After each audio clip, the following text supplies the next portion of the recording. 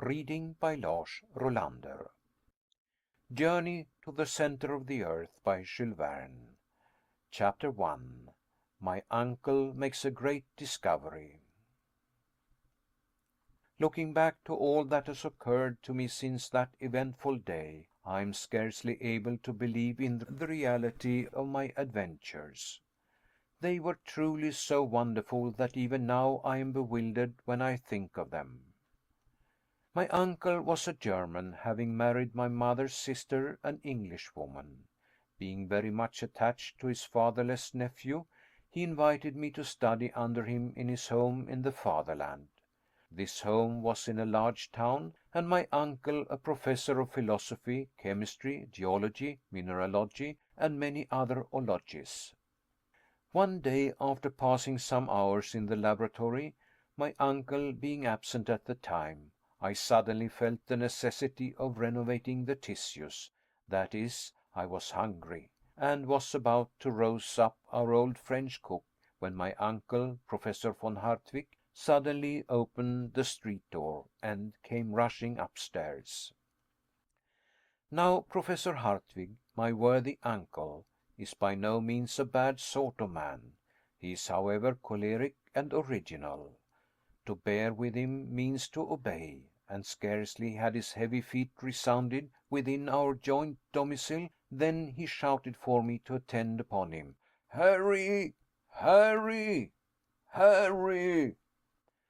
I hastened to obey, but before I could reach his room, jumping 3 steps at a time, he was stamping his right foot upon the landing. "Hurry!"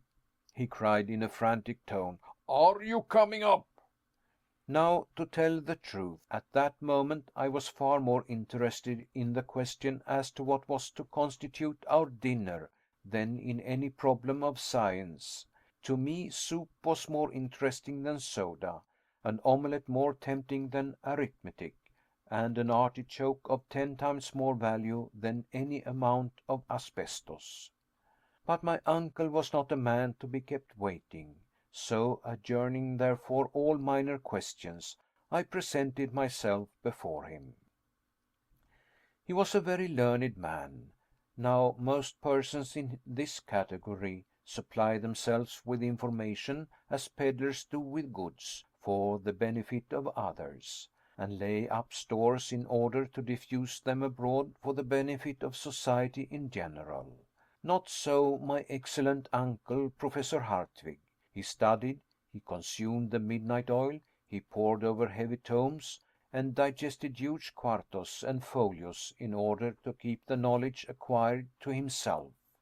There was a reason, and it may be regarded as a good one, why my uncle objected to display his learning more than was absolutely necessary. He stammered, and when intent upon explaining the phenomena of the heavens was apt to find himself at fault, and allude in such a vague way to sun, moon, and stars that few were able to comprehend his meaning. To tell the honest truth, when the right word would not come, it was generally replaced by a very powerful adjective. In connection with the sciences there are many almost unpronounceable names, names very much resembling those of Welsh villages, and my uncle being very fond of using them, his habit of stammering was not thereby improved. In fact, there were periods in his discourse when he would finally give up and swallow his discomfiture in a glass of water.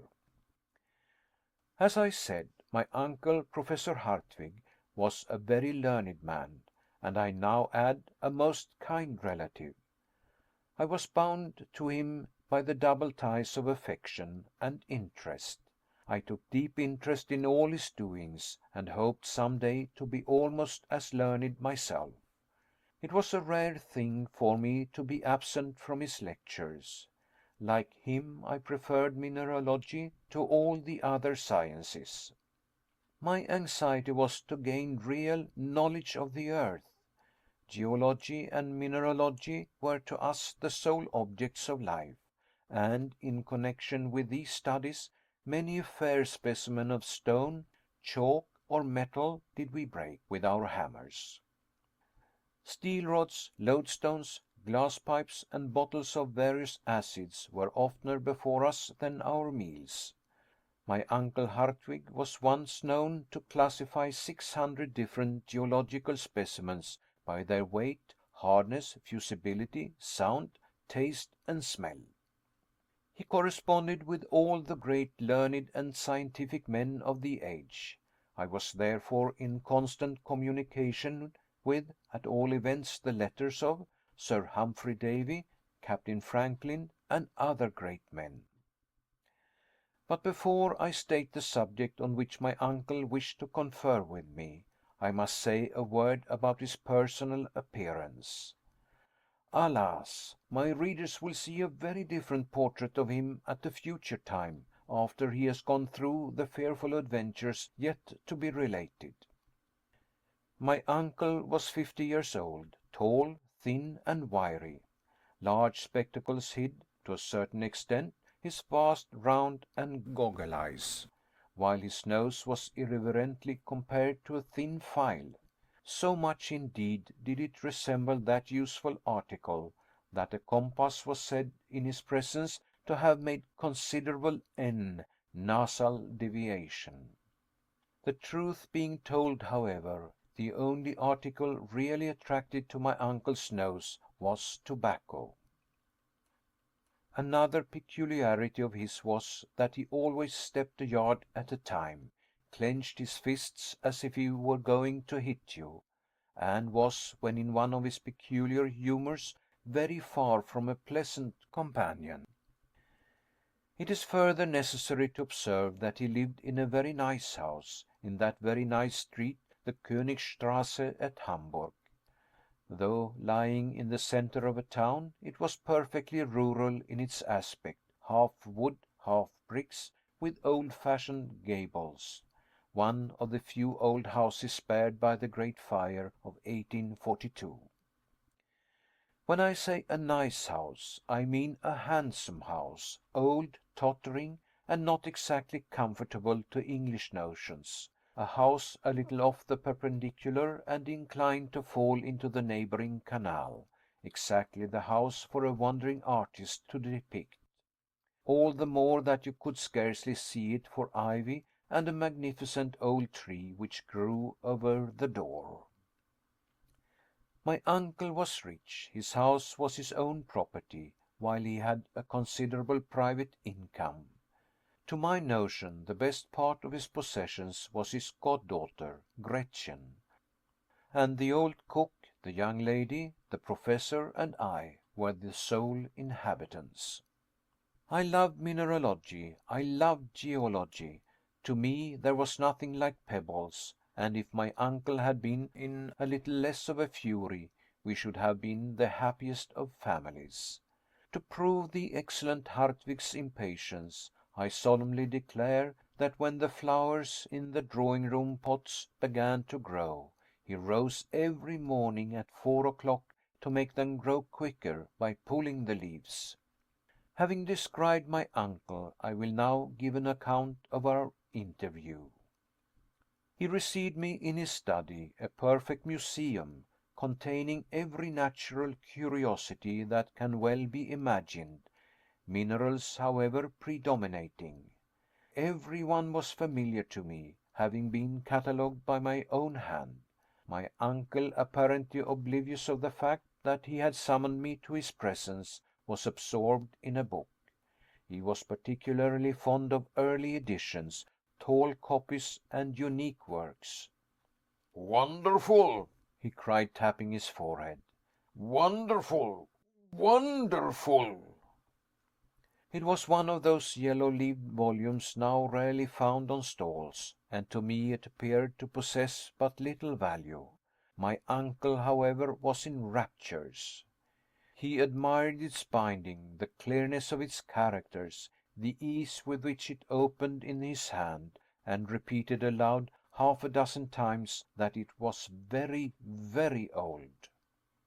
To my fancy he was making a great fuss about nothing, but it was not my province to say so. On the contrary, I professed considerable interest in the subject, and asked him what it was about. It is the Heimskringla of Snorre Tarleson, he said, the celebrated Icelandic author of the 12th century. It is a true and correct account of the Norwegian princes who reigned in Iceland. My next question related to the language in which it was written. I hoped at all events it was translated into German. My uncle was indignant at the very thought, and declared he wouldn't give a penny for a translation. His delight was to have found the original work in the Icelandic tongue, which he declared to be one of the most magnificent and yet simple idioms in the world, while at the same time its grammatical combinations were the most varied known to students. "About as easy as German?" was my insidious remark. My uncle shrugged his shoulders.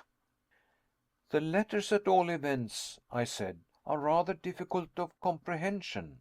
"It is a runic manuscript, the language of the original population of Iceland, invented by Odin himself," cried my uncle, angry at my ignorance. I was about to venture upon some misplaced joke on the subject, when a small scrap of parchment fell out of the leaves. Like a hungry man snatching at a morsel of bread, the Professor seized it. It was about 5 inches by 3, and was scrawled over in the most extraordinary fashion. The lines shown here are an exact facsimile of what was written on the venerable piece of parchment, and have wonderful importance, as they induced my uncle to undertake the most wonderful series of adventures which ever fell to the lot of human beings. My uncle looked keenly at the document for some moments, and then declared that it was runic. The letters were similar to those in the book, but then what did they mean? This was exactly what I wanted to know. Now, as I had a strong conviction that the runic alphabet and dialect were simply an invention to mystify poor human nature, I was delighted to find that my uncle knew as much about the matter as I did, which was nothing. At all events, the tremulous motion of his fingers made me think so. "And yet," he muttered to himself, "it is old Icelandic. I am sure of it." And my uncle ought to have known, for he was a perfect polyglot dictionary in himself. He did not pretend, like a certain learned pundit, to speak the 2,000 languages and 4,000 idioms made use of in different parts of the globe, but he did know all the more important ones. It is a matter of great doubt to me now, to what violent measures my uncle's impetuosity might have led him, had not the clock struck 2, and our old French cook called out to let us know that dinner was on the table. "Bother the dinner!" cried my uncle. But as I was hungry, I sallied forth to the dining room, where I took up my usual quarters. Out of politeness I waited 3 minutes, but no sign of my uncle the Professor. I was surprised. He was not usually so blind to the pleasure of a good dinner. It was the acme of German luxury: parsley soup, a ham omelette with sorrel trimmings, an oyster of veal stewed with prunes, delicious fruit, and sparkling Moselle. For the sake of poring over this musty old piece of parchment, my uncle forbore to share our meal. To satisfy my conscience, I ate for both. The old cook and housekeeper was nearly out of her mind.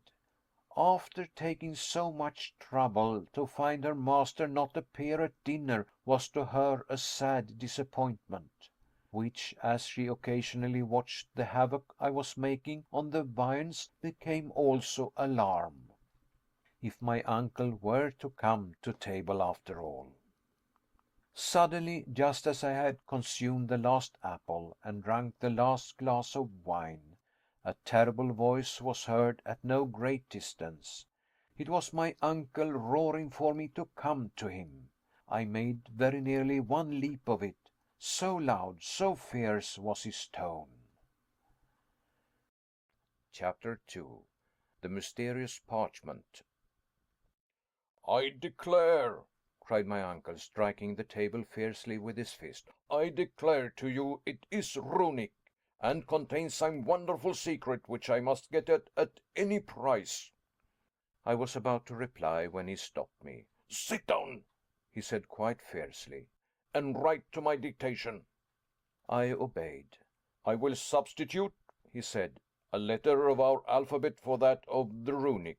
We will then see what that will produce. Now begin, and make no mistakes. The dictation commenced with the following incomprehensible result: mm.rnlls sruel seecijde sgtssmf unteief needrke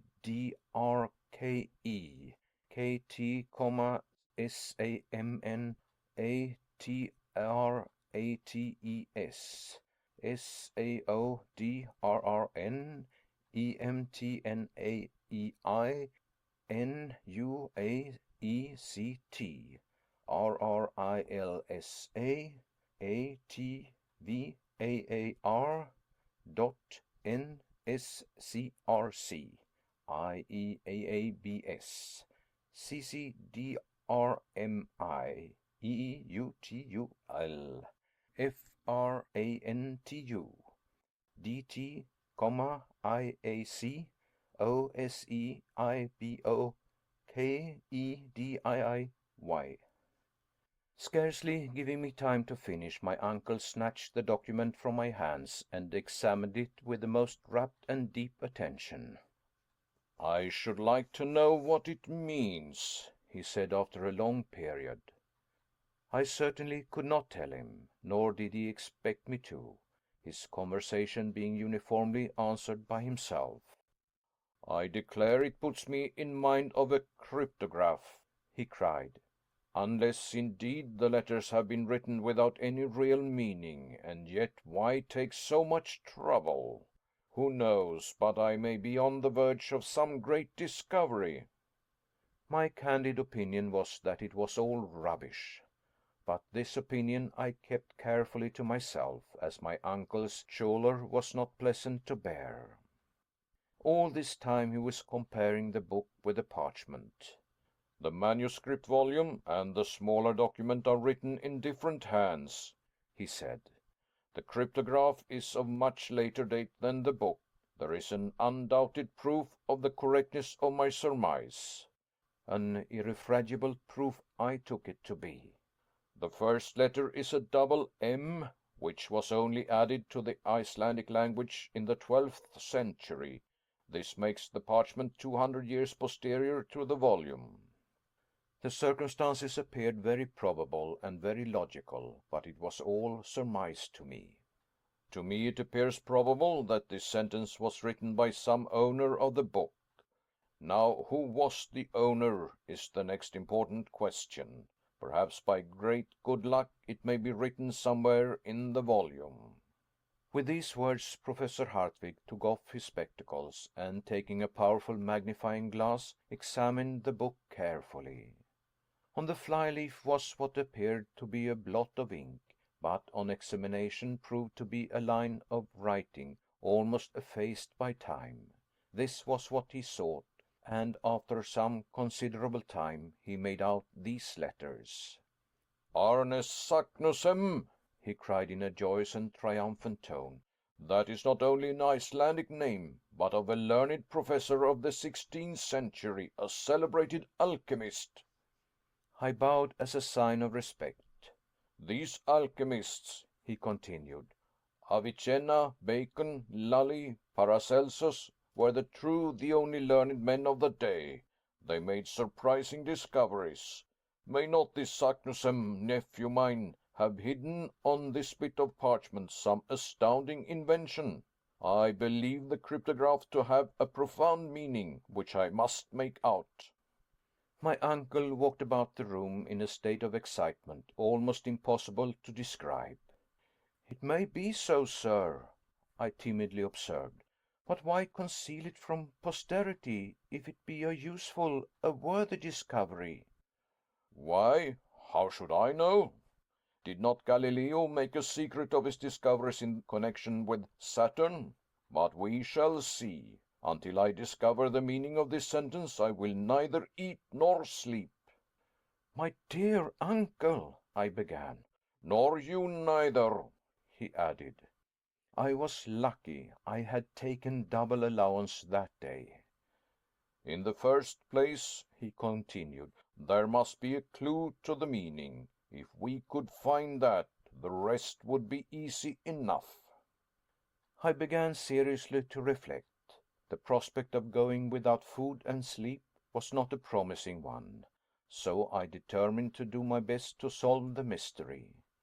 My uncle meanwhile went on with his soliloquy. The way to discover it is easy enough.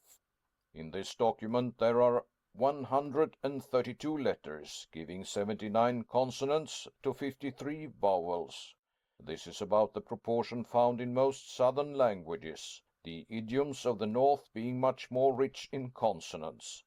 We may confidently predict, therefore, that we have to deal with a southern dialect. Nothing could be more logical.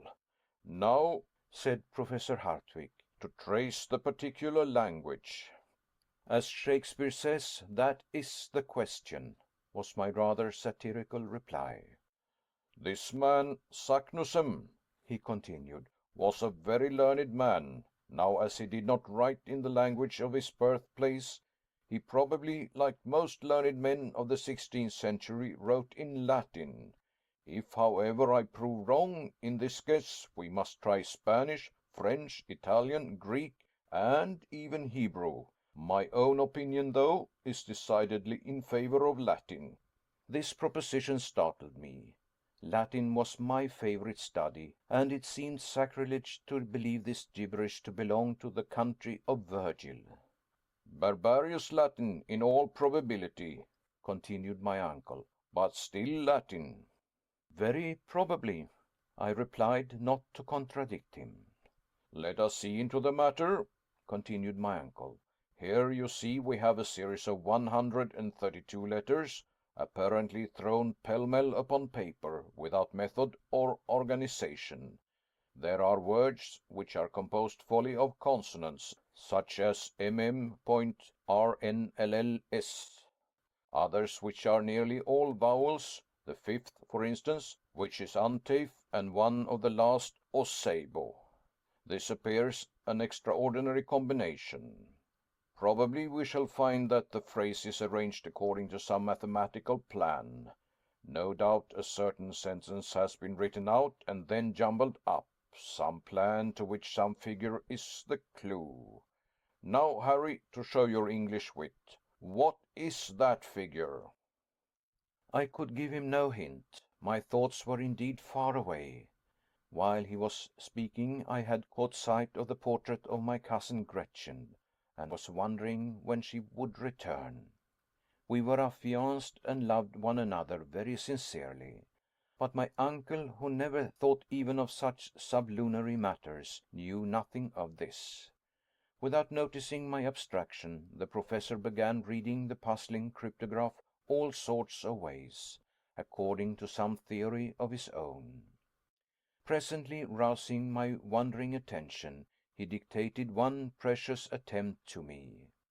I mildly handed it over to him. It read as follows: MMESSUNKA SENRA ICEFDOK SEGNITTAMURTN ECERTSERRETTE, ROTAIVSADUA, EDNECSEDSADNE LACRTNIILRJSIRATRACSARBMUTABILEDMEK MERETRICE. TARCSYLUCOYSLEFFENSNI. I could scarcely keep from laughing, while my uncle, on the contrary, got in a towering passion, struck the table with his fist, darted out of the room, out of the house, and then, taking to his heels, was presently lost to sight. Chapter 3. An Astounding Discovery. "What is the matter?" cried the cook, entering the room. "When will master have his dinner?" "Never." "And his supper?" "I don't know. He says he will eat no more, neither shall I. My uncle has determined to fast and make me fast until he makes out this abominable inscription," I replied. "You will be starved to death," she said.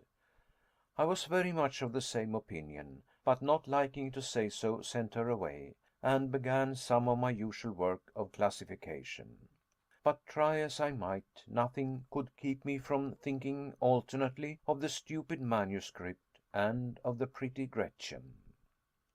Several times I thought of going out, but my uncle would have been angry at my absence. At the end of an hour my allotted task was done. How to pass the time?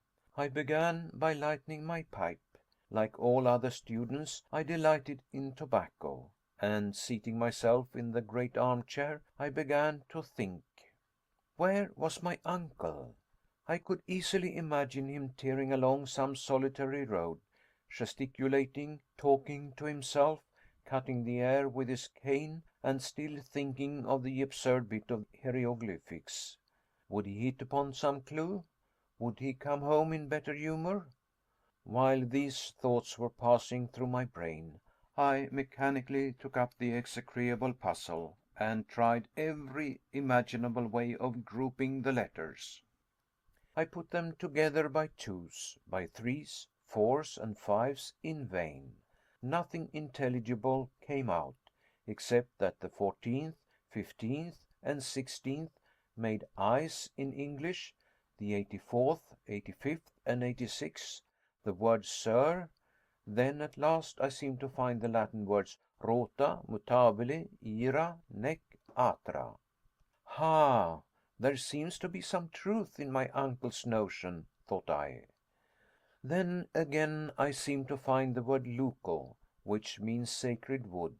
Then in the third line I appeared to make out labiled, a perfect Hebrew word, and at the last the syllables mer, ar, mer, which were French. It was enough to drive one mad. 4 different idioms in this absurd phrase. What connection could there be between eyes, sir, anger, cruel, sacred wood, changing, mother, are, and sea? The first and the last might, in a sentence connected with Iceland, mean sea of ice. But what of the rest of this monstrous cryptograph? I was in fact fighting against an insurmountable difficulty. My brain was almost on fire. My eyes were strained with staring at the parchment. The whole absurd collection of letters appeared to dance before my vision in a number of black little groups. My mind was possessed with temporary hallucination. I was stifling. I wanted air. Mechanically I fanned myself with the document, of which now I saw the back and then the front.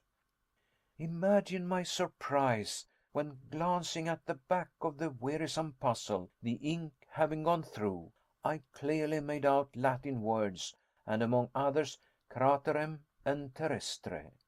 I had discovered the secret. It came upon me like a flash of lightning. I had got the clue. All you had to do to understand the document was to read it backwards. All the ingenious ideas of the professor were realized. He had dictated it rightly to me. By a mere accident I had discovered what he so much desired. My delight, my emotion may be imagined. My eyes were dazzled, and I trembled so that at first I could make nothing of it.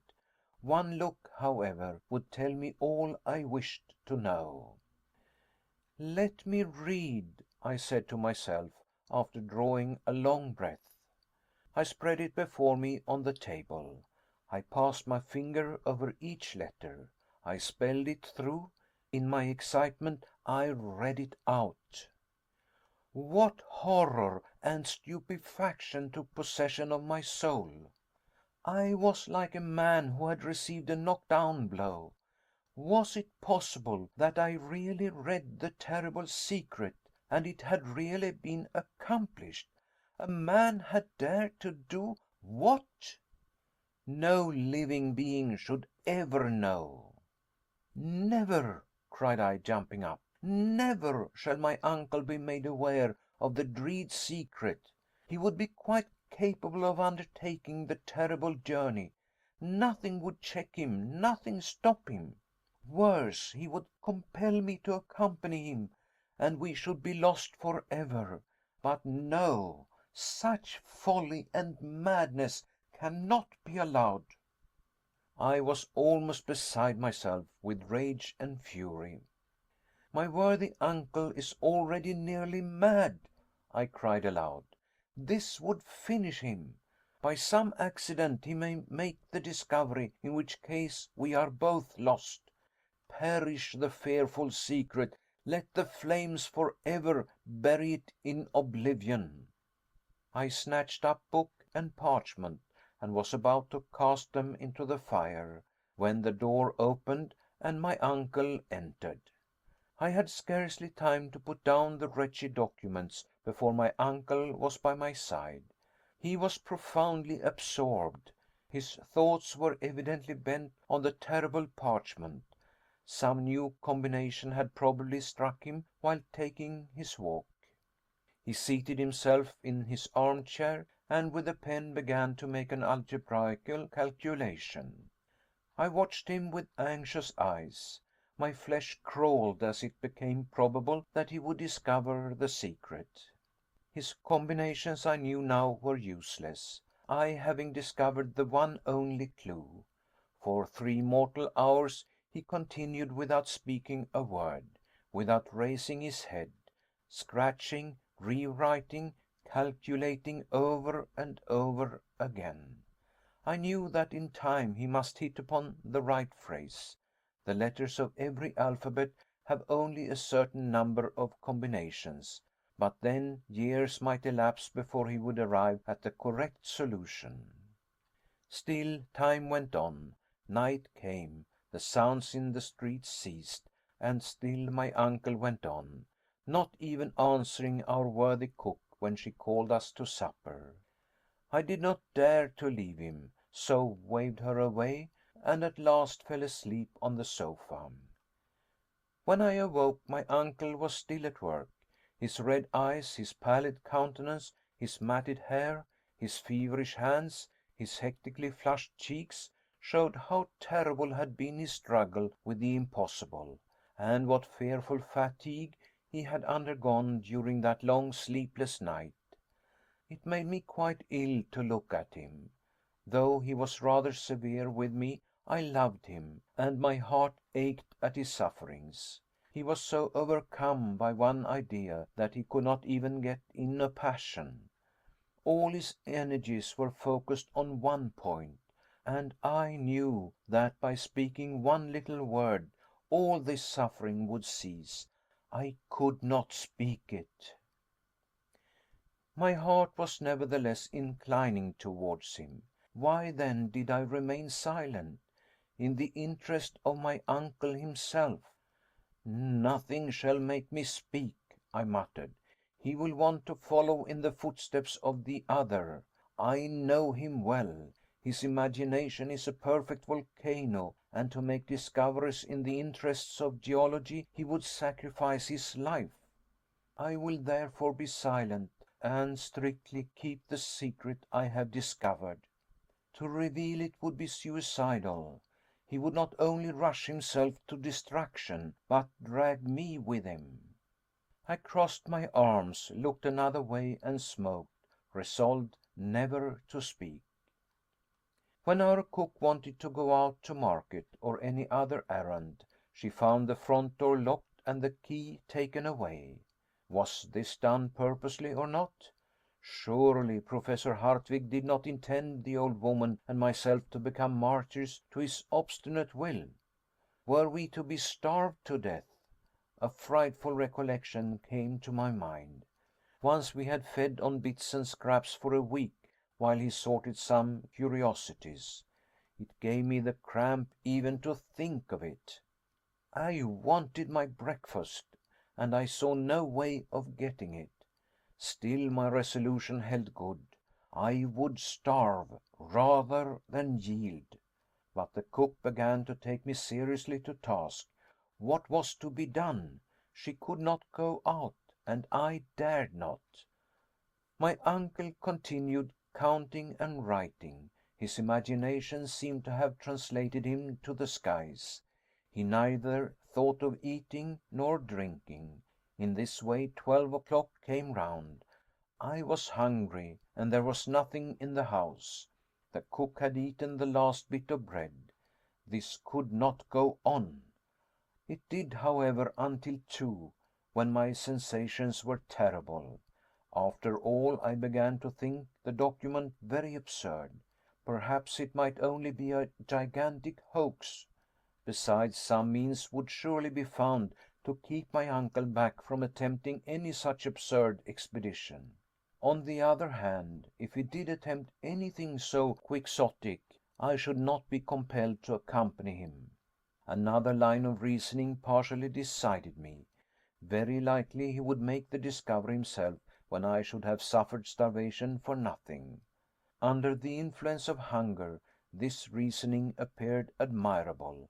I determined to tell all. The question now arose as to how it was to be done. I was still dwelling on the thought when he rose and put on his hat. What, go out and lock us in? Never! Uncle, I began. He did not appear even to hear me. Professor Hardwigg, I cried. What? He retorted. Did you speak? How about the key? What key? The key of the door? No, of these horrible hieroglyphics. He looked at me from under his spectacles and started at the odd expression of my face. Rushing forward, he clutched me by the arm and keenly examined my countenance. His very look was an interrogation. I simply nodded. With an incredulous shrug of the shoulders, he turned upon his heel. Undoubtedly, he thought I had gone mad. I have made a very important discovery. His eyes flashed with excitement. His hand was lifted in a menacing attitude. For a moment neither of us spoke. It is hard to say which was most excited. You don't mean to say that you have any idea of the meaning of the scroll? I do, was my desperate reply. Look at the sentence as dictated by you. Well, but it means nothing, was the angry answer. Nothing if you read from left to right, but mark, if from right to left. Backwards? Cried my uncle in wild amazement. Oh, most cunning Saknussemm, and I to be such a blockhead! He snatched up the document, gazed at it with haggard eye, and read it out as I had done. It read as follows: In Sneffels joculis craterem chem delibat, umbra scartaris Julii intra calendas descende, audas viator, et terrestre centrum attinges, quod feci Arne Saknussemm. Which dog Latin being translated reads as follows: Descend into the crater of Jokul of Sneffels, which the shade of Scartaris caresses before the calends of July, audacious traveler, and you will reach the center of the earth. I did it, Arne Saknussemm. My uncle leaped 3 feet from the ground with joy. He looked radiant and handsome. He rushed about the room, wild with delight and satisfaction. He knocked over tables and chairs. He threw his books about until at last, utterly exhausted, he fell into his armchair. What's o'clock? he asked. About 3. My dinner does not seem to have done me much good, he observed. Let me have something to eat. We can then start at once. Get my portmanteau ready. What for? And your own, he continued. We start at once. My horror may be conceived. I resolved, however, to show no fear. Scientific reasons were the only ones likely to influence my uncle. Now there were many against this terrible journey. The very idea of going down to the center of the earth was simply absurd. I determined, therefore, to argue the point after dinner. My uncle's rage was now directed against the cook for having no dinner ready. My explanation, however, satisfied him, and having gotten the key, she soon contrived to get sufficient to satisfy our voracious appetites. During the repast my uncle was rather gay than otherwise. He made some of those peculiar jokes which belong exclusively to the learned. As soon, however, as dessert was over, he called me to his study. We each took a chair on opposite sides of the table. Henry, he said in a soft and winning voice, I have always believed you ingenious, and you have rendered me a service never to be forgotten. Without you, this wondrous discovery would never have been made. It is my duty, therefore, to insist on your sharing the glory. He is in a good humor, thought I. I'll soon let him know my opinion of glory. In the first place, he continued, you must keep the whole affair a profound secret.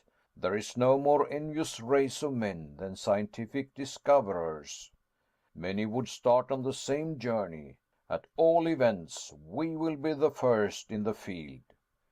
I doubt your having many competitors, was my reply. A man of real scientific acquirements would be delighted at the chance. We should find a perfect stream of pilgrims on the traces of Arne Saknussemm if this document were once made public. But, my dear sir, is not this paper very likely to be a hoax? I urged. The book in which we find it is sufficient proof of its authenticity, he replied. I thoroughly allow that the celebrated professor wrote the lines, but only, I believe, as a kind of mystification, was my answer. Scarcely were the words out of my mouth when I was sorry I had uttered them. My uncle looked at me with a dark and gloomy scowl, and I began to be alarmed for the results of our conversation. His mood soon changed, however, and a smile took the place of a frown. We shall see, he remarked with decisive emphasis. But see, what is all this about Jokull and Sneffels and this Scartaris? I have never heard anything about them. The very point to which I am coming. I lately received from my friend Augustus Petermann of Leipzig a map. Take down the third atlas from the second shelf, series set, plate 4. I rose, went to the shelf, and presently returned with the volume indicated. This, said my uncle, is one of the best maps of Iceland. I believe it will settle all your doubts, difficulties, and objections. With a grim hope to the contrary, I stooped over the map. Chapter 4. We start on the journey. You see, the whole island is composed of volcanoes, said the professor, and remark carefully that they all bear the name of Jokull. The word is Icelandic and means a glacier. In most of the lofty mountains of that region, the volcanic eruptions come forth from ice-bound caverns. Hence the name applied to every volcano on this extraordinary island. But what does this word Sneffels mean? To this question I expected no rational answer. I was mistaken. Follow my finger to the western coast of Iceland. There you see Reykjavik, its capital. Follow the direction of one of its innumerable fjords or arms of the sea, and what do you see below the 65th degree of latitude? A peninsula, very like a thigh bone in shape. And in the center of it? A mountain. Well, that's Sneffels. I had nothing to say. That is Sneffels, a mountain about 5,000 feet in height, one of the most remarkable in the whole island, and certainly doomed to be the most celebrated in the world, for through its crater we shall reach the center of the earth. Impossible! cried I, startled and shocked at the thought. Why impossible? said Professor Hardwigg in his severest tones. Because its crater is choked with lava, by burning rocks, by infinite dangers. But if it be extinct? That would make a difference. Of course it would. There are about 300 volcanoes on the whole surface of the globe, but the greater number are extinct. Of these Sneffels is one. No eruption has occurred since 1219. In fact, it has ceased to be a volcano at all. After this, what more could I say? Yes, I thought of another objection. But what is all this about Scartaris and the calends of July? My uncle reflected deeply. Presently he gave forth the result of his reflections in a sententious tone. What appears obscure to you, to me is light. This very phrase shows how particular Saknussemm is in his directions. The Sneffels mountain has many craters. He is careful, therefore, to point the exact one, which is the highway into the interior of the earth. He lets us know for this purpose that about the end of the month of June the shadow of Mount Scartaris falls upon the one crater. There can be no doubt about the matter. My uncle had an answer for everything. I accept all your explanations, I said, and Saknussemm is right. He found out the entrance to the bowels of the earth. He has indicated correctly, but that he or anyone else ever followed up the discovery is madness to suppose. Why so, young man? All scientific teaching, theoretical and practical, shows it to be impossible. I care nothing for theories, retorted my uncle. But is it not well known that heat increases 1 degree for every 70 feet you descend into the earth, which gives a fine idea of the central heat? All the matters which compose the globe are in a state of incandescence. Even gold, platinum, and the hardest rocks are in a state of fusion. What would become of us? Don't be alarmed at the heat, my boy. How so? Neither you nor anybody else know anything about the real state of the earth's interior. All modern experiments tend to explode the older theories. Were any such heat to exist, the upper crust of the earth would be shattered to atoms, and the world would be at an end. A long, learned, and not uninteresting discussion followed, which ended in this wise. I do not believe in the dangers and difficulties which you, Henry, seem to multiply, and the only way to learn is, like Arne Saknussemm, to go and see. Well, cried I, overcome at last, let us go and see. Though how we can do that in the dark is another mystery. Fear nothing. We shall overcome these and many other difficulties. Besides, as we approach the center, I expect to find it luminous. Nothing is impossible. And now that we have come to a thorough understanding, not a word to any living soul. Our success depends on secrecy and dispatch. Thus ended our memorable conference, which roused a perfect fever in me. Leaving my uncle, I went forth like one possessed. Reaching the banks of the Elbe, I began to think. Was all I had heard really and truly possible? Was my uncle in his sober senses, and could the interior of the earth be reached? Was I the victim of a madman, or was he a discoverer of rare courage and grandeur of conception? To a certain extent I was anxious to be off. I was afraid my enthusiasm would cool. I determined to pack up at once. At the end of an hour, however, on my way home, I found that my feelings had very much changed.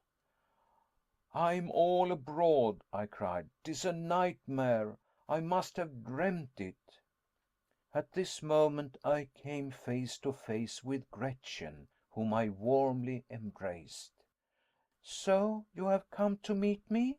she said. "How good of you! But what is the matter?"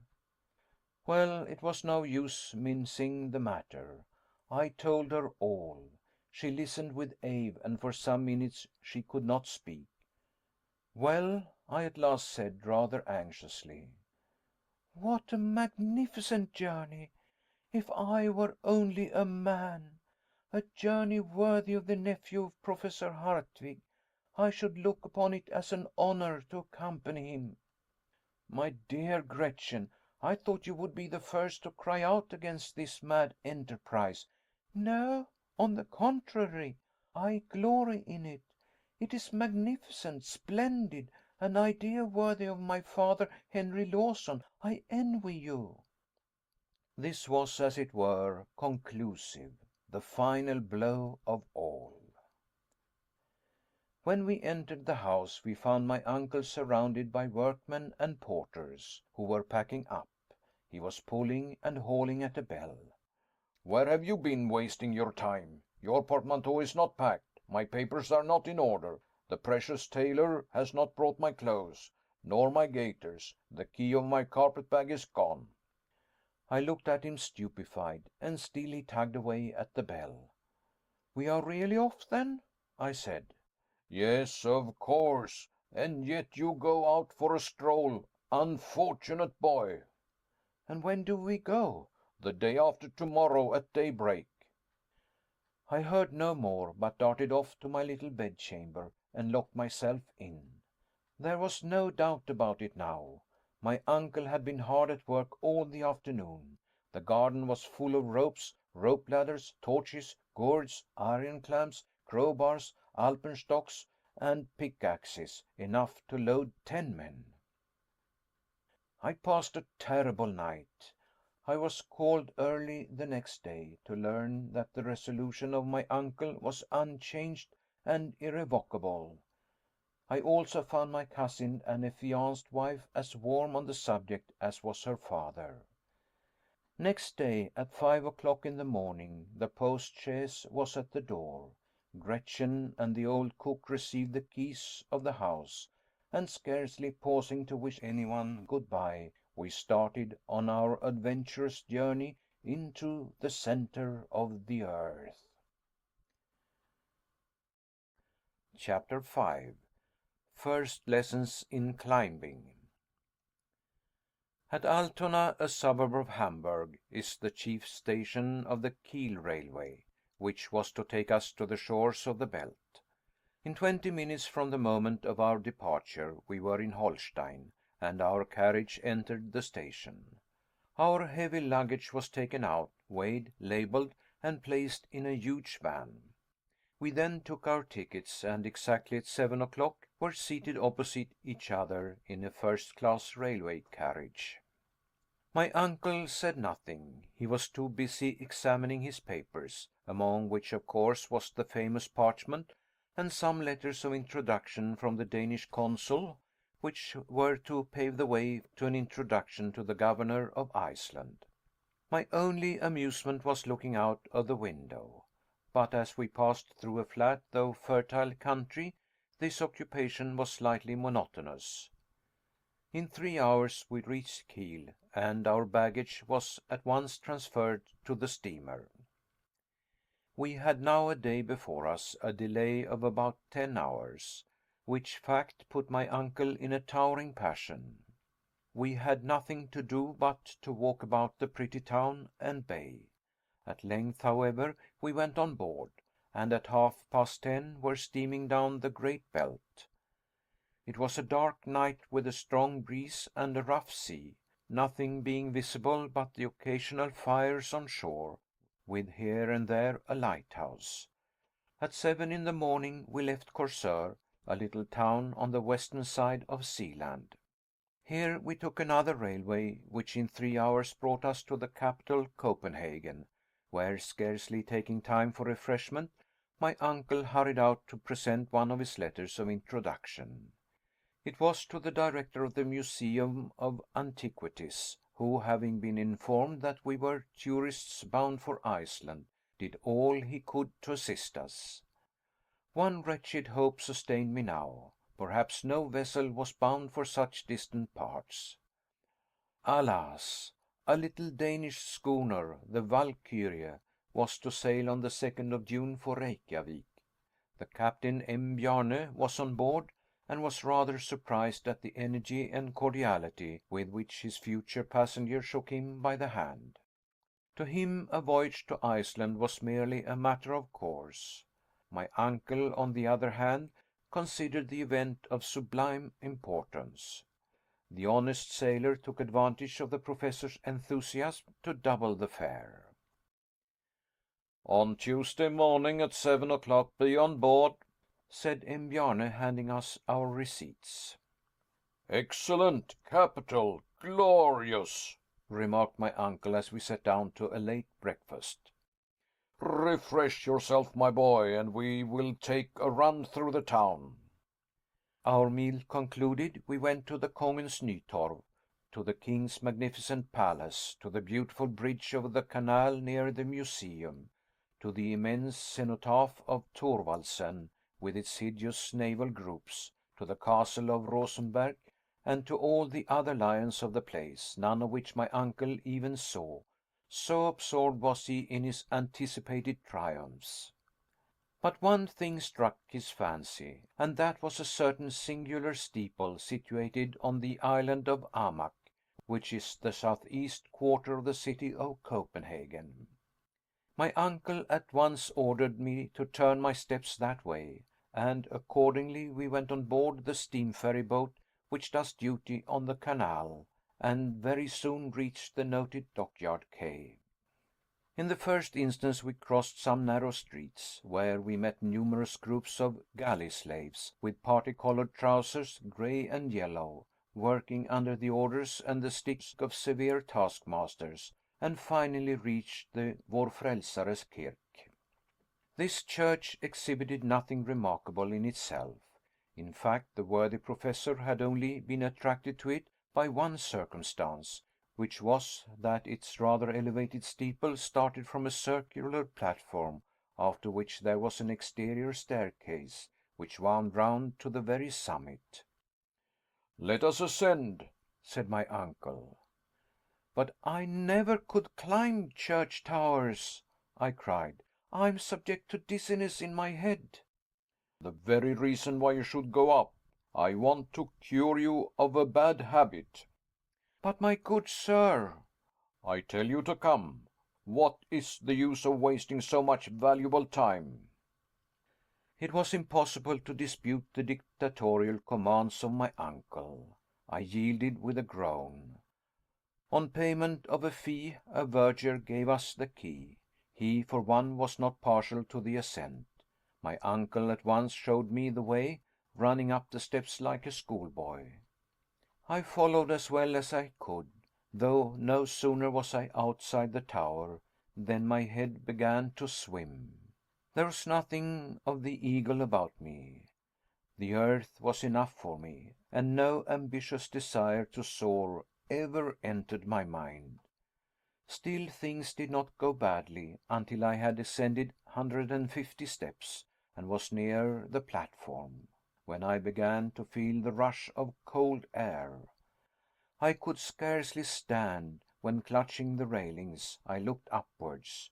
The railing was frail enough, but nothing to those which skirted the terrible winding staircase that appeared from where I stood to ascend to the skies. Now then, Henry. I can't do it, I cried in accents of despair. Are you after all a coward, sir? Said my uncle in a pitiless tone. Go up, I say. To this there was no reply possible, and yet the keen air acted violently on my nervous system. Sky, earth, all seemed to swim round, while the steeple rocked like a ship. My legs gave way like those of a drunken man. I crawled upon my hands and knees. I hauled myself up slowly, crawling like a snake. Presently I closed my eyes and allowed myself to be dragged upwards. "Look around you," said my uncle in a stern voice. "Heaven knows what profound abysses you may have to look down. This is excellent practice." Slowly, and shivering all the while with cold, I opened my eyes. What then did I see? My first glance was upwards at the cold fleecy clouds, which as by some optical delusion appeared to stand still, while the steeple, the weathercock, and our two selves were carried swiftly along. Far away on one side could be seen the grassy plain, while on the other lay the sea bathed in translucent light. The Sund, or Sound as we call it, could be discovered beyond the point of Elsinore, crowded with white sails, which at that distance looked like the wings of seagulls, while to the east could be made out the far off coast of Sweden. The whole appeared a magic panorama. But faint and bewildered as I was, there was no remedy for it. Rise and stand up I must. Despite my protestations, my first lesson lasted quite an hour. When nearly 2 hours later I reached the bosom of Mother Earth, I was like a rheumatic old man bent double with pain. "Enough for one day," said my uncle, rubbing his hands. "We will begin again tomorrow." There was no remedy. My lessons lasted 5 days, and at the end of that period I ascended blithely enough, and found myself able to look down into the depths below without even winking, and with some degree of pleasure. Chapter 6. Our Voyage to Iceland. The hour of departure came at last. The night before, the worthy Mr. Thompson brought us the most cordial letters of introduction for Baron Tramp, Governor of Iceland, for Mr. Picturson, coadjutor to the bishop, and for Mr. Finson, mayor of the town of Reykjavik. In return, my uncle nearly crushed his hands, so warmly did he shake them. On the 2nd of the month, at 2 in the morning, our precious cargo of luggage was taken on board the good ship Valkyrie. We followed, and were politely introduced by the captain to a small cabin with 2 standing bed places, neither very well ventilated nor very comfortable. But in the cause of science men are expected to suffer. "Well, and have we a fair wind?" cried my uncle in his most mellifluous accents. "An excellent wind!" cried Captain Bjarne. "We shall leave the Sound going free with all sails set." A few minutes afterwards, the schooner started before the wind, under all the canvas she could carry, and entered the channel. An hour later, the capital of Denmark seemed to sink into the waves, and we were at no great distance from the coast of Elsinore. My uncle was delighted. For myself, moody and dissatisfied, I appeared almost to expect a glimpse of the ghost of Hamlet. "Sublime madman," thought I, "you doubtless would approve our proceedings. You might perhaps even follow us to the center of the earth, there to resolve your eternal doubts." But no ghost or anything else appeared upon the ancient walls. The fact is, the castle is much later than the time of the heroic Prince of Denmark. It is now the residence of the keeper of the Strait of the Sound, and through that sound more than 15,000 vessels of all nations pass every year. The castle of Kronborg soon disappeared in the murky atmosphere, as well as the tower of Helsingborg, which raises its head on the Swedish bank. And here the schooner began to feel in earnest the breezes of the Kattegat. The Valkyrie was swift enough, but with all sailing boats there is the same uncertainty. Her cargo was coal, furniture, pottery, woolen clothing, and a load of corn. As usual, the crew was small, 5 Danes doing the whole of the work. "How long will the voyage last?" asked my uncle. "Well, I think about 10 days," replied the skipper, "unless indeed we meet with some northeast gales from the Faroe Islands." "At all events, there will be no very considerable delay?" cried the impatient professor. "No, Mr. Hardwigg," said the captain, "no fear of that. At all events, we shall get there some day. Towards evening, the schooner doubled Cape Skagen, the northernmost part of Denmark, crossed the Skagerrak during the night, skirted the extreme point of Norway through the gut of Cape Lindesnes, and then reached the northern seas. 2 days later, we were not far from the coast of Scotland, somewhere near what the Danish sailors call Peterhead, and then the Valkyrie stretched out for the Faroe Islands between Orkney and Shetland. Our vessel now felt the full force of the ocean waves, and the wind shifting, we with great difficulty made the Faroe Islands. On the 8th day the captain made out Maginnis, the westernmost of the isles, and from that moment headed direct for Portland, a cape on the southern shores of the singular island for which we were bound. The voyage offered no incident worthy of record. I bore it very well, but my uncle, to his great annoyance and even shame, was remarkably seasick. This mal de mer troubled him the more that it prevented him from questioning Captain Bjarne as to the subject of Sneffels, as to the means of communication, and the facilities of transport. All these explanations he had to adjourn to the period of his arrival. His time, meanwhile, was spent lying in bed groaning, and dwelling anxiously on the hoped-for termination of the voyage. I didn't pity him. On the 11th day we sighted Cape Portland, over which towered Mount Midrelsjokel, which, the weather being clear, we made out very readily. The cape itself is nothing but a huge mount of granite standing naked and alone to meet the Atlantic waves. The Valkyrie kept off the coast, steering to the westward. On all sides were to be seen whole schools of whales and sharks. After some hours we came in sight of a solitary rock in the ocean, forming a mighty vault, through which the foaming waves poured with intense fury. The islets of Westman appeared to leap from the ocean, being so low in the water as scarcely to be seen until you were right upon them. From that moment the schooner was steered to the westward in order to round Cape Reykjans, the western point of Iceland.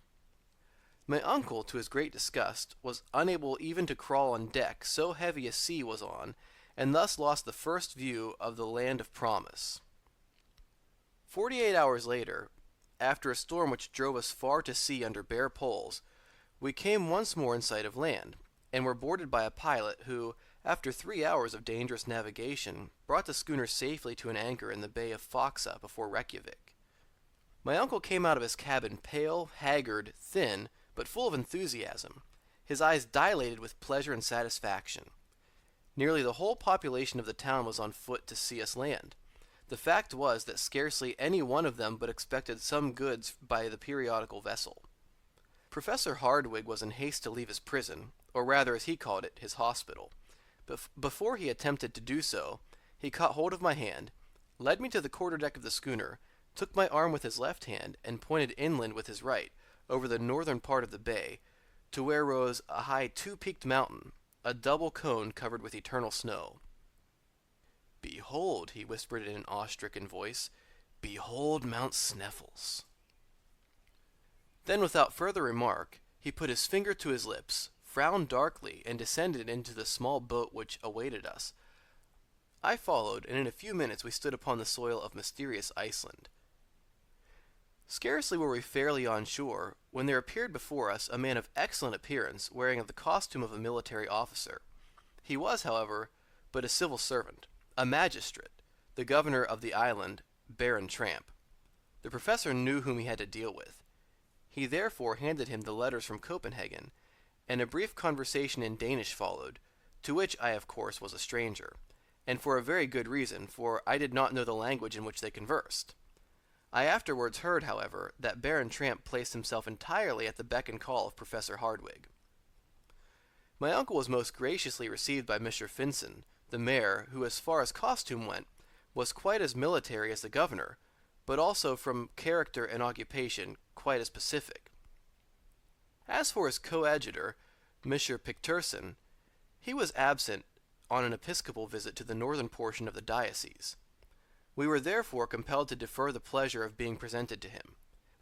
His absence was, however, more than compensated by the presence of Mr. Fridriksson, professor of natural science in the College of Reykjavik, a man of invaluable ability. This modest scholar spoke no languages save Icelandic and Latin. When, therefore, he addressed himself to me in the language of Horace, we at once came to understand one another. He was, in fact, the only person that I did thoroughly understand during the whole period of my residence in this benighted island.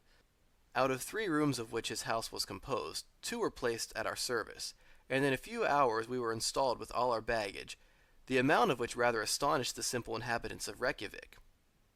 "Now, Harry," said my uncle, rubbing his hands, "on goes well.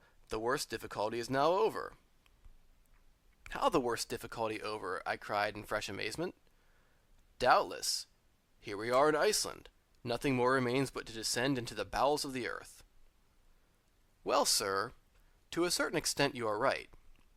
We have only to go down, but, as far as I am concerned, that is not the question. I want to know how we are to get up again." "That is the least part of the business, and does not in any way trouble me. In the meantime, there is not an hour to lose. I am about to visit the public library. Very likely I may find there some manuscripts from the hand of Saknussemm. I shall be glad to consult them." "In the meanwhile," I replied, "I will take a walk through the town. Will you not likewise do so?" "I feel no interest in the subject," said my uncle. "What for me is curious in this island is not what is above the surface, but what is below." I bowed by way of reply, put on my hat and furred cloak, and went out. It was not an easy matter to lose oneself in the 2 streets of Reykjavik. I had, therefore, no need to ask my way. The town lies on a flat and marshy plain between 2 hills. A vast field of lava skirts it on one side, falling away in terraces toward the sea. On the other hand is the large bay of Foxa, bordered on the north by the enormous glacier of Sneffels, and in which bay the Valkyrie was then the only vessel at anchor. Generally there was 1 or 2 English or French gunboats to watch and protect the fisheries in the offing. They were now, however, absent on duty. The longest of the streets of Reykjavik runs parallel to the shore. In this street the merchants and traders live in wooden huts made with beams of wood, painted red, mere log huts such as you would find in the wilds of America. The other street, situated more to the west, runs toward a little lake between the residences of the bishop and the other personages not engaged in commerce. I had soon seen all I wanted of these weary and dismal thoroughfares. Here and there was a strip of discolored turf, like an old worn-out bit of woolen carpet, and now and then a bit of kitchen garden in which grew potatoes, cabbage, and lettuce, almost diminutive enough to suggest the idea of Lilliput. In the center of the new commercial street, I found the public cemetery, enclosed by an earthen wall. Though not very large, it appeared not likely to be filled for centuries. From hence I went to the house of the governor, a mere hut in comparison with the mansion house of Hamburg, but a palace alongside the other Icelandic houses. Between the little lake and the town was the church, built in simple Protestant style, and composed of calcined stones, thrown up by volcanic action. I have not the slightest doubt that in high winds its red tiles were blown out, to the great annoyance of the pastor and congregation. Upon an eminence close at hand was the National School, in which were taught Hebrew, English, French, and Danish. In 3 hours my tour was complete. The general impression upon my mind was sadness. No trees, no vegetation, so to speak. On all sides volcanic peaks, the huts of turf and earth, more like roofs than houses. Thanks to the heat of these residences, grass grows on the roof, which grass is carefully cut for hay. I saw but few inhabitants during my excursion, but I met a crowd on the beach drying, salting, and loading codfish, the principal article of exportation. The men appeared robust but heavy, fair-haired like Germans, but of pensive mien, exiles of a higher scale in the ladder of humanity than the Eskimos, but, I thought, much more unhappy, since with superior perceptions they are compelled to live within the limits of the polar circle. Sometimes they gave vent to a convulsive laugh, but by no chance did they smile. Their costumes consist of a coarse capote of black wool, known in Scandinavian countries as the vodmel, a broad-brimmed hat, trousers of red serge, and a piece of leather tied with strings for a shoe, a coarse kind of moccasin. The women, though sad-looking and mournful, had rather agreeable features, without much expression. They wore a bodice and petticoat of sombre vodmel. When unmarried, they wear a little brown knitted cap over a crown of plaited hair, but when married, they cover their heads with a colored handkerchief, over which they tie a white scarf. Chapter 7. conversation, and discovery. When I returned, dinner was ready. This meal was devoured by my worthy relative with avidity and voracity. His shipboard diet had turned his interior into a perfect gulf.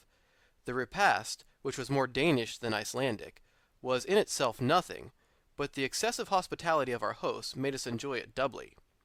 The conversation turned upon scientific matters, and Mr. Fridriksson asked my uncle what he thought of the public library. "Library, sir?" cried my uncle.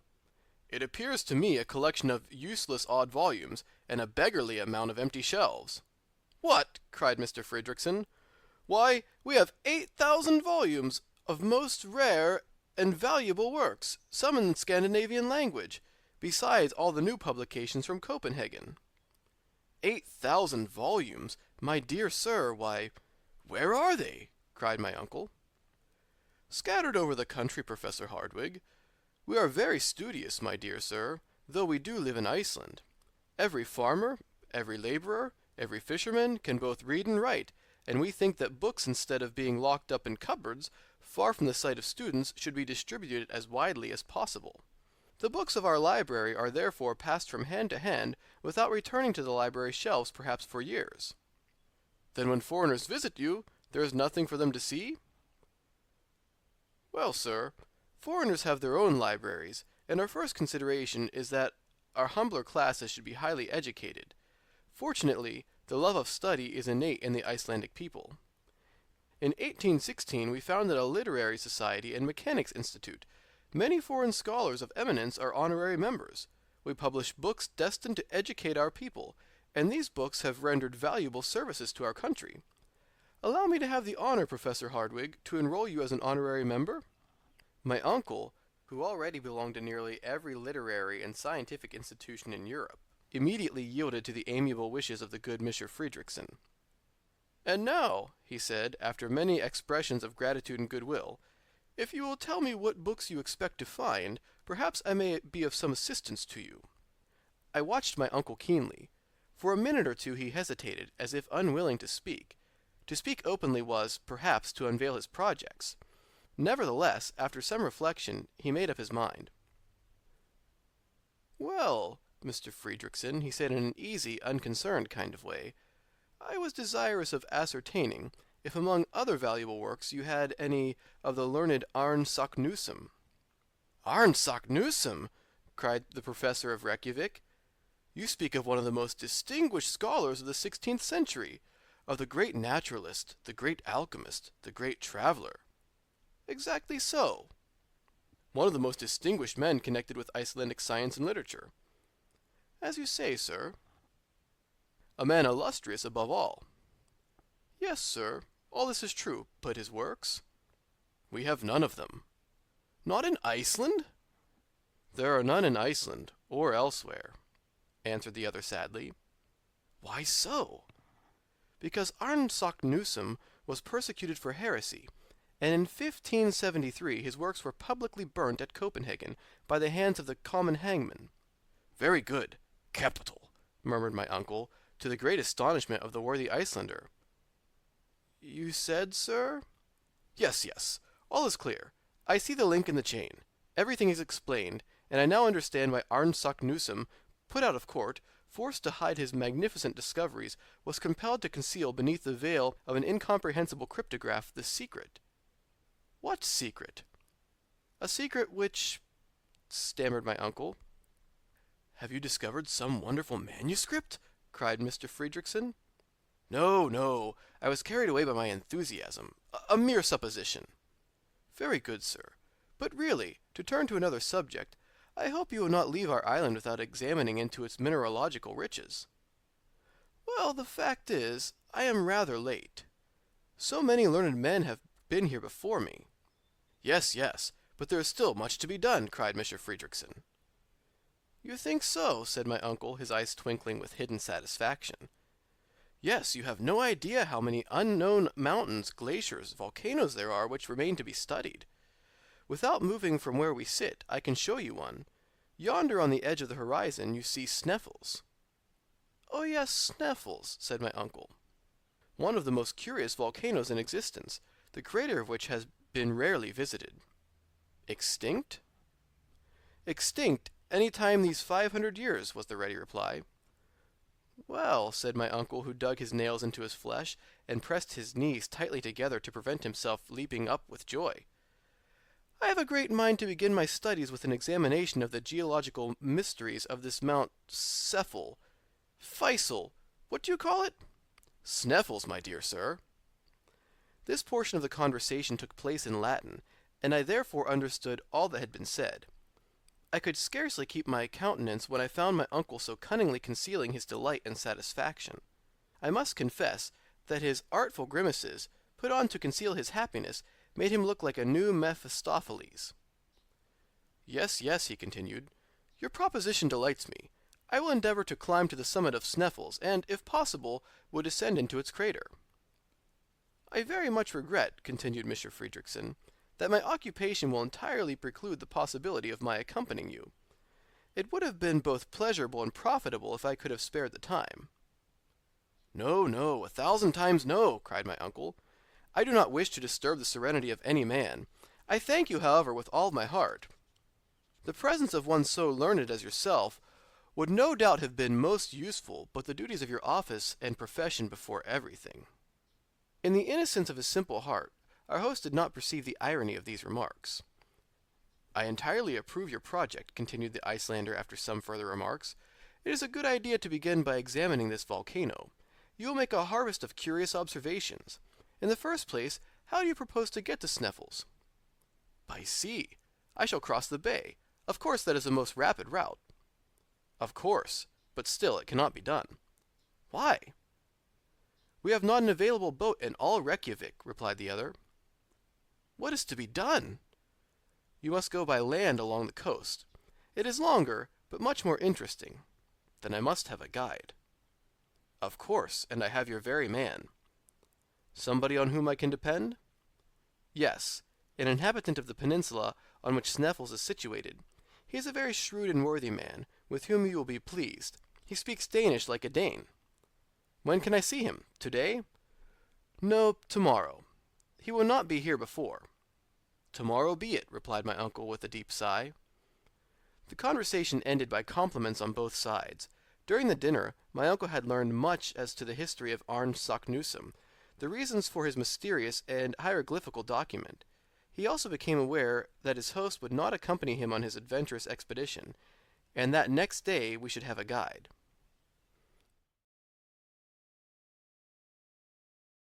Chapter 8. The Eiderdown Hunter. Off at last. That evening I took a brief walk on the shore near Reykjavik, after which I returned to an early sleep on my bed of coarse planks, where I slept the sleep of the just. When I awoke, I heard my uncle speaking loudly in the next room. I rose hastily and joined him. He was talking in Danish with a man of tall stature and of perfectly Herculean build. This man appeared to be possessed of very great strength. His eyes, which started rather prominently from a very large head, the face belonging to which was simple and naive, appeared very quick and intelligent. Very long hair, which even in England would have been accounted exceedingly red, fell over his athletic shoulders. This native of Iceland was active and supple in appearance, though he scarcely moved his arms, being in fact one of those men who despises the habit of gesticulation common to southern people. Everything in this man's manner revealed a calm and phlegmatic temperament. There was nothing indolent about him, but his appearance spoke of tranquillity. He was one of those who never seemed to expect anything from anybody, who liked to work when he thought proper, and whose philosophy nothing could astonish or trouble. I began to comprehend his character simply from the way in which he listened to the wild and impassioned verbiage of my worthy uncle. While the excellent professor spoke sentence after sentence, he stood with folded arms, utterly still, motionless to all of my uncle's gesticulations. When he wanted to say no, he moved his head from left to right. When he acquiesced, he nodded, so slightly that you could have scarcely seen the undulation of his head. This economy of motion was carried to the length of avarice. Judging from his appearance, I should have been a long time before I had suspected him to be what he was, a mighty hunter. Certainly his manner was not likely to frighten the game. How, then, did he contrive to get at his prey? My surprise was slightly modified when I knew that this tranquil and solemn personage was only a hunter of the eiderduck, the down of which is, after all, the greatest source of the Icelander's wealth. In the early days of summer, the female of the eider, a pretty sort of duck, builds its nest amid the rocks of the fjords, the name given to all narrow gulfs in Scandinavian countries, with which every part of the island is indented. No sooner has the eider duck made her nest than she lines the inside of it with the softest down from her breast. Then comes the hunter or trader, taking away the nest. The poor bereaved female begins her task over again, and this continues as long as any eider down is to be found. When she can find no more, the male bird sets to work to see what he can do. As, however, his down is not so soft, and therefore has no commercial value, the hunter does not take the trouble to rob him of his nest lining. The nest is accordingly finished, the eggs are laid, the little ones are born, and next year the harvest of eider down is again collected. Now, as the eider duck never selects steep rocks or aspects to build its nest, but rather sloping and low cliffs near to the sea, the Icelandic hunter can carry on his trade operations without much difficulty. He is like a farmer who has neither to plow, to sow, nor to harrow, only to collect his harvest. This grave, sententious, silent person, as phlegmatic as an Englishman on the French stage, was named Hans Bjelke. He had called upon us in consequence of the recommendation of Mr. Friedrichsen. He was, in fact, our future guide. It struck me that had I sought the world over, I could not have found a greater contradiction to my impulsive uncle. They, however, readily understood one another. Neither of them had any thought about money.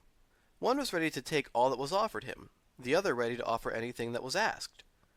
It may readily be conceived, then, that an understanding was soon to come between them. Now, the understanding was, that he was to take us to the village of Stapi, situated on the southern slope of the peninsula of Sneffels, at the very foot of the volcano. Hans, the guide, told us the distance was about 22 miles, a journey which my uncle supposed would take about 2 days. But when my uncle came to understand that they were Danish miles, of 8,000 yards each, he was obliged to be more moderate in his ideas, and, considering the horrible roads we had to follow, to allow 8 or 10 days for the journey. 4 horses were prepared for us, 2 to carry the baggage, and 2 to bear the important weight of myself and uncle. Hans declared that nothing ever would make him climb on the back of any animal. He knew every inch of that part of the coast, and promised to take us the very shortest way. His engagement with my uncle was by no means to cease with our arrival at Stapi. He was further to remain in his service during the whole time required for the completion of his scientific investigations, at the fixed salary of 3 riksdaler a week, being exactly 14 shillings and 2 pence, minus 1 farthing, English currency. One stipulation, however, was made by the guide. The money was to be paid to him every Saturday night, failing which his engagement was at an end. The day of our departure was fixed. My uncle wished to hand the eiderdown hunter in advance, but he refused in one emphatic word, "Efter," which being translated from Icelandic into plain English means after. The treaty concluded, our worthy guide retired without another word. "A splendid fellow," said my uncle. "Only he little suspects the marvelous part he is about to play in the history of the world." "You mean, then," I cried in amazement, "that he should accompany us?" "To the interior of the earth, yes," replied my uncle. "Why not?" There were yet 48 hours to elapse before we made our final start. To my great regret, our whole time was taken up in making preparations for our journey. All our industry and ability were devoted to packing every object in the most advantageous manner, the instruments on one side, the arms on the other, the tools here and the provisions there. There were, in fact, 4 distinct groups. The instruments were, of course, of the best manufacture. 1. A centigrade thermometer of Eigel, counting up to 150 degrees, which to me did not appear half enough or too much. Too hot by half, if the degree of heat was to ascend so high, in which case we would certainly be cooked. Not enough if we wanted to ascertain the exact temperature of springs or metal in a state of fusion. 2.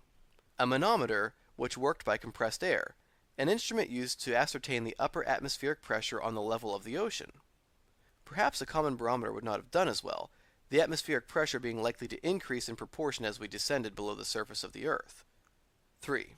A first-class chronometer made by Boissonnas of Geneva, set at the meridian of Hamburg, from which Germans calculate, as the English do from Greenwich, and the French from Paris. 4.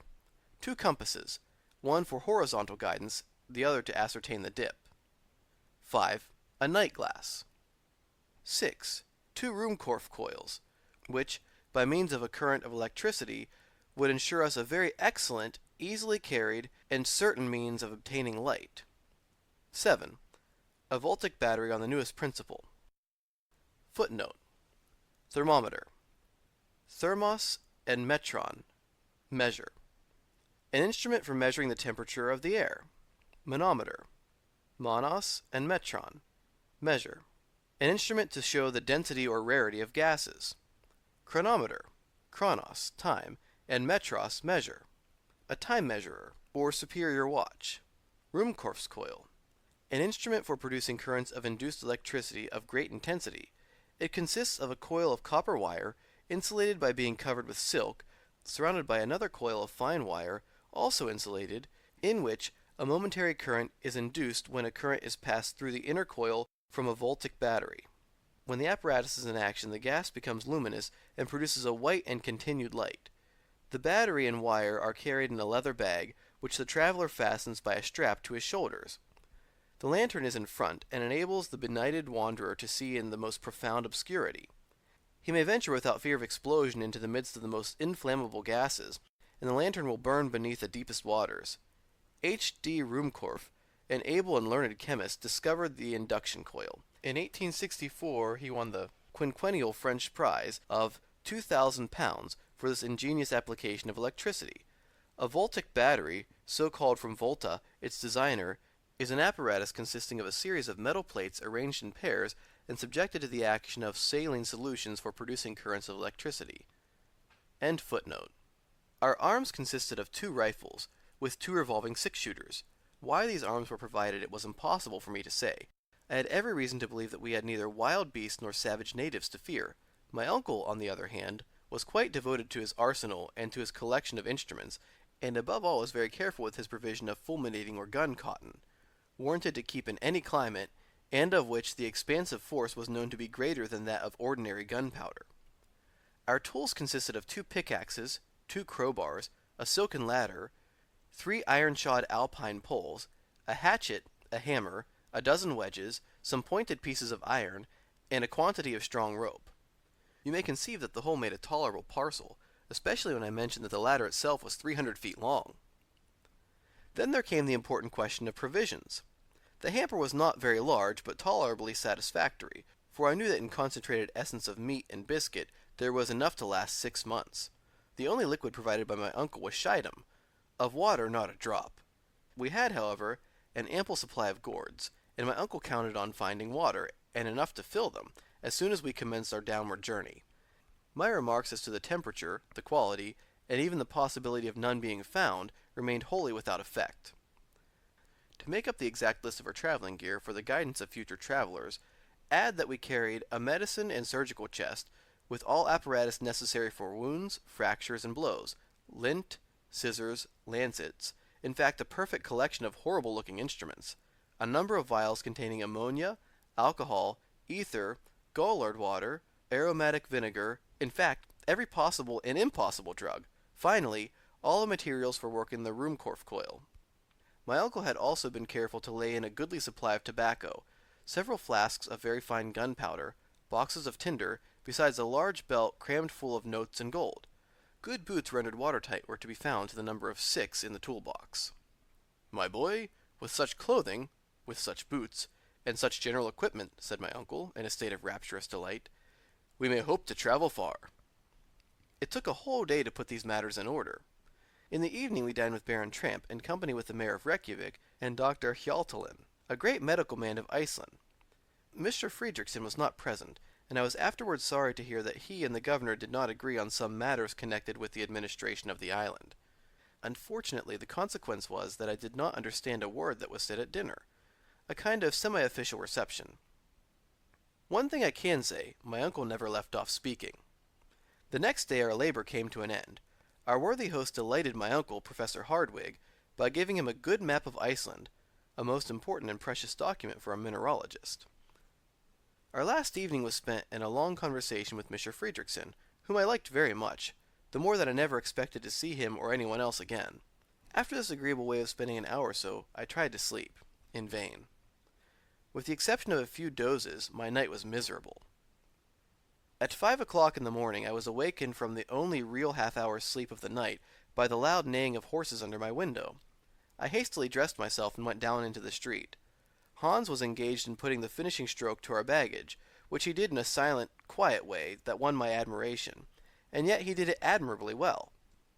My uncle wasted a great deal of breath in giving him directions, but worthy Hans took not the slightest notice of his words. At 6 o'clock all our preparations were completed, and Mr. Friedrichsen shook hands heartily with us. My uncle thanked him warmly, in Icelandic language, for his hospitality, speaking truly from the heart.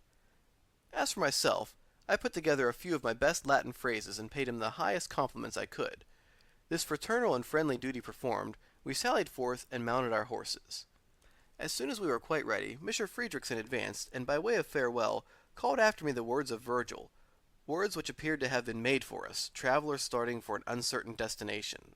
Et cacunque viam diderit fortuna sequamar. And whichsoever way thou goest, may fortune follow. Chapter 9. Our Start. We meet with adventures by the way. The weather was overcast but settled when we commenced our adventurous and perilous journey. We had neither to fear fatiguing heat nor drenching rain.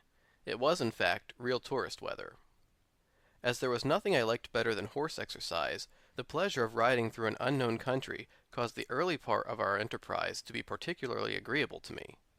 I began to enjoy the exhilarating delight of traveling, a life of desire, gratification, and liberty. The truth is that my spirits rose so rapidly that I began to be indifferent to what had once appeared to be a terrible journey. After all, I said to myself, simply to take a journey through a curious country, to climb a remarkable mountain, and, if the worst comes to the worst, to descend into a crater of an extinct volcano. There could be no doubt that this was all this terrible Saknussemm had done. As to the existence of a gallery, or of subterraneous passages leading to the interior of the earth, the idea was simply absurd, the hallucinations of a distempered imagination. All, then, that may be required of me I will do cheerfully, and will create no difficulty.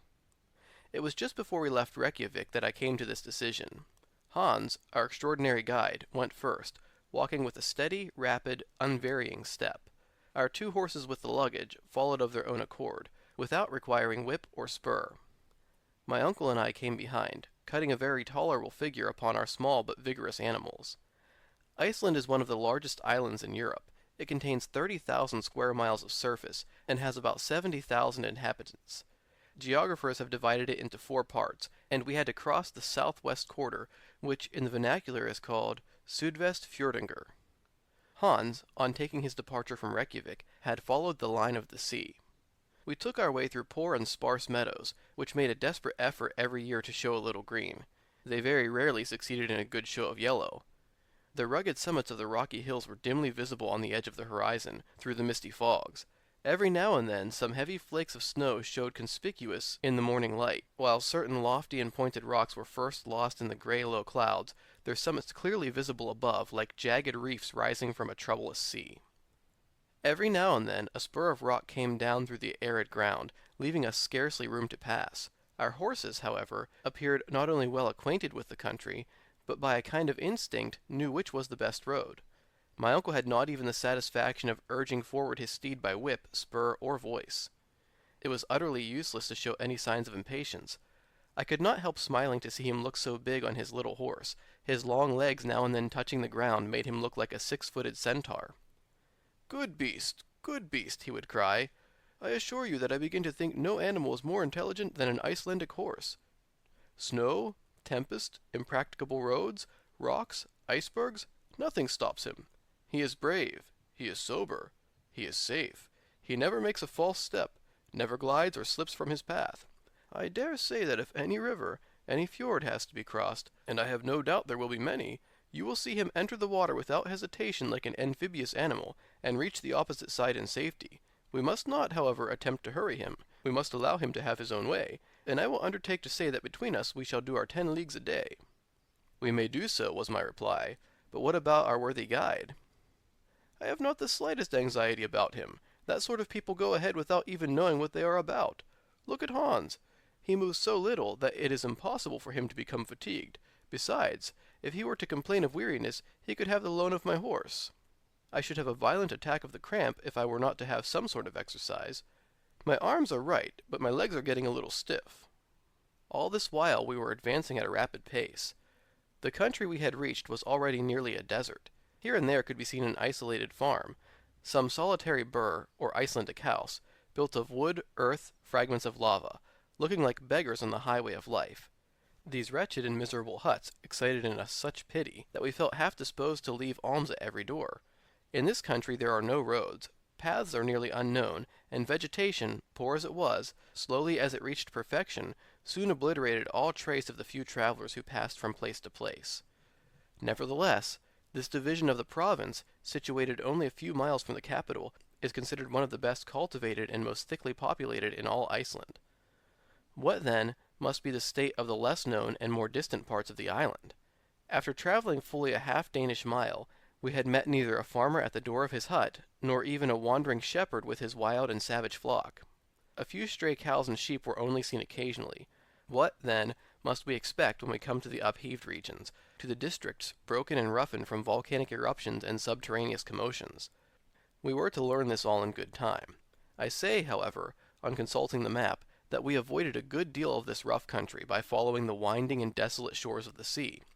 In reality, the great volcanic movement of the island and all its attendant phenomena are concentrated in the interior of the island. There, horizontal layers or strata of rocks, piled one upon the other, eruptions of basaltic origin, and streams of lava have given this country a kind of supernatural reputation.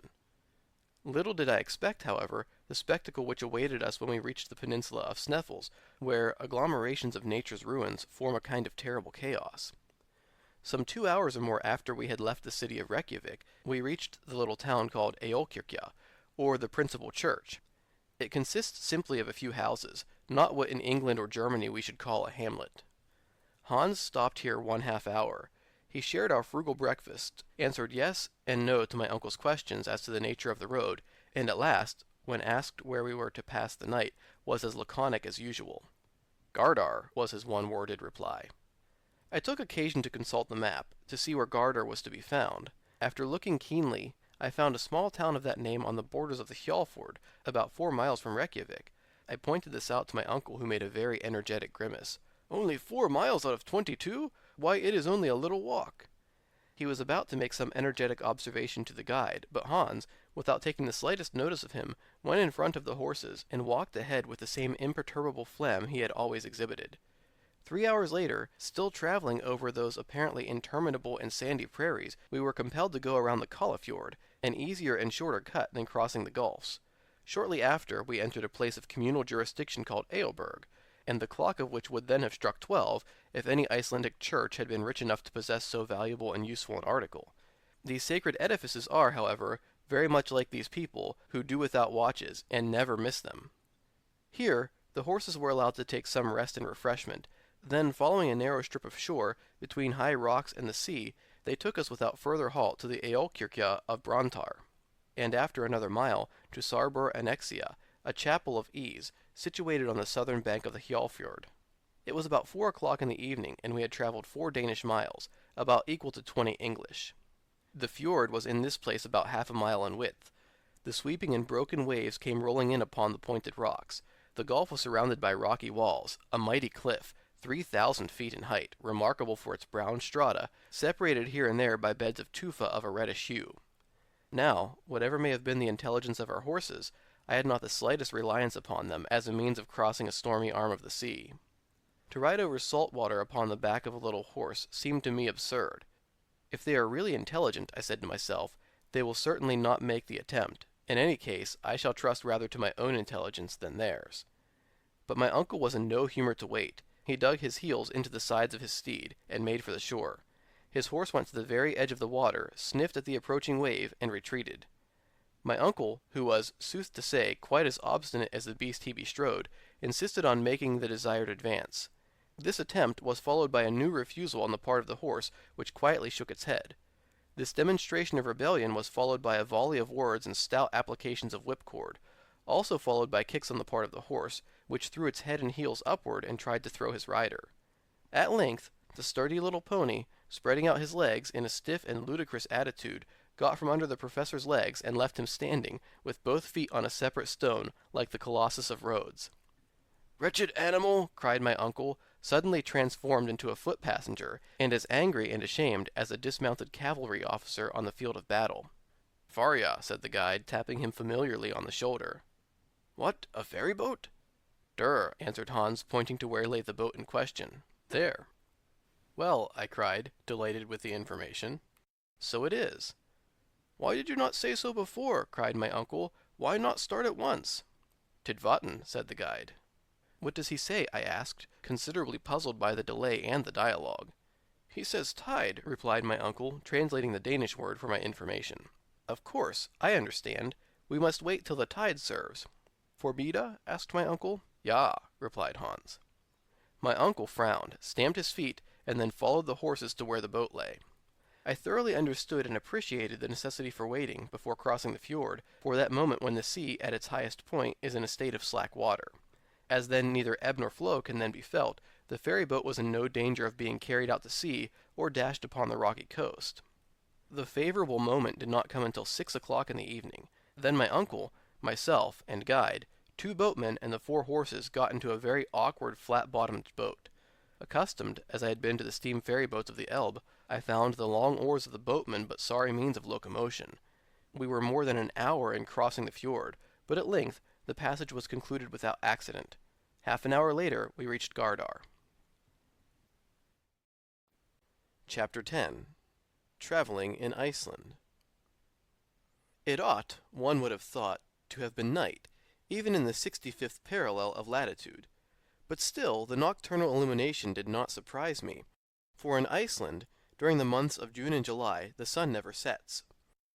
The temperature, however, was very much lower than I expected. I was cold, but even that did not affect me so much as ravenous hunger. Welcome indeed, therefore, was the hut which hospitably opened its doors to us.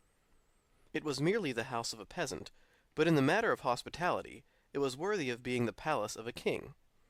As we alighted at the door, the master of the house came forward, held out his hand, and without any further ceremony, signaled us to follow him.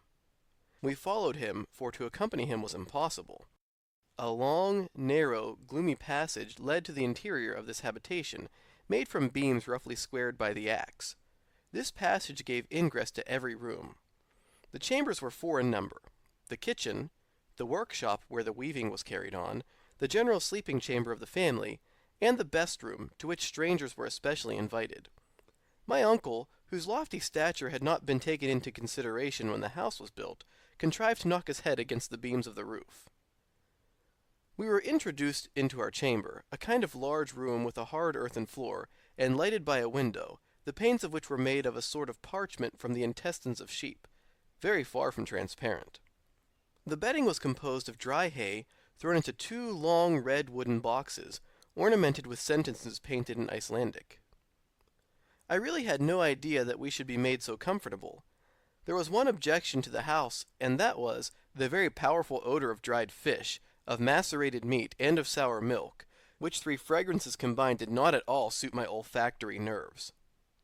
As soon as we had freed ourselves from our heavy traveling costume, the voice of our host was heard calling to us to come into the kitchen, the only room in which the Icelanders ever make any fire, no matter how cold it may be. My uncle, nothing loath, hastened to obey this hospitable and friendly invitation. I followed. The kitchen chimney was made on an antique model.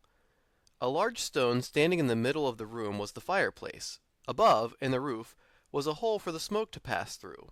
This apartment was kitchen, parlor, and dining room all in one. On our entrance, our worthy host, as if he had not seen us before, advanced ceremoniously, uttered a word which means, "Be happy," and then kissed both of us on the cheek. His wife followed, pronounced the same word, with the same ceremonial, then the husband and wife, placing their right hands upon their hearts, bowed profoundly. This excellent Icelandic woman was the mother of 19 children, who, little and big, rolled, crawled, and walked about in the midst of volumes of smoke arising from the angular fireplace in the middle of the room. Every now and then I could see a fresh white head and a slightly melancholy expression of countenance peering at me through the vapor. Both my uncle and myself, however, were very friendly with the whole party, and before we were aware of it, there were 3 or 4 of the little ones on our shoulders, as many on our boxes, and the rest hanging about our legs. Those who could speak kept crying out "Salver too" in every possible and impossible key. Those who did not speak only made all the more noise. This concert was interrupted by the announcement of supper. At this moment, our worthy guide, the eiderduck hunter, came in after seeing to the feeding and stabling of the horses, which consisted in letting them loose to browse on the stunted green of the Icelandic prairies. There was little for them to eat, but moss and some very dry and innutritious grass. Next day they were ready before the door some time before we were. "Welcome," said Hans. Then tranquilly, with the air of an automaton, without any more expression in one kiss than another, he embraced the host and hostess and their 19 children. This ceremony concluded, to the satisfaction of all parties, we all sat down to table, that is, 24 of us, somewhat crowded. Those who were best off had only 2 juveniles on their knees. As soon, however, as the inevitable soup was placed on the table, the natural taciturnity common even to Icelandic babies prevailed over all else. Our host filled our plates with a portion of lichened soup of Iceland moss, and by no means of disagreeable flavor, an enormous lump of fish floating in sour butter. After that there came some skyr, a kind of curds and whey, served with biscuits and juniper berry juice. To drink we had blanda, skimmed milk with water. I was hungry, so hungry that by way of dessert I finished up with a basin of thick oaten porridge. As soon as the meal was over, the children disappeared whilst the grown-up people sat around the fireplace, on which was placed turf, heather, cow dung, and dried fish bones. As soon as everybody was sufficiently warm, a general dispersion took place, all retiring to their respective couches. Our hostess offered to pull off our stockings and trousers, according to the custom of the country, but as we graciously declined to be so honored, she left us to our bed of dry fodder. Next day at 5 in the morning we took our leave of these hospitable peasants. My uncle had great difficulty in making them accept a sufficient and proper remuneration. Hans then gave the signal to start. We had scarcely got 100 yards from Gardar when the character of the country changed. The soil began to be marshy and boggy, and less favorable to progress. To the right, the range of mountains was prolonged indefinitely, like a great system of natural fortifications, of which we skirted the glacis. We met with numerous streams and rivulets which it was necessary to ford, and that without wetting our baggage. As we advanced, the deserted appearance increased, and yet now and then we could see human shadows flitting in the distance. When a turn of the track brought us within easy reach of one of these spectres, I felt a sudden impulse of disgust at the sight of a swollen head with shining skin, utterly without hair, and whose repulsive and revolting wounds could be seen through his rags. The unhappy wretches never came forward to beg; on the contrary, they ran away. Not so quick, however, but that Hans was able to salute them with a universal "Salver too." "Spedalsk," he said. "A leper," explained my uncle. The very sound of such a word caused a feeling of repulsion. The horrible affliction known as leprosy, which has almost vanished before the effects of modern science, is common in Iceland. It is not contagious but hereditary, so that marriage is strictly prohibited to these unfortunate creatures. These poor lepers did not tend to enliven our journey, the scene of which was inexpressibly sad and lonely. The very last tufts of grassy vegetation appeared to die at our feet. Not a tree was to be seen except a few stunted willows about as big as blackberry bushes. Now and then we watched a falcon soaring in the gray and misty air, taking his flight toward warmer and sunnier regions. I could not help feeling a sense of melancholy come over me. I sighed for my own native land, and wished to be back with Gretchen. We were compelled to cross several little fjords, and at last came to a real gulf. The tide was at its height, and we were able to get over at once and reach the hamlet of Alftanes about a mile farther. That evening, after fording the Alfa and the Hetta, 2 rivers rich in trout and pike, we were compelled to pass the night in a deserted house, worthy of being haunted by all the fays of Scandinavian mythology. The King of Cold had taken up his residence there, and made us feel his presence all night. The following day was remarkable by its lack of any particular incidents. Always the same damp and swampy soil, the same dreary uniformity, the same sad and monotonous aspect of scenery. In the evening, having accomplished the half of our projected journey, we slept at the annexia of the Krosselt. For a whole mile we had under our feet nothing but lava. This disposition of the soil is called hran. The crumbled lava on the surface was in some instances like ship cables stretched out horizontally. In others, coiled up in heaps. An immense field of lava came from the neighboring mountains, all extinct volcanoes, but whose remains showed what they had once been. Here and there could be made out the steam from hot water springs. There was no time, however, for us to take more than a cursory view of these phenomena. We had to go forward with what speed we might. Soon the soft and swampy soil again appeared under the feet of our horses, while at every 100 yards we came upon one or more small lakes. Our journey was now in a westerly direction.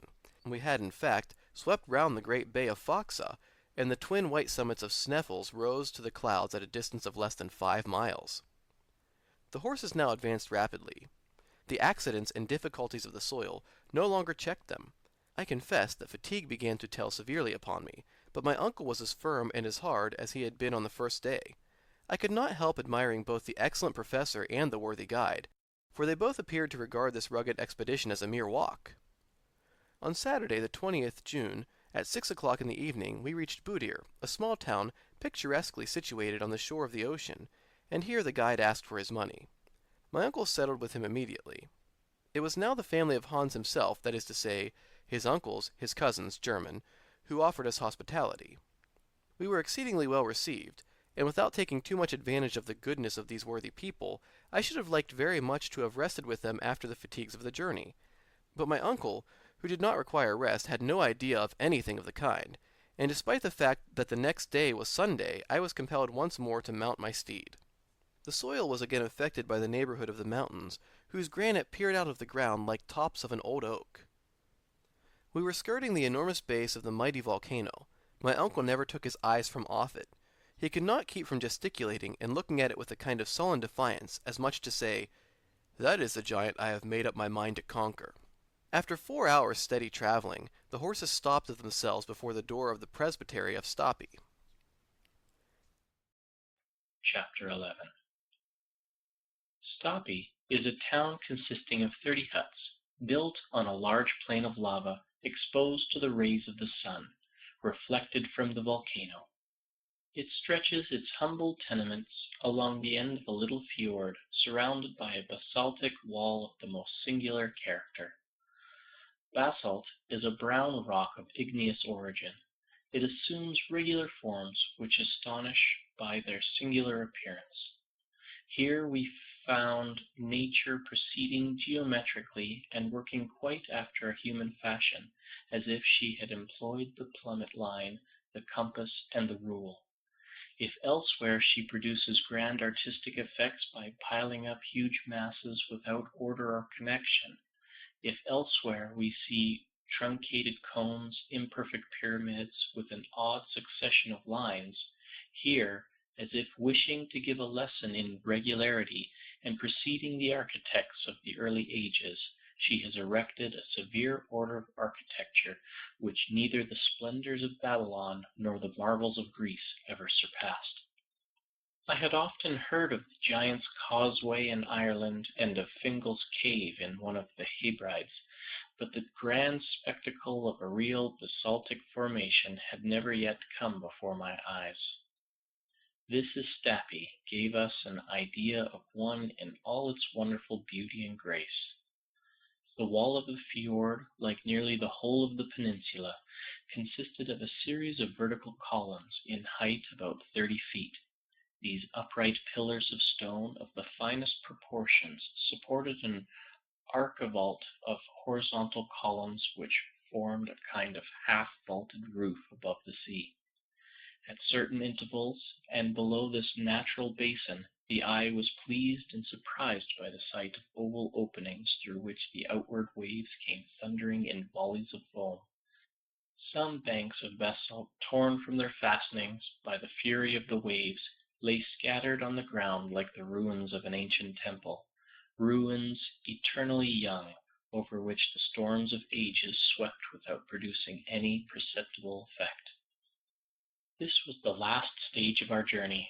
Hans had brought us along with fidelity and intelligence, and I began to feel somewhat more comfortable when I reflected that he was to accompany us still further on our way. When we halted before the house of the rector, a small and incommodious cabin, neither handsome nor more comfortable than those of his neighbors, I saw a man in the act of shoeing a horse, a hammer in his hand, and a leathern apron tied round his waist. "Be happy," said the eider down hunter, using his national salutation in his own language. "Goddag, good day," replied the former, in excellent Danish. "Kyr Coherd," cried Hans, turning round and introducing him to my uncle. "The rector," repeated the worthy professor. "It appears, my dear Harry, that this worthy man is the rector, and is not above doing his own work." During the speaking of these words, the guide intimated to the Kyrkoherde what was the true state of the case. The good man, ceasing from his occupation, gave a kind of halloo, upon which a tall woman, almost a giantess, came out of the hut. She was at least 6 feet high, which in that region is something considerable. My first impression was one of horror. I thought she had come to give us the Icelandic kiss. I had, however, nothing to fear, for she did not even show much inclination to receive us into her house. The room devoted to strangers appeared to me to be by far the worst in the presbytery. It was narrow, dirty, and offensive. There was, however, no choice about the matter. The rector had no notion of practicing the usual cordial and antique hospitality. Far from it. Before the day was over, I found we had to deal with a blacksmith, a fisherman, a hunter, a carpenter, anything but a clergyman. It must be said in his favor that we had caught him on a weekday. Probably he appeared to greater advantage on the Sunday. These poor priests receive from the Danish government a most ridiculously inadequate salary, and collect 1/4 of the tithe of their parish, not more than 60 marks current, or about L3 10s sterling. Hence the necessity of working to live. In truth, we soon found that our host did not count civility among the cardinal virtues. My uncle soon became aware of the kind of man he had to deal with. Instead of a worthy and learned scholar, he found a dull, ill-mannered peasant. He therefore resolved to start on his great expedition as soon as possible. He did not care about fatigue, and resolved to spend a few days in the mountains. The preparations for our departure were made the very next day after our arrival at Stapi. Hans now hired 3 Icelanders to take the place of the horses, which could no longer carry our luggage. When, however, these worthy islanders had reached the bottom of the crater, they were to go back and leave us to ourselves. This point was settled before they would agree to start. On this occasion, my uncle partly confided in Hans, the eider duck hunter, and gave him to understand that it was his intention to continue his exploration of the volcano to the last possible limits. Hans listened calmly, and then nodded his head. To go there or elsewhere, to bury himself in the bowels of the earth, or to travel over its summits, was all the same to him. As for me, amused and occupied by the incidents of travel, I had begun to forget the inevitable future. But now I was once more destined to realize the actual state of affairs. What was to be done? Run away? But if I really had intended to leave Professor Hardwigg to his fate, it should have been at Hamburg, and not at the foot of Sneffels. One idea, above all others, began to trouble me, a very terrible idea, and one calculated to shake the nerves of a man even less sensitive than myself. "Let us consider the matter," I said to myself. "We are going to ascend the Sneffels mountain. Well and good. We are about to pay a visit to the very bottom of the crater. Good still. Others have done it, and did not perish from that course. That, however, is not the whole matter to be considered. If a road does really present itself by which to descend into the dark and subterraneous bowels of Mother Earth, if this thrice unhappy Saknussemm was really told the truth, we shall be most certainly lost in the midst of the labyrinth of subterraneous galleries of the volcano. Now, we have no evidence to prove that Sneffels is really extinct, What proof have we that an eruption is not shortly about to take place? Because the monster has slept soundly since 1219, does it follow that he is never to wake? If he does wake, what is to become of us? These were questions worth thinking about, and upon them I reflected long and deeply. I could not lie down in search of sleep without dreaming of eruptions. The more I thought, the more I objected to be reduced to the state of dross and ashes. I could stand it no longer, so I determined at last to submit the whole case to my uncle, in the most adroit manner possible, and under the form of some totally irreconcilable hypothesis. I sought him. I laid before him my fears, and then drew back in order to let him get his passion over at his ease. "I have been thinking about the matter," he said, in the quietest tone in the world. What did he mean? Was he at last about to listen to the voice of reason? Did he think of suspending his projects? It was almost too much happiness to be true. I, however, made no remark. In fact, I was only too anxious not to interrupt him, and allowed him to reflect at his leisure. After some moments he spoke out. "I have been thinking about the matter," he resumed. "Ever since we have been at Stapi, my mind has been almost solely occupied with the grave question which has been submitted to me by yourself, for nothing would be unwiser and more inconsistent than to act with imprudence." "I heartily agree with you, my dear uncle," was my somewhat hopeful rejoinder. "It is now 600 years since Sneffels has spoken, but though now reduced to a state of utter silence, he may speak again. New volcanic eruptions are always preceded by perfectly well-known phenomena. I have closely examined the inhabitants of this region. I have carefully studied the soil, and I beg to tell you emphatically, my dear Harry, there will be no eruption at present." As I listened to his positive affirmations, I was stupefied and could say nothing.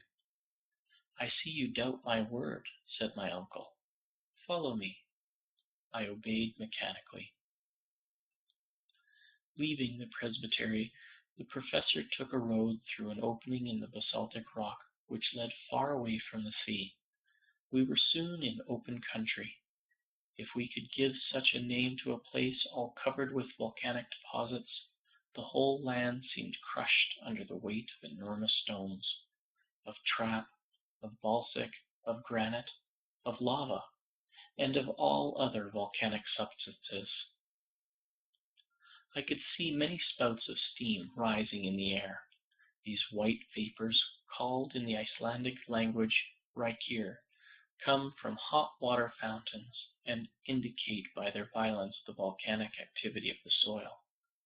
Now the sight of these appeared to justify my apprehension. I was, therefore, all the more surprised and mortified when my uncle thus addressed me. "You see all this smoke, Harry, my boy?" "Yes, sir." "Well, as long as you see them thus, you have nothing to fear from the volcano." "How can that be?" "Be careful to remember this," continued the professor.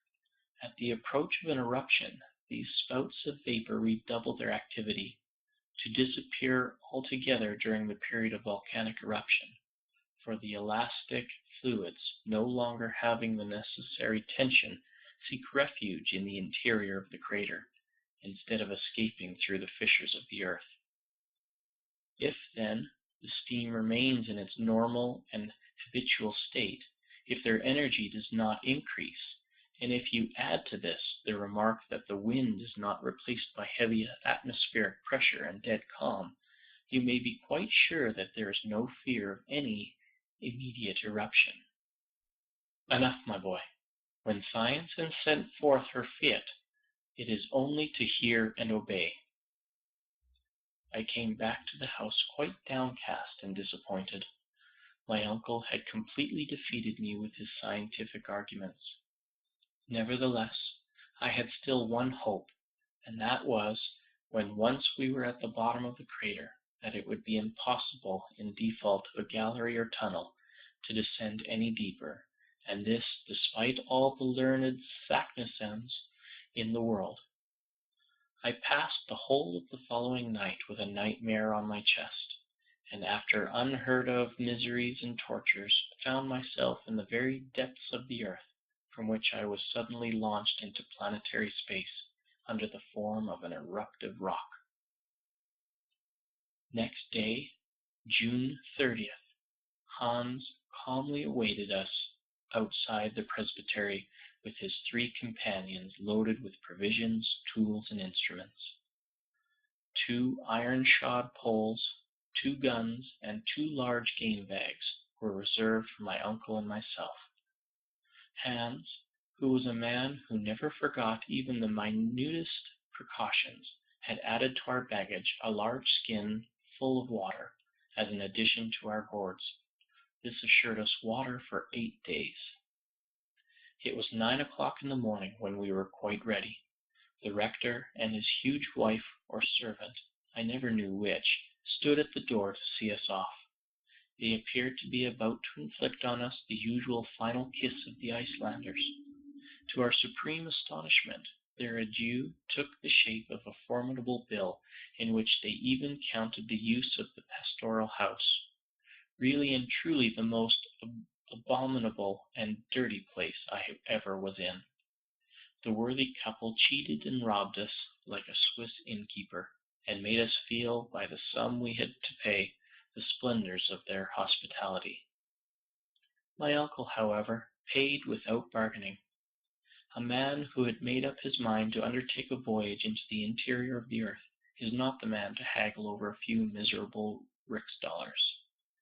This important matter settled, Hans gave the signal for departure, and some few moments later we had left Stapi. Chapter 12. The huge volcano, which was the first stage of our daring experiment, is above 5,000 feet high. Snæfellsnes is the termination of a long range of volcanic mountains, of a different character to the system of the island itself. One of its peculiarities is its 2 huge pointed summits. From whence we started, it was impossible to make out the real outlines of the peak against the grey field of sky.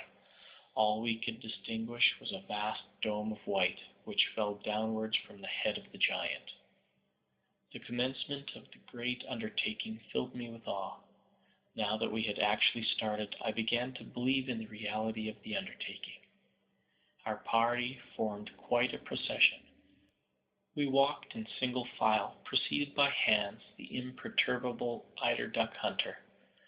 He calmly led us by narrow paths where 2 persons could by no possibility walk abreast. Conversation was wholly impossible.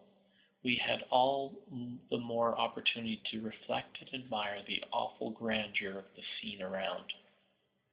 Beyond the extraordinary basaltic wall of the fjord of Stapi, we found ourselves making our way through fibrous turf, over which grew a scanty vegetation of grass, the residuum of the ancient vegetation of the swampy peninsula.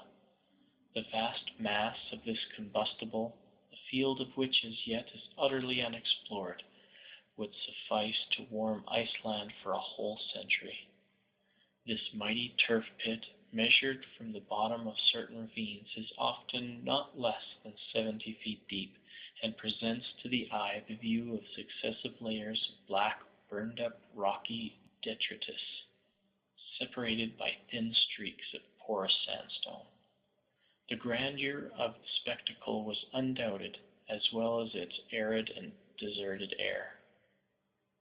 As a true nephew of the great Professor Hardwigg, and despite my preoccupation and doleful fears of what was to come, I observed with great interest the vast collection of mineralogical curiosities spread out before me in this vast museum of natural history. Looking back to my recent studies, I went over in thought the whole geological history of Iceland. This extraordinary and curious island must have made its appearance from out of the great world of waters at a comparatively recent date. Like the coral islands of the Pacific, it may, for aught we know, be still rising by slow and imperceptible degrees. If this really be the case, its origin can be attributed to only one cause, that of the continued action of subterranean fires. This was a happy thought. If so, if this were true, away with theories of Sir Humphrey Davy, away with the authority of the parchment of Arne Saknussemm, the wonderful pretenses to discover on the part of my uncle, and to our journey. All must end in smoke. Charmed with the idea, I began more carefully to look about me. A serious study of the soil was necessary to negative or confirm my hypothesis. I took in every item of what I saw, and I began to comprehend the succession of phenomena which had preceded its formation.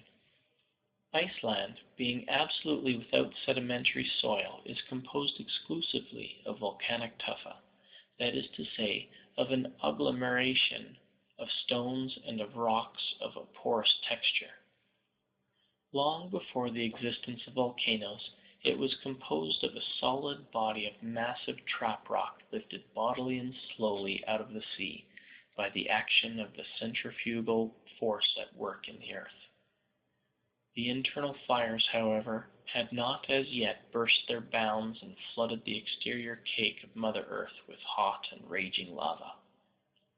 My readers must excuse this brief and somewhat pedantic geological lecture, but it is necessary to the complete understanding of what follows. At a later period in the world's history, a huge and mighty fissure must, reasoning by analogy, have been dug diagonally from the southwest to the northeast of the island, through which by degrees flowed the volcanic crust. The great and wondrous phenomenon then went on without violence. The outpouring was enormous, and the seething, fused matter ejected from the bowels of the earth spread slowly and peacefully in the form of vast level plains, or what are called mamelons or mounds.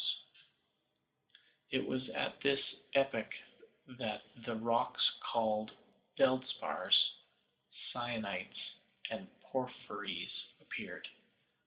But as a natural consequence of this overflow, the depth of the island increased. It can readily be believed what an enormous quantity of elastic fluids were piled up within its center, when at last it afforded no other openings after the process of cooling the crust had taken place. At length, a time came when, despite the enormous thickness and weight of the upper crust, the mechanical forces of the combustible gases below became so great that they actually upheaved the weighty back and made for themselves huge and gigantic shafts. Hence the volcanoes which suddenly arose through the upper crust, and next the craters, which burst forth at the summit of these new creations. It will be seen that the first phenomena in connection with the formation of the island were simply eruptive. To these, however, shortly succeeded the volcanic phenomena. Through the newly formed openings escaped the marvelous mass of basaltic stones with which the plain we were now crossing was covered. We were trampling our way over heavy rocks of dark gray color, which, while cooling, had been molded into six-sided prisms. In the back distance, we could see a number of flattened cones, which formerly were so many fire-vomiting mouths. After the basaltic eruption was appeased and set at rest, the volcano, the force of which increased with that of the extinct craters, gave free passage to the fiery overflow of lava and to the mass of cinders and pumice stone now scattered over the sides of the mountain, like disheveled hair on the shoulders of a bacchante. Here, in a nutshell, I had the whole history of the phenomena from which Iceland arose. All take their rise in the fierce action of interior fires, and to believe that the central mass did not remain in a state of liquid fire, white hot, was simply and purely madness. This being satisfactorily proved, QED, what insensate folly to pretend to penetrate into the interior of the mighty earth! This mental lecture, delivered to myself while proceeding on a journey, did me good. I was quite reassured as to the fate of our enterprise, and therefore went, like a brave soldier mounting a bristling battery, to the assault of old Sneffels. As we advanced, the road became every moment more difficult. The soil was broken and dangerous, the rocks broke and gave way under our feet, and we had to be scrupulously careful in order to avoid dangerous and constant falls. Hans advanced as calmly as if he had been walking over Salisbury Plain. Sometimes he would disappear behind huge blocks of stone, and we momentarily lost sight of him. There was a little period of anxiety, and then there was a shrill whistle just to tell us where to look for him. Occasionally he would take it into his head to stop to pick up lumps of rock, and silently pile them up into small heaps, in order that we might not lose our way on our return. He had no idea of the journey we were about to undertake. At all events, the precaution was a good one, though how utterly useless and unnecessary, that I must not anticipate. 3 hours of terrible fatigue, walking incessantly, had only brought us to the foot of the great mountain. This will give some notion of what we had still to undergo. Suddenly, however, Hans cried a halt. That is, he made signs to that effect, and a summary kind of breakfast was laid out on the lava before us. My uncle, who now was simply Professor Hardwigg, was so eager to advance that he bolted his food like a greedy clown. This halt for refreshment was also a halt for repose. The Professor was therefore compelled to wait the good pleasure of his imperturbable guide, who did not give the signal for departure for a good hour. The 3 Icelanders, who were as taciturn as their comrade, did not say a word, but went on eating and drinking very quietly and soberly. From this, our first real stage, we began to ascend the slopes of the Sneffels volcano. Its magnificent snowy nightcap, as we began to call it by an optical delusion very common in mountains, appeared to me to be close at hand, and yet how many long weary hours must elapse before we reached its summit! What unheard of fatigue must we endure! The stones on the mountainside, held together by no cement of soil, bound together by no roots or creeping herbs, gave way continually under our feet, and went rushing below into the plains like a series of small avalanches. In certain places the sides of this stupendous mountain were at an angle so steep that it was impossible to climb upwards, and we were compelled to get around these obstacles as best we might. Those who understand alpine climbing will comprehend our difficulties. Often we were obliged to help each other along by means of our climbing poles. I must say this for my uncle, that he stuck as close to me as possible. He never lost sight of me, and on many occasions his arm supplied me with firm and solid support. He was strong, wiry, and apparently insensible to fatigue. Another great advantage with him was that he had the innate sentiment of equilibrium, for he never slipped or failed in his steps. The Icelanders, though heavily loaded, climbed with the agility of mountaineers. Looking up every now and then at the height of the great volcano of Sneffels, it appeared to me wholly impossible to reach to the summit on that side, at all events, if the angle of the inclination did not speedily change. Fortunately, after an hour of unheard of fatigues, and of gymnastic exercises that would have been trying to an acrobat, we came to a vast field of ice, which wholly surrounded the bottom of the cone of the volcano. The natives called it the tablecloth, probably from some such reason as the dwellers in the Cape of Good Hope call their mountain Table Mountain, and their roads Table Bay. Here, To our mutual surprise, we found an actual flight of stone steps, which wonderfully assisted our ascent.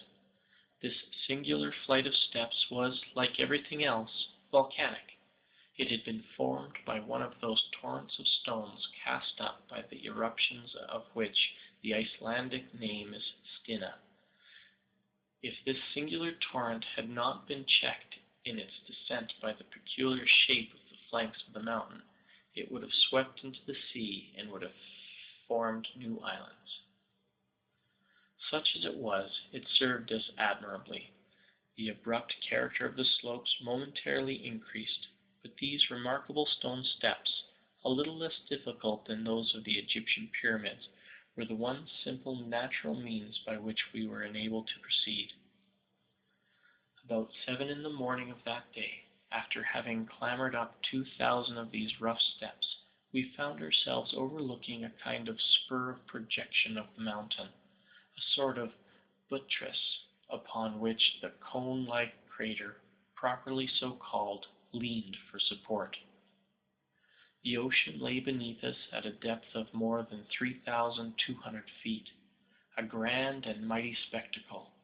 We had reached the region of eternal snows. The cold was keen, searching, and intense. The wind blew with extraordinary violence. I was utterly exhausted. My worthy uncle, the professor, saw clearly that my legs refused further service, and that, in fact, I was utterly exhausted. Despite his hot and feverish impatience, he decided with a sigh upon a halt. He called the eiderduck hunter to his side. That worthy, however, shook his head. "Ofenfor," was his sole-spoken reply. "It appears," says my uncle with a woe-begone look, "that we must go higher." He then turned to Hans and asked him to give him some reason for this decisive response. "Mistour," replied the guide. "Ja, Mistour. Yes, the Mistour," cried one of the Icelandic guides in a terrified tone. It was the first time he had spoken. "What does this mysterious word signify?" I anxiously inquired. "Look," said my uncle. I looked down upon the plain below, and I saw a vast, prodigious volume of pulverized pumice stone, of sand, of dust rising to the heavens in the form of a mighty waterspout. It resembled the fearful phenomenon of a similar character known to the travelers in the desert of the Great Sahara. The wind was driving it directly upwards that side of Sneffels of which we were perched. This opaque veil standing up between us and the sun projected a deep shadow on the flanks of the mountain. If this sand spout broke over us, we must all be infallibly destroyed, crushed in its fearful embraces.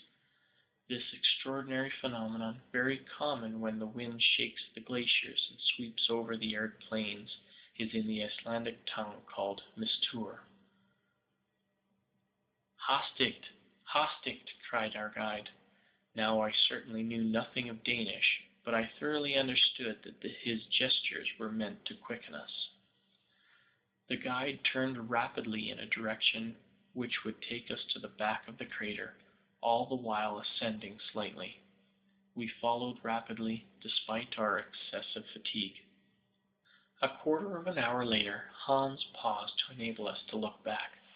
The mighty whirlwind of sand was spreading up the slope of the mountain to the very spot where we had proposed to halt. Huge stones were caught up, cast into the air, and thrown about as during an eruption. We were happily a little out of the direction of the wind, and therefore out of reach of danger. But for the precaution and knowledge of our guide, our dislocated bodies, our crushed and broken limbs, would have been cast to the wind like dust from some unknown meteor. Hans, however, did not think it prudent to pass the night on the bare side of the cone. We therefore continued our journey in a zigzag direction.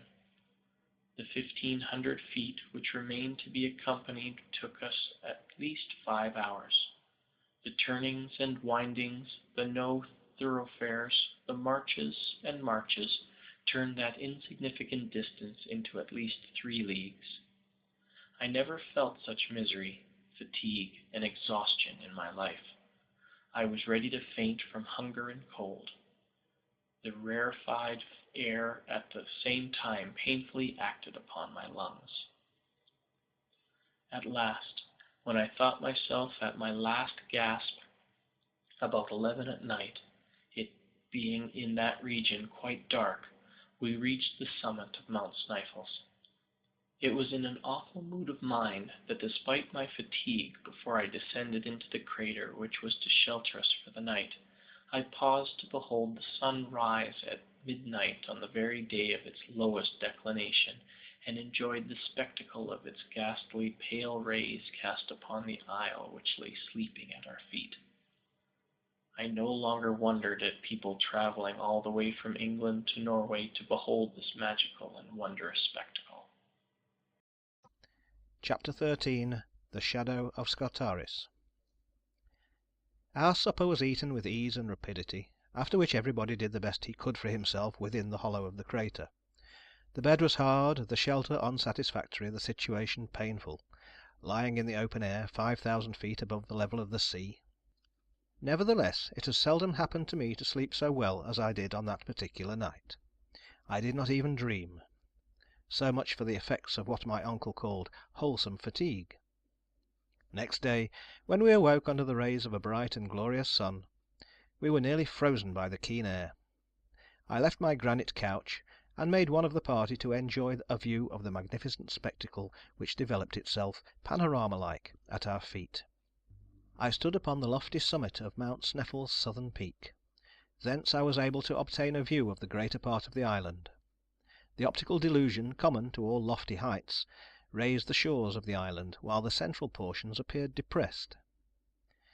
It was by no means too great a flight of fancy to believe that a giant picture was stretched out before me. I could see the deep valleys that crossed each other in every direction. I could see precipices looking like the sides of wells, lakes that seemed to be changed into ponds, ponds that looked like puddles, and rivers that were transformed into petty brooks. To my right were glaciers upon glaciers and multiplied peaks topped with light clouds of smoke. The undulation of these infinite numbers of mountains, whose snowy summits make them look as if covered by foam, recalled to my remembrance the surface of a storm-beaten ocean. If I looked towards the west, the ocean lay before me in all its majestic grandeur, a continuation, as it were, of these fleecy hilltops. Where the earth ended and the sea began, it was impossible for the eye to distinguish. I soon felt that strange and mysterious sensation which is awakened in the mind when looking down from lofty hilltops, and now I was able to do so without any feeling of nervousness, having fortunately hardened myself to that kind of sublime contemplation. I wholly forgot who I was and where I was. I became intoxicated with a sense of lofty sublimity, without thought of the abysses into which my daring was soon about to plunge me. I was presently, however, brought back to the realities of life by the arrival of the Professor and Hans, who joined me upon the lofty summit of the peak.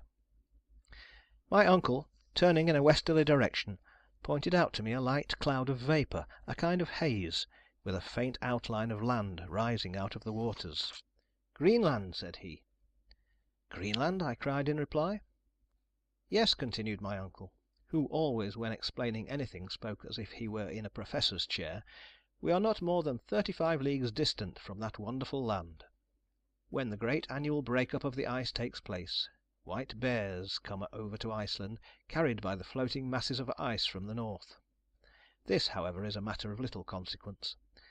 We are now on the summit of the great, the transcendent Sneffels, and here are its 2 peaks, north and south. Hans will tell you the name by which the people of Iceland call that on which we stand." My uncle turned to the imperturbable guide, who nodded and spoke as usual one word: "Scartaris." My uncle looked at me with a proud and triumphant glance. "A crater," he said. "You hear?" I did hear, but I was totally unable to make reply.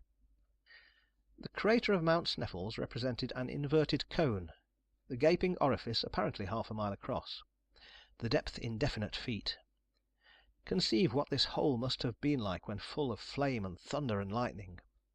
The bottom of the funnel-shaped hollow was about 500 feet in circumference, by which it will be seen that the slope from the summit to the bottom was very gradual, and we were therefore clearly able to get there without much fatigue or difficulty. Involuntarily I compared this crater to an enormous loaded cannon, and the comparison completely terrified me. To descend into the interior of a cannon, I thought to myself, when perhaps it is loaded and will go off at the least shock, is the act of a madman. But there was no longer any opportunity for me to hesitate. Hans, with a perfectly calm and indifferent air, took his usual post at the head of the adventurous little band. I followed without uttering a syllable. I felt like the lamb led to the slaughter. In order to render the descent less difficult, Hans took his way down the interior of the cone in rather a zigzag fashion, making, as the sailors say, long tracks to the eastward, followed by equally long ones to the west. It was necessary to walk through the midst of eruptive rocks, some of which, shaken in their balance, went rolling down with thundering clamour to the bottom of the abyss. These continual falls awoke echoes of singular power and effect. Many portions of the cone consisted of inferior glaciers.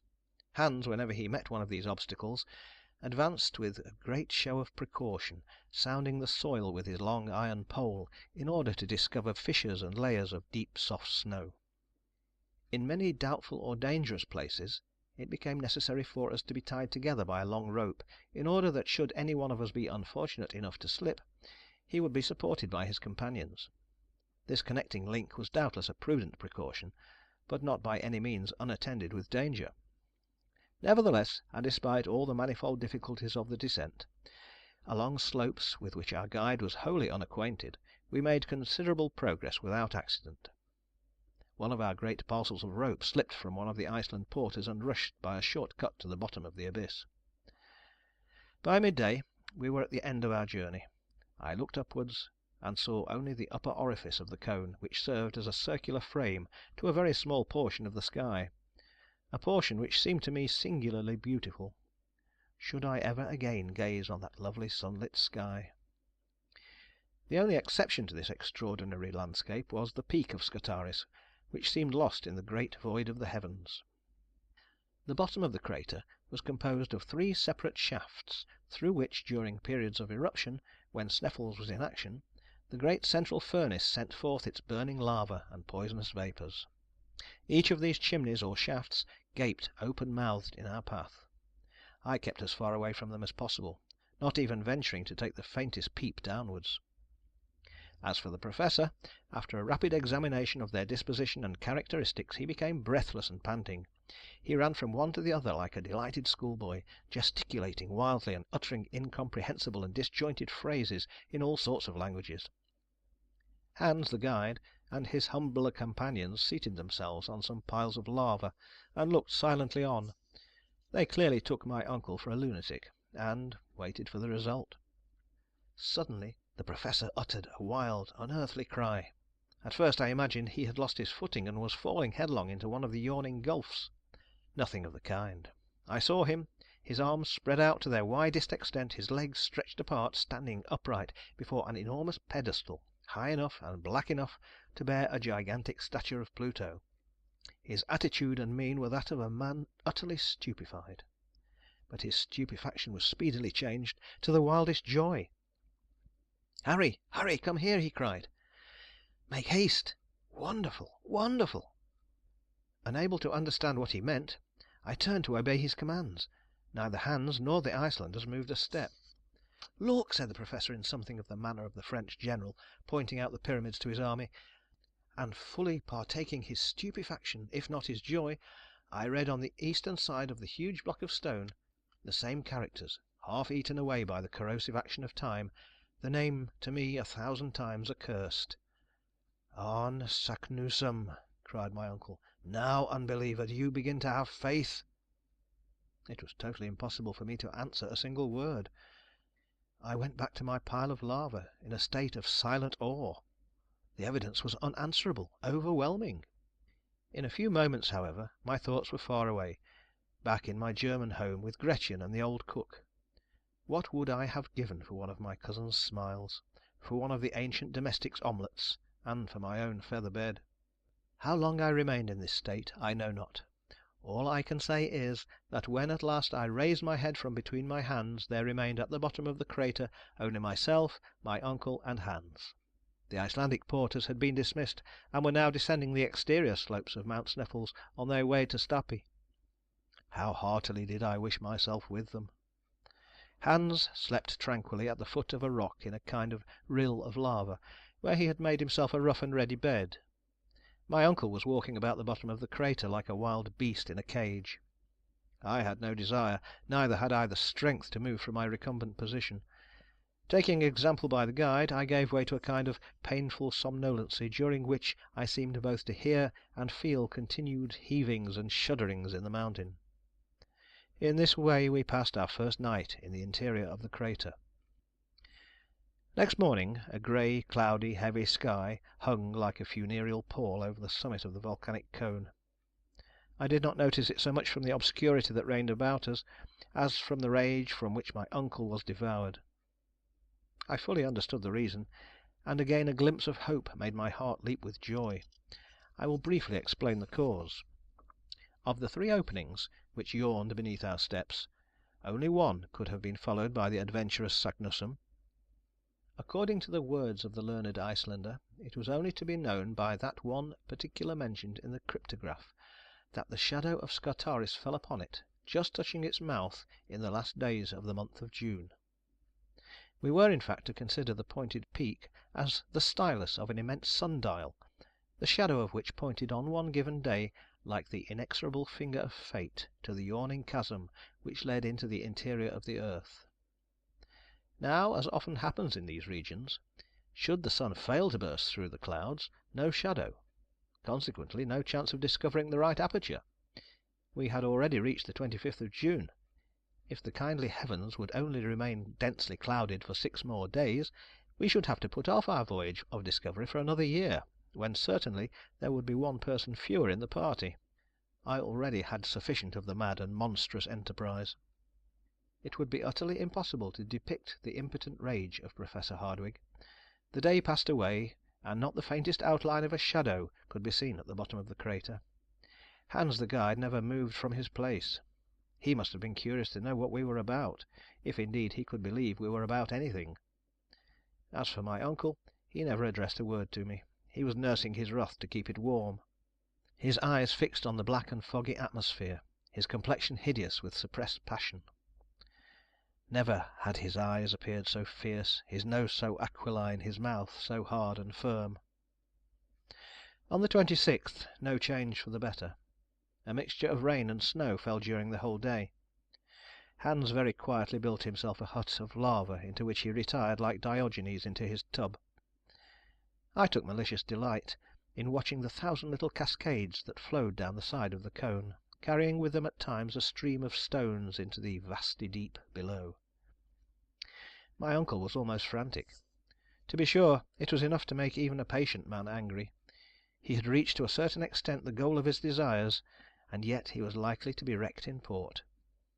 But if the heavens and the elements are capable of causing us much pain and sorrow, there are 2 sides to a medal, and there was reserved for Professor Hardwigg a brilliant and sudden surprise which was to compensate him for all his sufferings. Next day the sky was still overcast, but on Sunday the 28th, the last day but 2 of the month, with a sudden change of wind and a new moon, there came a change of weather. The sun poured its beaming rays to the very bottom of the crater. Each hillock, every rock, every stone, every asperity of the soil had its share of the luminous effulgence, and its shadow fell heavily on the soil. Among others, to his insane delight, the shadow of Scartaris was marked and clear, and moved slowly with the radiant start of day. My uncle moved with it in a state of mental ecstasy. At 12 o'clock exactly, when the sun had attained its highest altitude for the day, the shadow fell upon the edge of the central pit. "Here it is!" gasped the Professor in an agony of joy. "Here it is! We have found it! Forward, my friends, into the interior of the earth!"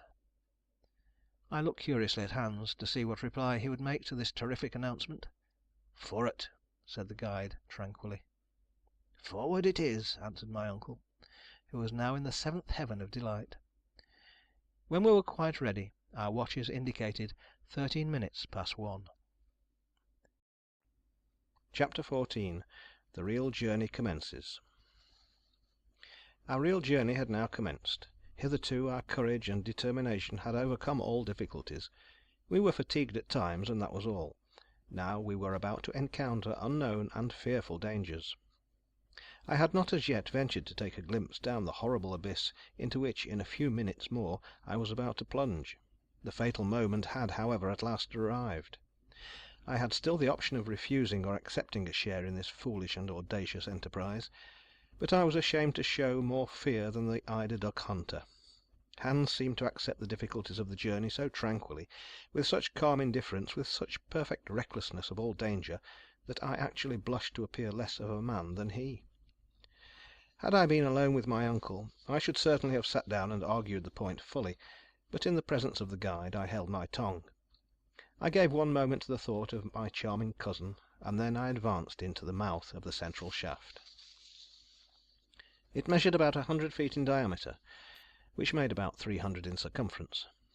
I leaned over a rock which stood on its edge and looked down. My hair stood on end, my teeth chattered, my limbs trembled. I seemed utterly to lose my centre of gravity, while my head was in a sort of whirl, like that of a drunken man. There is nothing more powerful than this attraction towards an abyss. I was about to fall headlong into the gaping well, when I was drawn back by a firm and powerful hand. It was that of Hans. I had not taken lessons enough at Frelse Kirks of Copenhagen in the art of looking down from lofty eminences without blinking. However, few as the minutes were during which I gazed down this tremendous and even wondrous shaft, I had a sufficient glimpse of it to give me some idea of its physical conformation. Its sides, which were almost as perpendicular as those of a well, presented numerous projections which doubtless would assist our descent. It was a sort of wild and savage staircase, without banister or fence. A rope fastened above near the surface would certainly support our weight and enable us to reach the bottom. But how, when we had arrived at its utmost depth, were we to loosen it above? This was, I thought, a question of some importance. My uncle, however, was one of those men who are nearly always prepared with expedients. He hit upon a very simple method of obviating this difficulty. He unrolled a cord about as thick as my thumb, and at least 400 feet in length. He allowed about half of it to go down the pit and catch in a hitch over a great block of lava which stood on the edge of the precipice. This done, he threw the second half after the first. Each of us could now descend by catching the two cords in one hand. When about 200 feet below, all the explorer had to do was to let go one end and pull away at the other, when the cord would come falling at his feet. In order to go down farther, all that was necessary was to continue the same operation. This was a very excellent proposition, and no doubt a correct one. Going down appeared to me easy enough. It was the coming up again that now occupied my thoughts. "Now," said my uncle, as soon as he had completed this important preparation, "let us see about the baggage. It must be divided into 3 separate parcels, and each of us must carry one on his back. I allude to the more important and fragile articles." My worthy and ingenious uncle did not appear to consider that we came under the denomination. "Hans," he continued, "you will take charge of the tools and some provisions. Harry, you must take possession of another third of the provisions and of the arms. I will load myself with the rest of the eatables, and with the more delicate instruments." "But," I exclaimed, "our clothes, this mass of cord and ladders, who will undertake to carry them down?" "They will go down of themselves." "And how so?" I asked. "You shall see." My uncle was not fond of half measures, nor did he like anything in the way of hesitation. Giving his orders to Hans, he had the whole of the non-fragile articles made up into one bundle, and the packet, firmly and solidly fastened, was simply pitched over the edge of the gulf. I heard the moaning of the suddenly displaced air, and the noise of falling stones. My uncle, leaning over the abyss, followed the descent of his luggage with a perfectly self-satisfied air, and did not rise until it had completely disappeared from sight. "Now then," he cried, "it is our turn." I put it in good faith to any man of common sense. Was it possible to hear this energetic cry without a shudder? The Professor fastened his case of instruments on his back. Hans took charge of the tools, I of the arms. The descent then commenced in the following order. Hans went first, my uncle followed, and I went last. Our progress was made in profound silence, a silence only troubled by the fall of pieces of rock which, breaking from the jagged sides, fell with a roar into the depths below.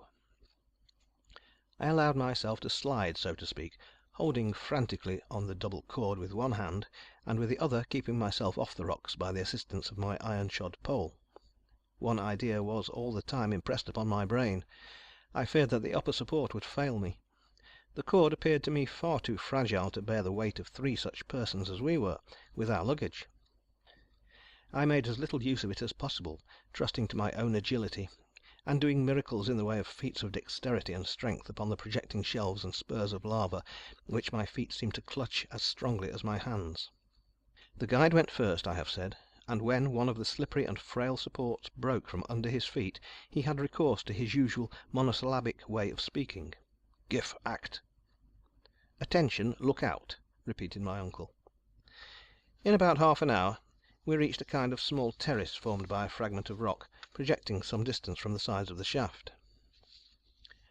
Hans now began to haul upon the cord on one side only, the other going as quietly upwards as the other came down. It fell at last, bringing with it a shower of small stones, lava, and dust, a disagreeable kind of rain or hail. While we were seated on this extraordinary bench, I ventured once more to look downwards. With a sigh I discovered that the bottom was still wholly invisible. Were we then going direct to the interior of the earth? The performance with the cord recommenced, and a quarter of an hour later we had reached to the depth of another 200 feet. I have very strong doubts if the most determined geologist would, during that descent, have studied the nature of the different layers of the earth around him. I did not trouble my head much about the matter. Whether we were among the combustible carbons, Silurians, or primitive soil, I neither knew nor cared to know. Not so the inveterate Professor. He must have taken notes all the way down, for at one of our halts he began a brief lecture. "The farther we advance," said he, "the greater is my confidence of the result.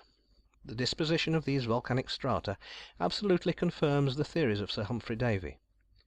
We are still within the region of the primordial soil, the soil in which took place the chemical operation of metals becoming inflamed by coming in contact with the air and water.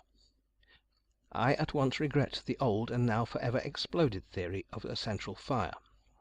At all events, we shall soon know the truth." Such was the everlasting conclusion to which he came. I, however, was very far from being in humour to discuss the matter. I had something else to think of. My silence was taken for consent, and still we continued to go down. At the expiration of 3 hours, we were, to all appearance, as far off as ever from the bottom of the well. When I looked upwards, however, I could see that the upper orifice was every minute decreasing in size. The sides of the shaft were getting closer and closer together. We were approaching the regions of eternal night. And still we continued to descend. At length I noticed, when pieces of stone were detached from the sides of this stupendous precipice, they were swallowed up with less noise than before. The final sound was sooner heard. We were approaching the bottom of the abyss. As I had been very careful to keep account of all the changes of cord which took place, I was able to tell exactly what was the depth we had reached, as well as the time it had taken. We had shifted the rope 28 times, each operation taking a quarter of an hour, which in all made 7 hours.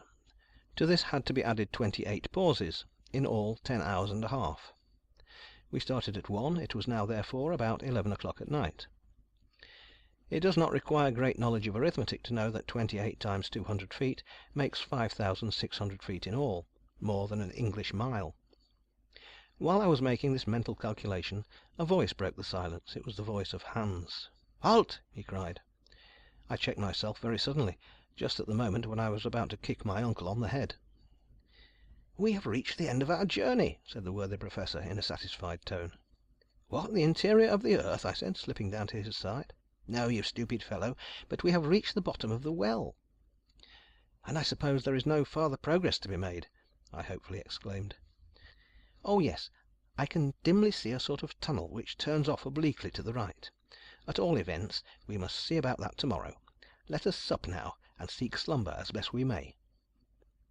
I thought it time, but made no observations on that point. I was fairly launched on a desperate course, and all I had to do was to go forward hopefully and trustingly.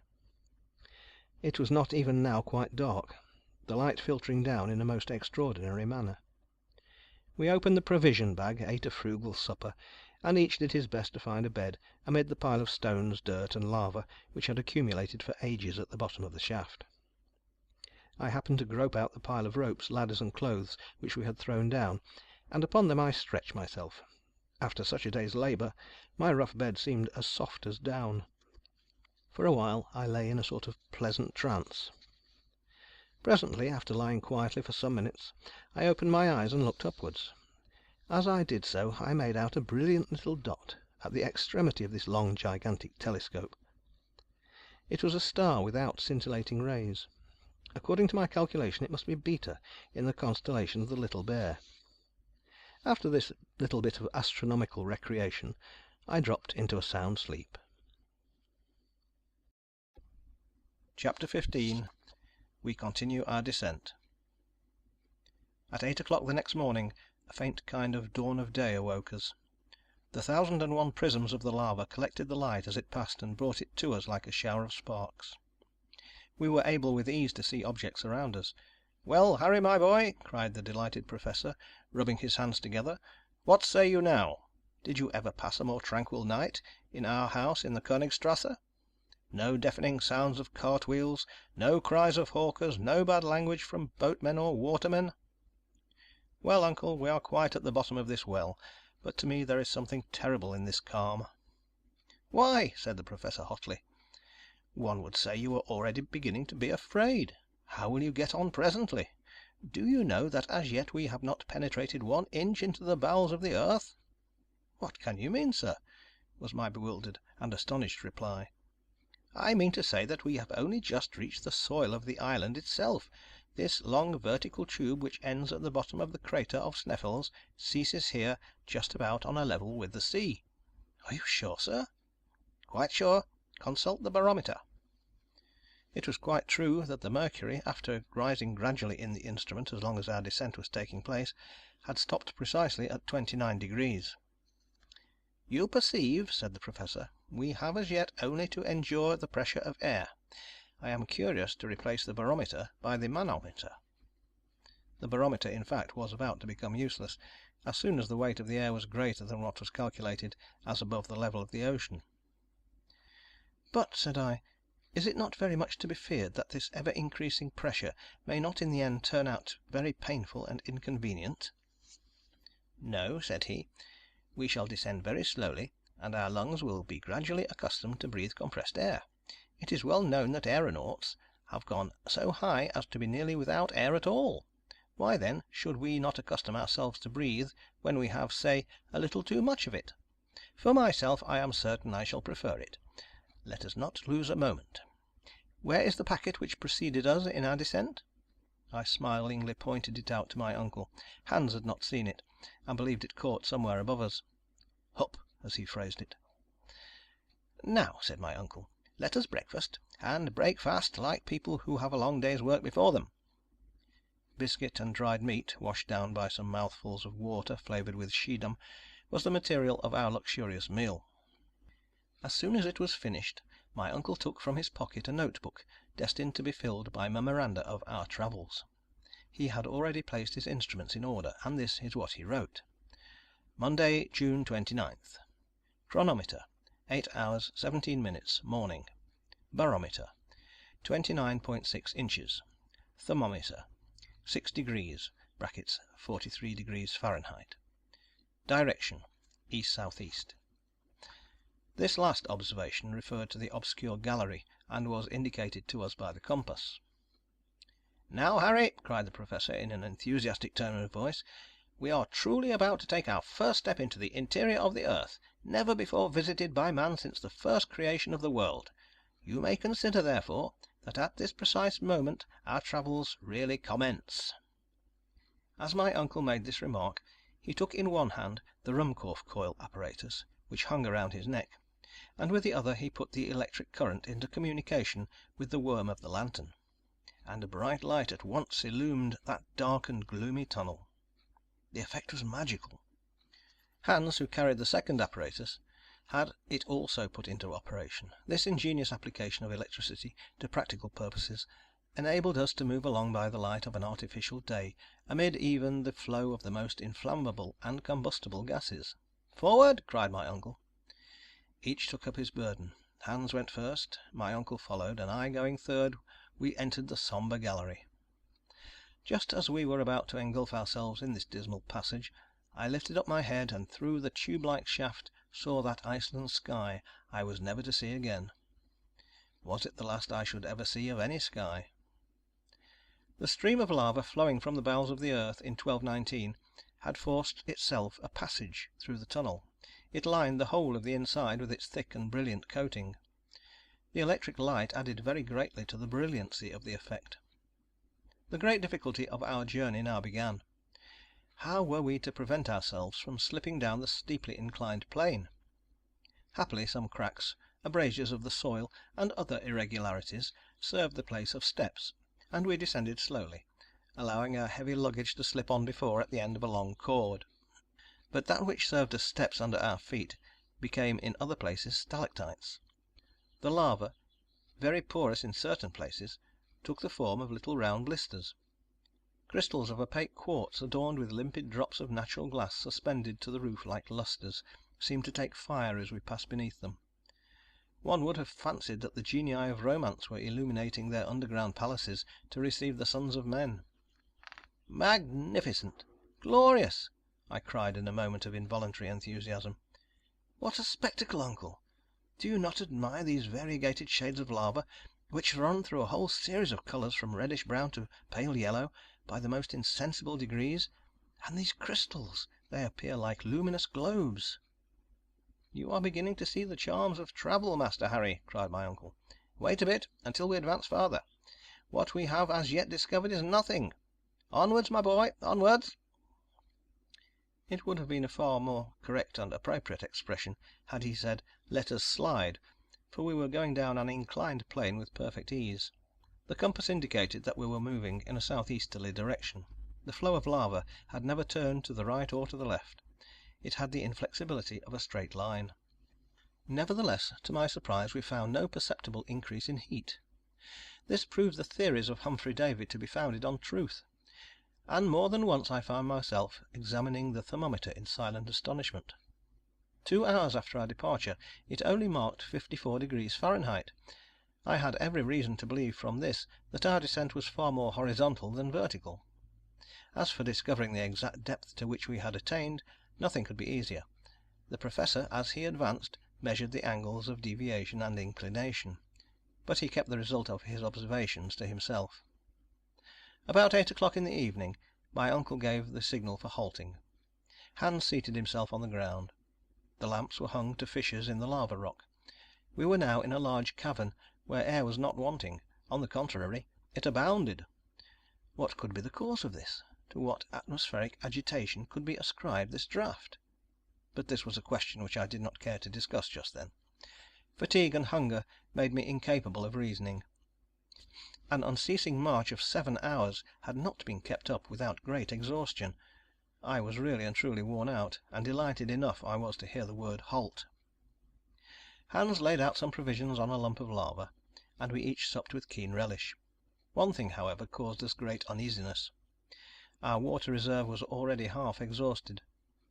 My uncle had full confidence in finding subterranean resources, but hitherto we had completely failed in so doing. I could not help calling my uncle's attention to the circumstance. "And you are surprised at this total absence of springs?" he said. "Doubtless. I am very uneasy on the point. We have certainly not enough water to last us 5 days." "Be quite easy on that matter," continued my uncle. "I answer for it we shall find plenty of water, in fact, far more than we shall want." "But when?" "When we once get through this crust of lava. How can you expect springs to force their way through these solid stone walls?" "But what is there to prove that this concrete mass of lava does not extend to the centre of the earth? I don't think we have as yet done much in a vertical way." "What puts that into your head, my boy?" asked my uncle mildly. "Well, it appears to me that if we had descended very far below the level of the sea, we should find it rather hotter than we have." "According to your system," said my uncle. "But what does the thermometer say?" "Scarcely 15 degrees by Reaumur, which is only an increase of 9 since our departure." "Well, and what conclusion does that bring you to?" inquired the Professor. "The deduction I draw from this is very simple. According to the most exact observations, the augmentation of the temperature of the interior of the earth is 1 degree for every 100 feet. But certain local causes may considerably modify this figure. Thus, at Yakutsk in Siberia, it has been remarked that the heat increases a degree every 36 feet. The difference evidently depends on the conductibility of certain rocks. In the neighbourhood of an extinct volcano, it has been remarked that the elevation of temperature was only 1 degree in every 25 feet. Let us then go upon this calculation, which is the most favourable, and calculate." "Calculate away, my boy."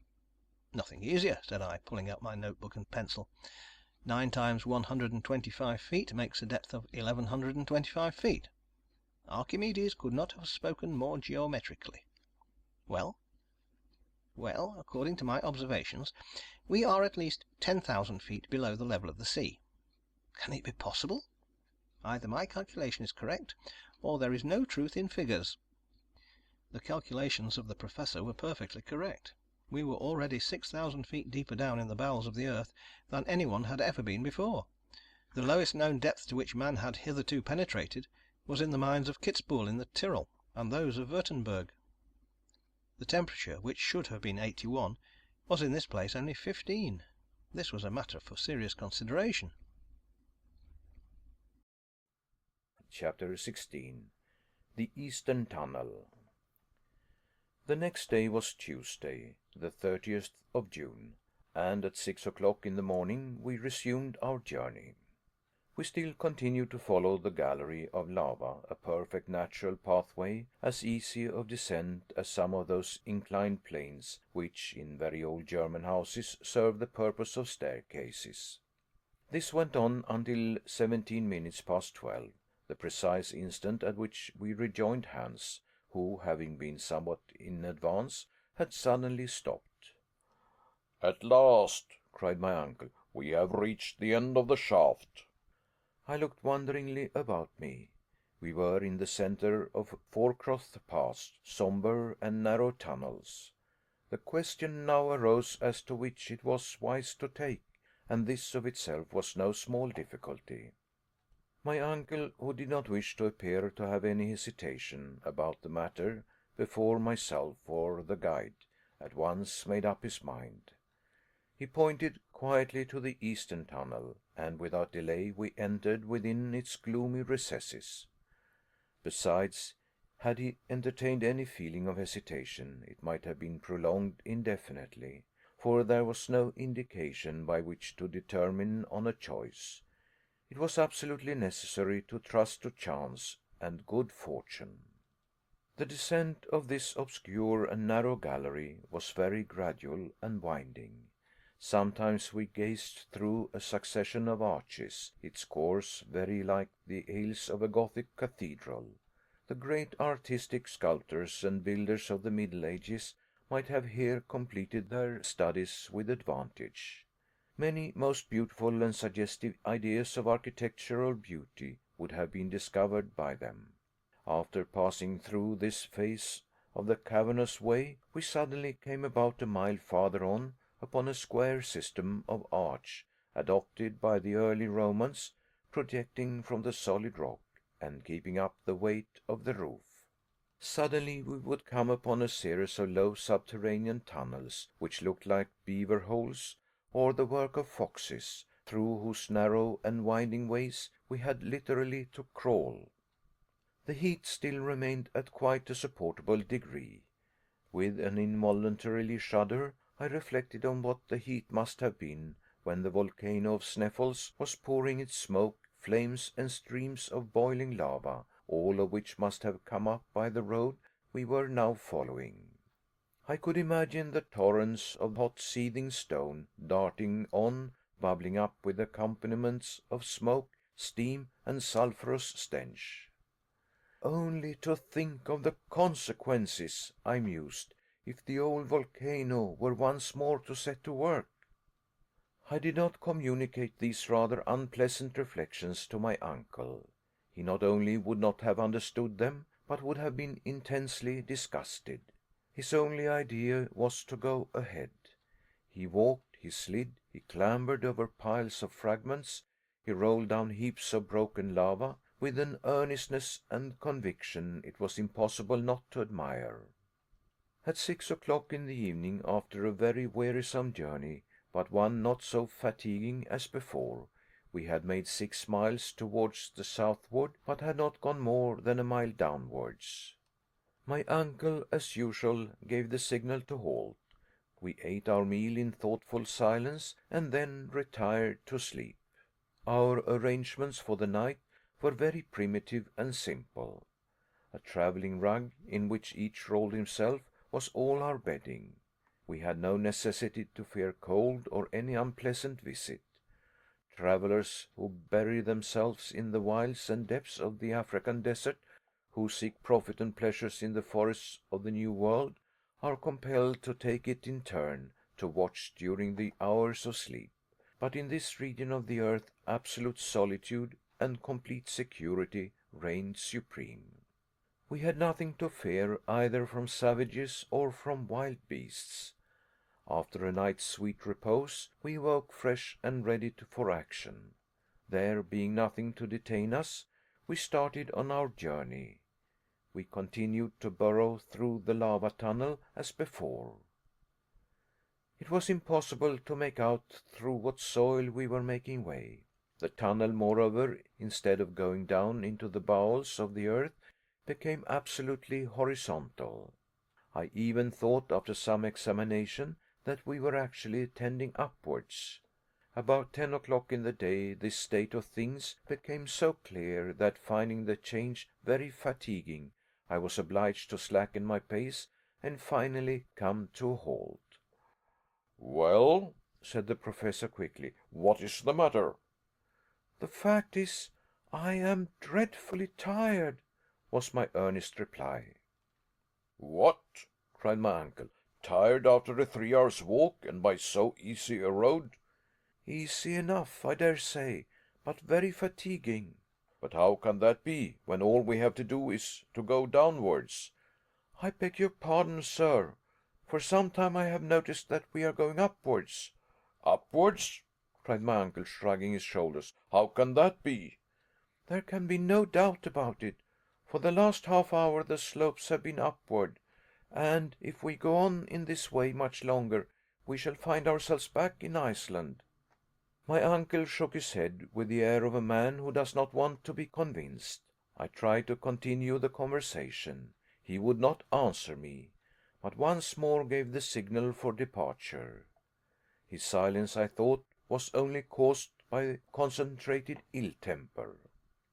However this might be, I once more took up my load, and boldly and resolutely followed Hans, who was now in advance of my uncle. I did not like to be beaten or even distanced. I was naturally anxious not to lose sight of my companions. The very idea of being left behind, lost in that terrible labyrinth, made me shiver as with the ague. Besides, if the ascending path was more arduous and painful to clamber, I had one source of secret consolation and delight. It was to all appearance taking us back to the surface of the earth. That of itself was hopeful. Every step I took confirmed me in my belief, and I began already to build castles in the air in relation to my marriage with my pretty little cousin. About 12 o'clock there was a great and sudden change in the aspect of the rocky sides of the gallery. I first noticed it from the diminution of the rays of light which cast back the reflection of the lamp. From being coated with shining and resplendent lava, it became living rock. The sides were sloping walls, which sometimes became quite vertical. We were now in what the geological professors call a state of transition, in the period of Silurian stones, so called because this specimen of early formation is very common in England, in the countries formerly inhabited by the Celtic nation known as silures. "I can see clearly now," I cried. "The sediment from the waters which once covered the whole earth formed during the second period of its existence these schists and these calcareous rocks. We are turning our backs on the granite rocks, and are like people from Hamburg who would go to Lübeck by way of Hanover." I might just as well have kept my observations to myself. My geological enthusiasm got the better, however, of my cooler judgment, and Professor Hardwigg heard my observations. "What is the matter now?" he said in a tone of great gravity.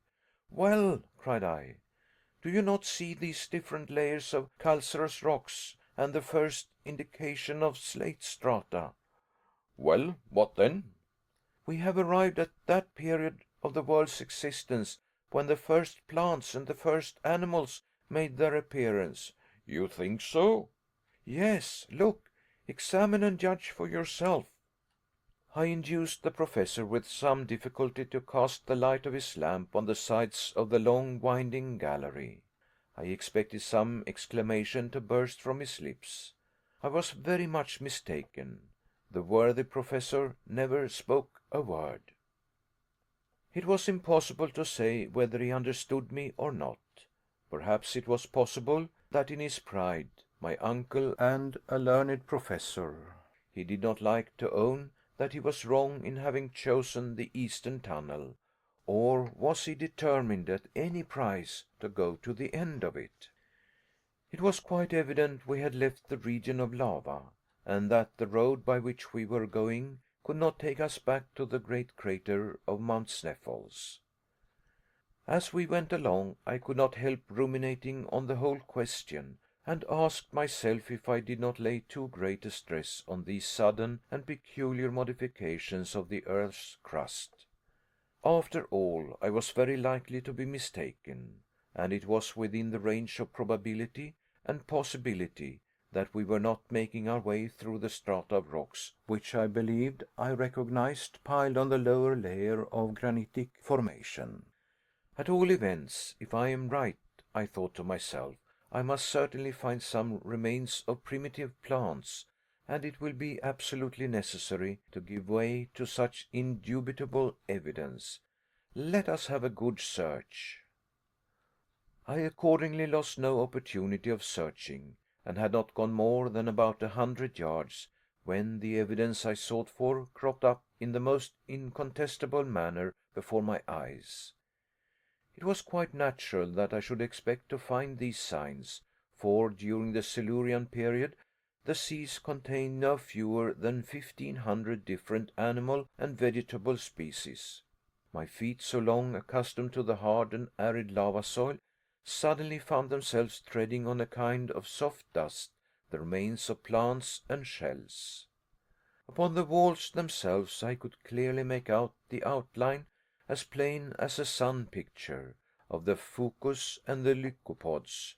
The worthy and excellent Professor Hardwigg could not, of course, make any mistake about the matter, but I believe he deliberately closed his eyes and continued on his way with a firm and unalterable step. I began to think that he was carrying his obstinacy a great deal too far. I could no longer act with prudence or composure.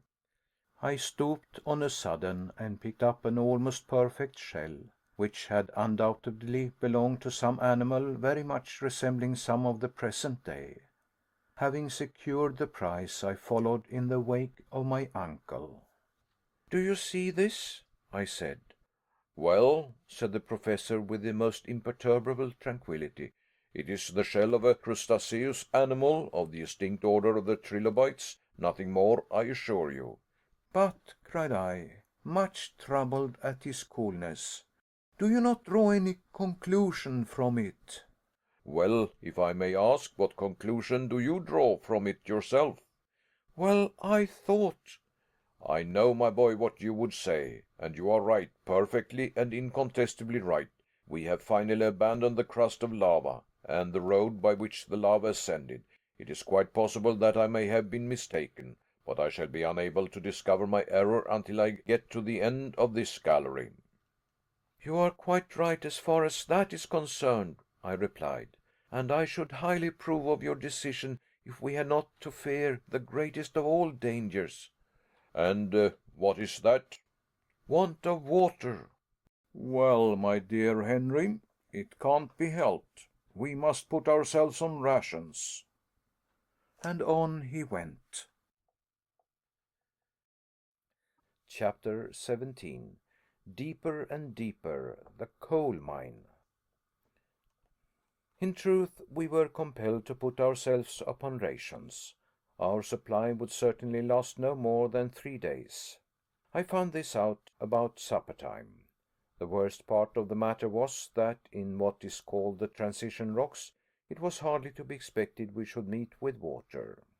I had read of the horrors of thirst, and I knew that where we were, a brief trial of its sufferings would put an end to our adventures and our lives. But it was utterly useless to discuss the matter with my uncle. He would have answered by some axiom from Plato. During the whole of next day we proceeded on our journey through this interminable gallery, arch after arch, tunnel after tunnel.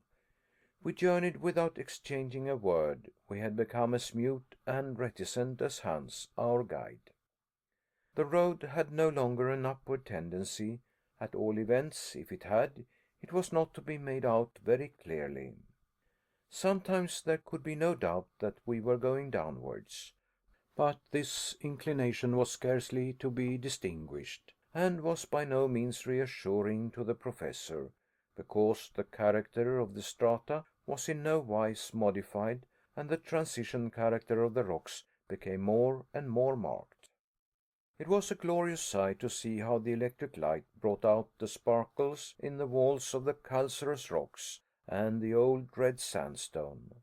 One might have fancied oneself in one of those deep cuttings in Devonshire, which have given their name to this kind of soil. Some magnificent specimens of marble projected from the sides of the gallery, some of an agate gray with white veins of variegated character, others of a yellow spotted color with red veins. Farther off might be seen samples of color in which cherry tinted seams were to be found in all their brightest shades. The greater number of these marbles were stamped with the marks of primitive animals. Since the previous evening, nature and creation had made considerable progress. Instead of the rudimentary trilobites, I perceived the remains of a more perfect order. Among others, the fish in which the eye of a geologist has been able to discover the first form of the reptile. The Devonian seas were inhabited by a vast number of animals of this species, which were deposited in tens of thousands in the rocks of new formation. It was quite evident to me that we were ascending the scale of animal life of which man forms the summit. My excellent uncle, the Professor, appeared not to take notice of these warnings. He was determined at any risk to proceed. He must have been in expectation of one of two things: either that a vertical well was about to open under his feet, and thus allow him to continue his descent, or that some insurmountable obstacle would compel us to stop and go back by the road we had so long traveled. But evening came again, and to my horror neither hope was doomed to be realized. On Friday, after a night when I began to feel the gnawing agony of thirst, and when in consequence appetite decreased, our little band rose and once more followed the turnings and windings, the ascents and descents of this interminable gallery. All were silent and gloomy. I could see that even my uncle had ventured too far. After about 10 hours of further progress, a progress dull and monotonous to the last degree, I remarked that the reverberation and reflection of our lamps upon the sides of the tunnel had singularly diminished. The marble, the schist, the calcareous rocks, the red sandstone had disappeared, leaving in their places a dark and gloomy wall, somber and without brightness. When we reached a remarkably narrow part of the tunnel, I leaned my left hand against the rock. When I took my hand away and happened to glance at it, it was quite black. We had reached the coal strata of the central earth. "A coal mine!" I cried. A coal mine without miners, responded my uncle a little severely. "How can we tell?" I can tell, replied my uncle in a sharp and doctorial tone. I am perfectly certain that this gallery, through successive layers of coal, was not cut by the hand of man. But whether it is the work of nature or not is of little concern to us. The hour for our evening meal has come. Let us sup. Hans, the guide, occupied himself in preparing food.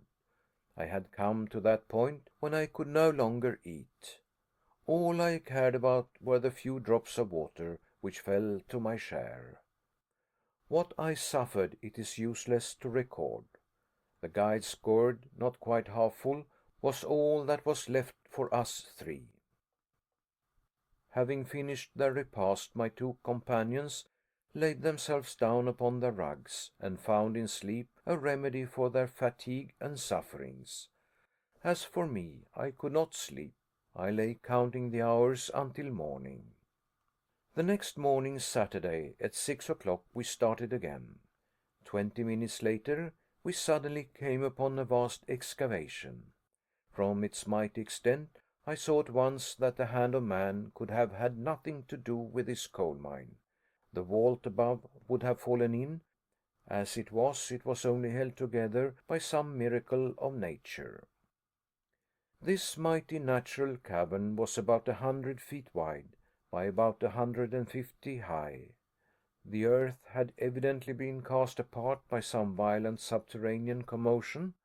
The mass, giving way to some prodigious upheaving of nature, had split in two, leaving the vast gap into which we inhabitants of the earth had penetrated for the first time. The whole singular history of the coal period was written on those dark and gloomy walls. A geologist would have been able easily to follow the different phases of its formation. The seams of coal were separated by strata of sandstone, a compact clay which appeared to be crushed down by the weight from above. At that period of the world which preceded the secondary epoch, the earth was covered by a coating of enormous and rich vegetation, due to the double action of tropical heat and perpetual humidity. A vast atmospheric cloud of vapor surrounded the earth on all sides, preventing the rays of the sun from ever reaching it. Hence the conclusion that these intense heats did not arise from this new source of caloric. Perhaps even the star of day was not quite ready for its brilliant work to illumine a universe.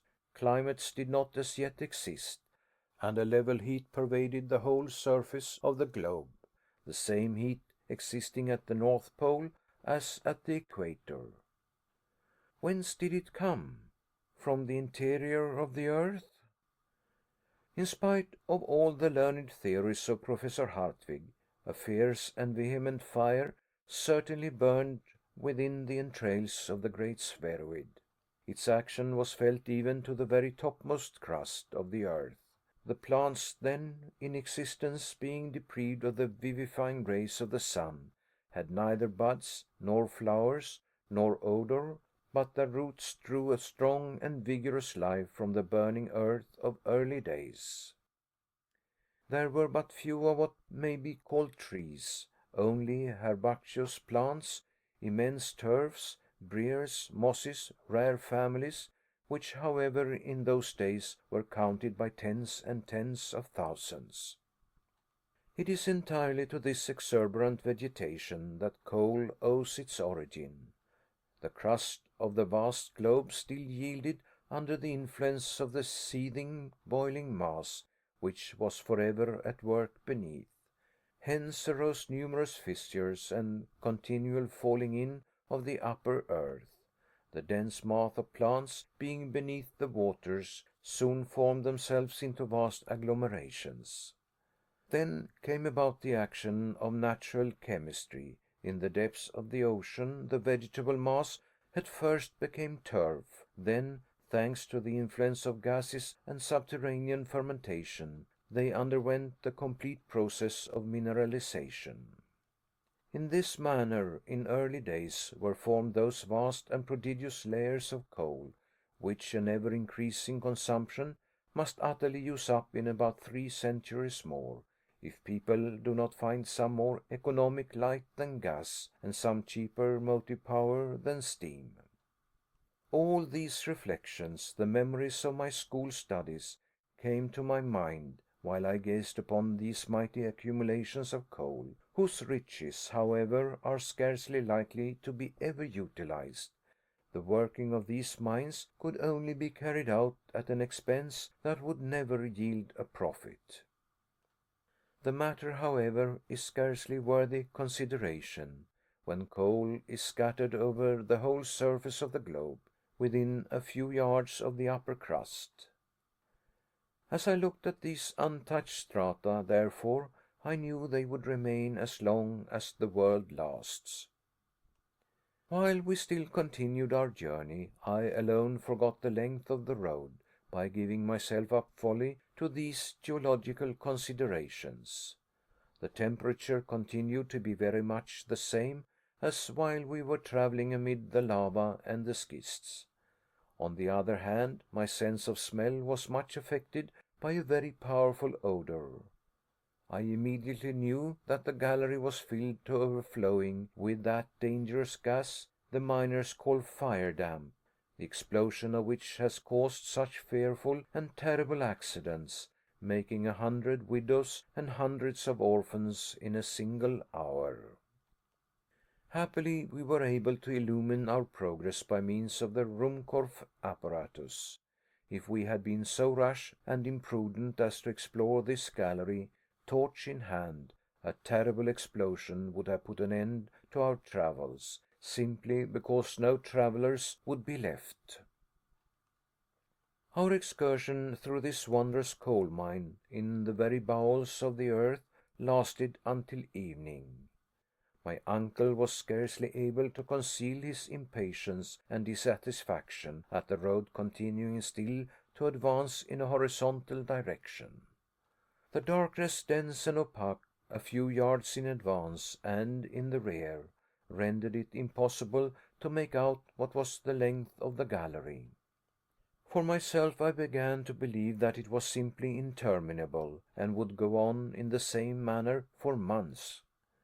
Suddenly, at 6 o'clock, we stood in front of a wall.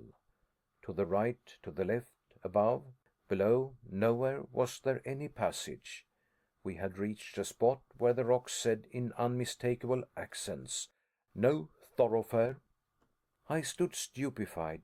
The guide simply folded his arms. My uncle was silent. Well, well, so much the better, cried my uncle at last. I now know what we are about.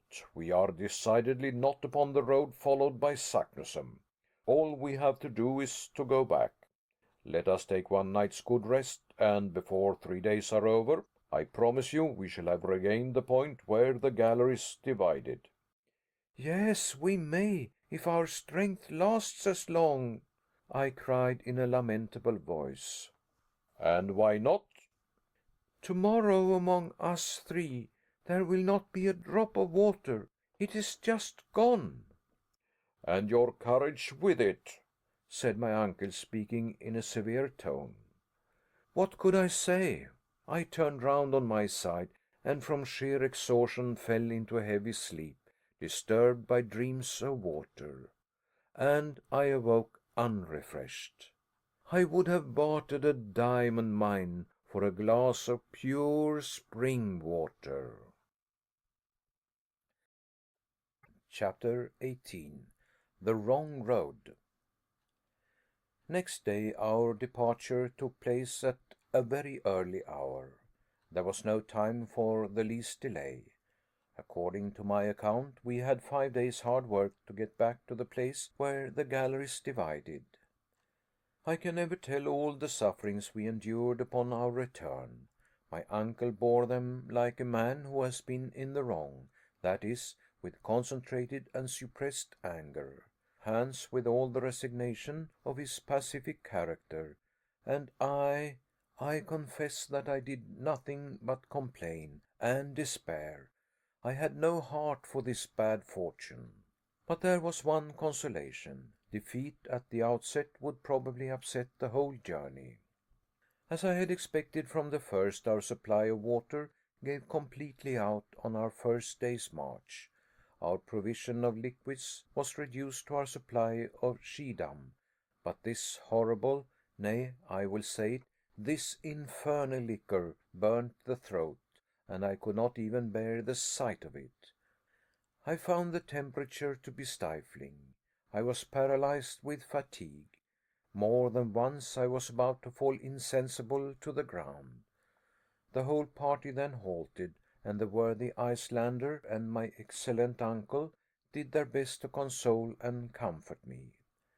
I could, however, plainly see that my uncle was contending painfully against the extreme fatigues of our journey and the awful torture generated by the absence of water. At length a time came when I ceased to recollect anything, when all was one awful, hideous, fantastic dream. At last, on Tuesday, the 7th of the month of July, after crawling on our hands and knees for many hours, more dead than alive, we reached the point of junction between the galleries. I lay like a log, an inert mass of human flesh, on the arid lava soil. It was then 10 in the morning. Hans and my uncle, leaning against the wall, tried to nibble away at some pieces of biscuit, while deep groans and sighs escaped from my scorched and swollen lips. Then I fell off into a kind of deep lethargy.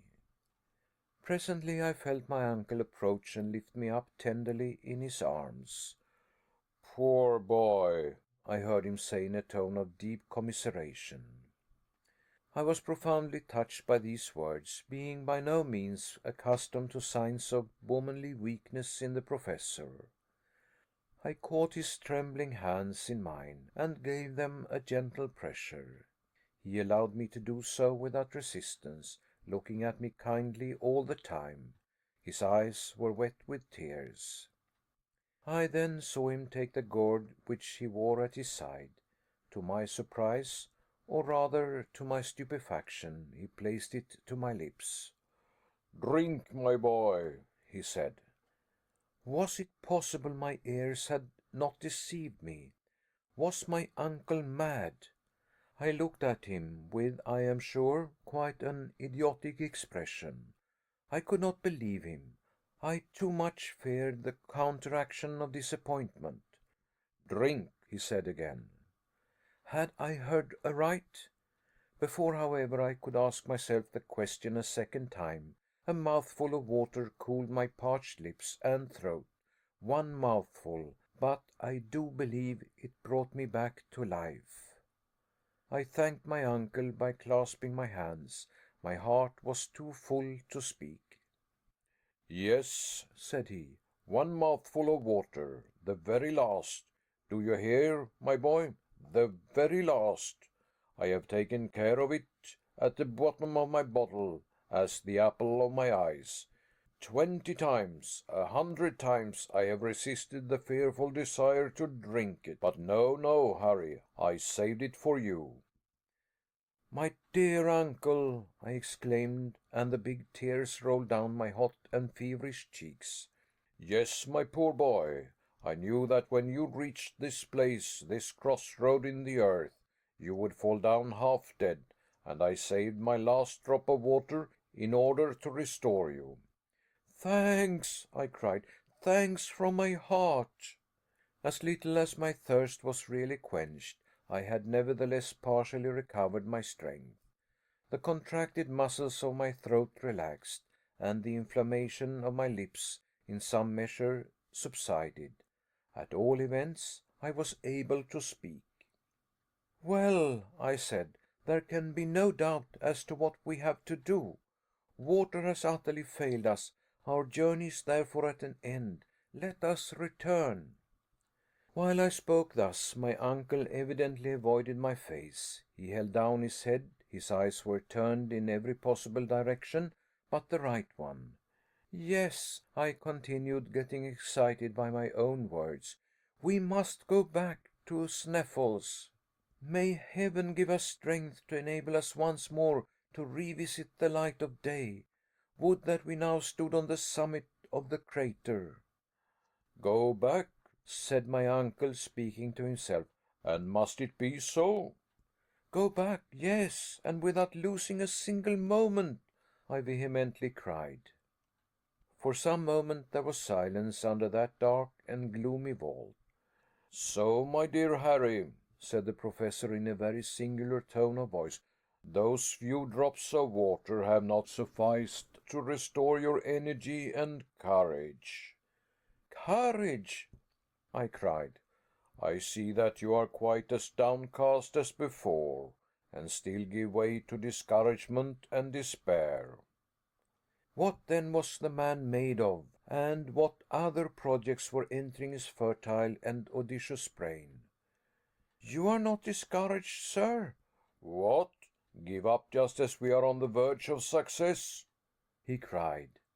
"Never, never shall it be said that Professor Hardwigg retreated." "Then we must make up our minds to perish," I cried with a helpless sigh. "No, Harry, my boy, certainly not. Go, leave me. I am very far from desiring your death. Take Hans with you. I will go on alone." "You ask us to leave you?" "Leave me, I say. I have undertaken this dangerous and perilous adventure. I will carry it to the end, or I will never return to the surface of Mother Earth. Go, Harry. Once more I say to you, go." My uncle, as he spoke, was terribly excited. His voice, which before had been tender, almost womanly, became harsh and menacing. He appeared to be struggling with desperate energy against the impossible. I did not wish to abandon him at the bottom of that abyss, while, on the other hand, the instinct of preservation told me to fly. Meanwhile, our guide was looking on with profound calmness and indifference. He appeared to be an unconcerned party, and yet he perfectly well knew what was going on between us. Our gestures sufficiently indicated the different roads each wished to follow, and which each tried to influence the other to undertake. But Hans appeared not to take the slightest interest in what was really a question of life and death for us all, but waited quite ready to obey the signal which should say go aloft, or to resume his desperate journey into the interior of the earth. How then I wished with all my heart and soul that I could make him understand my words. My representations, my sighs and groans, the earnest accents in which I should have spoken, would have convinced that cold, hard nature. Those fearful dangers and perils of which the stolid guide had no idea. I would have pointed them out to him. I would have, as it were, made him see and feel. Between us we might have convinced the obstinate professor. If the worst had come to the worst, we could have compelled him to return to the summit of Sneffels. I quietly approached Hans. I caught his hand in mine. He never moved a muscle. I indicated to him the road to the top of the crater. He remained motionless. My panting form, my haggard countenance, must have indicated the extent of my sufferings. The Icelander gently shook his head and pointed to my uncle. "Master," he said. The word is Icelandic as well as English. "The master!" I cried beside myself with fury. "Madman! No, I tell you, he is not the master of our lives. We must fly. We must drag him with us. Do you hear me? Do you understand me? I say." I have already explained that I held Hans by the arm. I tried to make him rise from his seat. I struggled with him and tried to force him away. My uncle now interposed. "My good Henry, be calm," he said. "You will obtain nothing from my devoted follower, therefore listen to what I have to say." I folded my arms as well as I could, and looked at my uncle full in the face. "This wretched want of water," he said, "is the sole obstacle to the success of my project. In the entire gallery, made of lava, schist, and coal, it is true we found not one liquid molecule. It is quite possible that we may be more fortunate in the western tunnel." My sole reply was to shake my head with an air of deep incredulity. "Listen to me to the end," said the professor in his well-known lecturing voice. "While you lay yonder without life or motion, I undertook a reconnoitring journey into the conformation of this other gallery. I have discovered that it goes directly downwards into the bowels of the earth, and in a few hours will take us to the old granitic formation. In this we shall undoubtedly find innumerable springs. The nature of the rock makes this a mathematical certainty, and instinct agrees with logic to say that it is so. Now this is the serious proposition which I have to make to you. When Christopher Columbus asked of his men 3 days to discover the land of promise, his men, ill, terrified, and hopeless, yet gave him 3 days, and the New World was discovered. Now I, the Christopher Columbus of this subterranean region, only ask of you 1 more day. If, when that time is expired, I have not found the water of which we are in search, I swear to you, I will give up my mighty enterprise and return to the earth's surface."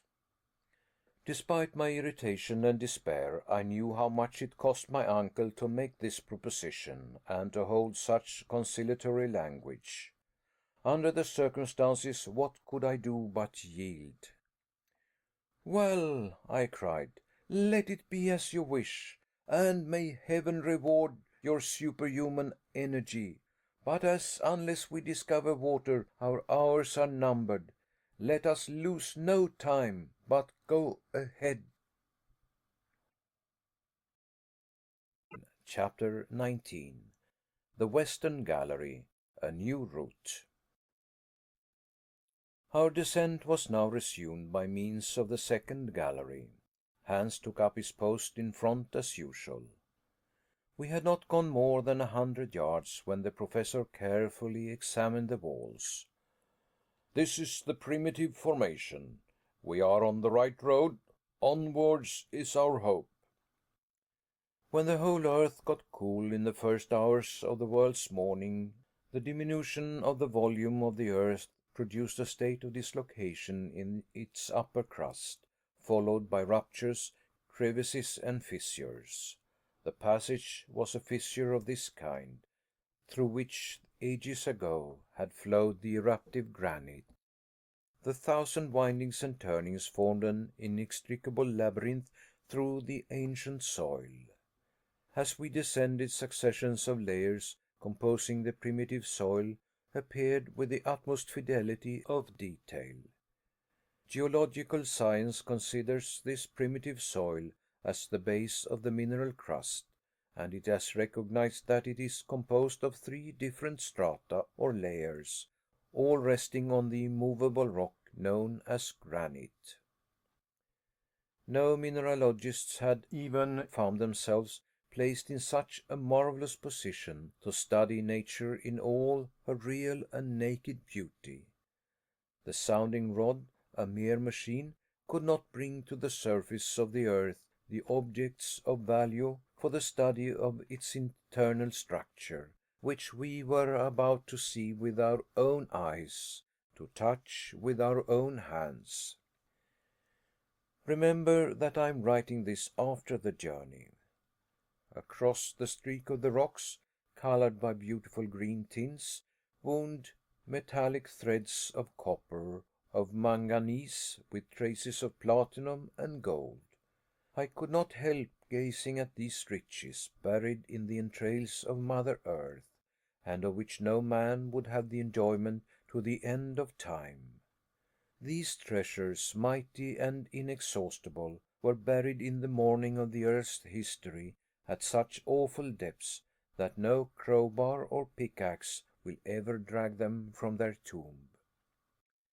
The light of our Ruhmkorff's coil increased tenfold by the myriad of prismatic masses of rock, sent its jets of fire in every direction, and I could fancy myself traveling through a huge hollow diamond, the rays of which produced myriads of extraordinary effects. Towards 6 o'clock this festival of light began sensibly and visibly to decrease, and soon almost ceased.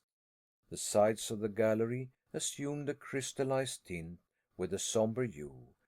White mica began to commingle more freely with feldspar and quartz, to form what may be called the true rock, the stone which is hard above all, that supports without being crushed the 4 stories of the earth's soil. We were walled by an immense prison of granite. It was now 8 o'clock, and still there was no sign of water. The sufferings I endured were horrible. My uncle now kept at the head of our little column. Nothing could induce him to stop. I, meanwhile, had but one real thought. My ear was keenly on the watch to catch the sound of a spring. But no pleasant sound of falling water fell upon my listening ear. But at last the time came when my limbs refused to carry me longer. I contended heroically against the terrible tortures I endured, because I did not wish to compel my uncle to halt. To him I knew this would be the last fatal stroke. Suddenly I felt a deadly faintness come over me. My eyes could no longer see. My knees shook. I gave one despairing cry and fell. Help! Help! I am dying! My uncle turned and slowly retraced his steps. He looked at me with folded arms, and then allowed one sentence to escape in hollow accents from his lips. "All is over." The last thing I saw was a face fearfully distorted with pain and sorrow, and then my eyes closed. When I again opened them, I saw my companions lying near me, motionless, wrapped in their huge traveling rugs. Were they asleep or dead? For myself, sleep was wholly out of the question. My fainting fit over, I was wakeful as the lark. I suffered too much for sleep to visit my eyelids, the more that I thought myself sick unto death, dying. The last words spoken by my uncle seemed to be buzzing in my ears. All is over. And it was probable that he was right. In the state of prostration to which I was reduced, it was madness to think of ever again seeing the light of day. Above were miles upon miles of the earth's crust. As I thought of it, I could fancy the whole weight resting on my shoulders. I was crushed, annihilated, and exhausted myself in vain attempts to turn in my granite bed. Hours upon hours passed away.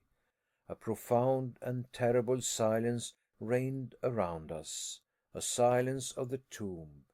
Nothing could make itself heard through these gigantic walls of granite. The very thought was stupendous. Presently, despite my apathy, despite the kind of deadly calm into which I was cast, something aroused me. It was a slight but peculiar noise. While I was watching intently, I observed that the tunnel was becoming dark. Then, gazing through the dim light that remained, I thought I saw the Icelander taking his departure, lamp in hand. Why had he acted thus? Did Hans the guide mean to abandon us? My uncle lay fast asleep, or dead. I tried to cry out and arouse him. My voice, feebly issuing from my parched and fevered lips, found no echo in that fearful place. My throat was dry, my tongue stuck to the roof of my mouth. The obscurity had by this time become intense, and at last even the faint sound of the guide's footsteps was lost in the blank distance. My soul seemed filled with anguish, and death appeared welcome. Only let it come quickly. Hans is leaving us, I cried. Hans, Hans, if you are a man, come back. These words were spoken to myself. They could not be heard aloud. Nevertheless, after the first moments of terror were over, I was ashamed of my suspicions against a man who hitherto had behaved so admirably. Nothing in his conduct or character justified suspicion. Moreover, a moment's reflection reassured me. His departure could not be a flight. Instead of ascending the gallery, he was going deeper down into the gulf. Had he had any bad design, his way would have been upwards. This reasoning calmed me a little, and I began to hope. The good and peaceful and imperturbable Hans would certainly not have arisen from his sleep without some serious and grave motive. Was he bent on a voyage of discovery? During the deep, still silence of the night, had he at last heard that sweet murmur about which we were all so anxious? Chapter 20. Water, where is it? A bitter disappointment. During a long, weary hour, there crossed my wildly delirious brain all sorts of reasons as to what could have aroused our quiet and faithful guide. The most absurd and ridiculous ideas passed through my head, each more impossible than the other.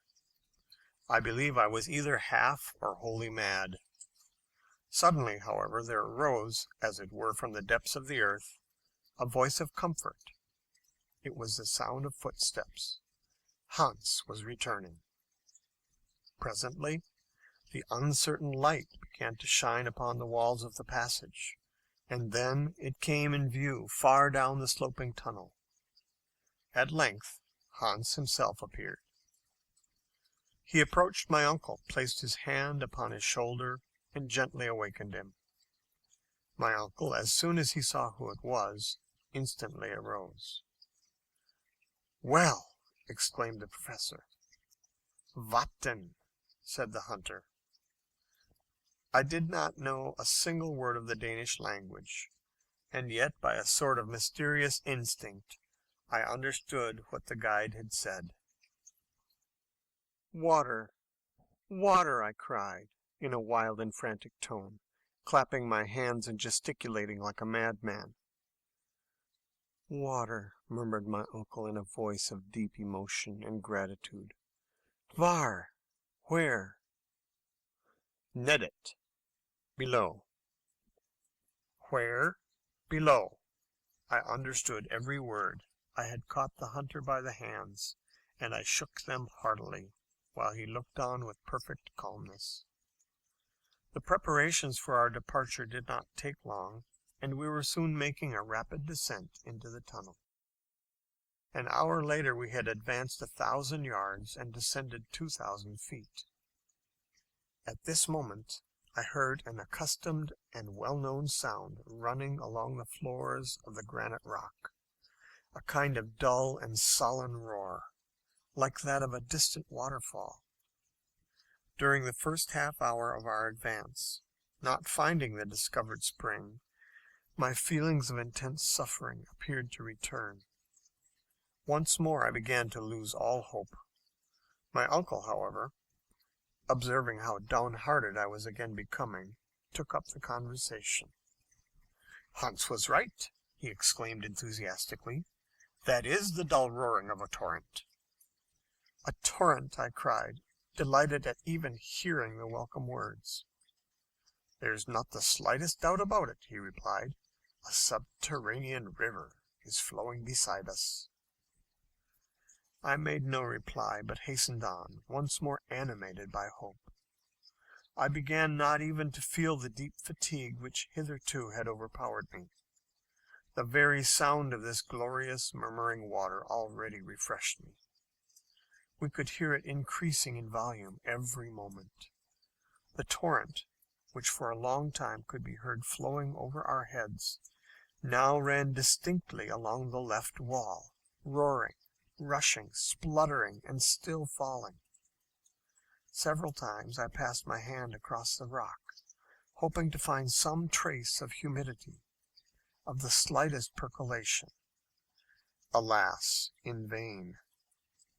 Again a half-hour passed in the same weary toil. Again we advanced. It now became evident that the hunter, during his absence, had not been able to carry his researches any farther. Guided by an instinct peculiar to the dwellers in mountain regions and water-finders, he smelt the living spring through the rock. Still, he had not seen the precious liquid. He had neither quenched his own thirst nor brought us one drop in his gourd. Moreover, we soon made the disastrous discovery that, if our progress continued, we should soon be moving away from the torrent, the sound of which gradually diminished. We turned back. Hans halted at the precise spot where the sound of the torrent appeared nearest. I could bear the suspense and suffering no longer, and I seated myself against the wall, behind which I could hear the water seething and effervescing, not 2 feet away, but a solid wall of granite still separated us from it. Hans looked keenly at me, and strange enough, for once I thought I saw a smile on his imperturbable face. He rose from a stone on which he had been seated, and took up the lamp. I could not help rising and following. He moved slowly along the firm and solid granite wall. I watched him with mingled curiosity and eagerness.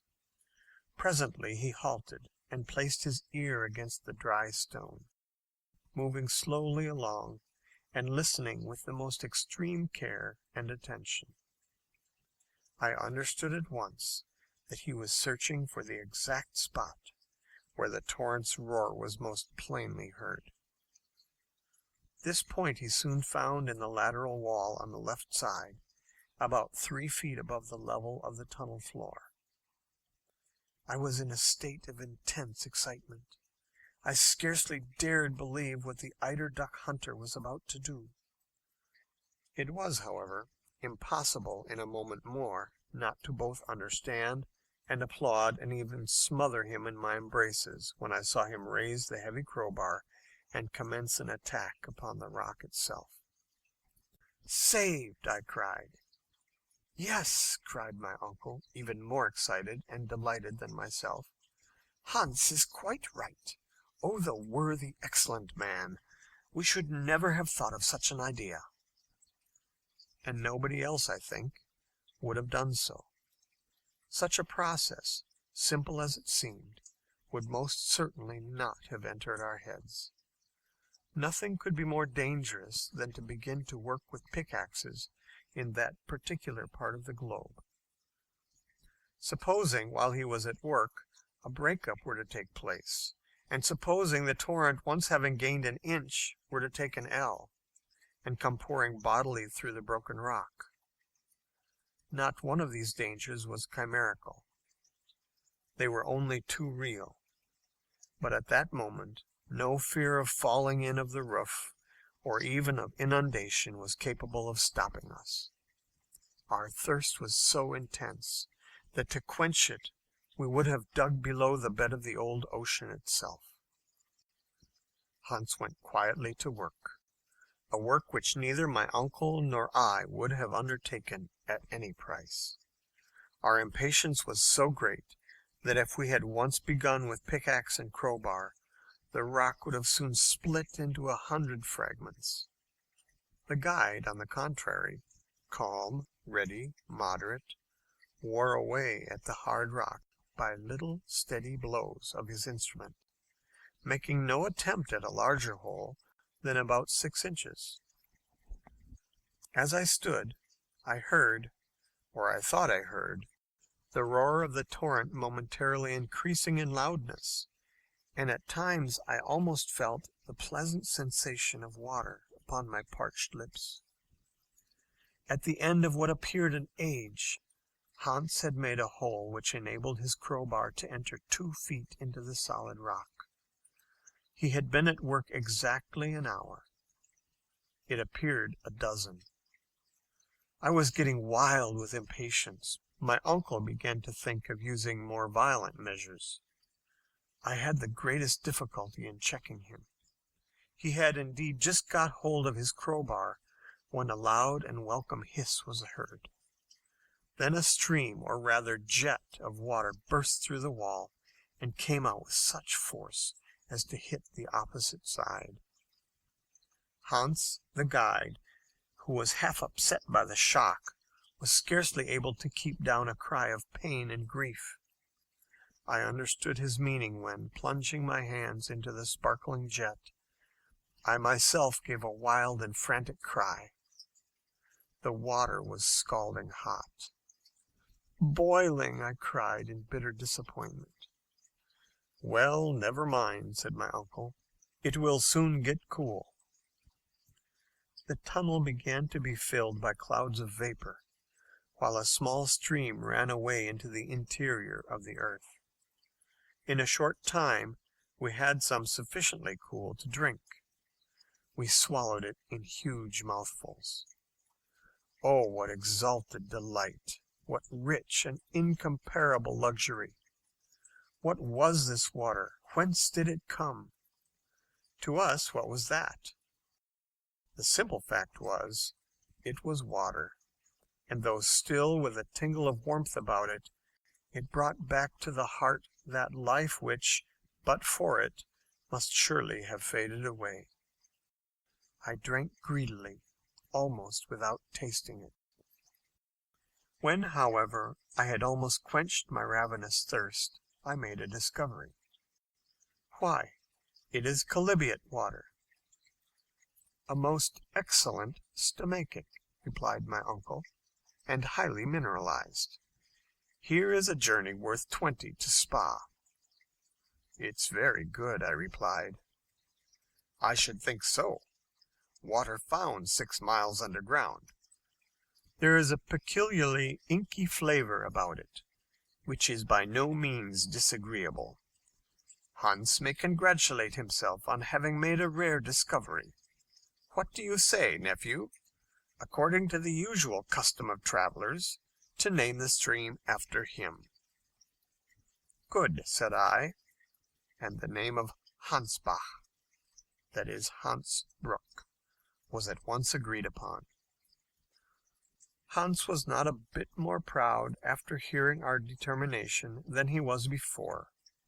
After having taken a very small modicum of the welcome refreshment, he had seated himself in a corner with his usual imperturbable gravity. Now, said I, it is not worth while letting this water run to waste. What is the use? Replied my uncle. The source from which this river rises is inexhaustible. Never mind, I continued. Let us fill our goat skin and gourds, and then try to stop the opening up. My advice, after some hesitation, was followed, or attempted to be followed. Hans picked up all the broken pieces of granite he had knocked out, and using some tow he happened to have about him, tried to shut up the fissure he had made in the wall. All he did was to scald his hands. The pressure was too great, and all our attempts were utter failures. It is evident, I remarked, that the upper surface of these springs is situated at a very great height above, as we may fairly infer from the great pressure of the jet. That is by no means doubtful, replied my uncle. If this column of water is about 32,000 feet high, the atmospheric pressure must be something enormous.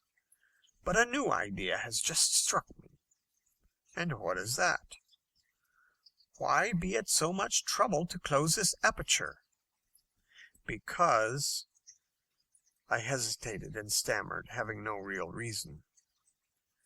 When our water bottles are empty, we are not at all sure that we shall be able to fill them, observed my uncle. I think that is very probable. Well, then, let this water run. It will, of course, naturally follow in our track, and will serve to guide and refresh us. I think the idea a good one, I cried in reply, and with this rivulet as a companion, there is no further reason why we should not succeed in our marvelous project. Ah, my boy, said the professor, laughing, after all, you are coming around. More than that, I am now confident of ultimate success. One moment, nephew mine. Let us begin by taking some hours of repose. I had utterly forgotten that it was night. The chronometer, however, informed me of the fact. Soon we were sufficiently restored and refreshed, and had all fallen into a profound sleep. Chapter 21. Under the Ocean. By the next day we had nearly forgotten all our past sufferings. The first sensation I had experienced was surprise at not being thirsty, and I actually asked myself the reason. The running stream, which flowed in rippling wavelets at my feet, was the satisfactory reply. We breakfasted with a good appetite, and then drank our fill of the excellent water. I felt myself quite a new man, ready to go anywhere my uncle chose to lead. I began to think. Why should not a man as seriously convinced as my uncle succeed, with so excellent a guide as worthy Hans, and so devoted a nephew as myself? These were the brilliant ideas which now invaded my brain. Had the proposition now been made to go back to the summit of Mount Sneffels, I should have declined the offer in a most indignant manner. But fortunately there was no question of going up. We are about to descend farther into the interior of the earth. Let us be moving, I cried, awakening the echoes of the old world. We resumed our march on Thursday at 8 o'clock in the morning. The great granite tunnel, as it went round by sinuous and winding ways, presented every now and then sharp turns, and in fact all the appearance of a labyrinth. Its direction, however, was in general toward the southwest. My uncle made several pauses in order to consult his compass. The gallery now began to trend downwards in a horizontal direction, with about 2 inches of fall in every furlong. The murmuring stream flowed quietly at our feet. I could not but compare it to some familiar spirit guiding us through the earth, and I dabbled my fingers in its tepid water, which sang like a naiad as we progressed. My good humor began to assume a mythological character. As for my uncle, he began to complain of the horizontal character of the road. His route, he found, began to be indefinitely prolonged, instead of sliding down the celestial ray, according to his expression. But we had no choice, and as long as our road led toward the center, however little progress we made, there was no reason to complain. Moreover, from time to time the slopes were much greater. The naiad sang more loudly, and we began to dip downward in earnest. As yet, however, I felt no painful sensation. I had not got over the excitement of the discovery of water. That day and the next we did a considerable amount of horizontal, and relatively little vertical, traveling. On Friday evening, the 10th of July, according to our estimation, we ought to have been 30 leagues to the southeast of Reykjavik, and about 2 leagues and a half deep. We now received a rather startling surprise. Under our feet there opened a horrible well. My uncle was so delighted that he actually clapped his hands as he saw how steep and sharp was the descent. "Ah, ah!" he cried in rapturous delight. "This takes us a long way. Look at the projections of the rock. Ha!" he claimed. "It's a fearful staircase." Hans, however, who in all our troubles had never given up the ropes, took care so to dispose of them as to prevent any accidents. Our descent then began. I dare not call it a perilous descent, for I was already too familiar with that sort of work to look upon it as anything but a very ordinary affair. This well was a kind of narrow opening in the massive granite of the kind known as a fissure. The contraction of the terrestrial scaffolding, when it suddenly cooled, had been evidently the cause. If it had ever served in former times as a kind of funnel through which passed the eruptive masses vomited by Snæfell's, I was at a loss to explain how it had left no mark. We were, in fact, descending in a spiral, something like those winding staircases in use in modern homes. We were compelled every quarter of an hour, or thereabouts, to sit down in order to rest our legs.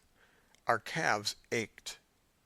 We then seated ourselves on some projecting rock with our legs hanging over, and gossiped while we ate a mouthful, drinking still from the pleasantly warm running stream which had not deserted us.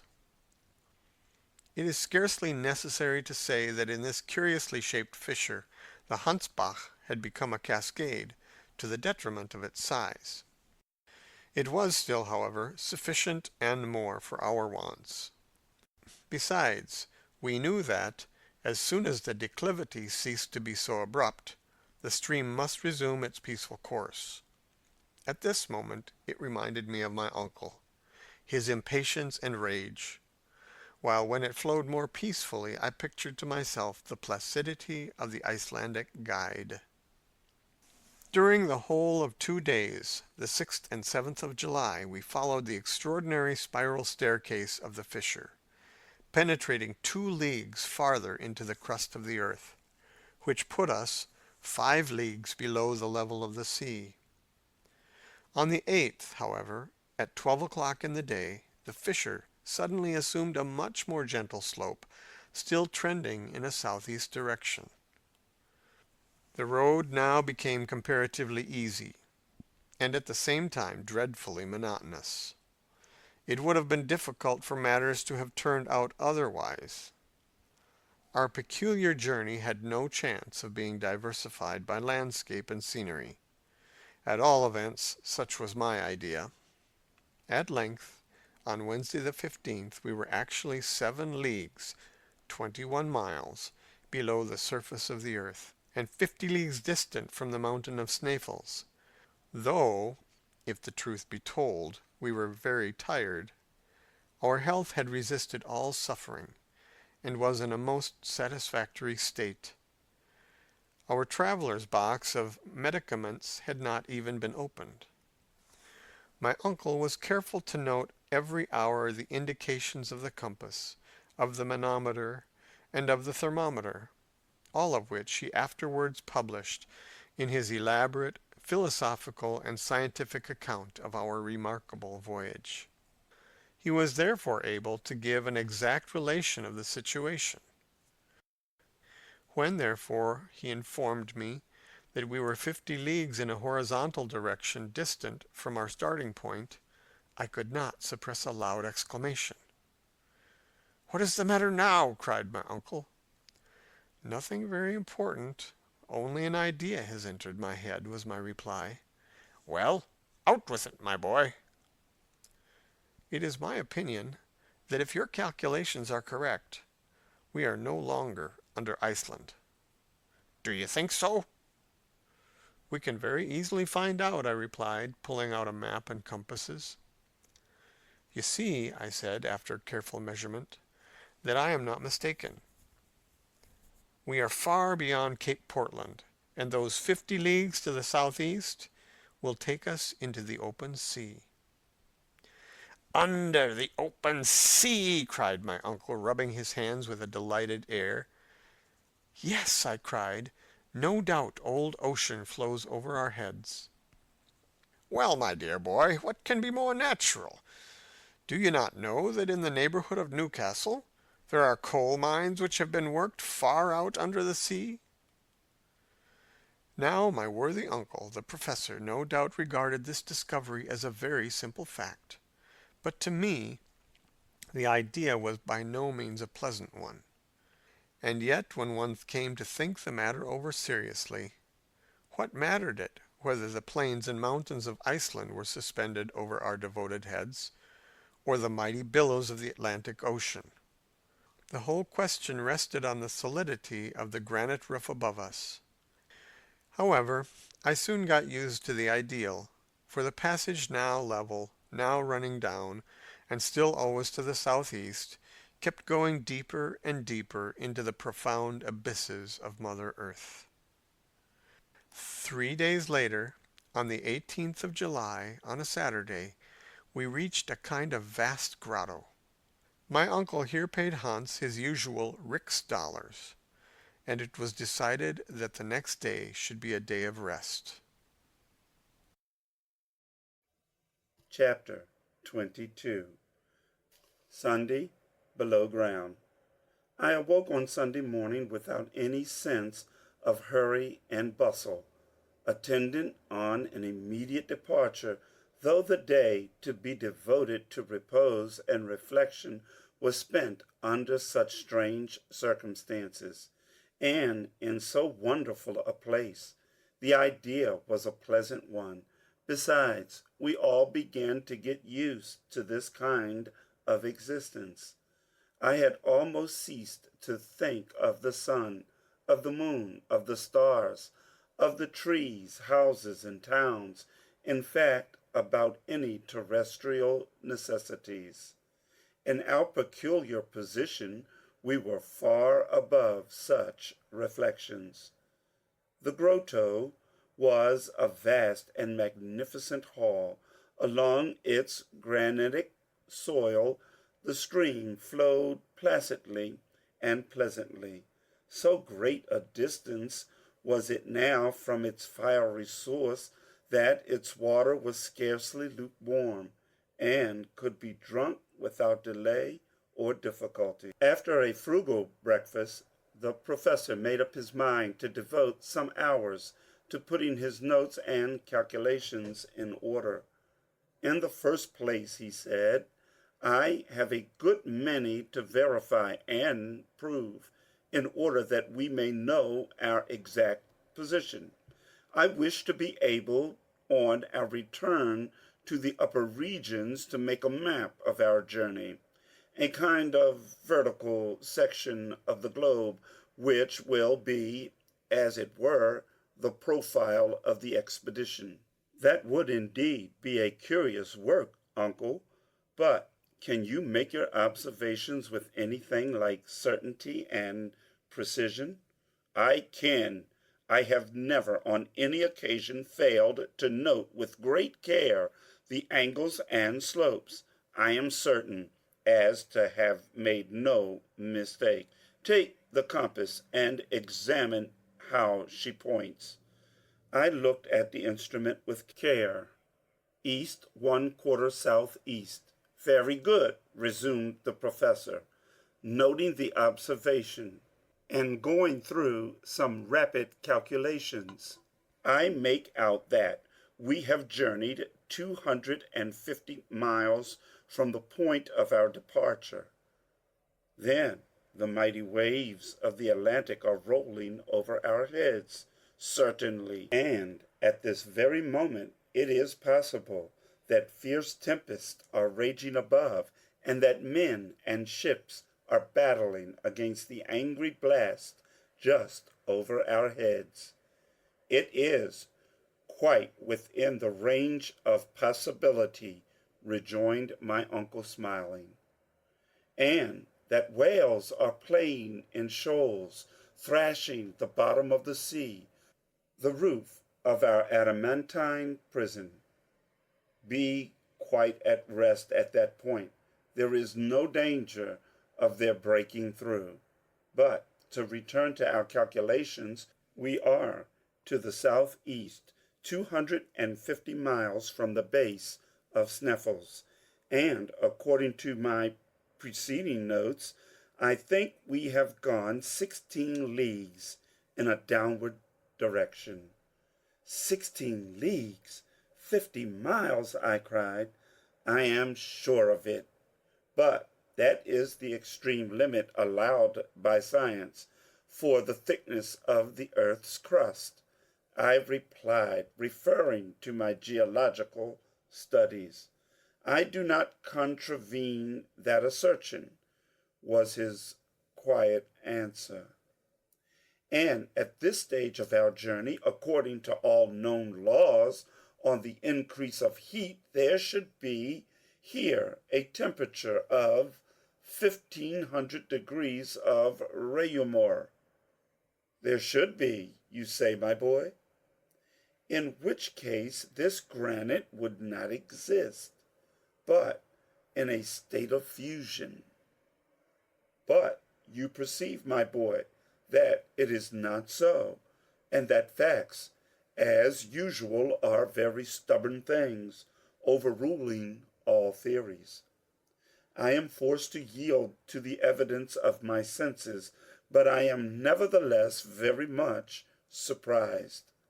What heat does the thermometer really indicate? Continued the philosopher. 27/6. So that science is wrong by 1474 degrees and 4/10, according to which it is demonstrated that the proportional increase in temperature is an exploded error. Humphrey Davy here shines forth in all his glory. He is right, and I have acted wisely to believe him. Have you any answer to make to this statement? Had I chosen to have spoken, I might have said a great deal. I in no way admitted the theory of Humphrey Davy. I still held out for the theory of proportional increase of heat, though I did not feel it. I was far more willing to allow that this chimney of an extinct volcano was covered by lava, of a kind refractory to heat, in fact, a bad conductor, which did not allow the great increase of temperature to percolate through its sides. The hot water jet supported my view of the matter. But without entering on a long and useless discussion, or seeking for new arguments to controvert my uncle, I contented myself with taking up facts as they were. Well, sir, I take for granted that all your calculations are correct, but allow me to draw from them a rigorous and definite conclusion. Go on, my boy, have your say, cried my uncle good-humoredly. At the place where we now are, under the latitude of Iceland, the terrestrial depth is about 1,583 leagues, 1,583 and a quarter. Well, suppose we say 1,600 in round numbers. Now, out of a voyage of 1,600 leagues, we have completed 16. As you say, what then? At the expense of a diagonal journey of no less than 85 leagues, exactly. We have been 20 days about it. Exactly 20. Now, 16 is the 100th part of our contemplated expedition. If we go on in this way, we shall be 2,000 days. That is about 5 years and a half going down. The professor folded his arms, listened, but did not speak. Without counting that if a vertical descent of 16 leagues cost us a horizontal of 85, we shall have to go about 8,000 leagues to the southeast, and we must therefore come out somewhere in the circumference long before we can hope to reach the center. Bother your calculations, cried my uncle in one of his old rages. On what basis do they rest? How do you know that this passage does not take us direct to the end we require? Moreover, I have in my favor, fortunately, a precedent. What I have undertaken to do, another has done, and he having succeeded, why should I not be equally successful?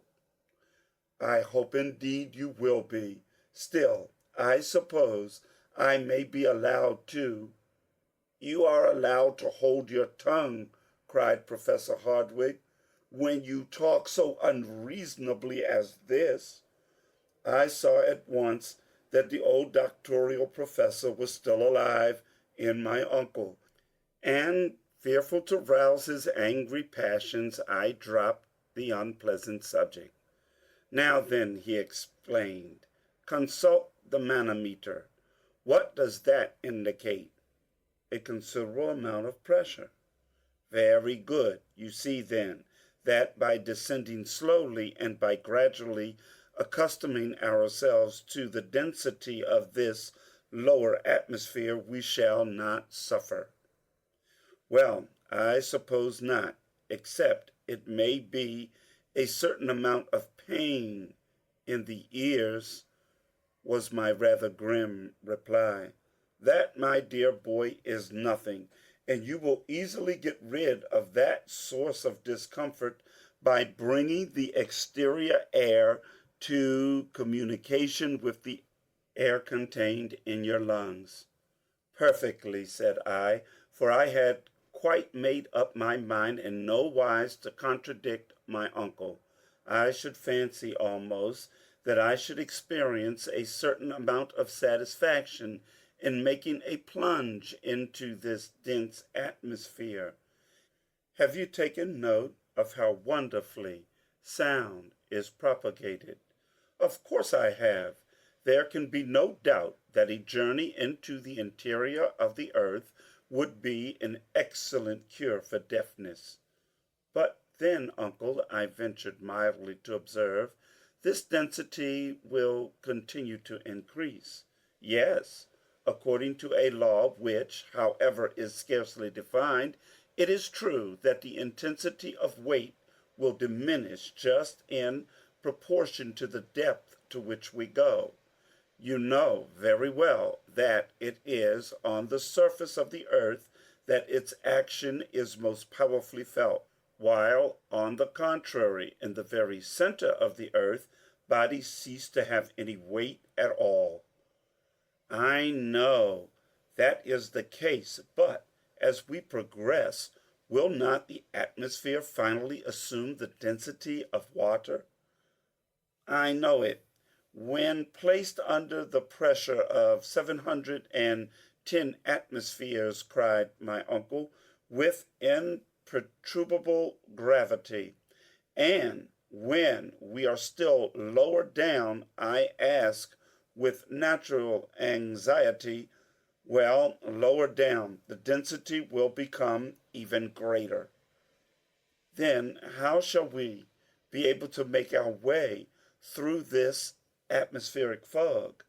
Well, my worthy nephew, we must ballast ourselves by filling our pockets with stones, said Professor Hardwigg. Faith, uncle, you have an answer for everything, was my only reply. I began to feel that it was unwise of me to go any farther into the wide field of hypotheses, for I should certainly have reviewed some difficulty, or rather impossibility, that would have enraged the professor.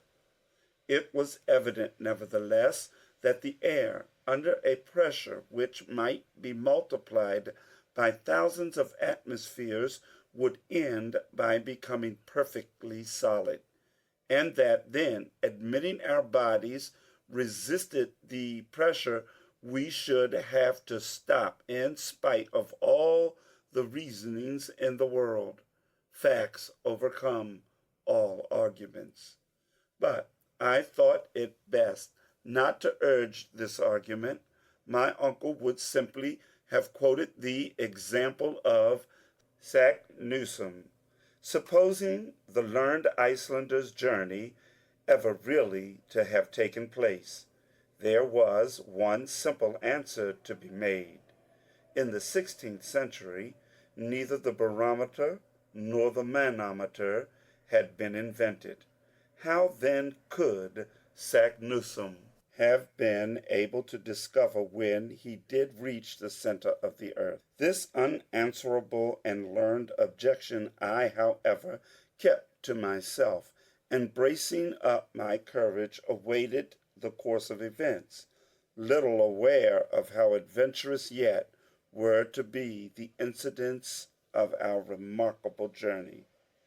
The rest of this day of leisure and repose was spent in calculation and conversation. I made it a point to agree with the professor in everything, but I envied the perfect indifference of Hans, who, without taking any such trouble about the cause and effect, went blindly onwards wherever destiny chose to lead him. Chapter 23. Alone. It must in all truth be confessed, things as yet had gone well, and I should have acted in bad taste to have complained, if the true medium of our difficulties did not increase. It was within the range of possibility that we might ultimately reach the end of our journey. Then what glory would be ours! I began, in the newly aroused ardor of my soul, to speak enthusiastically to the professor. Well, was I serious? The whole state in which we existed was a mystery, and it was impossible to know whether or not I was earnest. For several days after our memorable halt, the slopes became more rapid. Some were even of a most frightful character, almost vertical, so that we were forever going down into the solid interior mass. During some days we actually descended 1.5 leagues, even 2 leagues toward the center of the earth. The descents were sufficiently perilous, and while we were engaged in them, we learned fully to appreciate the marvelous coolness of our guide Hans. Without him we should have been wholly lost.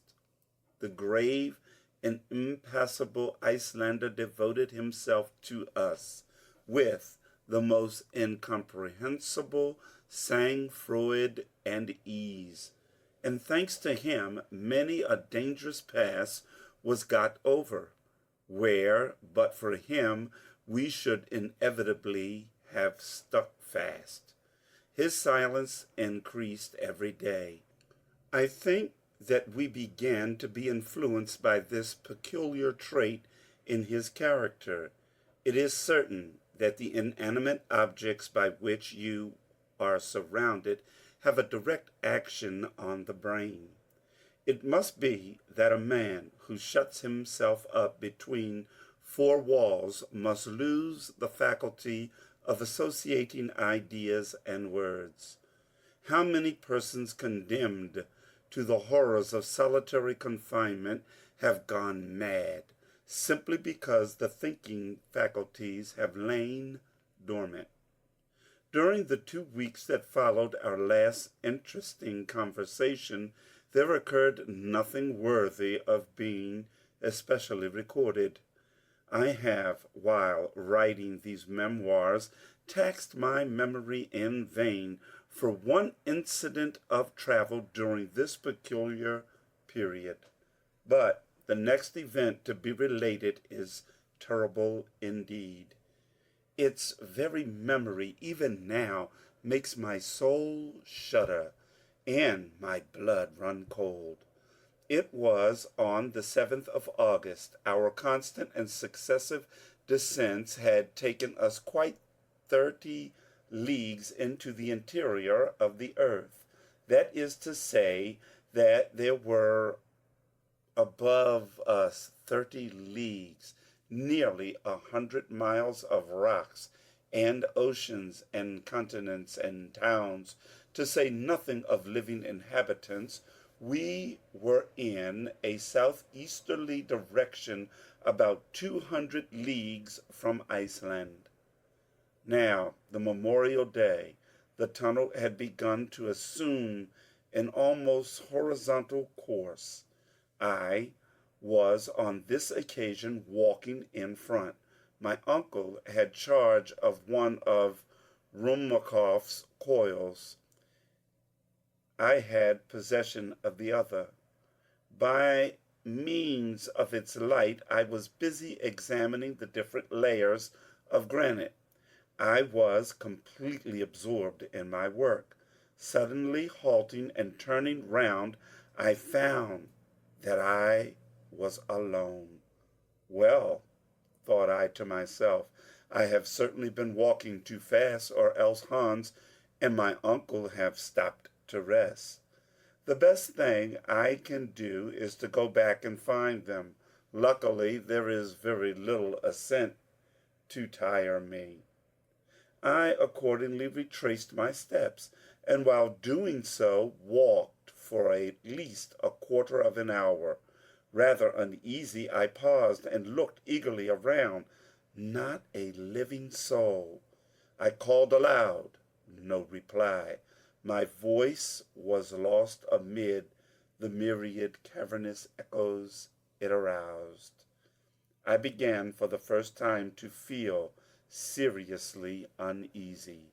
A cold shiver shook my whole body, and perspiration, chill and terrible, burst upon my skin. I must be calm, I said, speaking aloud, as boys whistle to drive away fear. There can be no doubt that I shall find my companions. There cannot be two roads. It is certain that I was considerably ahead. All I have to do is to go back. Having come to this determination, I ascended the tunnel for at least half an hour, unable to decide if I had ever seen certain landmarks before. Every now and then I paused to discover if any loud appeal was made to me, well knowing that in that dense and intensified atmosphere I should hear it a long way off. But no. The most extraordinary silence reigned in this immense gallery. Only the echoes of my own footsteps could be heard. At last I stopped. I could scarcely realize the fact of my isolation. I was quite willing to think that I had made a mistake, but not that I was lost. If I had made a mistake, I might find my way. If lost, I shuddered to think of it. Come, come, said I to myself, since there is only one road, and they must come by it, we shall at last meet. All I have to do is still go upwards.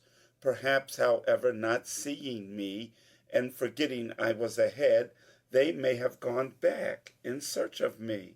Still, even in this case, if I make haste, I shall get up to them. There can be no doubt about the matter.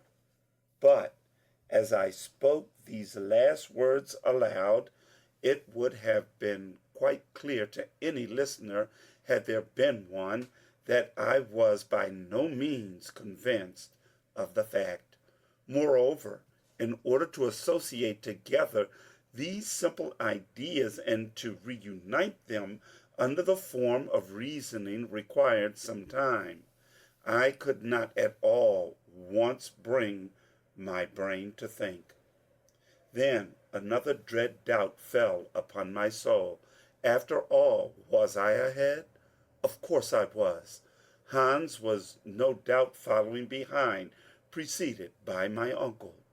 I perfectly recollected his having stopped for a moment to strap his baggage to his shoulder. I now remembered this trifling detail. It was, I believe, just at that very moment that I had determined to continue my route.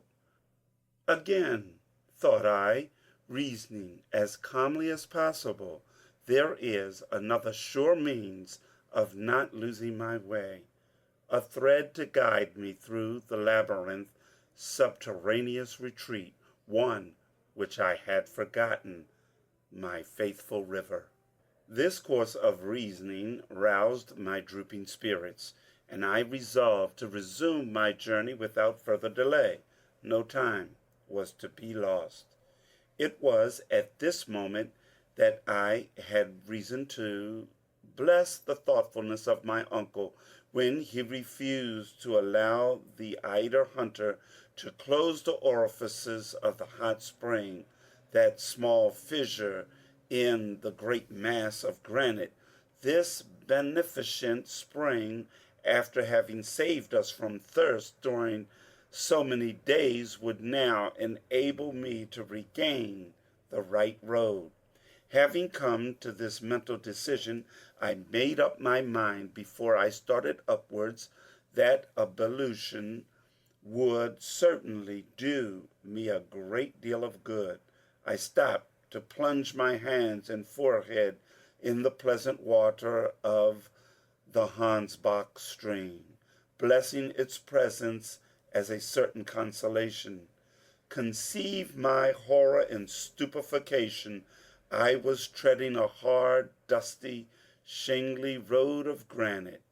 The stream on which I reckoned had wholly disappeared. Chapter 24. Lost. No words in any human language can depict my utter despair. I was literally buried alive, with no other expectation before me but to live in all the slow, horrible torture of hunger and thirst. Mechanically I crawled about, feeling the dry, arid rock. Never to my fancy had I ever felt anything so dry. But I frantically asked myself, how had I lost the course of the flowing stream? There could be no doubt it had ceased to flow in the gallery in which I now was. Now I began to understand the cause of the strange silence which prevailed when last I tried, if any appeal from my companions might perchance reach my ear. It so happened that when I first took an imprudent step in the wrong direction, I did not perceive the absence of the all-important stream. It was now quite evident that when we halted, another tunnel must have received the waters of the little torrent, and that I had unconsciously entered a different gallery. To what unknown depths had my companions gone? Where was I? How to get back? Clue or landmark? There was absolutely none. My feet left no signs on the granite and shingle. My brain throbbed with agony as I tried to discover the solution of this terrible problem. My situation, after all sophistry and reflection, had finally to be summed up in three awful words: lost, lost, lost, lost at a depth which, to my finite understanding, appeared to be immeasurable. These 30 leagues of the crust of the earth weighed upon my shoulders like the globe of the shoulders of Atlas, I felt myself crushed by the awful weight.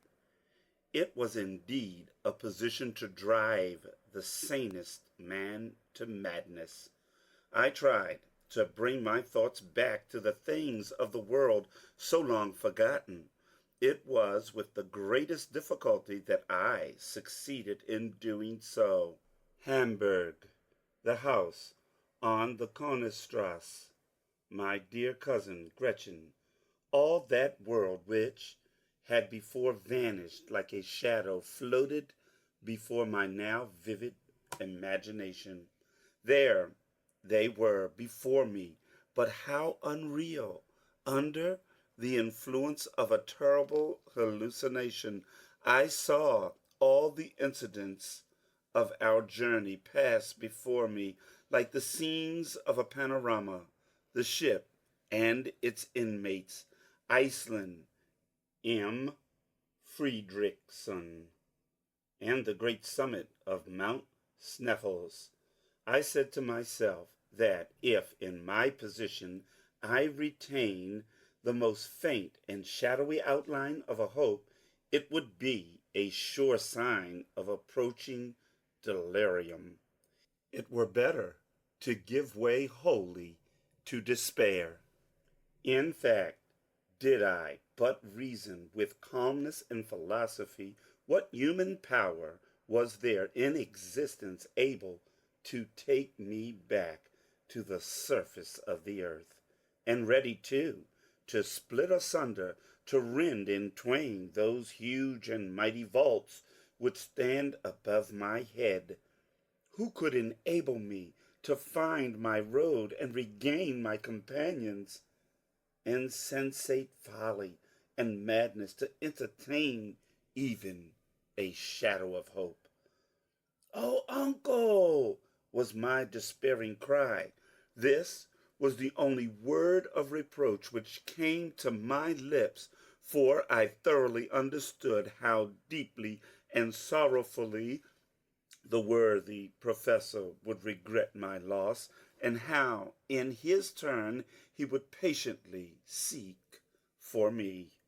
When I at last began to resign myself to the fact that no further aid was to be expected from man, and knowing that I was utterly powerless to do anything for my own salvation, I kneeled with earnest fervor and asked assistance from heaven. The remembrance of my innocent childhood, the memory of my mother, known only in my infancy, came welling forth from my heart. I had no recourse to prayer, and little as I had a right to be remembered by him whom I had forgotten in the hour of prosperity, and whom I so tardily invoked. I prayed earnestly and sincerely.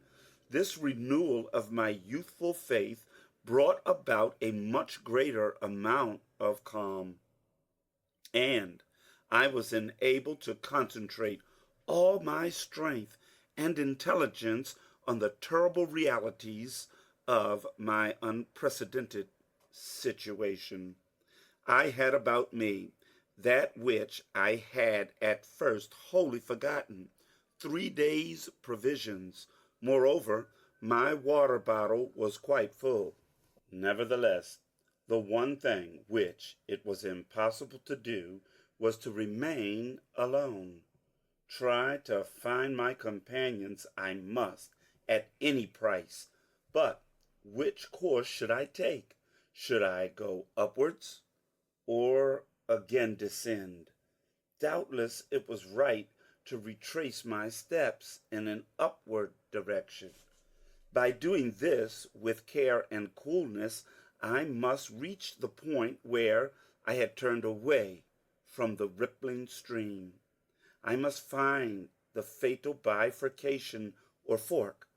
Once at this spot, once the river at my feet, I could at all events regain the awful crater of Mount Sneffels. Why had I not thought of this before. This at last was a reasonable hope of safety. The most important thing then to be done was to discover the bed of the Hansbach. After a slight meal and a draught of water, I rose like a giant refreshed. Leaning heavily on my pole, I began the ascent of the gallery. The slope was very rapid and rather difficult, but I advanced hopefully and carefully, like a man who at last is making his way out of a forest and knows there is only one road to follow. During one whole hour nothing happened to check my progress. As I advanced, I tried to recollect the shape of the tunnel, to recall to my memory certain projections of rocks, to persuade myself that I had followed certain winding routes before, but no one particular sign could I bring to mind, and I was soon forced to allow that this gallery would never take me back to the point at which I had separated myself from my companions.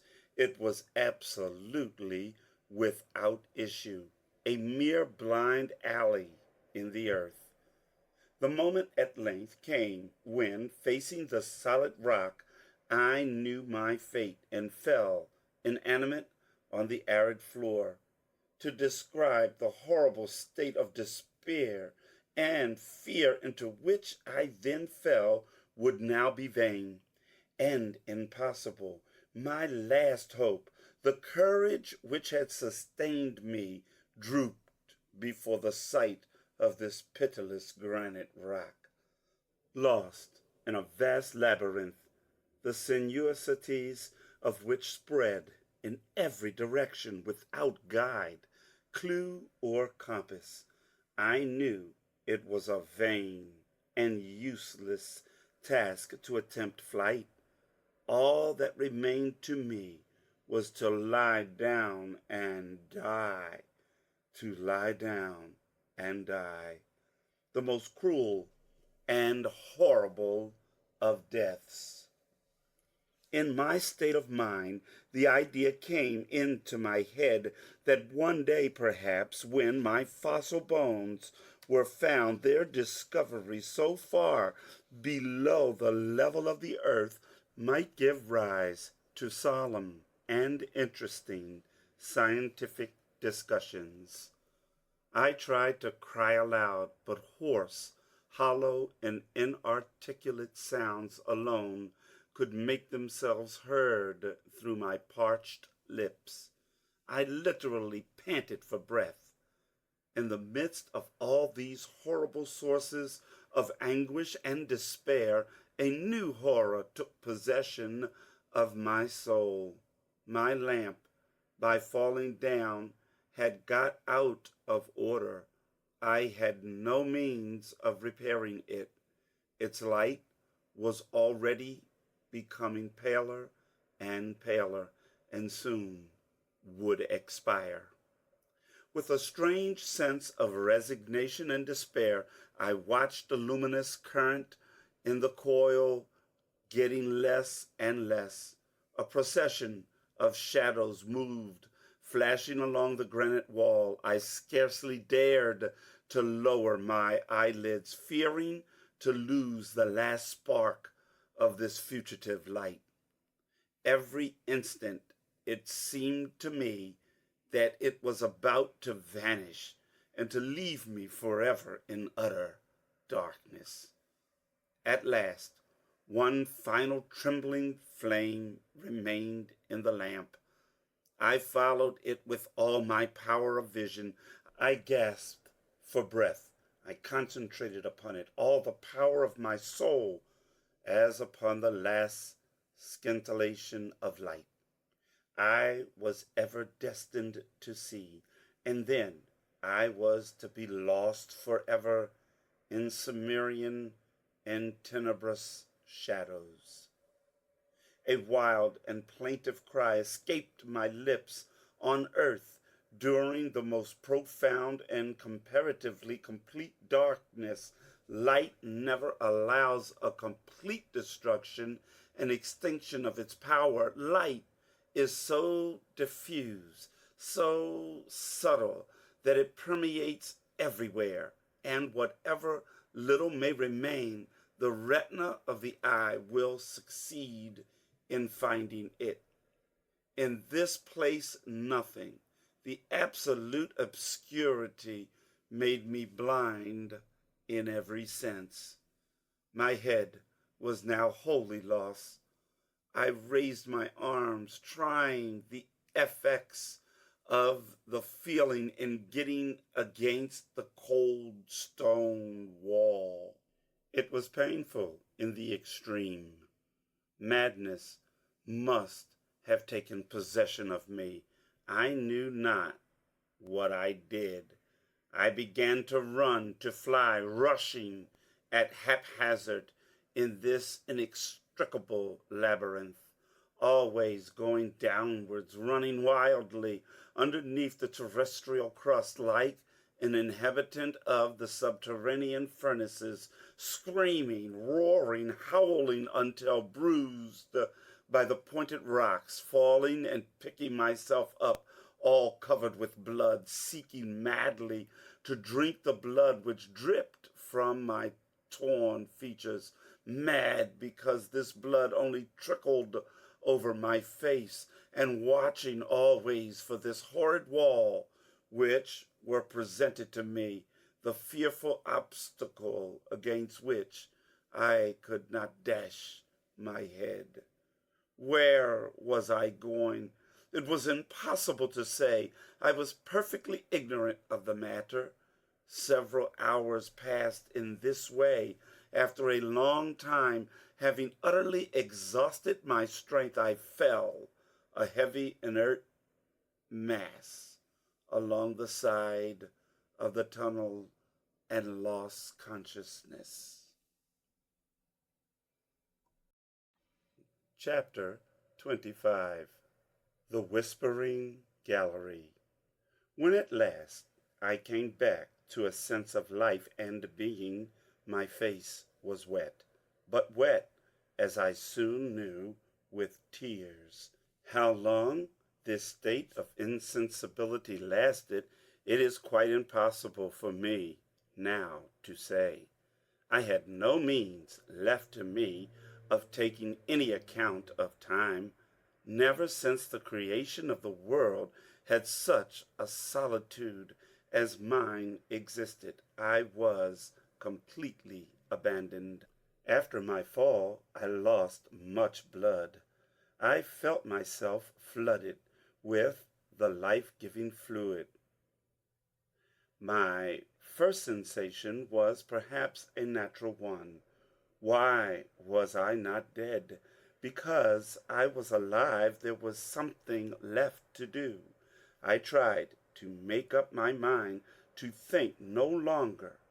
As far as I was able, I drove away all ideas, and utterly overcome by pain and grief, I crouched against the granite wall.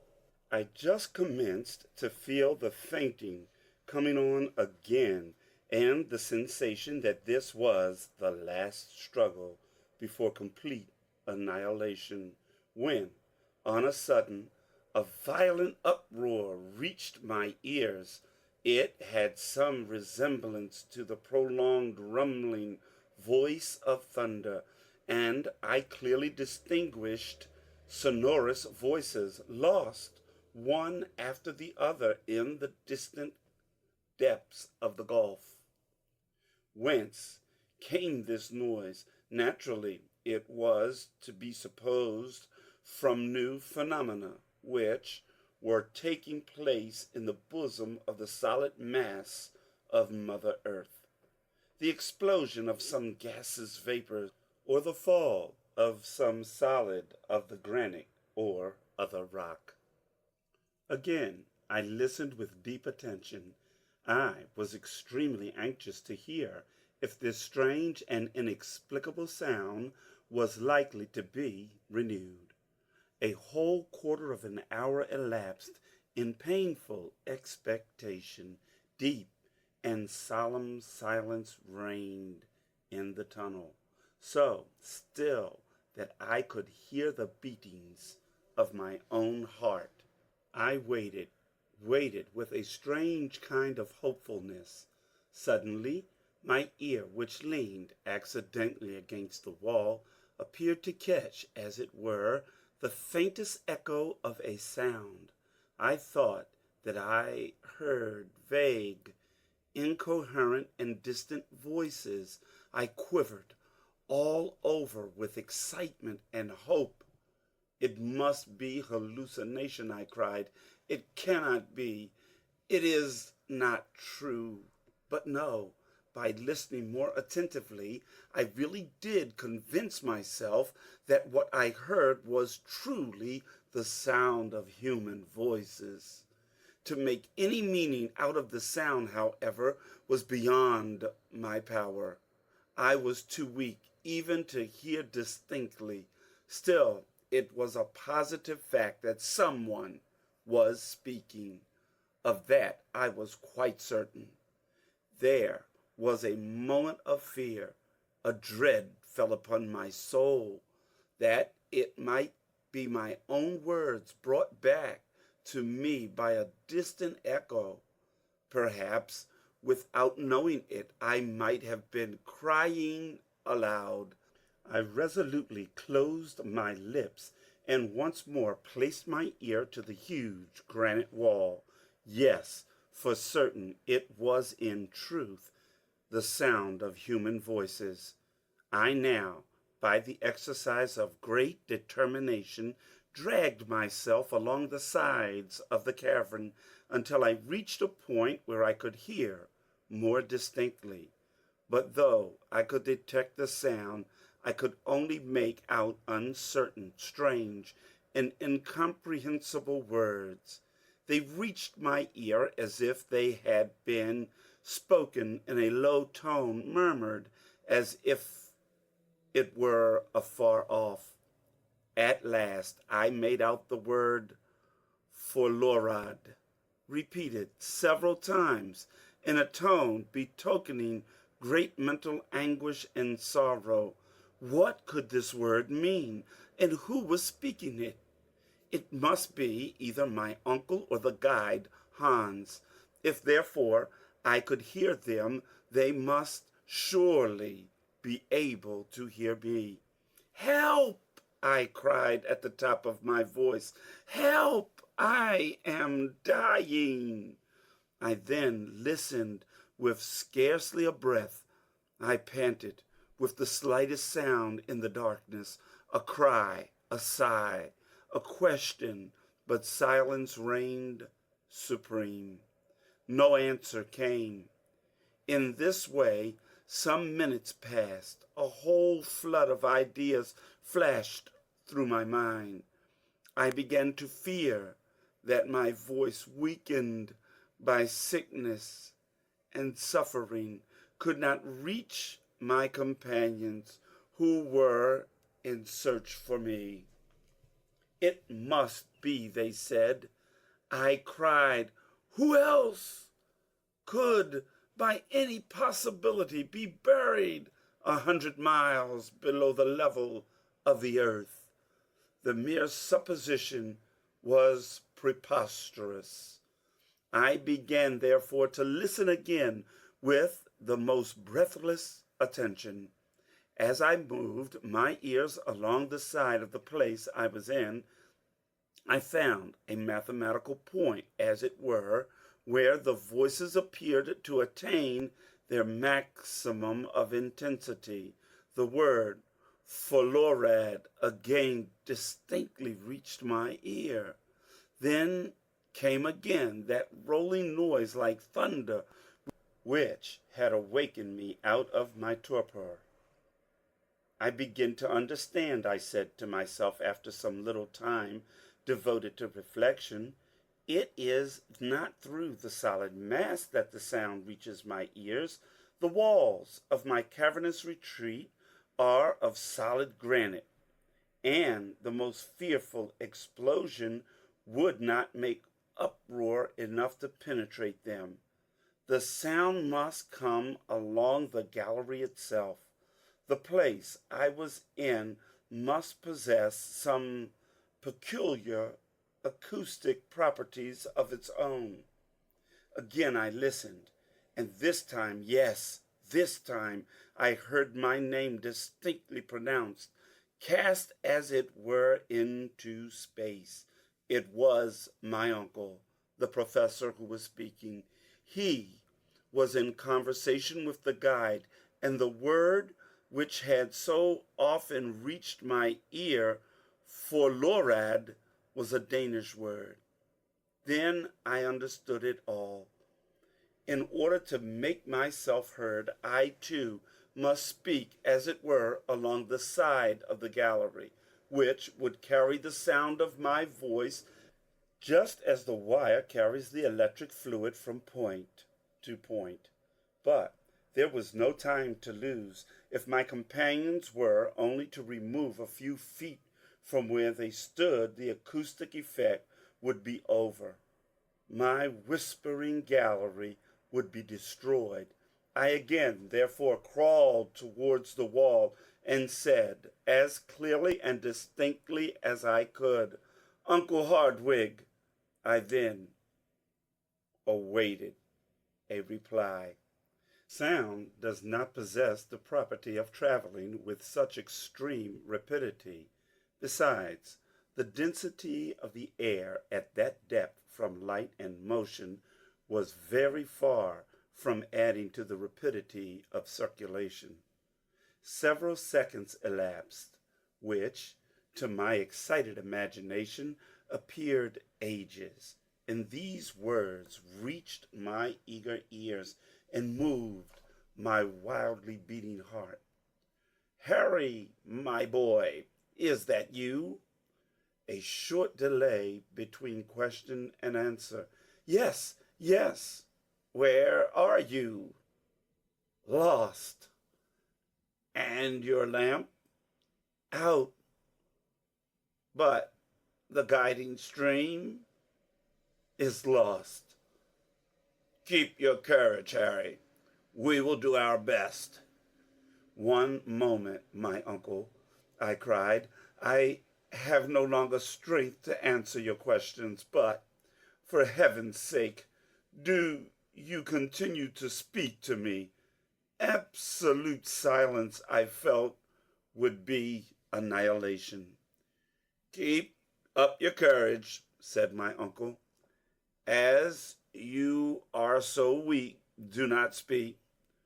We have been searching for you in all directions, but by going upwards and downwards in the gallery, my dear boy, I had begun to give over all hope. And you can never know what bitter tears of sorrow and regret I have shed. At last, supposing you to be still on the road beside Hansbach, we again descended, firing off guns as signals. Now, however, we have found you, and that our voices reach each other, it may be a long time before we actually meet. We are conversing by means of some extraordinary acoustic arrangement of the labyrinth. But do not despair, my dear boy. It is something gained even to hear each other." While he was speaking, my brain was at work reflecting a certain undefined hope, vague and shapeless as yet, made my heart beat wildly. In the first place, it was absolutely necessary for me to know one thing. I once more, therefore, leaned my head against the wall, which I almost touched with my lips, and again spoke. "Uncle, my boy," was his answer after a few moments. Is it the utmost consequence that we should know how far we are asunder? That is not difficult. You have your chronometer at hand? I asked. Certainly. Well, take it into your hand, pronounce my name, noting exactly the second at which you speak. I will reply as soon as I hear your words, and you will then note exactly the moment at which my reply reaches you. Very good. And the mean time between my question and your answer will be the time occupied by my voice in reaching you. That is exactly what I mean, Uncle, was my eager reply. Are you ready? Yes. Well, make ready. I am about to pronounce your name, said the professor. I applied my ear close to the sides of the cavernous gallery, and as soon as the word Harry reached my ear, I turned round and, placing my lips to the wall, repeated the sound. 40 seconds, said my uncle. There has elapsed 40 seconds between the two words. The sound, therefore, takes 20 seconds to ascend. Now, allowing 1,020 feet for every second, we have 20,400 feet, a league and a half, and 1/8. These words fell on my soul like a kind of death knell. A league and a half, I muttered in a low and despairing voice. It shall be got over, my boy, cried my uncle in a cheery tone. Depend on us. But do you know whether to ascend or descend? I asked faintly enough. We have to descend, and I will tell you why. You have reached a vast open space, a kind of bare crossroad from which galleries diverge in every direction. That in which you are now lying must necessarily bring you to this point, for it appears that all these mighty fissures, these fractures of the globe's interior, radiate from the vast cavern which we at this moment occupy. Rouse yourself then, have courage, and continue your route. Walk if you can. If not, drag yourself along, slide if nothing else is possible. The slope must be rather rapid, and you will find strong arms to receive you at the end of your journey. Make a start, like a good fellow. These words served to rouse some kind of courage in my sinking frame. Farewell for the present, good uncle. I am about to take my departure. As soon as I start, our voices will cease to commingle. Farewell, then, until we meet again. Adieu, Harry, until we say welcome. Sure were the last words which reached my anxious ears before I commenced my weary and almost hopeless journey. This wonderful and surprising conversation which took place through the vast mass of the earth's labyrinth, these words exchanged, the speakers being about 5 miles apart, ended with hopeful and pleasant expressions. I breathed one more prayer to heaven. I sent up words of thanksgiving, believing in my inmost heart that he had led me to the only place where the voices of my friends could reach my ears. This apparently astounding acoustic mystery is easily explainable by simple natural laws. It aroused from the conductibility of the rock. There are many instances of this singular propagation of sound, which are not perceptible in its less mediate positions.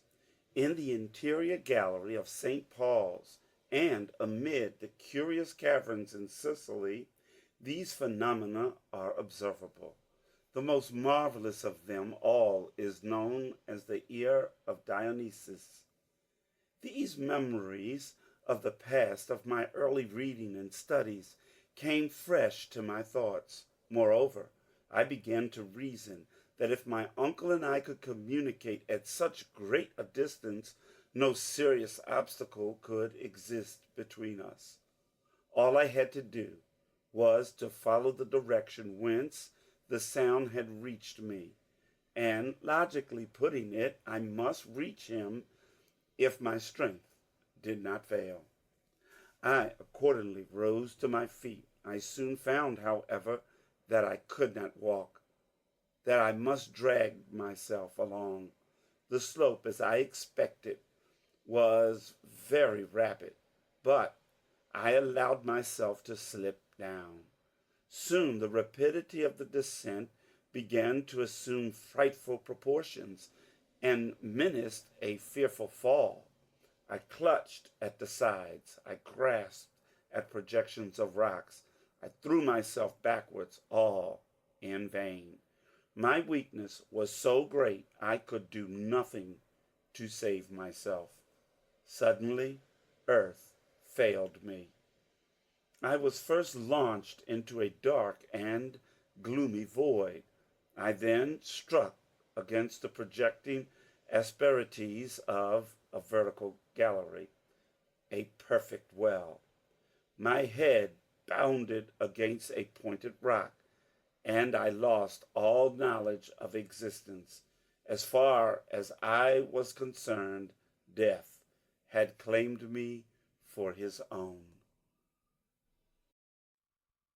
Chapter 26. A Rapid Recovery. When I returned to the consciousness of existence, I found myself surrounded by a kind of semi-obscurity, lying on some thick and soft coverlets. My uncle was watching, his eyes fixed intently on my countenance, a grave expression on his face, a tear in his eye. At the first sigh which struggled from my bosom, he took hold of my hand. When he saw my eyes open and fix themselves upon his, he uttered a loud cry of joy. "He lives! He lives!" "Yes, my good uncle," I whispered. "My dear boy," continued the grim professor, clasping me to his heart, "you are saved." I was deeply and unaffectedly touched by the tone in which these words were uttered, and even more by the kindly care which accompanied them. The professor, however, was one of those men who must be severely tried in order to induce any display of affection or gentle emotion. At this moment our friend Hans, the guide, joined us. He saw my hand in that of my uncle, and I venture to say that, taciturn as he was, his eyes beamed with lively satisfaction. "Goddag," he said. "Good day, Hans, good day," I replied in as hearty a tone as I could assume. "And now, uncle, that we are together, tell me where we are. I have lost all idea of our position, as of everything else." "Tomorrow, Harry, tomorrow," he replied. "Today you are far too weak. Your head is surrounded with bandages and poultices that must not be touched. Sleep, my boy, sleep, and tomorrow you will know all that you require." "But," I cried, "let me know what o'clock it is, what day it is." "It is now 11 o'clock at night, and this is once more Sunday. It is now the 9th of the month of August, and I distinctly prohibit you from asking any more questions until the 10th of the same." I was, if the truth were told, very weak indeed, and my eyes soon closed involuntarily. I did require a good night's rest, and I went off reflecting at the last moment that my perilous adventure in the interior of the earth in total darkness had lasted 4 days. On the morning of the next day, at my awakening, I began to look around me. My sleeping place, made of all our traveling bedding, was in a charming grotto, adorned with magnificent stalagmites, glittering in all the colors of the rainbow, the floor of soft and silvery sand. A dim obscurity prevailed. No torch, no lamp was lighted, and yet certain unexplained beams of light penetrated from without, and made their way through the opening of the beautiful grotto. I moreover heard a vague and indefinite murmur like the ebb and flow of waves upon a strand, and sometimes I verily believed I could hear the sighing of the wind. I began to believe that instead of being awake I must be dreaming. Surely my brain had not been affected by my fall, and all that occurred during the last 24 hours was not the frenzied visions of madness. And yet, after some reflection, a trial of my faculties, I came to the conclusion that I could not be mistaken. Eyes and ears could not surely both deceive me.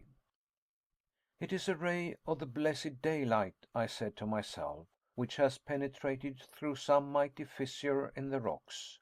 But what is the meaning of this murmur of waves, this unmistakable moaning of the salt sea billows? I can hear too plainly enough the whistling of the wind. But can I be altogether mistaken? If my uncle during my illness has but carried me back to the surface of the earth, has he, on my account, given up his wondrous expedition, or in some strange manner has it come to an end? I was puzzling my brain over these and other questions when the Professor joined me. "Good day, Harry," he cried in a joyous tone. "I fancy you are quite well." "I'm very much better," I replied, actually sitting up in my bed. "I knew that would be the end of it, as you slept both soundly and tranquilly. Hans and I have each taken turn to watch, and every hour we have seen visible signs of amelioration." "You must be right, uncle," was my reply, "for I feel as if I could do justice to any meal you could put before me." "You shall eat, my boy, you shall eat. The fever has left you. Our excellent friend Hans has rubbed your wounds and bruises with I know not what ointment, of which the Icelanders alone possesses the secret, and they have healed your bruises in the most marvelous manner. Ah, he is a wise fellow, is Master Hans." While he was speaking, my uncle was placing before me several articles of food, which, despite his earnest injunctions, I readily devoured. As soon as the first rage of hunger was appeased, I overwhelmed him with questions, to which he now no longer hesitated to give answers. I then learned for the first time that my providential fall had brought me to the bottom of an almost perpendicular gallery. As I came down amidst a perfect shower of stones, the least of which falling on me would have crushed me to death, they came to the conclusion that I had carried with me an entire dislocated rock. Riding, as it were, on this terrible chariot, I was cast headlong into my uncle's arms, and into them I fell insensible and covered with blood. "It is indeed a miracle," was the Professor's final remark, "that you were not killed 1,000 times over. But let us take care never to separate, for surely we should risk never meeting again." "Let us take care never again to separate." These words fell with a sort of chill upon my heart. The journey, then, was not over. I looked at my uncle with surprise and astonishment. My uncle, after an instant's examination of my countenance, said, "What is the matter, Harry?" "I want to ask you a very serious question. You say that I am all right in health?" "Certainly you are." "And all my limbs are sound and capable of new exertion?" I asked. "Most undoubtedly." "But what about my head?"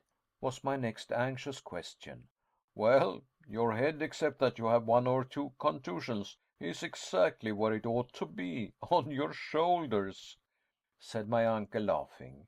Well, my own opinion is that my head is not exactly right. In fact, I believe myself slightly delirious. What makes you think so? I will explain why I fancy I have lost my senses, I cried. Have we not returned to the surface of Mother Earth? Certainly not. Then truly I must be mad. For do I not see the light of day? Do I not hear the whistling of the wind? And can I not distinguish the wash of a great sea? And that is all that makes you uneasy? Said my uncle with a smile. Can you explain? I will not make any attempt to explain, for the whole matter is utterly inexplicable, but you shall see and judge for yourself. You will then find that geological science is as yet in its infancy, and that we are doomed to enlighten the world. Let us advance, then, I cried eagerly, no longer able to restrain my curiosity. Wait a moment, my dear Harry, he responded. You must take precautions after your illness before going into the open air. The open air? Yes, my boy. I have to warn you that the wind is rather violent, and I have no wish for you to expose yourself without necessary precautions. But I beg to assure you that I am perfectly recovered from my illness. Have just a little patience, my boy. A relapse would be inconvenient to all parties. We have no time to lose, as our approaching sea voyage may be of long duration. Sea voyage? I cried, more bewildered than ever.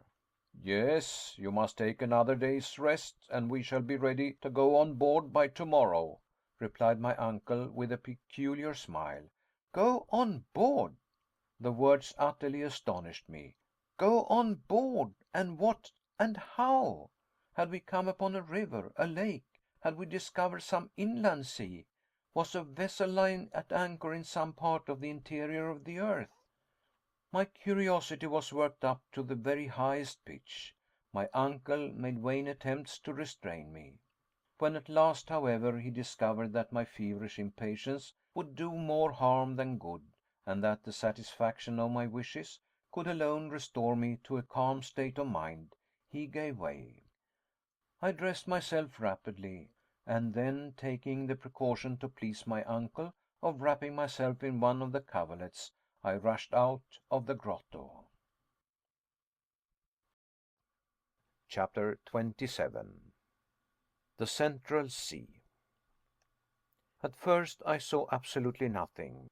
My eyes, wholly unused to the effulgence of light, could not bear the sudden brightness, and I was compelled to close them. When I was able to reopen them, I stood still, far more stupefied than astonished. Not all the wildest effects of imagination could have conjured up such a scene. "The sea! The sea!" I cried. Yes, replied my uncle in a tone of pardonable pride, the Central Sea. No future navigator will deny the fact of my having discovered it, and hence of acquiring a right of giving it a name. It was quite true. A vast, limitless expanse of water, the end of a lake, if not of an ocean, spread before us, until it was lost in the distance. The shore, which was very much indented, consisted of a beautiful soft golden sand, mixed with small shells, the long deserted home of some of the creatures of a past age. The waves broke incessantly, and with a peculiarly sonorous murmur to be found in underground localities. A slight frothy flake arose as the wind blew along the pellucid waters, and many a dash of spray was blown into my face. The mighty superstructure of rock, which rose above to an inconceivable height, left only a narrow opening, but where we stood there was a large margin of strand. On all sides were capes of promontories and enormous cliffs, partially worn by the eternal breaking of the waves through countless ages. And as I gazed from side to side, the mighty rocks faded away like a fleecy film of cloud.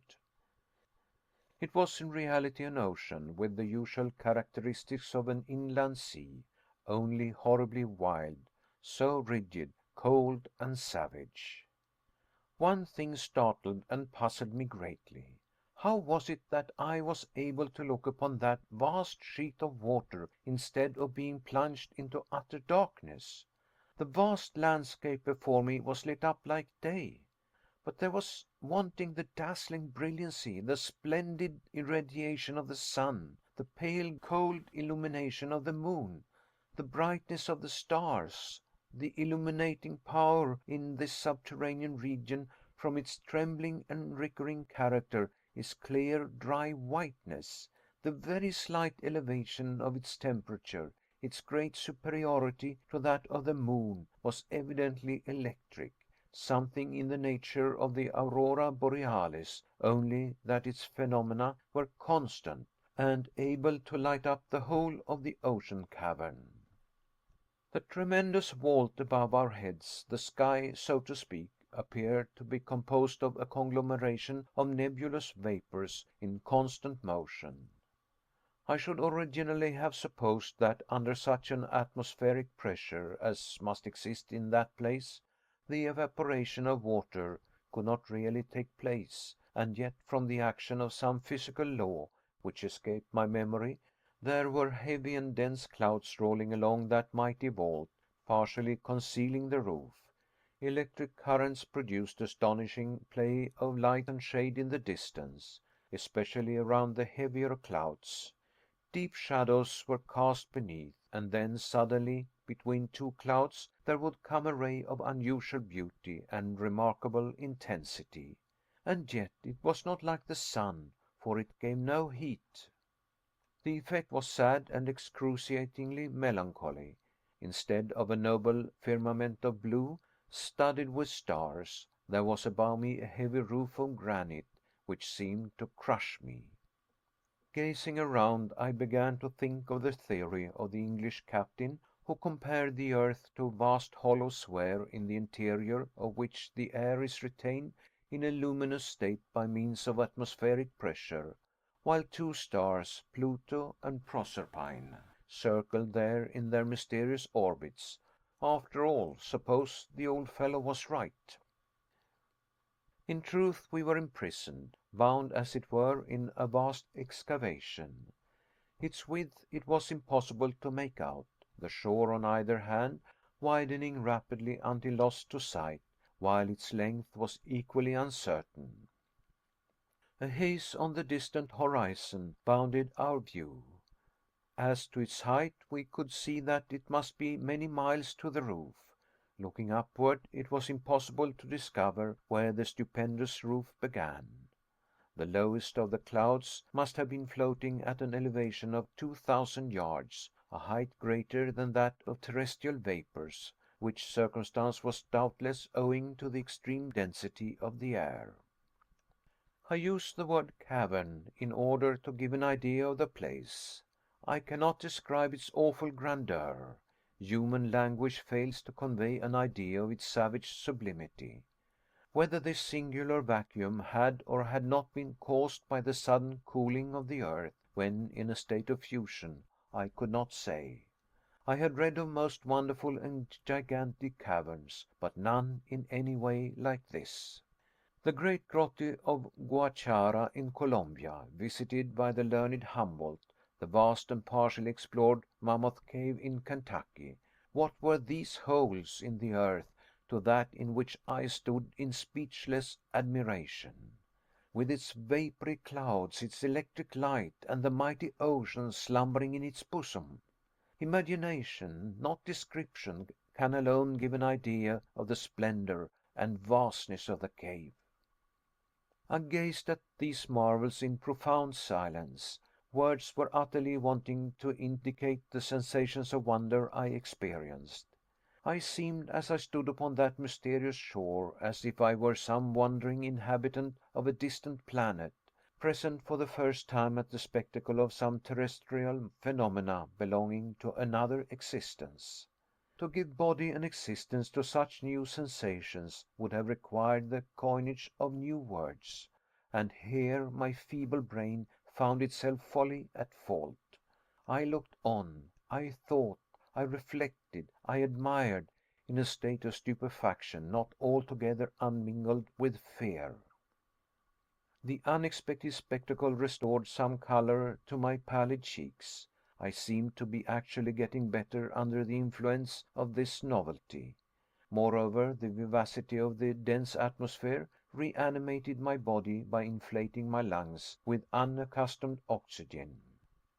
It will be readily conceived that after an imprisonment of 47 days in a dark and miserable tunnel, it was with infinite delight that I breathed this saline air. It was like the genial reviving influence of the salt sea waves. My uncle had already got over the first surprise. With the Latin poet Horace, his idea was that not to admire is all the art I know, to make man happy and to keep him so. Well, he said, after giving me time thoroughly to appreciate the marvels of this underground sea, do you feel strong enough to walk up and down? Certainly, was my ready answer. Nothing would give me greater pleasure. Well, then, my boy, he said, lean on my arm and we will stroll along the beach. I accepted his offer eagerly, and we began to walk along the shores of this extraordinary lake. To our left were abrupt rocks piled one upon the other, a stupendous titanic pile. Down their sides leaped innumerable cascades, which at last, becoming limpid and murmuring streams, were lost in the waters of the lake. Light vapors, which rose here and there and floated in fleecy clouds from rock to rock, indicated hot springs, which also poured their superfluity into the vast reservoir at our feet. Among them I recognized our old and faithful stream, the Hansbach, which, lost in that wild basin, seemed as if it had been flowing since the creation of the world. We shall miss our excellent friend, I remarked with a deep sigh. Bah, said my uncle testily, what matters it? That or another, it is all the same. I thought the remark ungrateful, and felt almost inclined to say so, but I forbore. At this moment my attention was attracted by an unexpected spectacle. After we had gone about 500 yards, we suddenly turned a steep promontory and found ourselves close to a lofty forest. It consisted of straight trunks with tufted tops in shapes like parasols. The air seemed to have no effect upon these trees, which, in spite of a tolerable breeze, remained as still and motionless as if they had been petrified. I hastened forward. I could find no name for these singular formations. Did they not belong to the 2,000 and more known trees, or were we to make the discovery of a new growth? By no means. When we at last reached the forest and stood beneath the trees, my surprise gave way to admiration. In truth, I was simply in the presence of very ordinary product of the earth, of singular and gigantic proportions. My uncle unhesitatingly called them by their real names. It is only, he said in his coolest manner, a forest of mushrooms. On close examination, I found that he was not mistaken. Judge of the development attained by the product of damp, hot soils. I had heard that the Lycoperdon giganteum reaches 9 feet in circumference, but here were white mushrooms nearly 40 feet high and with tops of equal dimensions. They grew in countless thousands. The light could not make its way through their massive substance, and beneath them reigned a gloomy and mystic darkness. Still I wished to go forward.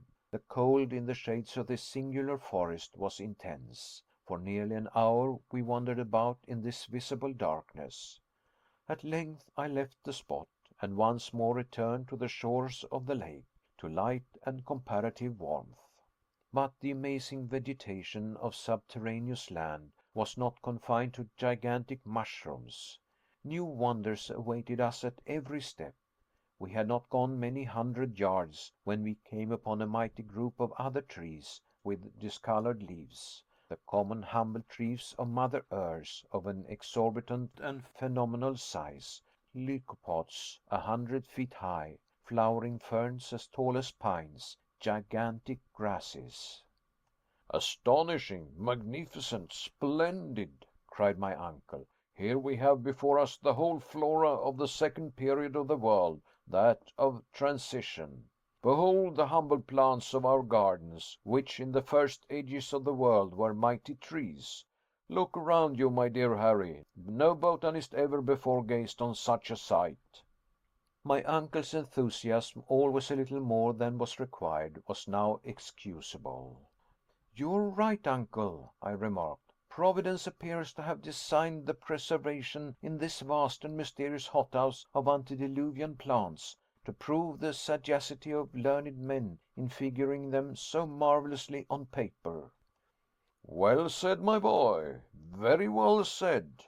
It is indeed a mighty hothouse. But you would also be within the bounds of reason and common sense if you added that it is also a vast menagerie." I looked rather anxiously around. If the animals were as exaggerated as the plants, the matter would certainly be serious. A menagerie? "Doubtless. Look at the dust we are treading underfoot. Behold the bones with which the whole soil of the seashore is covered." Bones, I replied. Yes, certainly, the bones of antediluvian animals. I stooped down as I spoke and picked up one or two singular remains, relics of a bygone age. It was easy to give a name to these gigantic bones, in some instances as big as trunks of trees. "Here is clearly the lower jawbone of a mastodon," I cried, almost as warmly and enthusiastically as my uncle. "Here are the molars of the Dinotherium. Here is a leg bone which belonged to the Megatherium." "You are right, uncle. It is indeed a menagerie, for the mighty animals to which these bones once belonged have lived and died on the shores of this subterranean sea, under the shadow of these plants. Look, yonder are whole skeletons, and yet—" "And yet, nephew?" said my uncle, noticing that I suddenly came to a full stop. "I do not understand the presence of such beasts in granite caverns, however vast and prodigious," was my reply. "Why not?" said my uncle, with very much of his old professional impatience. "Because it is well known that animal life only existed on earth during the secondary period, when the sedimentary soil was formed by the alluviums, and thus replaced the hot and burning rocks of the primitive age." "I have listened to you earnestly and with patience, Harry, and I have a simple and clear answer to your objections, and that is, that this itself is a sedimentary soil." "How can that be, at such enormous depth from the surface of the earth?" "The fact can be explained both simply and geologically. At a certain period the earth consisted only of an elastic crust, liable to alternative upward and downward movements in virtue of the law of attraction. It is very probable that many a landslip took place in those days, and that large portions of sedimentary soil were cast into huge and mighty chasms." "Quite possible," I dryly remarked. "But, uncle, if these antediluvian animals formerly lived in these subterranean regions, what more likely than that one of these monsters may at this moment be concealed behind one of yonder mighty rocks?" As I spoke, I looked keenly around, examining with care every point of the horizon, but nothing alive appeared to exist on these deserted shores. I now felt rather fatigued, and told my uncle so. The walk and excitement were too much for me in my weak state. I therefore seated myself at the end of a promontory, at the foot of which the waves broke in incessant rolls. I looked round a bay, formed by projections of vast granitic rocks. At the extreme end was a little port, protected by huge pyramids of stones. A brig or 3 or 4 schooners might have lain there with perfect ease. So natural did it seem, that every minute my imagination induced me to expect a vessel coming out under all sail, and making for the open sea under the influence of a warm southerly breeze. But the fantastic illusion never lasted more than a minute. We were the only living creatures in this subterranean world. During certain periods there was an utter cessation of wind, when a silence deeper, more terrible than the silence of the desert, fell upon these solitary and arid rocks, and seemed to hang like a leaden weight upon the waters of this singular ocean. I sought, amid the awful stillness, to penetrate through the distant fog, to tear down the veil which concealed the mysterious distance. What unspoken words were murmured by my trembling lips? What questions did I wish to ask, and did not? Where did this sea end? To what did it lead? Should we ever be able to examine its distant shores? But my uncle had no doubts about the matter. He was convinced that our enterprise would in the end be successful. For my part, I was in a state of painful indecision. I desired to embark on the journey and to succeed, and still I feared the result.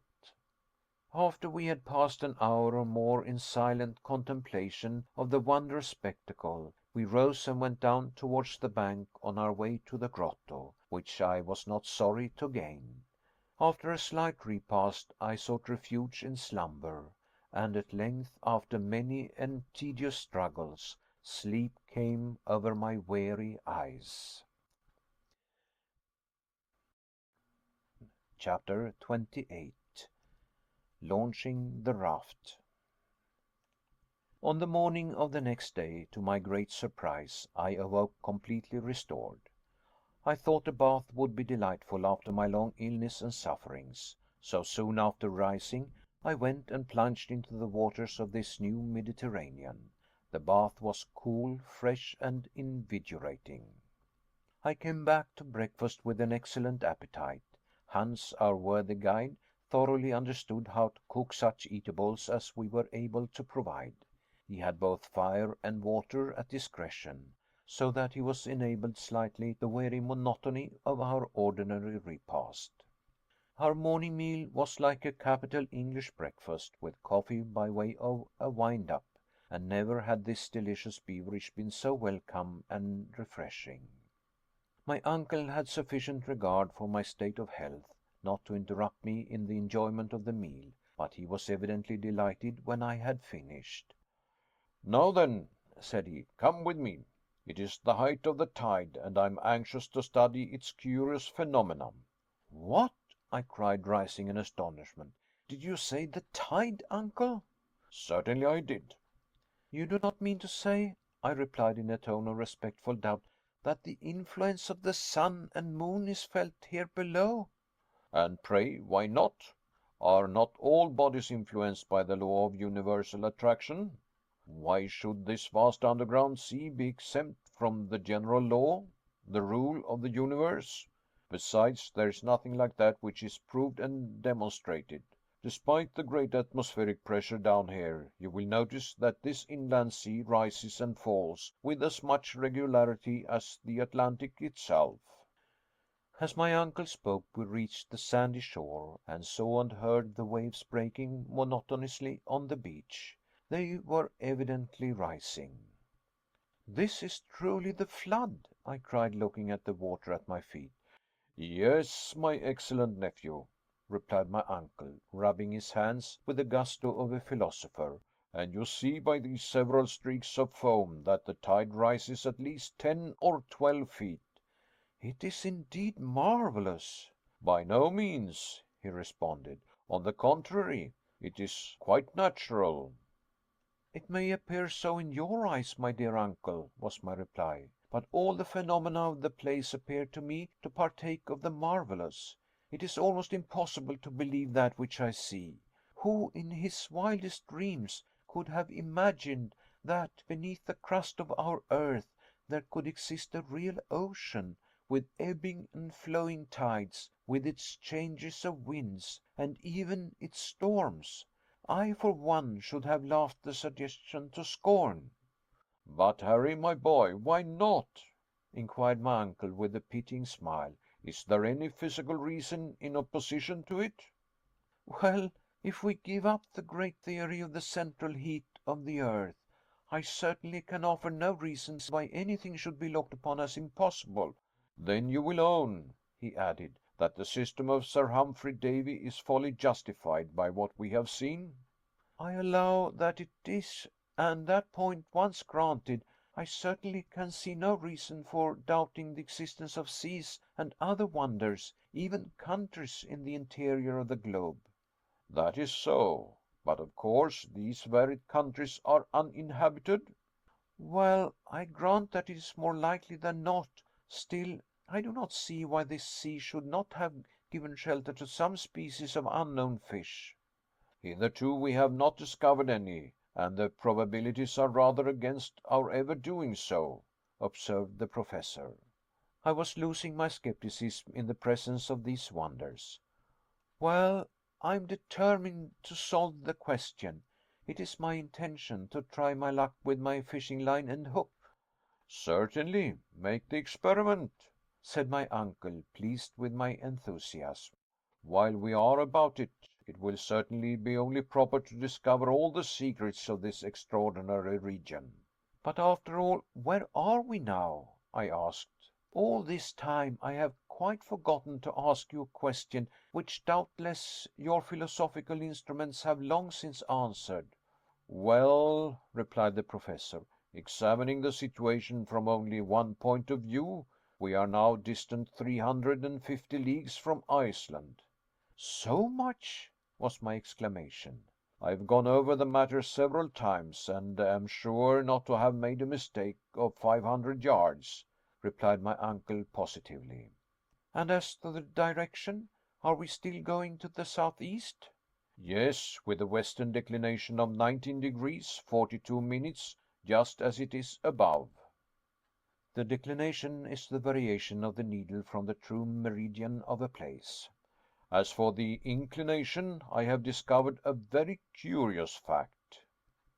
Inclination is the dip of the magnetic needle with a tendency to incline towards the earth. What may that be, uncle? Your information interests me. Why, that the needle, instead of dipping towards the pole as it doth on earth in the northern hemisphere, has an upward tendency. This proves, I cried, that the great point of magnetic attraction lies somewhere between the surface of the earth and the spot we have succeeded in reaching. Exactly, my observant nephew, exclaimed my uncle, elated and delighted.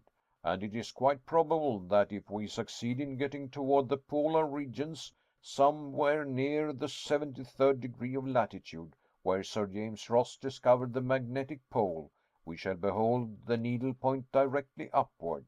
We have therefore discovered by analogy that this great center of attraction is not situated at a very great depth.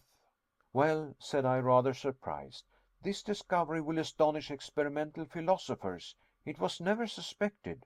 Science, great, mighty, and in the end unerring, replied my uncle dogmatically. Science has fallen into many errors, errors which have been fortunate and useful rather than otherwise, for they have been the stepping stones to truth. After some further discussion, I turned to another matter. Have you any idea of the depth we have reached? We are now, continued the Professor, exactly 35 leagues above 100 miles down into the interior of the earth. So, said I, after measuring the distance on the map, we are now beneath the Scottish Highlands and have over our heads the lofty Grampian Hills. You are quite right, said the Professor, laughing. It sounds very alarming, the weight being heavy, but the vault which supports this vast mass of earth and rock is solid and safe. The mighty architect of the universe has constructed it of solid materials. Man, even in his highest flights of vivid and poetic imagination, never thought of such things. What are the finest arches of our bridges? What the vaulted roofs of our cathedrals, to that mighty dome above us, and beneath which floats an ocean with its storms and calms and tides? I admire it all as much as you can, uncle, and have no fear that our granite sky will fall upon our heads. But now that we have discussed matters of science and discovery, what are your future intentions? Are you not thinking of getting back to the surface of our beautiful earth? This was said more as a feeler than with any hope of success. Go back, nephew, cried my uncle in a tone of alarm. You are not surely thinking of anything so absurd or cowardly. No, my intention is to advance and continue our journey. We have as yet been singularly fortunate, and henceforth I hope we shall be more so.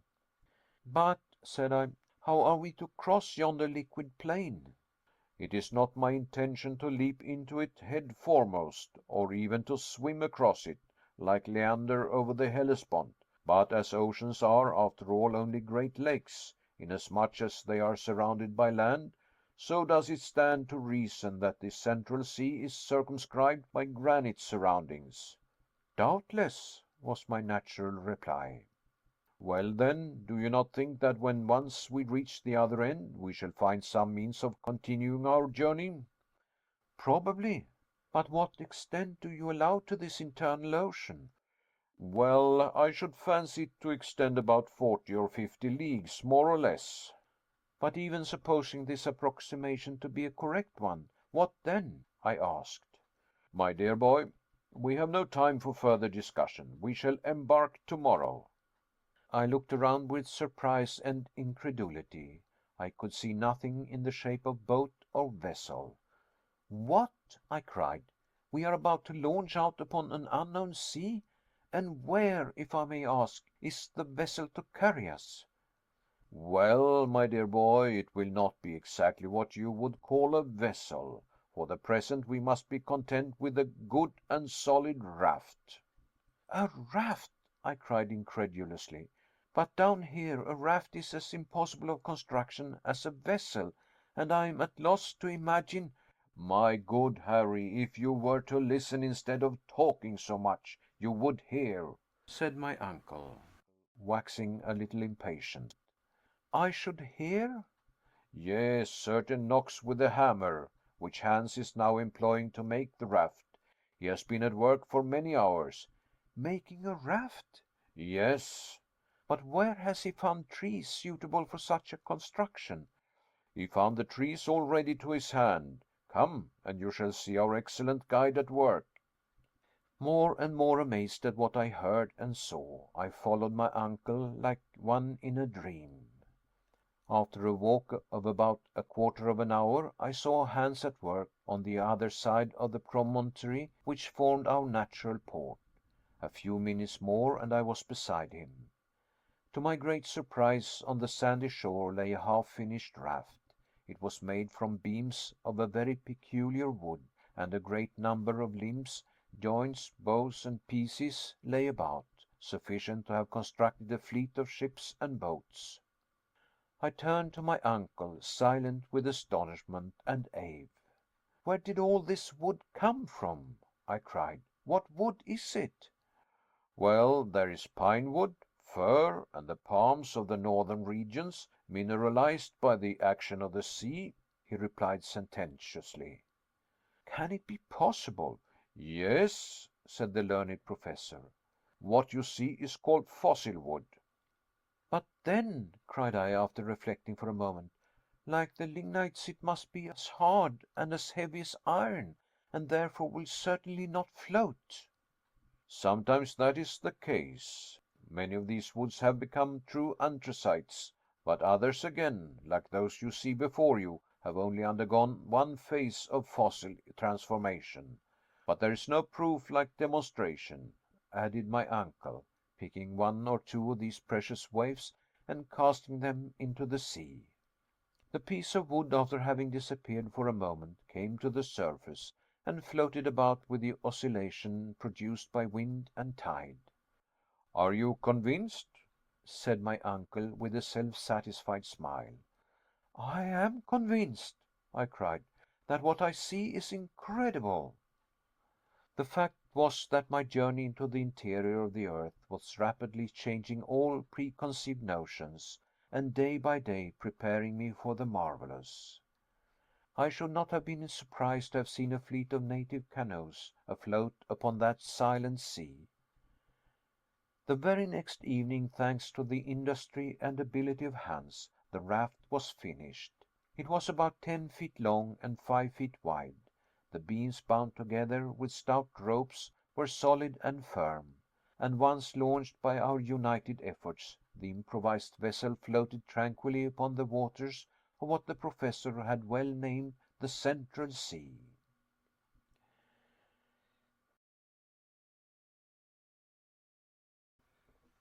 Chapter 29. On the Waters, a Raft Voyage. On the 13th of August we were up betimes. There was no time to be lost. We now had to inaugurate a new kind of locomotion, which would have the advantage of being rapid and not fatiguing. A mast made of two pieces of wood fastened together to give additional strength, a yard made from another one, the sail a linen sheet from our bed. We were fortunately in no want of cordage, and the whole on trial appeared solid and seaworthy. At 6 o'clock in the morning, when the eager and enthusiastic Professor gave the signal to embark, the victuals, the luggage, all our instruments, our weapons, and a goodly supply of sweet water, which we had collected from springs in the rocks, were placed on the raft. Hans had with considerable ingenuity contrived a rudder, which enabled him to guide the floating apparatus with ease. He took the tiller as a matter of course. The worthy man was as good a sailor as he was a guide and duck hunter. I then let go the painter which held us to the shore, the sail was brought to the wind, and we made a rapid offing. Our sea voyage had at length commenced, and once more we were making for distant and unknown regions. Just as we were about to leave the little port where the raft had been constructed, my uncle, who was very strong as to geographic nomenclature, wanted to give it a name, and among others suggested mine. "Well," said I, "before you decide, I have another to propose." Well, out with it. "I should like to call it Gretchen. Port Gretchen will sound very well on our future map." Well then, Port Gretchen let it be, said the Professor. And thus it was that the memory of my dear girl was attached to our adventurous and memorable expedition. When we left the shore, the wind was blowing from the northward and eastward. We went directly before the wind at a much greater speed than might have been expected from a raft. The dense layers of atmosphere at that depth had great propelling power, and acted upon the sail with considerable force. At the end of an hour, my uncle, who had been taking careful observations, was enabled to judge of the rapidity with which we moved. It was far beyond anything seen in the upper world. "If," he said, "we continue to advance at our present rate, we shall have traveled at least 30 leagues in 24 hours. With a mere raft, this is an almost incredible velocity." I certainly was surprised, and without making any reply went forward upon the raft. Already the northern shore was fading away on the edge of the horizon. The two shores appeared to separate more and more, leaving a wide and open space for our departure. Before me I could see nothing but the vast and apparently limitless sea upon which we floated, the only living objects in sight. Huge and dark clouds cast their gray shadows below, shadows which seemed to crush that colorless and sullen water by their weight.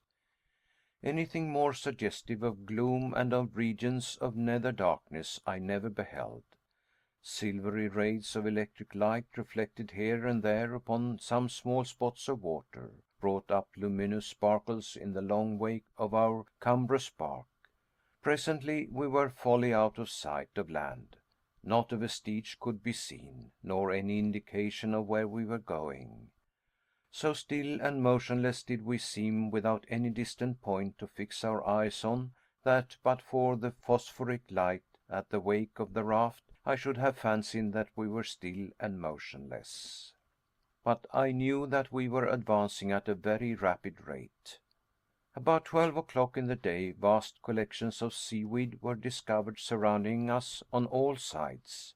I was aware of the extraordinary vegetative power of these plants, which have been known to creep along the bottom of the great ocean, and stop the advance of large ships.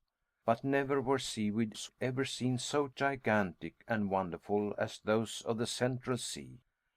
I could well imagine how, seen at a distance, tossing and heaving on the summit of the billows, the long lines of algae have been taken for living things, and thus have been fertile sources of the belief in sea serpents. Our raft swept past great specimens of fucus and sea wrack, from 3 to 4 thousand feet in length, immense, incredibly long, looking like snakes that stretched out far beyond our horizon. It afforded me great amusement to gaze on their variegated ribbon-like endless lengths. Hour after hour passed without our coming to the termination of these floating weeds. If my astonishment increased, my patience was well nigh exhausted. What natural force could possibly have produced such abnormal and extraordinary plants? What must have been the aspect of the globe during the first centuries of its formation, when, under the combined action of heat and humidity, the vegetable kingdom occupied its vast surface to the exclusion of everything else? These were considerations of never-ending interest for the geologist and the philosopher. All this while we were advancing on our journey, and at length night came. But, as I had remarked the evening before, the luminous state of the atmosphere was in nothing diminished. Whatever was the cause, it was a phenomenon upon the duration of which we could calculate with certainty. As soon as our supper had been disposed of, and some little speculative conversation indulged in, I stretched myself at the foot of the mast, and presently went to sleep. Hans remained motionless at the tiller, allowing the raft to rise and fall on the waves. The wind being aft and the sail square, all he had to do was to keep his oar in the center. Ever since we had taken our departure from the newly named Port Gretchen, my worthy uncle had directed me to keep a regular log of our day's navigation, with instructions to put down even the most minute particulars. Every interesting and curious phenomenon, the direction of the wind, our rate of sailing, the distance we went, in a word, every incident of our extraordinary voyage. From our log, therefore, I tell the story of our voyage on the Central Sea.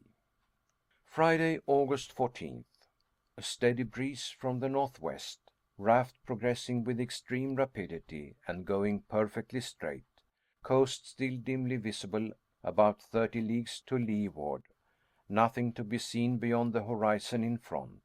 The extraordinary intensity of the light neither increases nor diminishes. It is singularly stationary. The weather remarkably fine. That is to say, the clouds have ascended very high, and are light and fleecy, and surrounded by an atmosphere resembling silver infusion. Thermometer plus 32 degrees centigrade. About 12 o'clock in the day, our guide Hans, having prepared and baited a hook, cast his line into the subterranean waters. The bait he used was a small piece of meat, by means of which he concealed his hook. Anxious as I was for a long time doomed to disappointment. Were these waters supplied with fish or not? That was the important question. No, was my decided answer. Then there came a sudden and rather hard tug. Hans coolly drew it in, and with it a fish, which struggled violently to escape. A fish! Cried my uncle. It's a sturgeon, I cried. Certainly, a small sturgeon. The professor examined the fish carefully, noting every characteristic, and he did not coincide in my opinion. The fish had a flat head, round body, and the lower extremities covered with bony scales. Its mouth was fully without teeth. The pectoral fins, which were highly developed, sprouted direct from the body, which, properly speaking, had no tail.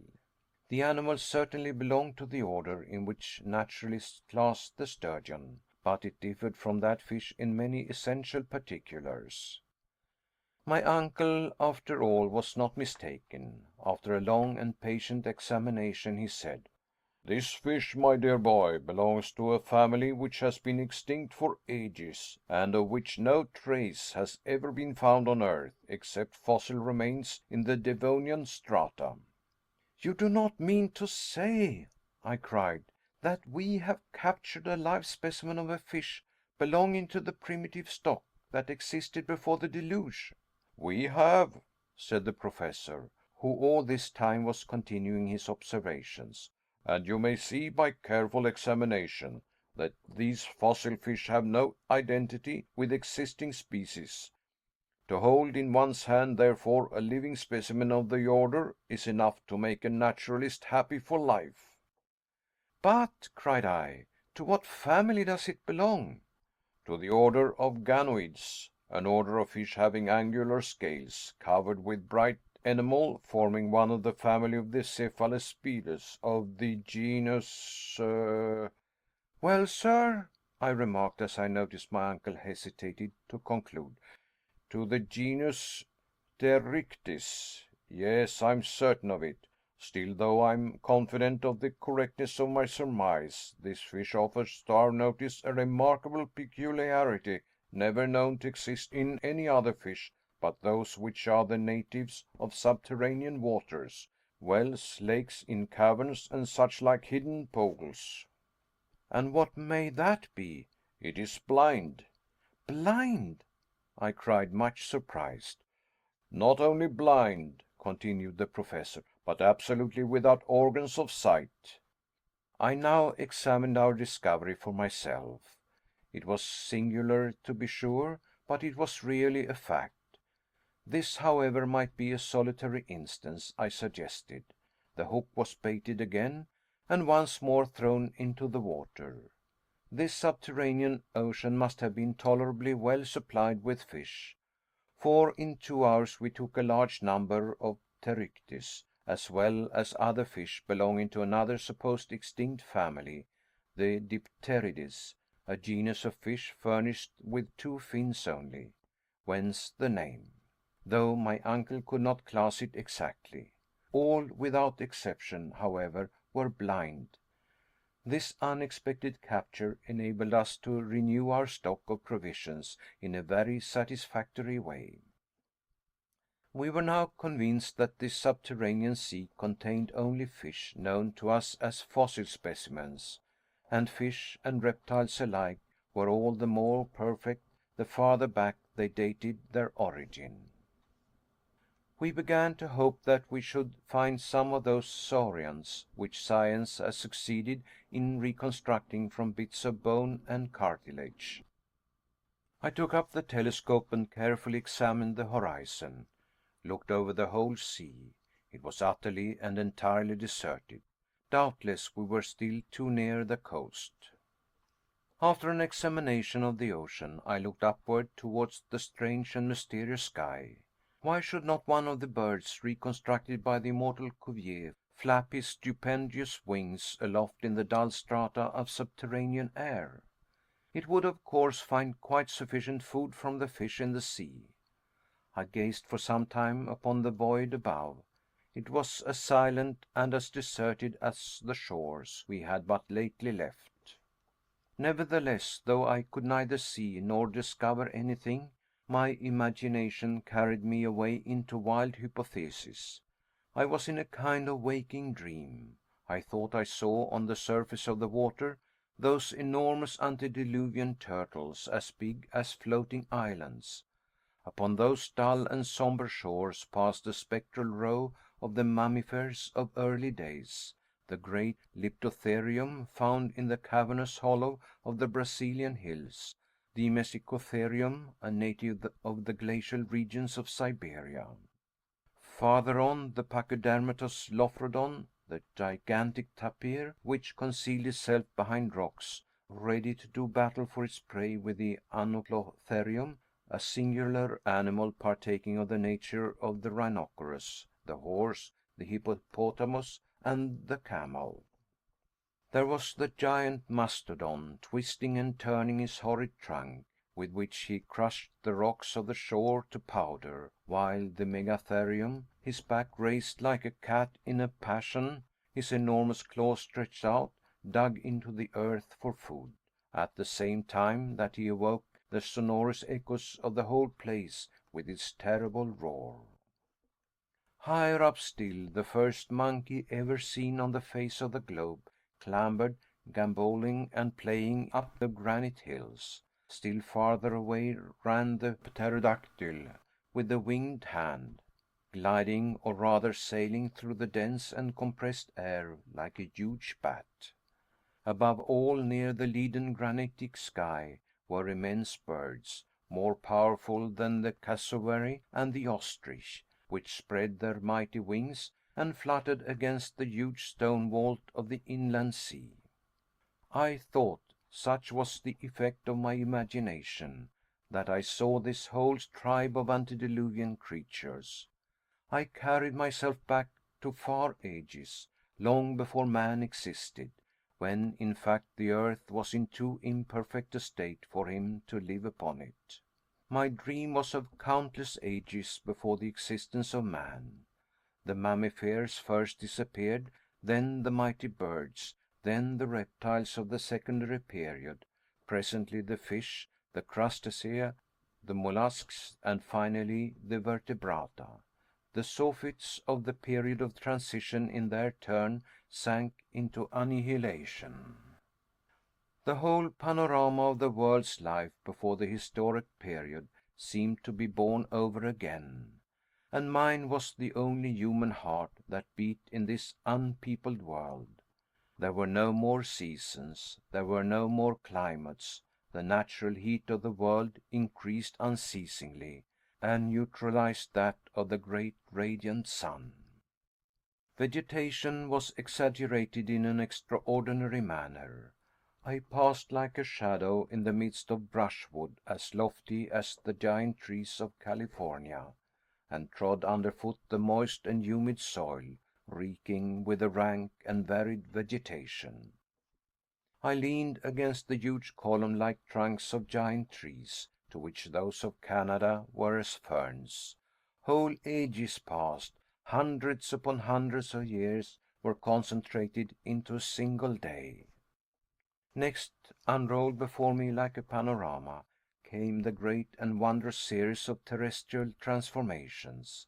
Plants disappeared, the granitic rocks lost all trace of solidity, the liquid state was suddenly substituted for that which had before existed. This was caused by intense heat acting on the organic matter of the earth. The waters flowed over the whole surface of the globe. They boiled, they were volatilized or turned into vapor. A kind of steam cloud wrapped the whole earth, the globe itself becoming at last nothing but one huge sphere of gas, indescribable in color, between white heat and red, as big and as brilliant as the sun. In the very center of this prodigious mass, 1,400,000 times as large as our globe, I was whirled round in space and brought into close conjunction with the planets. My body was subtilized, or rather become volatile, and commingled in a state of atomic vapor with the prodigious clouds, which rushed forward like a mighty comet into infinite space. What an extraordinary dream! Where would it finally take me? My feverish hand began to write down the marvelous details, details more like the imaginings of a lunatic than anything sober and real. I had during this period of hallucination forgotten everything, the professor, the guide, and the raft on which we were floating. My mind was in a state of semi-oblivion. "What is the matter, Harry?" said my uncle suddenly. My eyes, which were wide opened like those of a somnambulist, were fixed upon him, but I did not see him, nor could I clearly make out anything around me. "Take care, my boy!" again cried my uncle. "You will fall into the sea." As he uttered these words, I felt myself seized on the other side by the firm hand of our devoted guide. Had it not been for the presence of mind of Hans, I must infallibly have fallen into the waves and been drowned. "Have you gone mad?" cried my uncle, shaking me on the other side. What is the matter?" I said at last, coming to myself. "Are you ill, Henry?" continued the Professor in an anxious tone. "No, no, but I have had an extraordinary dream. It, however, has passed away. All now seems well," I added, looking around me with strangely puzzled eyes. All right, said my uncle. A beautiful breeze, a splendid sea. We are going along at a rapid rate, and if I'm not out in my calculations, we shall soon see land. I shall not be sorry to exchange the narrow limits of our raft for the mysterious strand of the subterranean ocean. As my uncle uttered these words, I rose and carefully scanned the horizon. But the line of water was still confounded with the lowering clouds that hang aloft, and in the distance appeared to touch the edge of the water. Chapter 30. Terrific Saurian Combat. Saturday, August 15th. The sea still retains its uniform monotony, the same leaden hue, the same eternal glare from above. No indication of land being in sight, the horizon appears to retreat before us, more and more as we advance. My head still dull and heavy from the effects of my extraordinary dream, which I cannot as yet banish from my mind. The Professor, who has not dreamt, is, however, in one of his morose and unaccountable humors, spends his time in scanning the horizon at every point of the compass. His telescope is raised every moment to his eyes, and when he finds nothing to give any clue to our whereabouts, he assumes a Napoleonic attitude and walks anxiously. I remarked that my uncle, the Professor, had a strong tendency to resume his old impatient character, and I could not but make a note of this disagreeable circumstance in my journal. I saw clearly that it had required all the influence of my danger and suffering to extract from him one scintillation of human feeling. Now that I was quite recovered, his original nature had conquered and obtained the upper hand.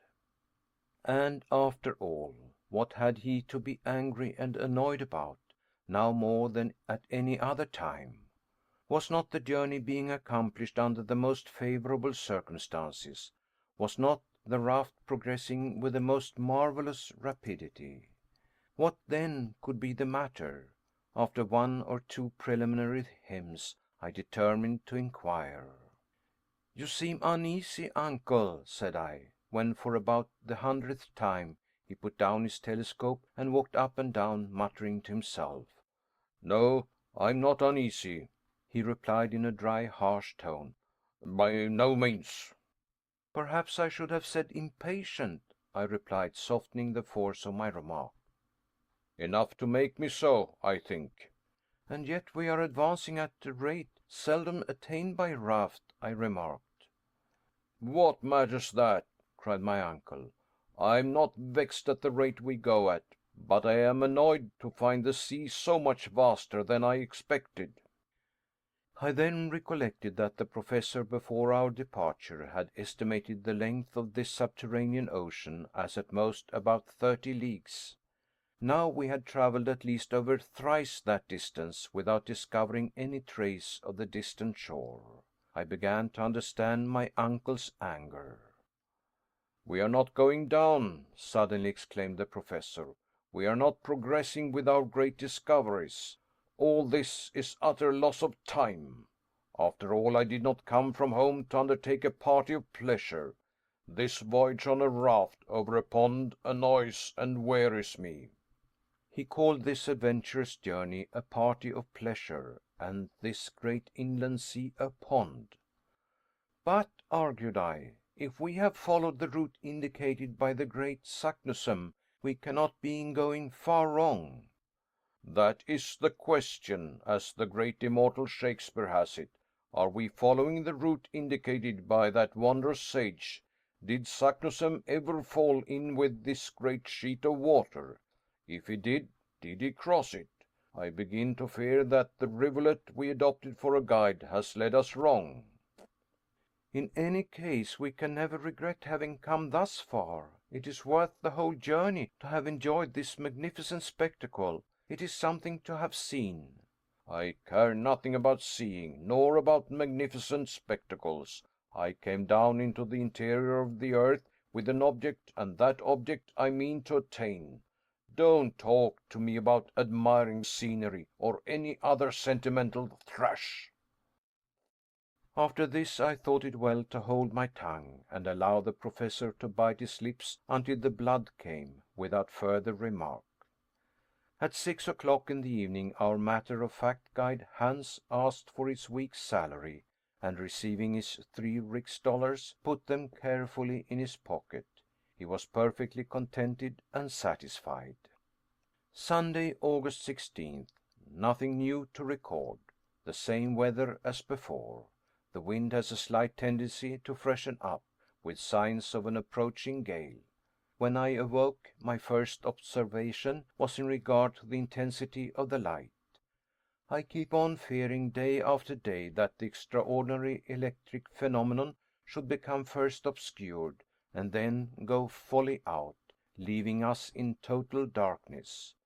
Nothing, however, of the kind occurs. The shadow of the raft, its mast and sails, is clearly distinguished on the surface of the water. This wondrous sea is, after all, infinite in its extent. It must be quite as wide as the Mediterranean, or perhaps even as the great Atlantic Ocean. Why, after all, should it not be so? My uncle has on more than one occasion tried deep sea soundings. He tied the cross of one of our heaviest crowbars to the extremity of a cord, which he allowed to run out to the extent of 200 fathoms. We had the greatest difficulty in hoisting in our novel kind of lead. When the crowbar was finally dragged on board, Hans called my attention to some singular marks upon its surface. The piece of iron looked as if it had been crushed between two very hard substances. I looked at our worthy guide with an inquiring glance. "Tender," said he. Of course I was at a loss to understand. I turned round towards my uncle, absorbed in gloomy reflections. I had little wish to disturb him from his reverie. I accordingly turned once more towards our worthy Icelander. Hans very quietly and significantly opened his mouth once or twice, as if in the act of biting, and in this way made me understand his meaning. "Teeth!" cried I, with stupefaction, as I examined the bar of iron with more attention. Yes, there can be no doubt about the matter. The indentations on the bar of iron are the marks of teeth. What jaws must the owner of such molars be possessed of? Have we then come upon a monster of unknown species, which still exists within the vast waste of waters? A monster more voracious than a shark, more terrible and bulky than the whale? I am unable to withdraw my eyes from the bar of iron, actually half crushed. Is then my dream about to come true, a dread and terrible reality? All day my thoughts were bent upon these speculations, and my imagination scarcely regained a degree of calmness and power of reflection until after a sleep of many hours. This day, as on other Sundays, we observed as a day of rest and pious meditation. Monday, August 17th. I have been trying to realize from memory the particular instincts of those antediluvian animals of the secondary period, which, succeeding to the mollusca, to the crustacea, and to the fish, preceded the appearance of the race of mammifers. The generation of reptiles then reigned supreme upon the earth. These hideous monsters ruled everything in the seas of the secondary period, which formed the strata of which the Jura mountains are composed. Nature had endowed them with perfect organization. What a gigantic structure was theirs! What vast and prodigious strength they possessed! The existing saurians, which include all such reptiles as lizards, crocodiles, and alligators, even the largest and most formidable of their class, are but feeble imitations of their mighty sires, the animals of ages long ago. If there were giants in the days of old, there were also gigantic animals.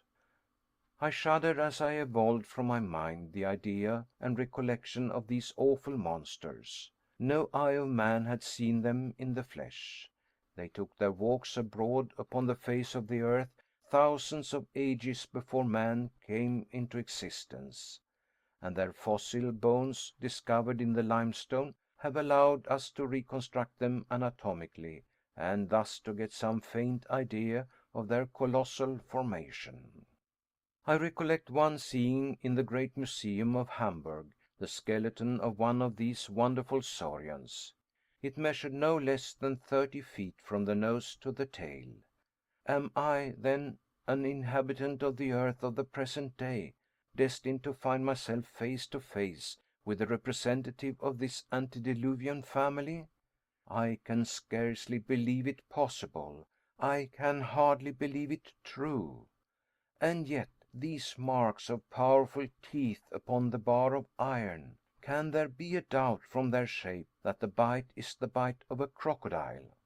My eyes stare wildly and with terror upon the subterranean sea. Every moment I expect one of these monsters to rise from its vast cavernous depth. I fancy that the worthy professor in some measure shares my notions, if not my fears, for after an attentive examination of the crowbar, he cast his eyes rapidly over the mighty and mysterious ocean. What could possess him to leave the land, I thought, as if the depth of this water was of any importance to us. No doubt he has disturbed some terrible monster in his watery home, and perhaps we may pay dearly for our temerity. Anxious to be prepared for the worst, I examined our weapons, and saw that they were in a fit state for use. My uncle looked on at me and nodded his head approvingly. He too has noticed what we have to fear. Already the uplifting of the waters on the surface indicates that something is in motion below. The danger approaches. It comes nearer and nearer. It behooves us to be on the watch. Tuesday, August 18th. Evening came at last, the hour when the desire for sleep caused our eyelids to be heavy. Night there is not, properly speaking, in this place, any more than there is in summer in the Arctic regions. Hans, however, is immovable at the rudder. When he snatches a moment of rest, I really cannot say. I take advantage of his vigilance to take some little repose. But 2 hours after, I was awakened from a heavy sleep by an awful shock. The raft appeared to have struck upon a sunken rock. It was lifted right out of the water by some wondrous and mysterious power, and then started off 20 fathoms distant. What is it? Cried my uncle, starting up. Are we shipwrecked, or what? Hans raised his hand and pointed to where, about 200 yards off, a large black mass was moving up and down. I looked with awe. My worst fears were realized. "It is a colossal monster!" I cried, clasping my hands. Yes, cried the agitated professor, and there yonder is a huge sea lizard of terrible size and shape. And farther on, behold a prodigious crocodile. Look at his hideous jaws and that row of monstrous teeth. Ha! He has gone. A whale! A whale!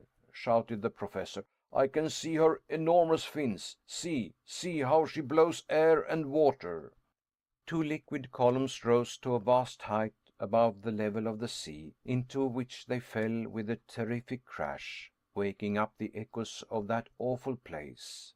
We stood still, surprised, stupefied, terror-stricken at the sight of this group of fearful marine monsters, more hideous in the reality than in my dream. They were of supernatural dimensions. The very smallest of the whole party could with ease have crushed our raft and ourselves with a single bite. Hans, seizing the rudder which had flown out of his hand, puts it hard aweather in order to escape from such dangerous vicinity.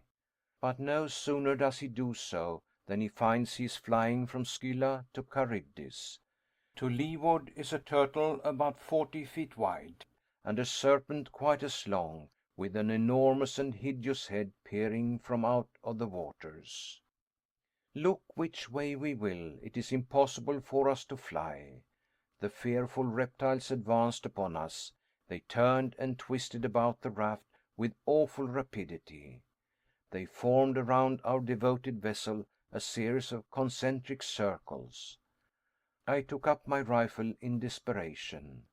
But what effect can a rifle ball produce upon the armor scales with which these bodies of these horrid monsters are covered? We remain still and dumb from utter horror. They advance upon us, nearer and nearer. Our fate appears certain, fearful and terrible. On one side the mighty crocodile, on the other the great sea serpent. The rest of the fearful crowd of marine prodigies have plunged beneath the briny waves and disappeared.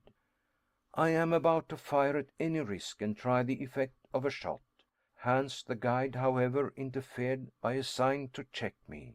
The two hideous and ravenous monsters passed within 50 fathoms of the raft, and then made a rush at one another, their fury and rage preventing them from seeing us. The combat commenced. We distinctly made out every action of the two hideous monsters. But to my excited imagination, the other animals appeared about to take part in the fierce and deadly struggle. The monster, the whale, the lizard, and the turtle. I distinctly saw them every moment. I pointed them out to the Icelander, but he only shook his head. Två, he said. What? Two only, does he say? Surely he is mistaken, I cried in a tone of wonder. He is quite right, replied my uncle coolly and philosophically, examining the terrible duel with his telescope, and speaking as if he were in a lecture room. How can that be? Yes, it is so. The first of these hideous monsters has the snout of a porpoise, the head of a lizard, the teeth of a crocodile, and it is this that has deceived us. It is the most fearful of all antediluvian reptiles, the world-renowned Ichthyosaurus, or great fish lizard. And the other? The other is a monstrous serpent concealed under the hard vaulted shell of the turtle, the terrible enemy of its fearful rival, the Plesiosaurus, or sea crocodile. Hans was quite right. The two monsters only disturbed the surface of the sea. At last have mortal eyes gazed upon two reptiles of the great primitive ocean. I see the flaming red eyes of the Ichthyosaurus, each as big or bigger than a man's head. Nature, in its infinite wisdom, had gifted this wondrous marine animal with an optical apparatus of extreme power, capable of resisting the pressure of the heavy layers of water which rolled over him in the depths of the ocean where he usually fed. It has by some authors truly been called the whale of the saurian race, for it is as big and quick in its motions as our king of the seas. This one measures not less than 100 feet in length, and I can form some idea of his girth when I see him lift his prodigious tail out of the waters. His jaw is of awful size and strength, and according to the best informed naturalists, it does not contain less than 182 teeth. The other was the mighty Plesiosaurus, a serpent with a cylindrical trunk, with a short stumpy tail, with fins like a bank of oars in a Roman galley. Its whole body covered by a carapace or shell, and its neck, as flexible as that of a swan, rose more than 30 feet above the waves, a tower of animated flesh. These animals attacked one another with inconceivable fury. Such a combat was never seen before by mortal eyes, and to us who did see it, It appeared more like the phantasmagoric creation of a dream than anything else. They raised mountains of water, which dashed in spray over the raft, already tossed to and fro by the waves. 20 times we seemed on the point of being upset and hurled headlong into the waves. Hideous hisses appeared to shake the gloomy granite roof of that mighty cavern, hisses which carried terror to our hearts. The awful combatants held each other in a tight embrace. I could not make out one from the other. Still the combat could not last forever, and woe unto us whichsoever became the victor. 1 hour, 2 hours, 3 hours passed away without any decisive result. The struggle continued with the same deadly tenacity, but without apparent result. The deadly opponents now approached, now drew away from the raft. Once or twice we fancied they were about to leave us altogether, but instead of that they came nearer and nearer. We crouched on the raft, ready to fire at them at a moment's notice, poor as the prospect of hurting or terrifying them was. Still we were determined not to perish without a struggle. Suddenly the Ichthyosaurus and the Plesiosaurus disappeared beneath the waves, leaving behind them a maelstrom in the midst of the sea. We were nearly drawn down by the indraft of the water. Several minutes elapsed before anything was again seen. Was this wonderful combat to end in the depths of the ocean? Was the last act of this terrible drama to take place without spectators? It was impossible for us to say. Suddenly, at no great distance from us, an enormous mass rises out of the waters, the head of the great Plesiosaurus. The terrible monster is now wounded unto death. I can see nothing now of his enormous body. All that could be distinguished was his serpent-like neck, which he twisted and curled in all the agonies of death. Now he struck the waters with it as if it had been a gigantic whip, and then again wriggled like a worm cut in two. The water was spurted up to a great distance in all directions. A great portion of it swept over our raft and nearly blinded us. But soon the end of the beast approached nearer and nearer. His movements slackened visibly. His contortions almost ceased, and at last the body of the mighty snake lay an inert, dead mass on the surface of the now calm and placid waters. As for the Ichthyosaurus, had he gone down to his mighty cavern under the sea to rest, or will he reappear to destroy us? This question remained unanswered, and we had breathing time. Chapter 31. The Sea Monster. Wednesday, August 19th. Fortunately, the wind, which for the present blows with some violence, has allowed us to escape from the scene of the unparalleled and extraordinary struggle. Hans, with his usual imperturbable calm, remained at the helm. My uncle, who for a short time had been withdrawn from his absorbing reveries by the novel incidents of the sea fight, fell back again apparently into a brown study. His eyes were fixed impatiently on the widespread ocean. Our voyage now became monotonous and uniform. Dull as it has become, I have no desire to have it broken by any repetition of the perils and adventures of yesterday. Thursday, August the 20th. The wind is now north-northeast, and blows very irregularly. It has changed to fitful gusts. The temperature is exceedingly high. We are now progressing at the average rate of about 10 miles and a half per hour. About 12 o'clock a distant sound as of thunder fell upon our ears. I make a note of the fact without even venturing a suggestion as to its cause. It was one continued roar, as of a sea falling over mighty rocks. Far off in the distance, said the Professor dogmatically, there is some rock or some island against which the sea, lashed to fury by the wind, is breaking violently. Hans, without saying a word, clambered to the top of the mast, but could make out nothing. The ocean was level in every direction as far as the eye could reach. 3 hours passed away without any sign to indicate what might be before us. The sound began to assume that of a mighty cataract. I expressed my opinion on this point strongly to my uncle. He merely shook his head. I, however, am strongly impressed by a conviction that I am not wrong.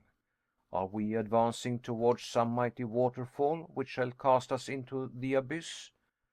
Probably this mode of descending into the abyss may be agreeable to the Professor, because it would be something like the vertical descent he is so eager to make. I entertain a very different opinion. Whatever be the truth, it is certain that not many leagues distant there must be some very extraordinary phenomenon, for as we advance the roar becomes something mighty and stupendous. Is it in the water or in the air? I cast hasty glances aloft at the suspended vapors, and I seek to penetrate their mighty depths.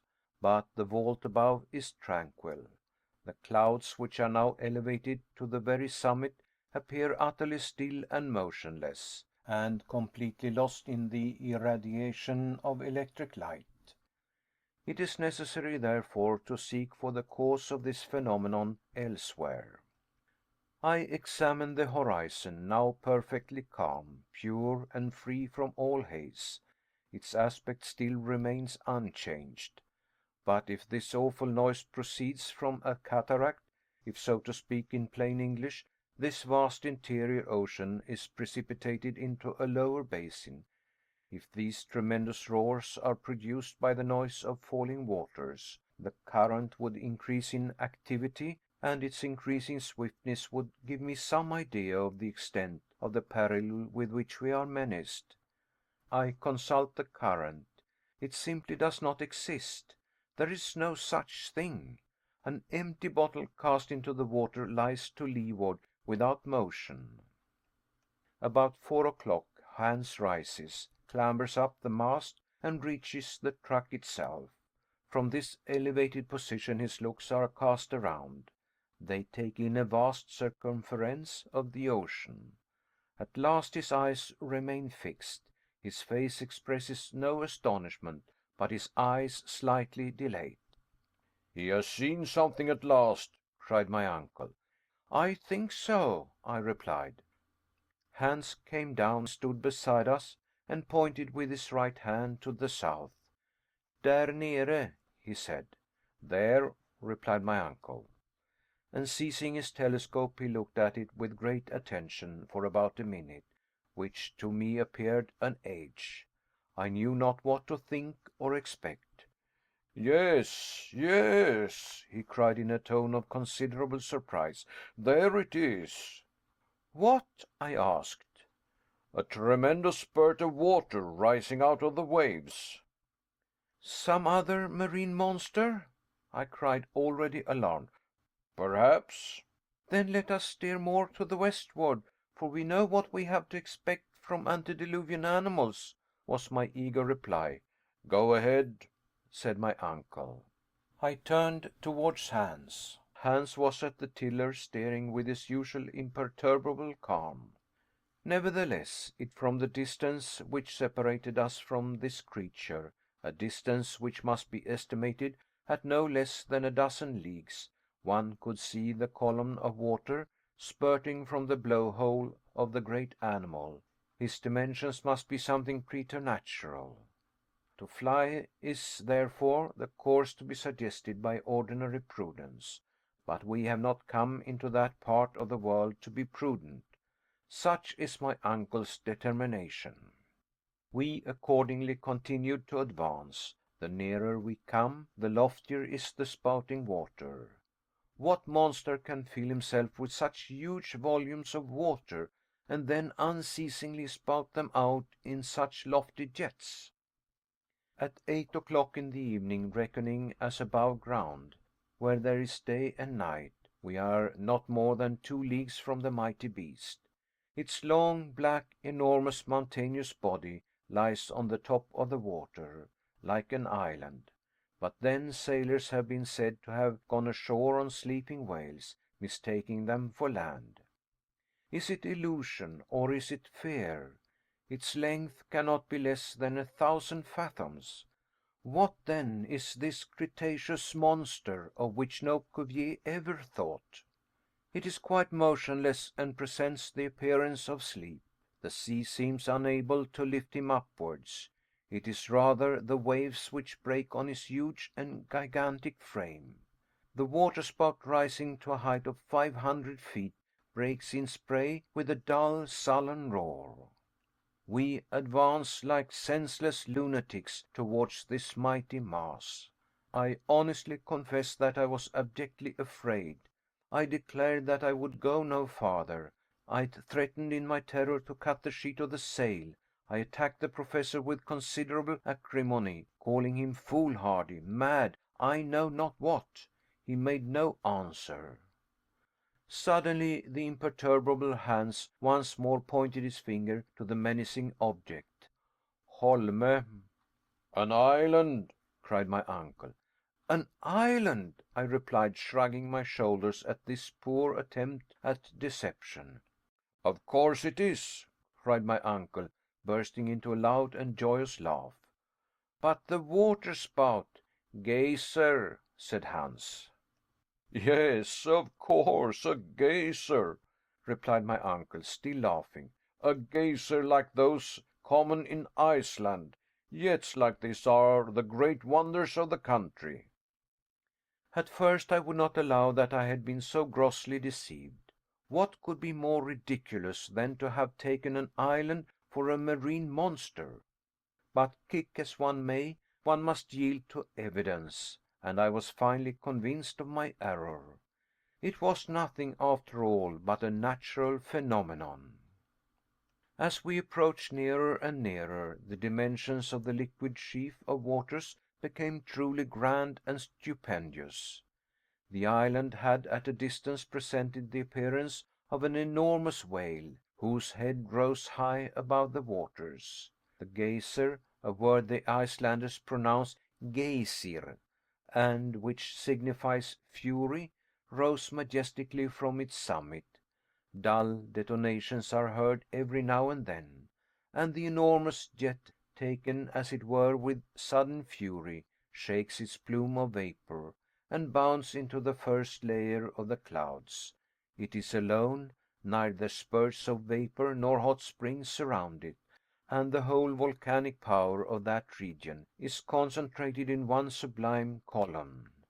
The rays of electric light mix with this dazzling sheaf, every drop as it falls assuming the prismatic colors of the rainbow. Let us go on shore, said the professor after some minutes of silence.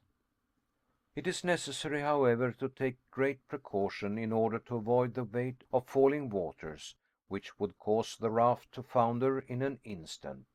Hans, however, steers admirably, and brings us to the other extremity of the island. I was the first to leap on the rock. My uncle followed, while the eider duck hunter remained still like a man above any childish sources of astonishment. We were now walking on granite mixed with silicious sandstone. The soil shivered under our feet like the sides of boilers in which overheated steam is forcibly confined. It is burning. We soon came in sight of the little central basin from which rose the geyser. I plunged a thermometer into the water, which ran bubbling from the center, and it marked a heat of 163 degrees. This water, therefore, came from some place where the heat was intense. This was singularly in contradiction with the theories of Professor Hartwig. I could not help telling him my opinion on the subject. Well, said he sharply, and what does this prove against my doctrine? Nothing, replied I dryly, seeing that I was running my head against a foregone conclusion. Nevertheless, I am compelled to confess that until now we had been most remarkably fortunate, and that this voyage is being accomplished in most favorable conditions of temperature. But it appears evident, in fact certain, that we shall sooner or later arrive at one of those regions where the central heat will reach its utmost limits, and will go far beyond all the possible gradations of thermometers. Visions of the Hades of the ancients, believed to be in the center of the earth, floated through my imagination. We shall, however, see what we shall see. That is the Professor's favorite phrase now. Having christened the volcanic island by the name of his nephew, the leader of the expedition turned away and gave the signal for embarkation. I stood still, however, for some minutes gazing upon the magnificent geyser. I soon was able to perceive that the upward tendency of the water was irregular. Now it diminished in intensity, and then suddenly it regained new vigor, which I attributed to the variation of the pressure of the accumulated vapors in its reservoir. At last we took our departure, going carefully round the projecting and rather dangerous rocks of the southern side. Hans had taken advantage of this brief halt to repair the raft. Before we took our final departure from the island, however, I made some observations to calculate the distance we had gone over, and I put them down in my journal. Since we left Port Gretchen, we had traveled 270 leagues, more than 800 miles, on this great inland sea. We were therefore 620 leagues from Iceland, and exactly under England. Chapter 32. The Battle of the Elements. Friday, August 21st. This morning the magnificent geyser had wholly disappeared. The wind had freshened up, and we were fast leaving the neighborhood of Henry's Island. Even the roaring sound of the mighty column was lost to the ear. The weather, if under the circumstances we may use such an expression, is about to change very suddenly. The atmosphere is being gradually loaded with vapors, which carry with them the electricity formed by the constant evaporation of the saline waters. The clouds are slowly but sensibly falling towards the sea, and are assuming a dark olive texture.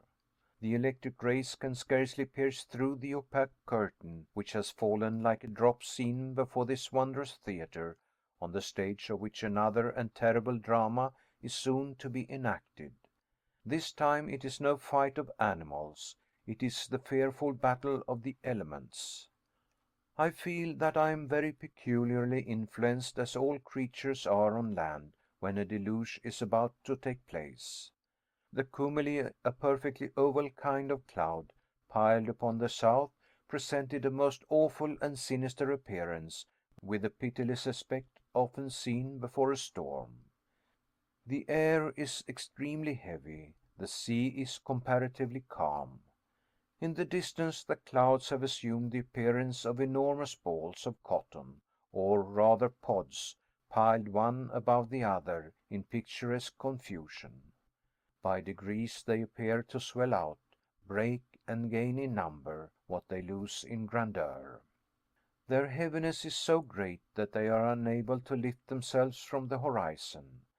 But under the influence of the upper currents of air, they are gradually broken up, become much darker, and then present the appearance of one single layer of a formidable character. Now and then a lighter cloud, still lit up from above, rebounds upon this gray carpet, and is lost in the opaque mass. There can be no doubt that the entire atmosphere is saturated with electric fluid. I myself fully impregnated. My hairs literally stand on end, as if under the influence of a galvanic battery. If one of my companions ventured to touch me, I think he would receive rather a violent and unpleasant shock. About 10 o'clock in the morning the symptoms of the storm became more thorough and decisive. The wind appeared to soften down as if to take breath for a renewed attack. The vast funeral pall above us looked like a huge bag, like the cave of Aeolus in which the storm was collecting its forces for the attack. I tried all I could not to believe in the menacing signs of the sky, and yet I could not avoid saying, as it were involuntarily, "I believe we are going to have bad weather." The Professor made me no answer. He was in a horrible, in a detestable humor to see the ocean stretching interminably before his eyes. On hearing my words, he simply shrugged his shoulders. "We shall have a tremendous storm," I said again, pointing to the horizon. "These clouds are falling lower and lower upon the sea as if to crush it." A great silence prevailed. The wind wholly ceased. Nature assumed a dead calm, and ceased to breathe. Upon the mast, where I noticed a sort of slight ignis fatuus, the sail hangs in loose heavy folds. The raft is motionless in the midst of a dark heavy sea, without undulation, without motion. It is as still as glass. But as we are making no progress, what is the use of keeping up the sail, which may be the cause of our perdition, if the tempest should suddenly strike us without warning?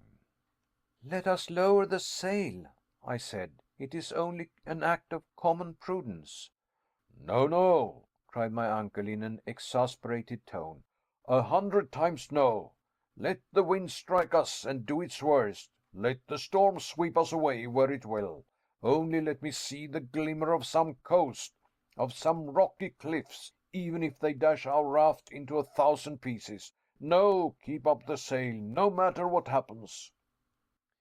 These words were scarcely uttered when the southern horizon underwent a sudden and violent change. The long accumulated vapors were resolved into water, and the air required to fill up the void produced became a wild and raging tempest. It came from the most distant corners of the mighty cavern.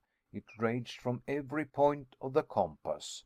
It roared, it yelled, it shrieked with glee as of demons let loose. The darkness increased and became indeed darkness visible. The raft rose and fell with the storm and bounded over the waves. My uncle was cast headlong upon the deck. I with great difficulty dragged myself towards him. He was holding on with might and main to the end of a cable, and appeared to gaze with pleasure and delight at the spectacle of the unchained elements. Hans never moved a muscle. His long hair, driven hither and thither by the tempest and scattered wildly over his motionless face, gave him a most extraordinary appearance, for every single hair was illuminated by little sparkling sprigs. His countenance presents the extraordinary appearance of an antediluvian man, a true contemporary of the megatherium. Still the mast holds good against the storm. The sail spreads out and feels like a soap bubble about to burst. The raft rushes on at a pace impossible to estimate, but still less swiftly than the body of water displaced beneath it, the rapidity of which may be seen by the lines which fly right and left in the wake. "The sail! The sail!" I cried, making a trumpet of my hands, and then endeavoring to lower it. Let it alone, said my uncle, more exasperated than ever. "Nay," said Hans, gently shaking his head. Nevertheless, the rain formed a roaring cataract before this horizon of which we were in search, and to which we were rushing like madmen. But before this wilderness of waters reached us, the mighty veil of cloud was torn in twain. The sea began to foam wildly, and the electricity produced by some vast and extraordinary chemical action in the upper layer of cloud is brought into play. To the fearful claps of thunder are added dazzling flashes of lightning, such as I had never seen. The flashes crossed one another, hurled from every side, while the thunder came pealing like an echo. The mass of vapor becomes incandescent, The hailstones which strike the metal of our boots and our weapons are actually luminous. The waves as they rise appear to be fire-eating monsters, beneath which seethes an intense fire, their crests surmounted by combs of flame. My eyes are dazzled, blinded by the intensity of light. My ears are deafened by the awful roar of the elements. I am compelled to hold on to the mast, which bends like a reed beneath the violence of the storm, to which none ever before seen by mariners bore any resemblance. Here my traveling notes become very incomplete, loose, and vague. I have only been able to make out one or two fugitive observations, jotted down in a mere mechanical way. But even their brevity, even their obscurity show the emotions which overcame me. Sunday, August 23rd. Where have we got to? In what region are we wandering? We are still carried forward with inconceivable rapidity. The night has been fearful, something not to be described. The storm shows no signs of cessation. We exist in the midst of an uproar which has no name. The detonations as of artillery are incessant. Our ears literally bleed. We are unable to exchange a word or hear each other speak. The lightning never ceases to flash for a single instant. I can see the zigzags after a rapid dart strike the arched roof of this mightiest of mighty walls. If it were to give way and fall upon us, other lightnings plunge their forked streaks in every direction and take the form of globes of fire which explode like bombshells over a beleaguered city. The general crash and roar do not apparently increase. It has already gone far beyond what human ear can appreciate. If all the powder magazines in the world were to explode together, it would be impossible for us to hear worse noise. There is a constant emission of light from the storm clouds. The electric matter is incessantly released. Evidently, the gaseous principles of the air are out of order. Innumerable columns of water rush up like waterspouts and fall back upon the surface of the ocean in foam. Whither are we going? My uncle still lies at full length upon the raft, without speaking, without taking any note of time. The heat increases. I look at the thermometer. To my surprise, it indicates. The exact figure is here rubbed out in my manuscript. Monday, August 24th. This terrible storm will never end. Why should not this state of the atmosphere, so dense and murky, once modified, again remain definitive? We are utterly broken and harassed by fatigue. Hans remains just as usual. The raft runs to the southeast invariably. We have now already run 200 leagues from the newly discovered island.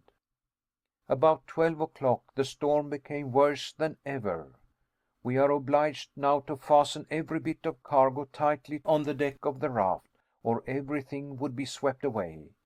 We make ourselves fast too, each man lashing the other.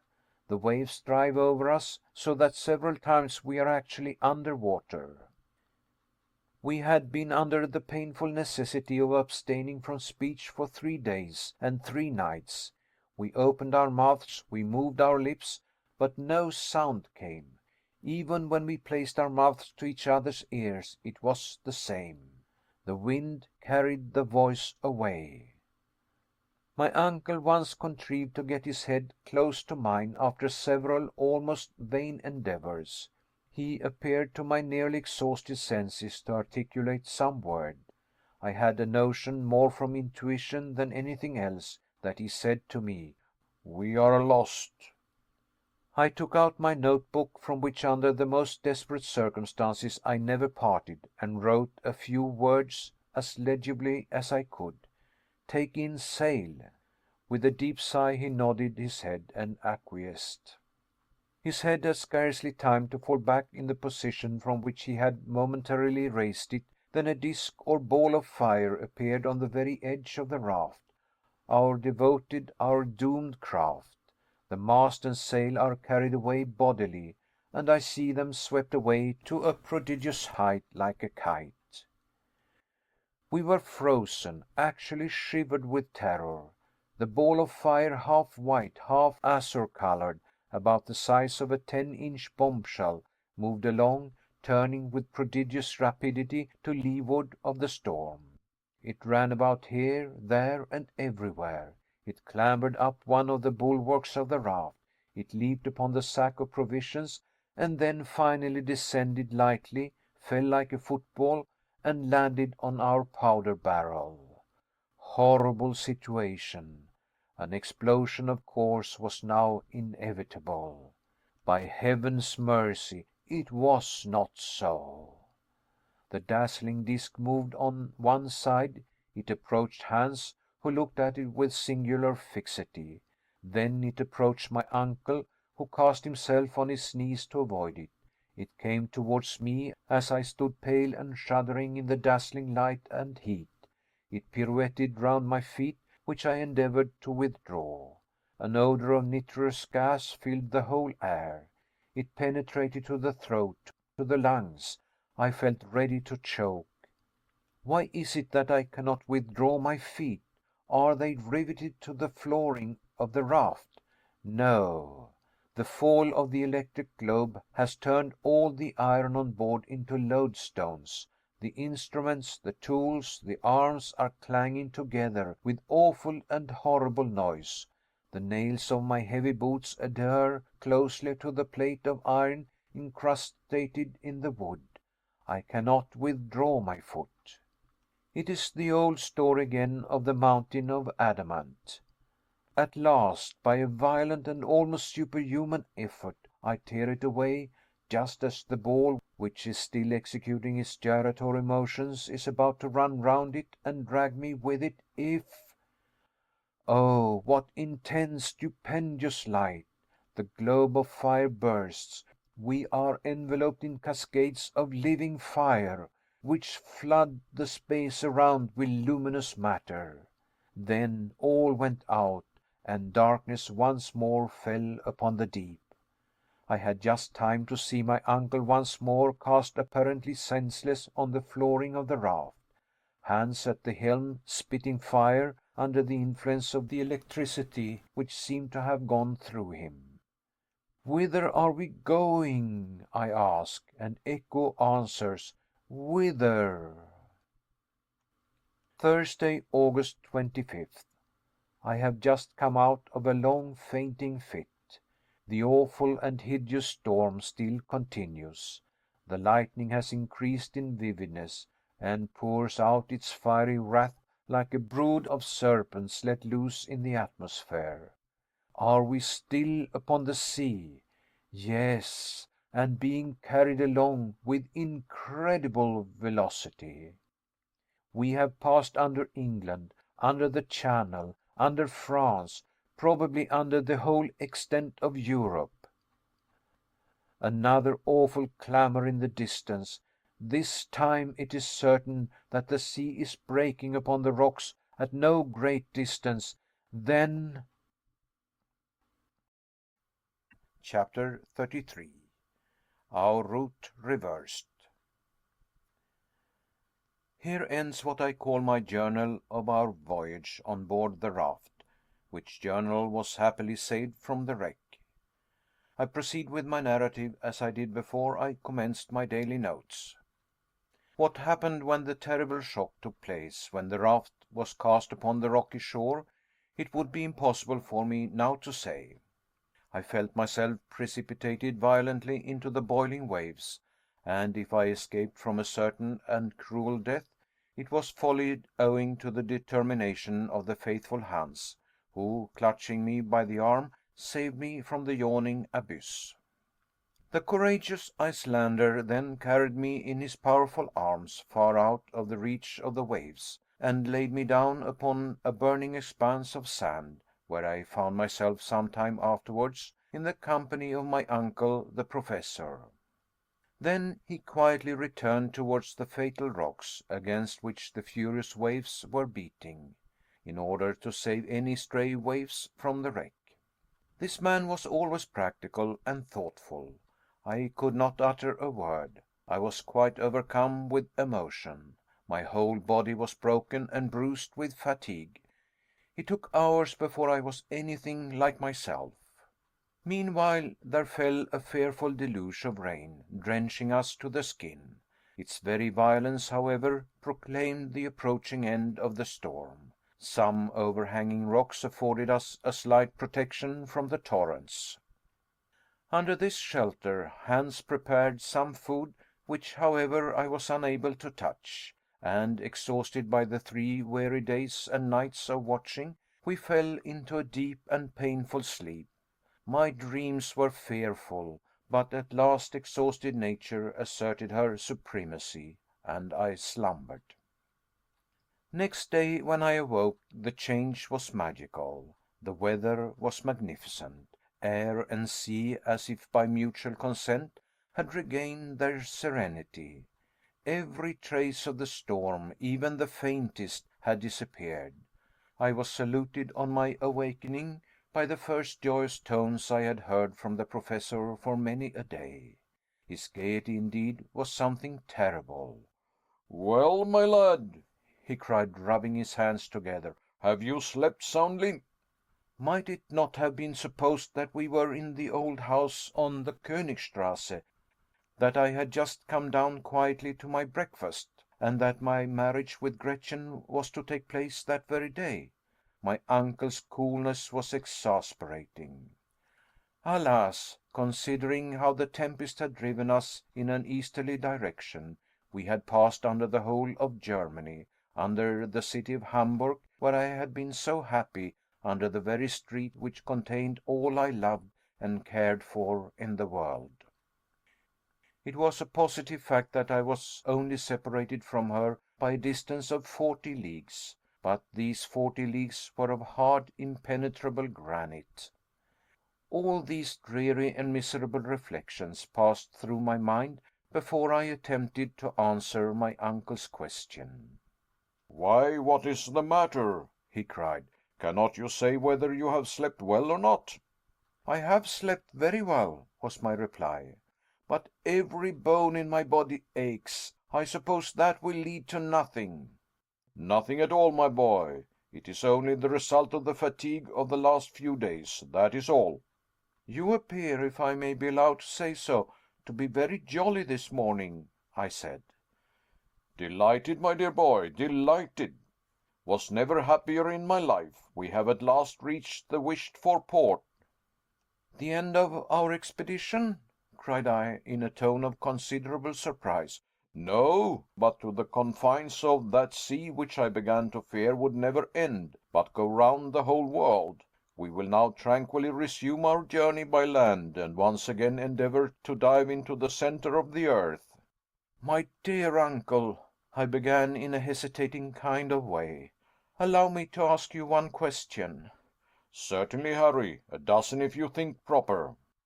One will suffice. How about getting back? I asked. How about getting back? What a question to ask. We have as not yet reached the end of our journey. I know that.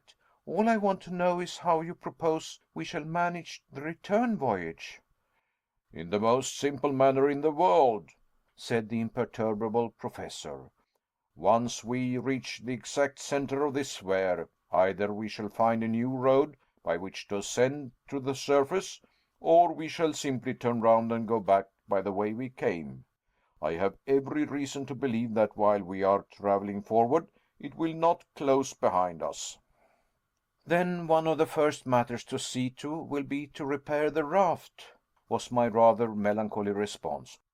Of course, we must attend to that above all things, continued the Professor. Then comes the all-important question of provisions, I urged.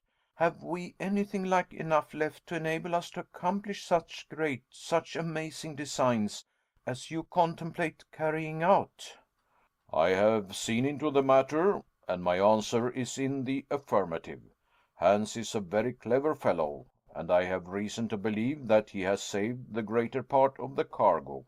But the best way to satisfy your scruples is to come and judge for yourself." Saying which, he led the way out of the kind of open grotto in which we had taken shelter. I had almost begun to hope that which I should rather have feared, and this was the impossibility of such a shipwreck leaving even the slightest signs of what it had carried as freight. I was, however, thoroughly mistaken. As soon as I reached the shores of this inland sea, I found Hans standing gravely in the midst of a large number of things, laid out in complete order. My uncle wrung his hands with deep and silent gratitude. His heart was too full for speech. This man, whose superhuman devotion to his employers I not only never saw surpassed, nor even equaled, had been hard at work all the time we slept, and at the risk of his life had succeeded in saving the most precious articles of our cargo. Of course, under the circumstances, we necessarily experienced several severe losses. Our weapons had wholly vanished, but experience had taught us to do without them. The provision of powder had, however, remained intact, after having narrowly escaped blowing us all to atoms in the storm.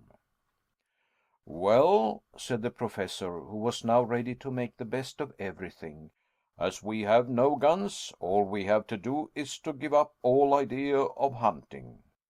"Yes, my dear sir, we can do without them, but what about all our instruments?" "Here is the manometer, the most useful of all, and which I gladly accept in lieu of the rest. With it alone I can calculate the depth as we proceed. By its means alone I shall be able to decide when we have reached the center of the earth. Ha! But for this little instrument we might make a mistake, and run the risk of coming out at the antipodes." All this was said amid bursts of unnatural laughter. "But the compass!" I cried. "Without that, what can we do?" "Here it is, safe and sound," he cried with real joy. "Ah, ha, ha! And here we have the chronometer and the thermometers.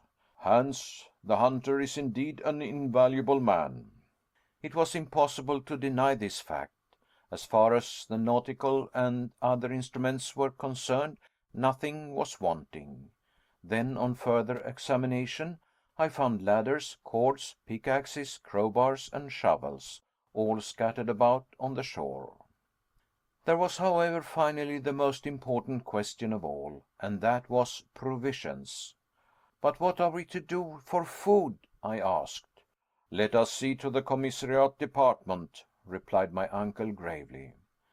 The boxes which contained our supply of food for the voyage were placed in a row along the strand, and were in a capital state of preservation. The sea had in every case respected their contents, and, to sum up in one sentence, taking into consideration biscuits, salt, meat, Schiedam, and dried fish, we could still calculate on having about 4 months' supply if used with prudence and caution. 4 months!" cried the sanguine Professor in high glee. "Then we shall have plenty of time both to go and come. And with what remains I undertake to give a grand dinner to my colleagues of the Johanneum." I sighed. I should by this time have become used to the temperament of my uncle, and yet this man astonished me more and more every day. He was the greatest human enigma I ever had known. "Now," he said, "before we do anything else, we must lay in a stock of fresh water. The rain has fallen in abundance and filled the hollows of the granite. There is a rich supply of water, and we have no fear of suffering from thirst, which in our circumstances is of the last importance. As for the raft, I shall recommend Hans to repair it to the best of his abilities, though I have every reason to believe we shall not require it again." "How is that?" I cried, more amazed than ever at my uncle's style of reasoning. "I have an idea, my dear boy. It is none other than this simple fact: we shall not come out by the same opening as that by which we entered." I began to look at my uncle with vague suspicion. An idea had more than once taken possession of me, and this was that he was going mad. And yet, little did I think how true and prophetic his words were doomed to be. "And now," he said, "having seen to all these matters of detail, to breakfast." I followed him to a sort of projecting cape, after he had given his last instructions to our guide. In this original position, with dried meat, biscuit, and a delicious cup of tea, we made a satisfactory meal. I may say one of the most welcome and pleasant I ever remember. Exhaustion, the keen atmosphere, the state of calm after so much agitation, all contributed to give me an excellent appetite. Indeed, it contributed very much to producing a pleasant and cheerful state of mind. While breakfast was in hand, and between the sips of warm tea, I asked my uncle if he had any idea of how we now stood in relation to the world above. For my part, I added, I think it will be rather difficult to determine.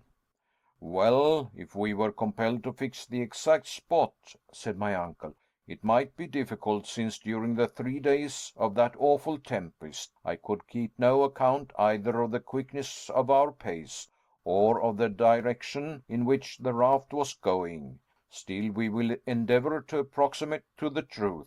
We shall not, I believe, be so very far out." Well, if I recollect rightly, I replied, our last observation was made at the Geyser Island. "Harry's Island, my boy, Harry's Island. Do not decline the honor of having named it. Given your name to an island discovered by us, the first human beings who trod it since the creation of the world." Let it be so, then.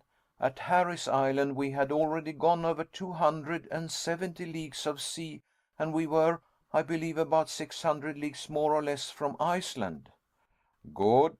I am glad to see that you remember so well. Let us start from that point, and let us count 4 days of storm during which our rate of traveling must have been very great. I should say that our velocity must have been about 80 leagues to the 24 hours. I agreed that I thought this a fair calculation. There were then 300 leagues to be added to the grand total. Yes, and the Central Sea must extend at least 600 leagues from side to side. Do you know, my boy, Harry, that we have discovered an inland lake larger than the Mediterranean?" Certainly, and we only know of its extent in one way. It may be hundreds of miles in length. "Very likely." Then, said I, after calculating for some minutes, if your previsions are right, we are at this moment exactly under the Mediterranean itself. "Do you think so?" Yes, I am almost certain of it.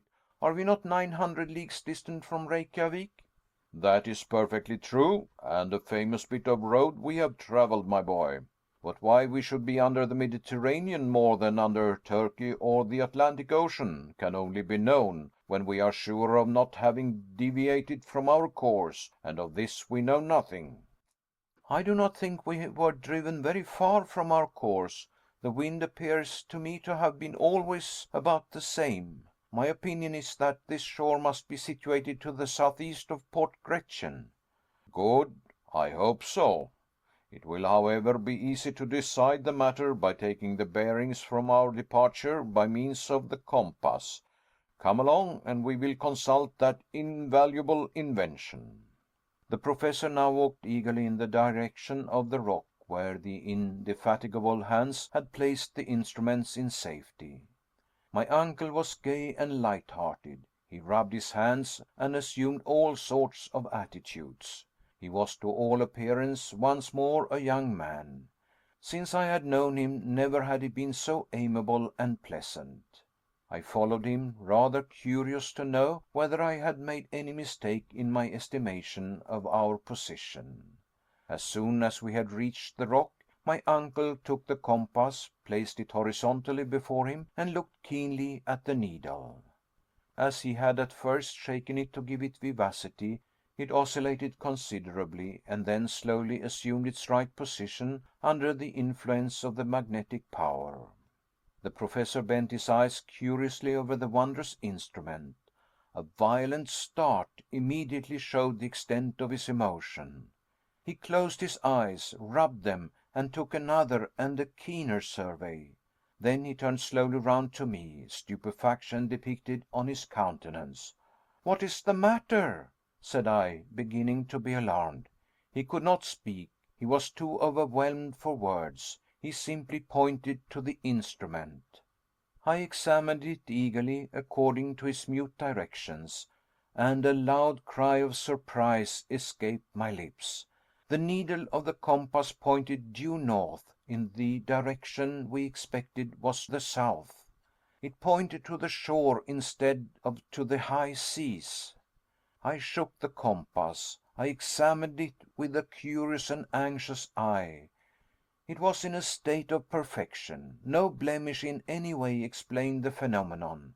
Whatever position we forced the needle into, it returned invariably to the same unexpected point. It was useless attempting to conceal from ourselves the fatal truth. There could be no doubt about it, unwelcome as was the fact, that during the tempest there had been a sudden slant of wind, of which we had been unable to take any account, and thus the raft had carried us back to the shores we had left, apparently forever, so many days before. Chapter 34. A Voyage of Discovery. It would be altogether impossible for me to give any idea of the utter astonishment which overcame the Professor on making this extraordinary discovery. Amazement, incredulity, and rage were blended in such a way as to alarm me. During the whole course of my life I had never seen a man at first so chapfallen, and then so furiously indignant. The terrible fatigues of our sea voyage, the fearful dangers we had passed through, had all gone for nothing. We had to begin them all over again. Instead of progressing as we fondly expected during a voyage of so many days, we had retreated. Every hour of our expedition on the raft had been so much lost time. Presently, however, the indomitable energy of my uncle overcame every other consideration. "So," he said between his set teeth, "fatality will play me these terrible tricks. The elements themselves conspire to overwhelm me with mortification. Air, fire, and water combine their united efforts to oppose my passage. Well, they shall see what the earnest will of a determined man can do. I will not yield. I will not retreat even 1 inch, and we shall see who shall triumph in this great contest, man or nature." Standing upright on a rock, irritated and menacing, Professor Hardwigg, like the ferocious Ajax, seemed to defy the fates. I, however, took upon myself to interfere, and to impose some sort of check upon such insensate enthusiasm. "Listen to me, uncle," I said in a firm but temperate tone of voice. "There must be some limit to ambition here below.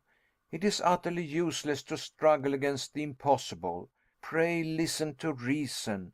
We are utterly unprepared for a sea voyage. It is simply madness to think of performing a journey of 500 leagues upon a wretched pile of beams, with a counterpane for a sail, a paltry stick for a mast, and a tempest to contend with. As we are totally incapable of steering our frail craft, we shall become the mere plaything of the storm, and it is acting the part of madmen if we, a second time, run any risk upon this dangerous and treacherous Central Sea." These are only a few of the reasons and arguments I put together, reasons and arguments which to me appeared unanswerable. I was allowed to go on without interruption for about 10 minutes. The explanation to this I soon discovered.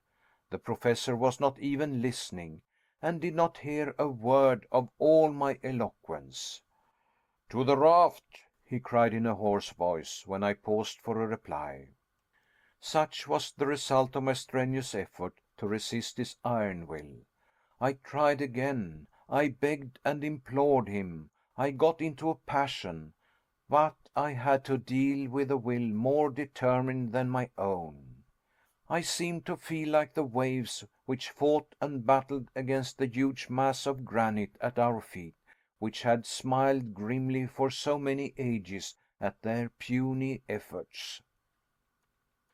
Hans, meanwhile, without taking part in our discussion, had been repairing the raft. One would have supposed that he instinctively guessed at the further projects of my uncle.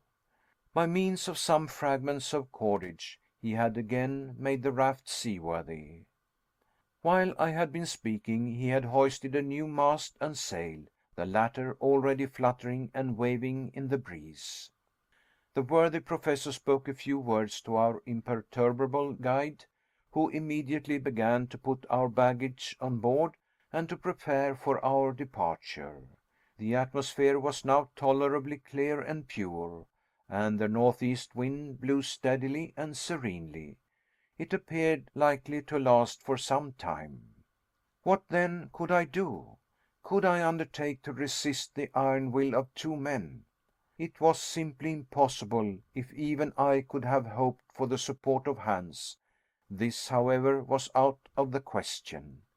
It appeared to me that the Icelander had set aside all personal will and identity. He was a picture of abnegation. I could hope for nothing from one so infatuated with and devoted to his master. All I could do, therefore, was to swim with the stream. In a mood of stolid and sullen resignation, I was about to take my accustomed place on the raft, when my uncle placed his hand upon my shoulder. "There is no hurry, my boy," he said. "We shall not start until tomorrow." I looked a picture of resignation to the dire will of fate. "Under the circumstances," he said, "I ought to neglect no precautions. As fate has cast me upon these shores, I shall not leave without having completely examined them." In order to understand this remark, I must explain that though we had been driven back to the northern shore, we had landed at a very different spot from that which had been our starting point. Port Gretchen must, we calculated, be very much to the westward. Nothing, therefore, was more natural and reasonable than that we should reconnoitre this new shore upon which we had so unexpectedly landed. "Let us go on a journey of discovery," I cried. And leaving Hans to his important operation, we started on our expedition. The distance between the foreshore at higher water and the foot of the rocks was considerable. It would take about half an hour's walking to get from one to the other. As we trudged along, our feet crushed innumerable shells of every shape and size, once the dwelling place of animals of every period of creation. I particularly noticed some enormous shells, carapaces, turtle and tortoise species, the diameter of which exceeded 15 feet. They had in past ages belonged to those gigantic glyptodons of the Pliocene period, of which the modern turtle is but a minute specimen.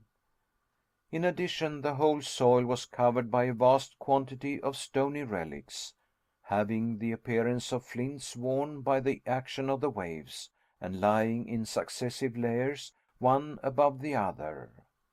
I came to the conclusion that in past ages the sea must have covered the whole district. Upon the scattered rocks, now laying far beyond its reach, the mighty waves of ages had left evident marks of their passage. On reflection, this appeared to me partially to explain the existence of this remarkable ocean, 40 leagues below the surface of the earth's crust. According to my new and perhaps fanciful theory, this liquid mass must be gradually lost in the deep bowels of the earth. I had also no doubt that this mysterious sea was fed by infiltration of the ocean above, through imperceptible fissures. Nevertheless, it was impossible not to admit that these fissures must now be nearly choked up, for if not, the cavern, or rather the immense and stupendous reservoir, would have been completely filled in a short space of time. Perhaps even this water, having to contend against the accumulated subterraneous fires of the interior of the earth, had become partially vaporized. Hence the explanation of those heavy clouds suspended over our heads, and the superabundant display of that electricity which occasioned such terrible storms in this deep and cavernous sea. This lucid explanation of the phenomena we had witnessed appeared to me quite satisfactory. However great and mighty the marvels of nature may seem to us, they are always to be explained by physical reasons. Everything is subordinate to some great law of nature. It now appeared clear that we were walking upon a kind of sedimentary soil, formed like all the soils of that period, so frequent on the surface of the globe, by the subsidence of the waters. The Professor, who was now in his element, carefully examined every rocky fissure. Let him only find an opening, and it directly became important to him to examine its depth. For a whole mile we followed the windings of the Central Sea, when suddenly an important change took place in the aspect of the soil. It seemed to have been rudely cast up, convulsionized, as it were, by a violent upheaving of the lower strata. In many places hollows here and hillocks there attested great dislocations at some other period of the terrestrial mass. We advanced with great difficulty over the broken masses of granite mixed with flint, quartz, and alluvial deposits, when a large field, more even than a field, a plain of bones, appeared suddenly before our eyes. It looked like an immense cemetery where generation after generation had mingled their mortal dust. Lofty barrows of early remains rose at intervals. They undulated away to the limits of the distant horizon, and were lost in a thick and brown fog. On that spot, some 3 square miles in extent, was accumulated the whole history of animal life. Scarcely one creature upon the comparatively modern soil of the upper and inhabited world had not there existed. Nevertheless, we were drawn forward by an all-absorbing and impatient curiosity. Our feet crushed with a dry and crackling sound the remains of those prehistoric fossils, for which the museums of great cities quarrel even when they obtain only rare and curious morsels. 1,000 such naturalists as Cuvier would not have sufficed to recompose the skeletons of the organic beings which lay in this magnificent osseous collection. I was utterly confounded. My uncle stood for some minutes with his arms raised on high towards the thick granite vault which served us for a sky. His mouth was wide open. His eyes sparkled wildly behind his spectacles, which he had fortunately saved. His head bobbed up and down, and from side to side, while his whole attitude and mien expressed unbounded astonishment. He stood in the presence of an endless, wondrous, and inexhaustible rich collection of antediluvian monsters, piled up for his own private and peculiar satisfaction. Fancy an enthusiastic lover of books carried suddenly into the very midst of the famous library of Alexandria, burned by the sacrilegious Omar, and which some miracle had restored to its pristine splendor.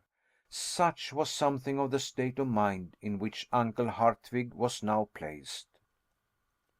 For some time he stood thus literally aghast at the magnitude of his discovery. But it was even a greater excitement when, darting wildly over this mass of organic dust, he caught up a naked skull and addressed me in a quivering voice. "Harry, my boy, Harry, this is a human head." "A human head, uncle?" I said, no less amazed and stupefied than himself. "Yes, nephew. Ah, Mr. Milne Edwards. Ah, Mr. de Quatrefages. Why are you not here where I am? I, Professor Hartwig. Chapter 35. Discovery upon Discovery.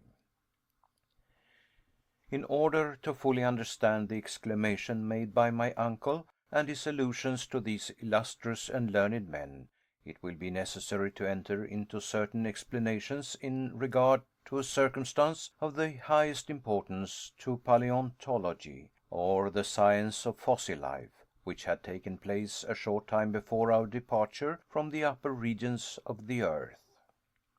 On the 28th of March, 1863, some navigators under the direction of M. Boucher de Perthes were at work in the great quarries of Moulin-Quignon near Abbeville in the department of Somme in France. While at work they unexpectedly came upon a human jawbone buried 14 feet below the surface of the soil. It was the first fossil of the kind that had ever been brought to light of day. Near this unexpected human relic were found stone hatchets and carved flints, colored and clothed by time in one uniform brilliant tint of verdigris.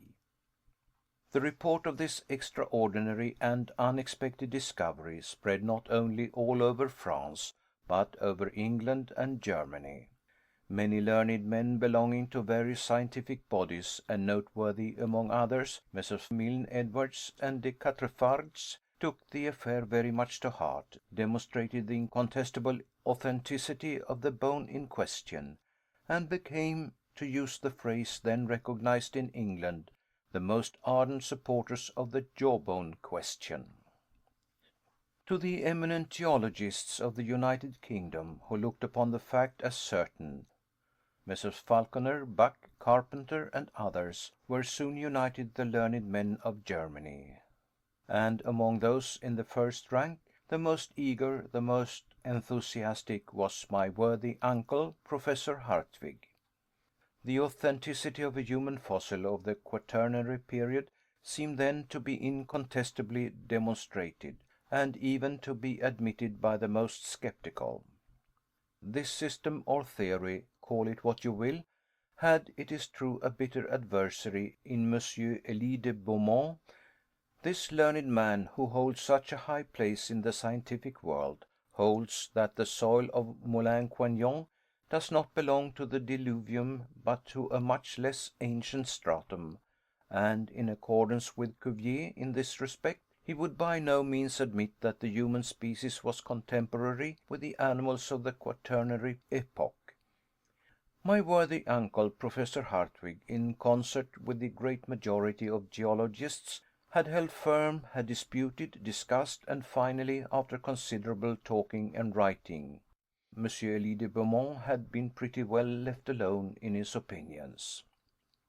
We were familiar with all the details of this discussion, but were far from being aware then that since our departure the matter had entered upon a new phase. Other similar jawbones, though belonging to individuals of varied types and very different natures, had been found in the movable grey sands of certain grottos in France, Switzerland, and Belgium, together with arms, utensils, tools, bones of children, of men in the prime of life, and of old men. The existence of men in the Quaternary period became, therefore, more positive every day. But this was far from being all.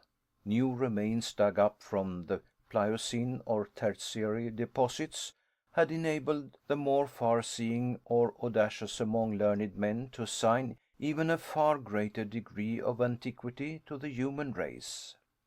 These remains, it is true, were not those of men, that is, were not the bones of men, but objects decidedly having served the human race, shin bones, thigh bones of fossil animals, regularly scooped out, and in fact sculptured, bearing the unmistakable signs of human handiwork. By means of these wondrous and unexpected discoveries, man ascended endless centuries in the scale of time. He, in fact, preceded the mastodon, became the contemporary of the Elephas meridionalis, the southern elephant, acquired an antiquity of over 100,000 years, since that is the date given by the most eminent geologists to the Pliocene period of the earth.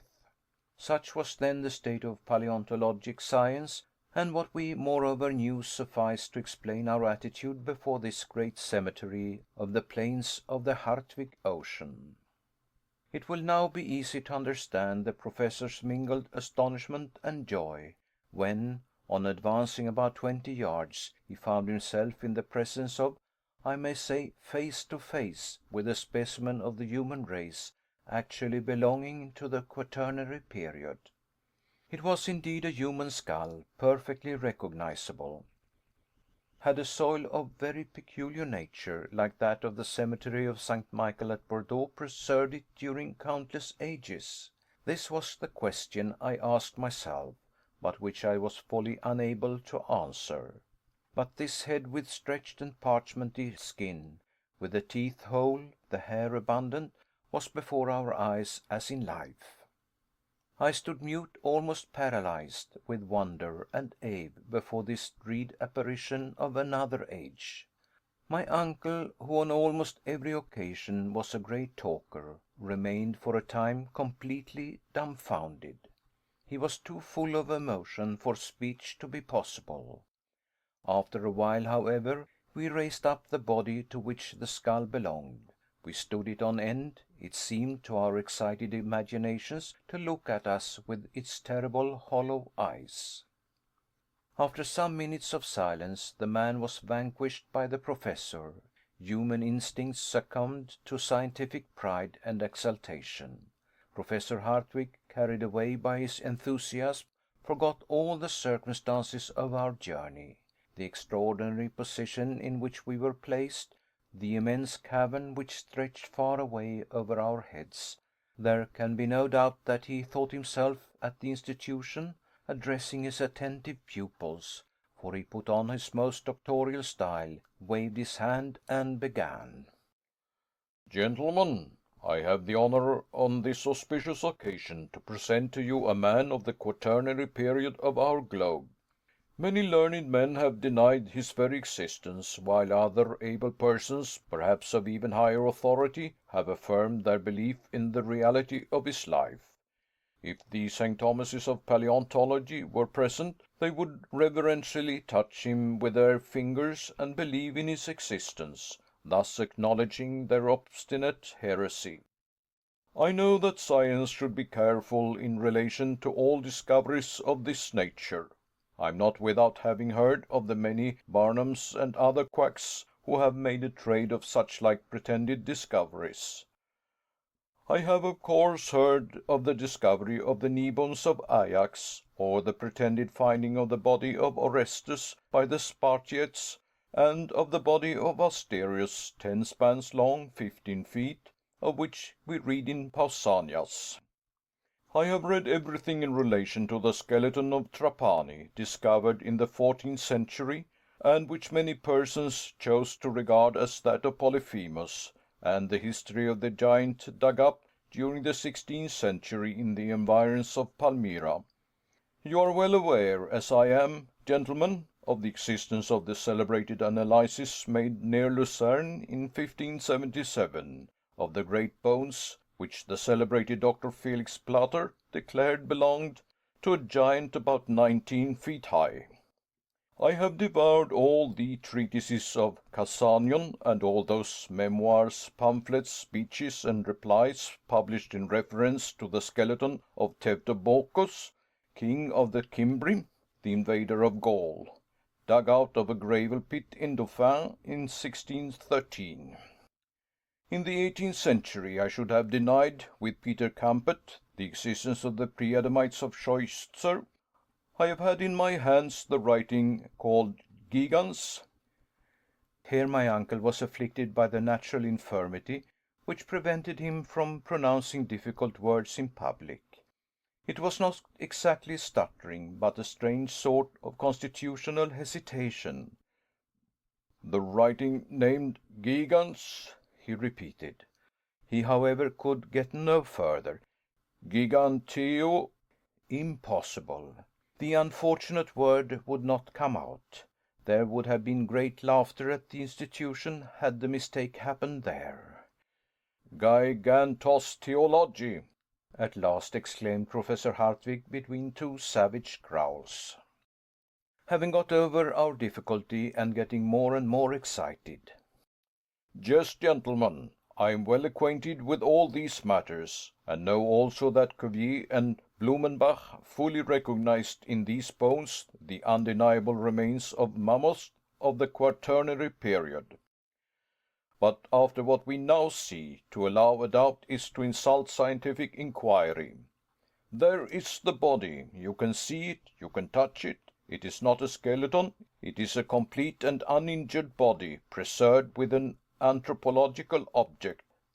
I did not attempt to controvert this singular and astounding assertion. If I could but wash this corpse in a solution of sulphuric acid, continued my uncle, I would undertake to remove all the earthy particles and these resplendent shells which are encrusted all over this body. But I am without this precious dissolving medium. Nevertheless, such as it is, this body will tell its own history. Here the Professor held up the fossil body and exhibited it with rare dexterity. No professional showman could have shown more activity. As on examination you will see, my uncle continued, it is only about 6 feet in length, which is a long way from the pretended giants of early days. As to the particular race to which it belonged, it is incontestably Caucasian. It is of the white race, that is, of our own. The skull of this fossil being is a perfect ovid, without any remarkable or prominent development of the cheekbones, and without any projection of the jaw. It presents no indication of the prognathism, which modifies the facial angle. Note. The facial angle is formed by two planes, one more or less vertical, which is in a straight line with the forehead and the incisors, the other horizontal, which passes through the organs of hearing and the lower nasal bone. Prognathism, in anthropological language, means that particular projection of the jaw which modifies the facial angle. End of note. Measure the angle for yourselves, and you will find that it is just 90 degrees. But I will advance still farther, on the road of inquiry and deduction, and I dare venture to say that this human sample or specimen belongs to the Japhetic family, which spread over the world from India to the uttermost limits of Western Europe. There is no occasion, gentlemen, to smile at my remarks. Of course, nobody smiled, but the excellent Professor was so accustomed to beaming countenances at his lectures, that he believed he saw all his audience laughing during the delivery of his learned dissertation. Yes, he continued, with renewed animation. This is a fossil man, a contemporary of the mastodons, with the bones of which this whole amphitheatre is covered. But if I am called on to explain how he came to this place, how these various strata by which he is covered have fallen into this vast cavity, I can undertake to give you no explanation. Doubtless, if we carry ourselves back to the Quaternary epoch, we shall find that great and mighty convulsions took place in the crust of the earth. The continually cooling operation through which the earth had to pass produced fissures, landslips, and chasms, through which a large portion of the earth made its way.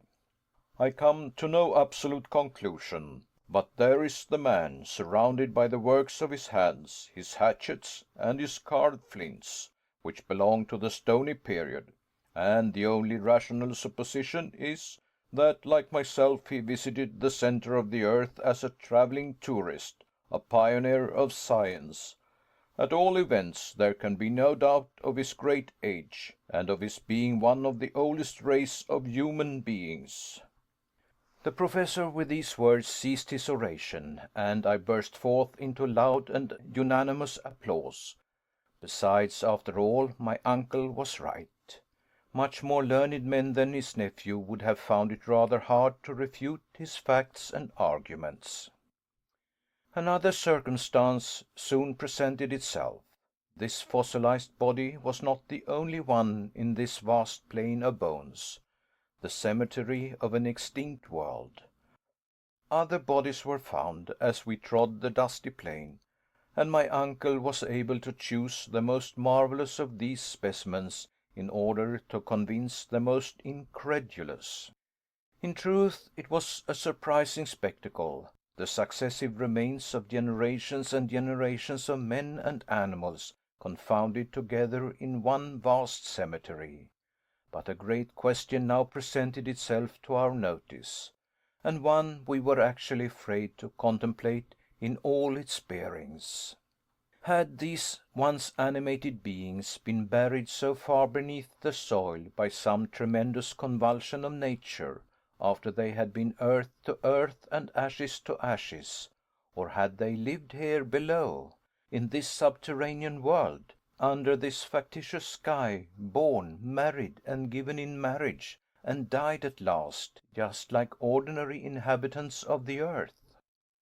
Up to the present moment, marine monsters, fish, and such like animals had alone been seen alive. The question, which rendered us rather uneasy, was a pertinent one. Were any of these men of the abyss wandering about the deserted shores of this wondrous sea of the centre of the earth? This was a question which rendered me very uneasy and uncomfortable. How, should they really be in existence, would they receive us men from above? Chapter 36. What is it? For a long and weary hour we tramped over this great bed of bones. We advanced regardless of everything, drawn on by ardent curiosity. What other marvels did this great cavern contain? What other wondrous treasures for the scientific man? My eyes were quite prepared for any number of surprises. My imagination lived in expectation of something new and wonderful. The borders of the great central ocean had for some time disappeared behind the hills that were scattered over the ground occupied by the plain of bones. The imprudent and enthusiastic professor, who did not care whether he lost himself or not, hurried me forward. We advanced silently, bathed in waves of electric fluid. By reason of a phenomenon which I cannot explain, and thanks to its extreme diffusion, now complete, the light illumined equally the sides of every hill and rock. Its seat appeared to be nowhere, in no determined force, and produced no shade whatever. The appearance presented was that of a tropical country at midday in summer, in the midst of the equatorial regions, and under the vertical rays of the sun. All signs of vapor had disappeared. The rocks, the distant mountains, some confused masses of far-off forests, assumed a weird and mysterious aspect under this equal distribution of the luminous fluid. We resembled to a certain extent the mysterious personage in one of Hoffmann's fantastic tales, the man who lost his shadow. After we had walked about a mile farther, we came to the edge of a vast forest, not, however, one of the vast mushroom forests we had discovered near Port Gretchen. It was the glorious and wild vegetation of the Tertiary period in all its superb magnificence. Huge palms of a species now unknown, superb palmacites, a genus of fossil palms from the coal formation, pines, yews, cypress, and conifers or cone-bearing trees, the whole bound together by an inextricable and complicated mass of creeping plants. A beautiful carpet of mosses and ferns grew beneath the trees. Pleasant brooks murmured beneath umbrageous boughs, little worthy of this name, for no shade did they give. Upon their borders grew small tree-like shrubs, such as are seen in the hot countries on our own inhabited globe. The one thing wanting in these plants, these shrubs, these trees, was color. Forever deprived of the vivifying warmth of the sun, They were vapid and colorless. All shade was lost in one uniform tint of a brown and faded character. The leaves were wholly devoid of verdure, and the flowers, so numerous during the tertiary period which gave them birth, were without color and without perfume, something like paper discolored by long exposure to the atmosphere. My uncle ventured beneath the gigantic groves. I followed him, though not without a certain amount of apprehension.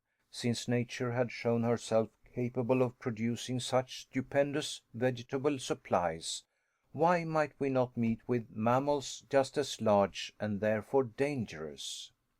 I particularly remarked in the clearings left by trees that had fallen and been partially consumed by time, many leguminous, bean-like shrubs, such as the maple and other eatable trees, dear to ruminating animals. Then there appeared, confounded together and intermixed, the trees of such varied lands, specimens of the vegetation of every part of the globe. There was the oak near the palm tree, the Australian eucalyptus, an interesting class of the order Myrtaceae, leaning against the tall Norwegian pine, the poplar of the north mixing its branches with those of the New Zealand kauris. It was enough to drive the most ingenious classifier of the upper regions out of his mind, and to upset all his received ideas about botany. Suddenly I stopped short and restrained my uncle. The extreme diffuseness of the light enabled me to see the smallest objects in the distant copses. I thought I saw. No, I really did see, with my own eyes, immense, gigantic animals moving about under the mighty trees. Yes, they were truly gigantic animals, a whole herd of mastodons, not fossils, but living, and exactly like those discovered in 1801 on the marshy banks of the great Ohio in North America. Yes, I could see these enormous elephants, whose trunks were tearing down large boughs and working in and out the trees like a legion of serpents. I could hear the sounds of the mighty tusks uprooting huge trees. The boughs crackled, and the whole masses of leaves and green branches went down the capacious throats of these terrible monsters. That wondrous dream, when I saw the anti-historical times revivified, when the tertiary and quaternary periods passed before me, was now realized. And there we were alone, far down in the bowels of the earth, at the mercy of its ferocious inhabitants. My uncle paused, full of wonder and astonishment. Come, he said at last, when his first surprise was over. Come along, my boy, and let us see them nearer. No, replied I, restraining his efforts to drag me forward. We are wholly without arms. What should we do in the midst of that flock of gigantic quadrupeds? Come away, uncle, I implore you. No human creature can with impunity brave the ferocious anger of these monsters. No human creature, said my uncle, suddenly lowering his voice to a mysterious whisper. You are mistaken, my dear Henry. Look, look yonder. It seems to me that I behold a human being, a being like ourselves, a man. I looked, shrugging my shoulders, decided to push incredulity to its very last limits. But whatever might have been my wish, I was compelled to yield to the weight of ocular demonstration. Yes, not more than a quarter of a mile off, leaning against the trunk of an enormous tree, was a human being. A Proteus of these subterranean regions, a new son of Neptune, keeping this innumerable herd of mastodons. Immanis pecoris custos immanior ipse. The keeper of gigantic cattle, himself still more gigantic. Yes, it was no longer a fossil whose corpse we had raised from the ground in the great cemetery, but a giant capable of guiding and driving these prodigious monsters. His height was above 12 feet. His head, as big as the head of a buffalo, was lost in a mane of matted hair. It was indeed a huge mane, like those which belonged to the elephants of the earlier ages of the world. In his hand was a branch of a tree, which served as a crook for this antediluvian shepherd. We remained profoundly still, speechless with surprise. But we might at any moment be seen by him. Nothing remained for us but instant flight. "Come, come!" I cried, dragging my uncle along, and for the first time he made no resistance to my wishes. A quarter of an hour later we were far away from that terrible monster. Now that I think of the matter calmly, and that I reflect upon it dispassionately, now that months, years have passed since this strange and unnatural adventure befell us, what am I to think? What am I to believe? No, it is utterly impossible. Our ears must have deceived us, and our eyes have cheated us. We have not seen what we believed we had seen. No human being could by any possibility have existed in that subterranean world. No generation of men could inhabit the lower caverns of the globe without taking note of those who peopled the surface, without communication with them. It was folly, folly, folly, nothing else. I am rather inclined to admit the existence of some animal resembling in structure the human race, of some monkey of the first geological epochs, like that discovered by Monsieur Lartet in the ossiferous deposit of Sansan. But this animal, or being, whichsoever it was, surpassed in height all things known to modern science. Never mind, however unlikely it may be, it might have been a monkey, but a man, a living man, and with him a whole generation of gigantic animals buried in the entrails of the earth. It was too monstrous to be believed. Chapter 37. The Mysterious Dagger. During this time we had left the bright and transparent forest far behind us. We were mute with astonishment, overcome by a kind of feeling which was next door to apathy. We kept running in spite of ourselves.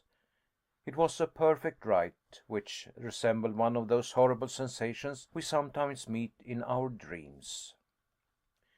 Instinctively we made our way towards the Central Sea, and I cannot now tell what wild thoughts passed through my mind, nor of what follies I might have been guilty, but for a very serious preoccupation which brought me back to practical life.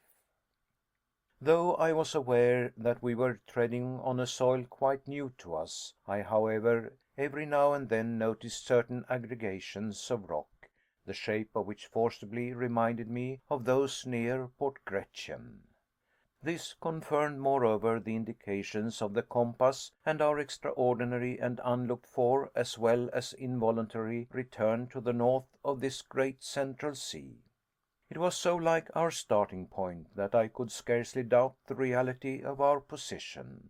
Streams and cascades fell in hundreds over the numerous projections of the rocks.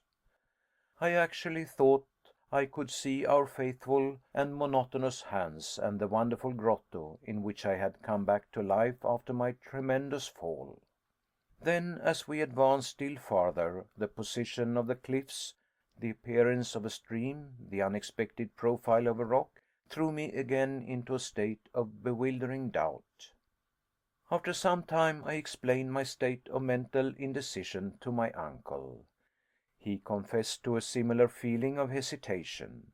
He was totally unable to make up his mind in the midst of this extraordinary but uniform panorama. "There can be no doubt," I insisted, "that we have not landed exactly at the place whence we first took our departure, but the tempest has brought us above our starting point. I think, therefore, that if we follow the coast we shall once more find Port Gretchen." "In that case," cried my uncle, "it is useless to continue our exploration. The very best thing we can do is to make our way back to the raft. Are you quite sure, Harry, that you are not mistaken?" "It is difficult," was my reply, "to come to any decision, for all these rocks are exactly alike. There is no marked difference between them. At the same time, the impression on my mind is that I recognize the promontory at the foot of which our worthy Hans constructed the raft. We are, I am nearly convinced, near the little port. If this be not it," I added, carefully examining a creek which appeared singularly familiar to my mind. "My dear Harry, if this were the case, we should find traces of our own footsteps, some signs of our passage, and I can really see nothing to indicate our having passed this way." "But I see something," I cried in an impetuous tone of voice, as I rushed forward and eagerly picked up something which shone in the sand under my feet. "What is it?" cried the astonished and bewildered Professor.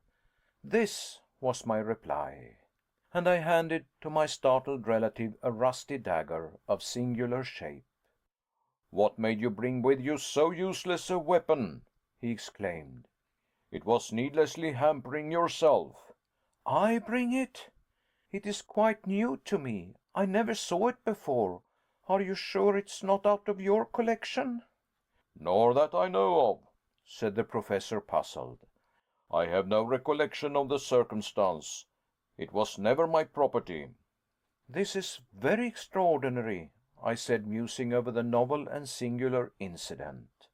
"Not at all. There is a very simple explanation, Harry. The Icelanders are known to keep up the use of these antiquated weapons, and this must have belonged to Hans, who has let it fall without knowing it." I shook my head. That dagger had never been in the possession of the pacific and taciturn Hans. I knew him and his habits too well. "Then what can it be, unless it be the weapon of some antediluvian warrior," I continued, "of some living man, a contemporary of that mighty shepherd from whom we have just escaped? But no, mystery upon mystery, this is no weapon of the stony epoch, nor even of the bronze period. It is made of excellent steel." Ere I could finish my sentence, my uncle stopped me short from entering upon a whole train of theories, and spoke in his most cold and decided tone of voice. "Calm yourself, my dear boy, and endeavor to use your reason. This weapon upon which we have fallen so unexpectedly is a true dag, one of those worn by gentlemen in their belts during the 16th century. Its use was to give the coup de grace, the final blow, to the foe who would not surrender. It is clearly of Spanish workmanship. It belongs neither to you nor to me, nor to the eider-down hunter, nor to any of the living beings who may still exist so marvelously in the interior of the earth." "What can you mean, uncle?" I said, now lost in a host of surmises. "Look closely at it," he continued. "These jagged edges were never made by the resistance of human blood and bone. The blade is covered with a regular coating of iron mold and rust, which is not a day old, not a year old, nor a century old, but much more." The Professor began to get quite excited, according to custom, and was allowing himself to be carried away by his fertile imagination. I could have said something. He stopped me.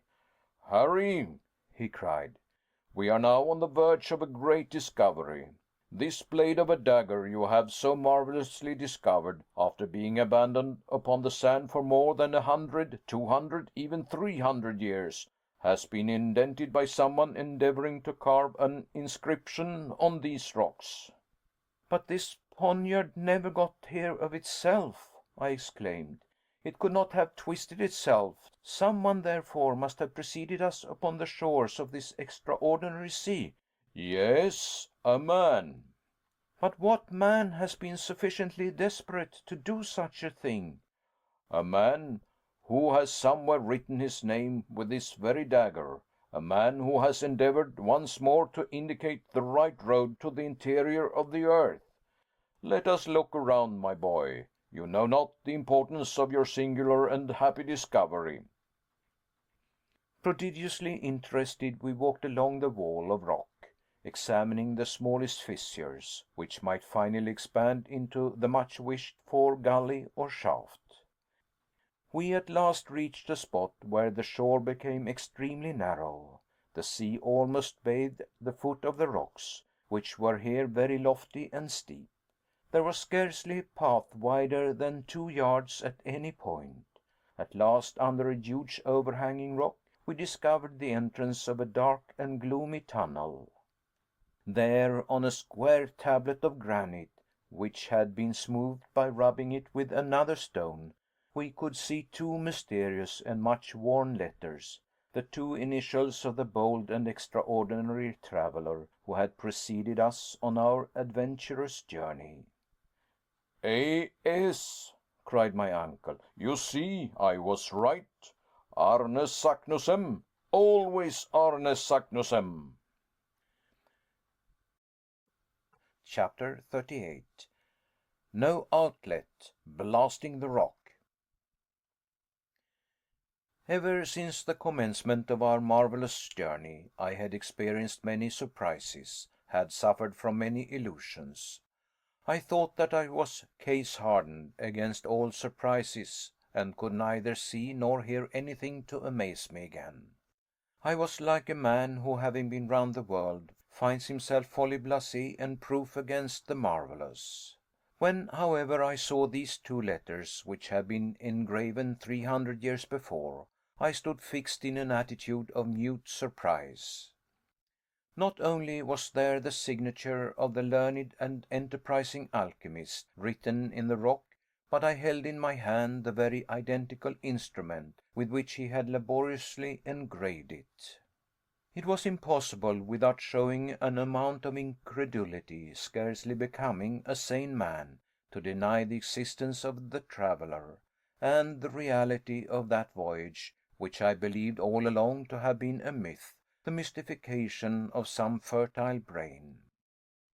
While these reflections were passing through my mind, my uncle, the professor, gave way to an excess of feverish and poetical excitement. "Wonderful and glorious genius, great Saknussemm!" he cried. "You have left no stone unturned, no resource omitted, to show to other mortals the way into the interior of our mighty globe, and your fellow creatures can find the trail left by your illustrious footsteps 300 years ago, at the bottom of these obscure subterranean abodes. You have been careful to secure for others the contemplation of these wonders and marvels of creation. Your name engraved at every important stage of our glorious journey leads the hopeful traveler direct to the great and mighty discovery to which you devoted such energy and courage. The audacious traveler who shall follow your footsteps to the last will doubtless find your initials engraved with your own hand upon the center of the earth. I will be that audacious traveler. I, too, will sign my name upon the very same spot, upon the central granite stone of this wondrous work of the Creator. But in justice to your devotion, to your courage, and to your being the first to indicate the road, let this cape, seen by you upon the shores of this sea discovered by you, be called, of all time, Cape Saknussemm." This is what I heard, and I began to be roused to the pitch of enthusiasm indicated by those words. A fierce excitement roused me. I forgot everything. The dangers of the voyage and the perils of the return journey were now as nothing. What another man had done in ages past could, I felt, be done again. I was determined to do it myself, and now nothing that man had accomplished appeared to me impossible. Forward, forward, I cried in a burst of genuine and hearty enthusiasm. I had already started in the direction of the somber and gloomy gallery, when the Professor stopped me. He, the man so rash and hasty, he, the man so easily roused to the highest pitch of enthusiasm, checked me, and asked me to be patient and show more calm. Let us return to our good friend Hans, he said. We will then bring the raft down to this place. I must say that though I at once yielded to my uncle's request, it was not without dissatisfaction, and I hastened along the rocks of that wonderful coast. Do you know, my dear uncle, I said as we walked along, that we have been singularly helped by a concurrence of circumstances right up to this very moment. So you begin to see it, do you, Harry? Said the Professor with a smile. Doubtless, I responded, and strangely enough, even the tempest has been the means of putting us on the right road. Blessings on the tempest! It brought us safely back to the very spot from which fine weather would have driven us forever.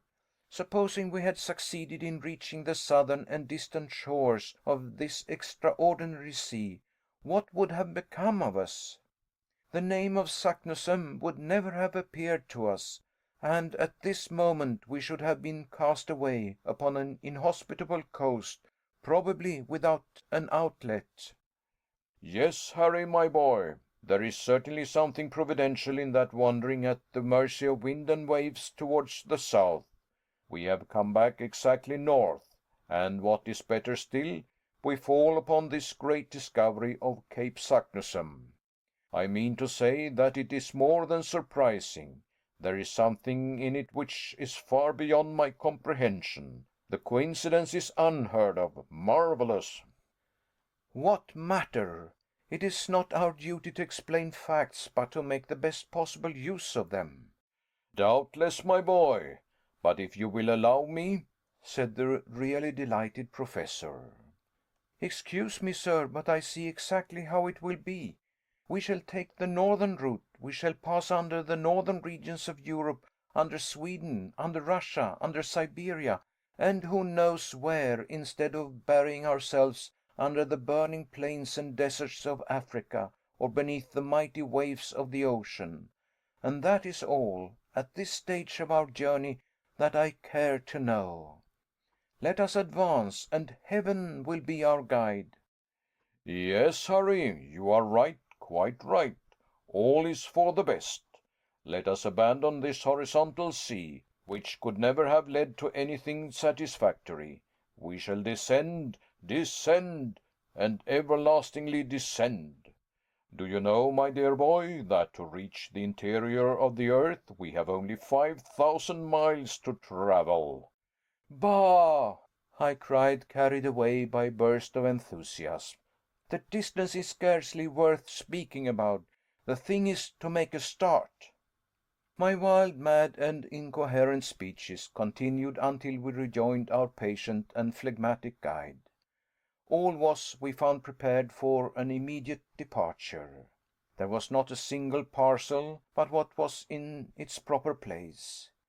We all took up our posts on the raft, and the sail being hoisted, Hans received his directions and guided the frail bark towards Cape Saknussemm, as we had definitely named it. The wind was very unfavorable to a craft that was unable to sail close to the wind. It was constructed to go before the blast. We were continually reduced to pushing ourselves forward by means of poles. On several occasions the rocks ran far out into deep water, and we were compelled to make a long round. At last, after 3 long and weary hours of navigation, that is to say, about 6 o'clock in the evening, we found a place at which we could land.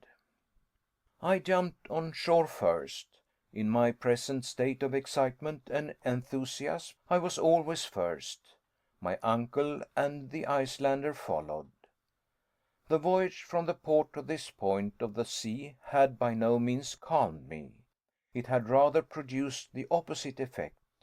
I even proposed to burn our vessel, that is, to destroy our raft, in order to completely cut off our retreat.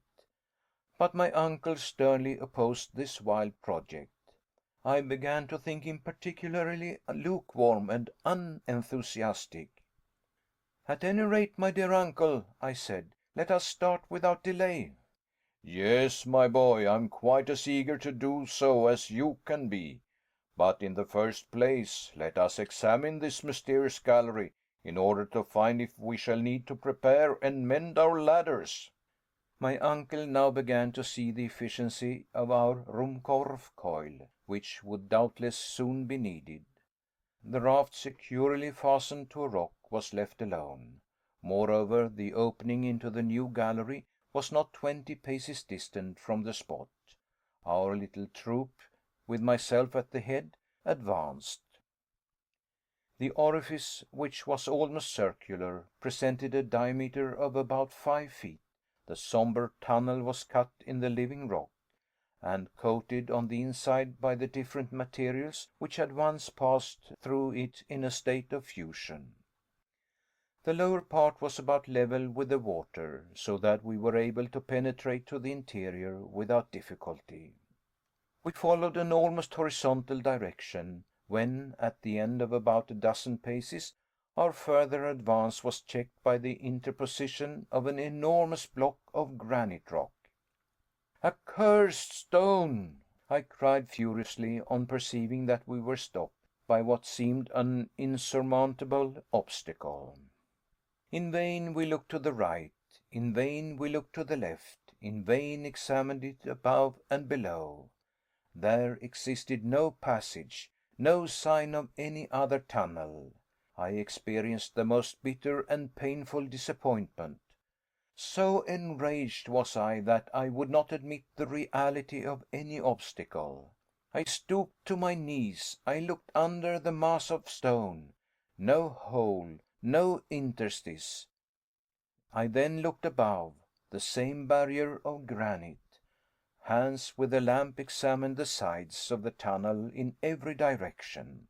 But all in vain. It was necessary to renounce all hope of passing through. I had seated myself upon the ground. My uncle walked angrily and hopelessly up and down. He was evidently desperate. "But," I cried after some moments' thought, "what about Arne Saknussemm?" "You are right," replied my uncle. "He can never have been checked by a lump of rock." "No, 10,000 times no!" I cried with extreme vivacity. "This huge lump of rock, in consequence of some singular concussion or process, one of those magnetic phenomena which have so often shaken the terrestrial crust, has in some unexpected way closed up the passage.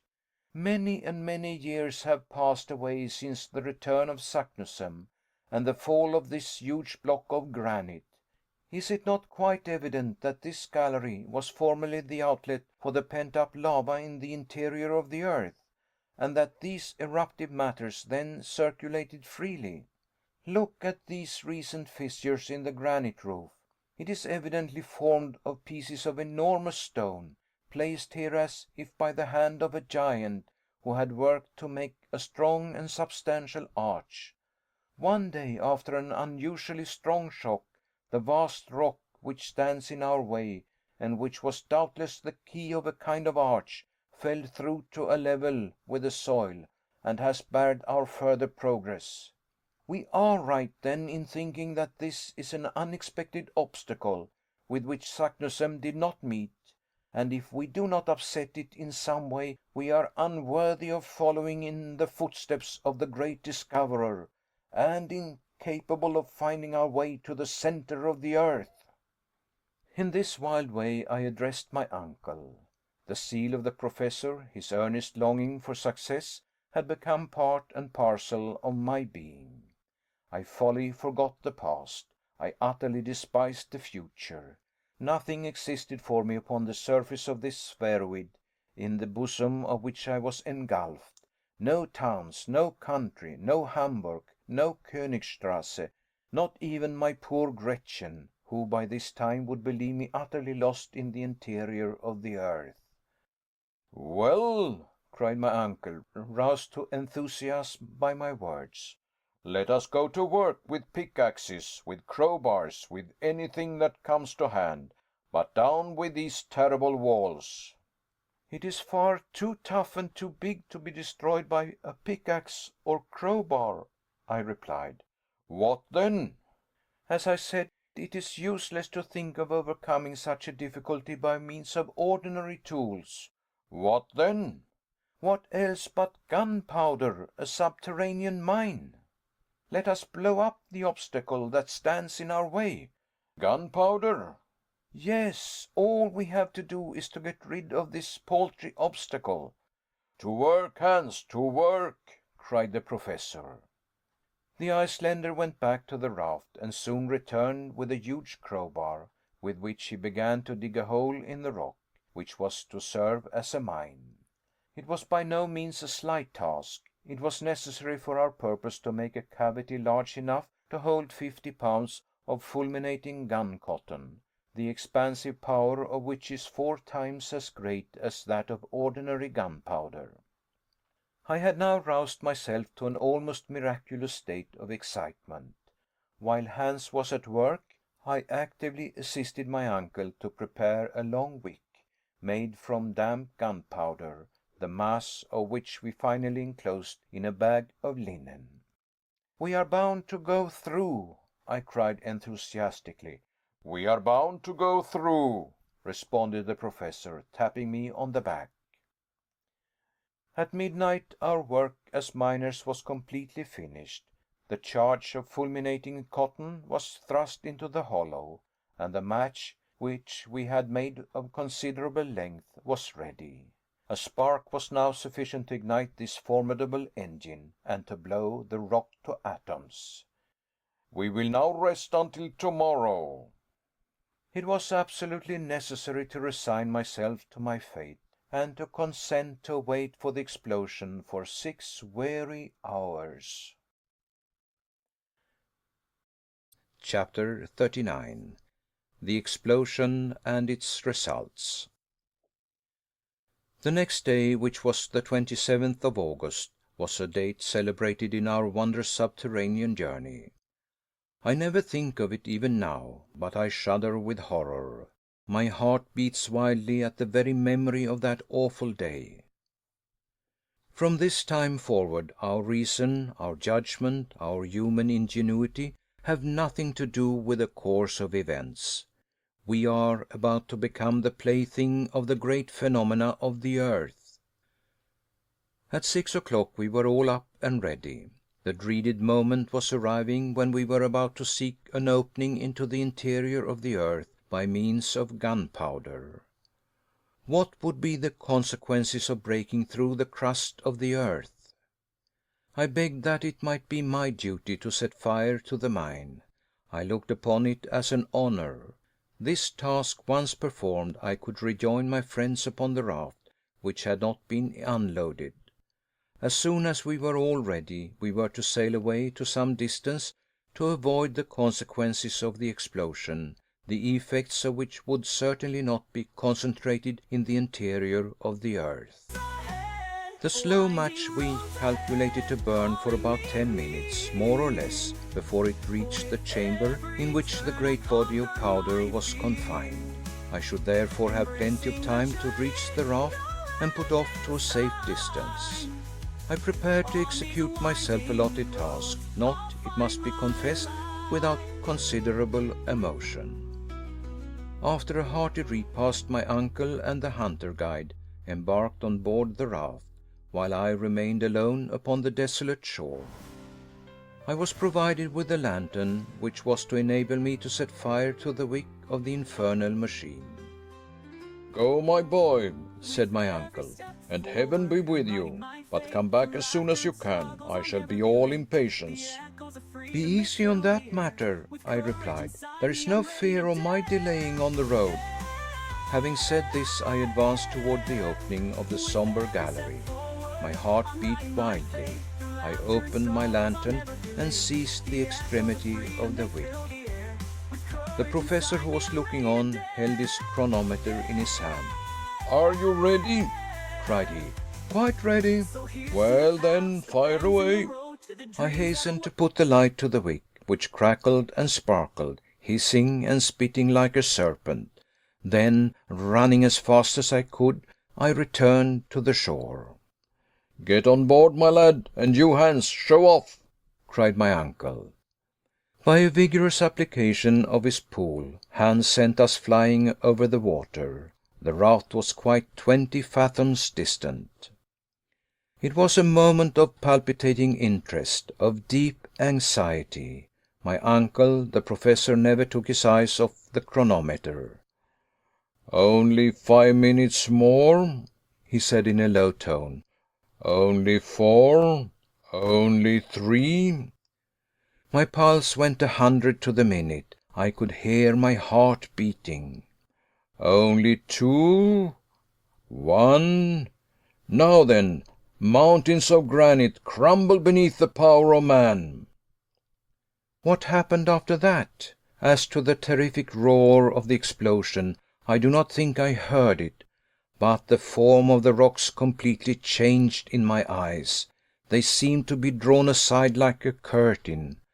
I saw a fathomless, a bottomless abyss, which yawned beneath the turgid waves. The sea, which seemed suddenly to have gone mad, then became one great mountainous mass, upon the top of which the raft rose perpendicularly. We were all thrown down. In less than a second the light gave place to the most profound obscurity. Then I felt all solid support give way, not to my feet, but to the raft itself. I thought it was going bodily down a tremendous well. I tried to speak, to question my uncle. Nothing could be heard but the roaring of the mighty waves. We clung together in utter silence. Despite the awful darkness, despite the noise, the surprise, the emotion, I thoroughly understood what had happened. Beyond the rock which had been blown up, there existed a mighty abyss. The explosion had caused a kind of earthquake in this soil, broken by fissures and rents. The gulf, thus suddenly thrown open, was about to swallow the inland sea, which, transformed into a mighty torrent, was dragging us with it. Only one idea filled my mind. We were utterly and completely lost. 1 hour, 2 hours, what more I cannot say, passed in this manner. We sat close together, elbow touching elbow, knee touching knee. We held one another's hands, not to be thrown off the raft. We were subjected to the most violent shocks whenever our sole dependence, a frail wooden raft, struck against the rocky sides of the channel. Fortunately for us, these concussions became less and less frequent, which made me fancy that the gallery was getting wider and wider. There could be now no doubt that we had chanced upon the road once followed by Saknussemm, but instead of going down in a proper manner, we had, through our own imprudence, drawn a whole sea with us. These ideas presented themselves to my mind in a very vague and obscure manner. I felt rather than reasoned. I put my ideas together only confusedly, while spinning along like a man going down a waterfall. To judge by the air which, as it were, whipped my face, we must have been rushing at a perfectly lightning rate. To attempt under these circumstances to light a torch was simply impossible, and the last remains of our electric machine, of our Ruhmkorff coil, had been destroyed during the fearful explosion. I was therefore very much confused to see at last a bright light shining close to me. The calm countenance of the guide seemed to gleam upon me. The clever and patient hunter had succeeded in lighting the lantern, and though in the keen and thorough draught the flame flickered and vacillated and was nearly put out, it served partially to dissipate the awful obscurity. The gallery into which we had entered was very wide. I was therefore quite right in that part of my conjecture. The insufficient light did not allow us to see both of the walls at the same time. The slope of waters which was carrying us away was far greater than that of the most rapid river of America. The whole surface of the stream seemed to be composed of liquid arrows, darted forward with extreme violence and power. I can give no idea of the impression it made upon me. The raft at times caught in certain whirlpools, and rushed forward, yet turned on itself all the time. How it did not upset I shall never be able to understand. When it approached the sides of the gallery, I took care to throw upon them the light of the lantern, and I was able to judge of the rapidity of motion by looking at the projecting masses of rock, which, as soon as seen, were again invisible. So rapid was our progress that points of rock at a considerable distance one from the other appeared like portions of transverse lines, which enclosed us in a kind of net, like that of a line of telegraphic wires. I believe we were now going at a rate of not less than 100 miles an hour. My uncle and I looked at one another with wild and haggard eyes. We clung convulsively to the stump of the mast, which, at the moment when the catastrophe took place, had snapped short off. We turned our backs as much as possible to the wind, in order not to be stifled by a rapidity of motion which nothing human could face and live. And still the long monotonous hours went on. The situation did not change in the least, though a discovery I suddenly made seemed to complicate it very much. When we had slightly recovered our equilibrium, I proceeded to examine our cargo. I then made the unsatisfactory discovery that the greater part of it had utterly disappeared. I became alarmed and determined to discover what were our resources. My heart beat at the idea, but it was absolutely necessary to know on what we had to depend. With this view I took the lantern and looked around. Of all our former collection of nautical and philosophical instruments, there remained only the chronometer and the compass. The ladders and ropes were reduced to a small piece of rope fastened to the stump of the mast. Not a pickaxe, not a crowbar, not a hammer, and, far worse than all, no food, not enough for 1 day. This discovery was a prelude to a certain and horrible death. Seated gloomily on the raft, clasping the stump of the mast mechanically, I thought of all I had read as to sufferings from starvation. I remembered everything that history had taught me on the subject, and I shuddered at the remembrance of the agonies to be endured. Maddened at the prospects of enduring the miseries of starvation, I persuaded myself that I must be mistaken. I examined the cracks in the raft. I poked between the joints and beams. I examined every possible hole and corner. The result was simply nothing. Our stock of provisions consisted of nothing but a piece of dry meat and some soaked and half mouldy biscuits. I gazed around me, scared and frightened. I could not understand the awful truth. And yet, of what consequence was it in regard to any new danger? Supposing that we had had provisions for months, and even for years, How could we ever get out of the awful abyss into which we were being hurled by the irresistible torrent we had let loose? Why should we trouble ourselves about the sufferings and tortures to be endured from hunger, when death stared us in the face under so many other swifter and perhaps even more horrid forms? It was very doubtful, under the circumstances in which we were placed, if we should have time to die of inanition. But the human frame is singularly constituted. I know not how it was, but from some singular hallucination of mind, I forgot the real, serious, and immediate danger to which we were exposed, to think of the menaces of the future, which appeared before us in all their naked terror. Besides, after all, suggested hope, perhaps we might finally escape the fury of the raging torrent, and once more revisit the glimpses of the moon on the surface of our beautiful Mother Earth. How was it to be done? I had not the remotest idea. Where were we to come out? No matter, so that we did.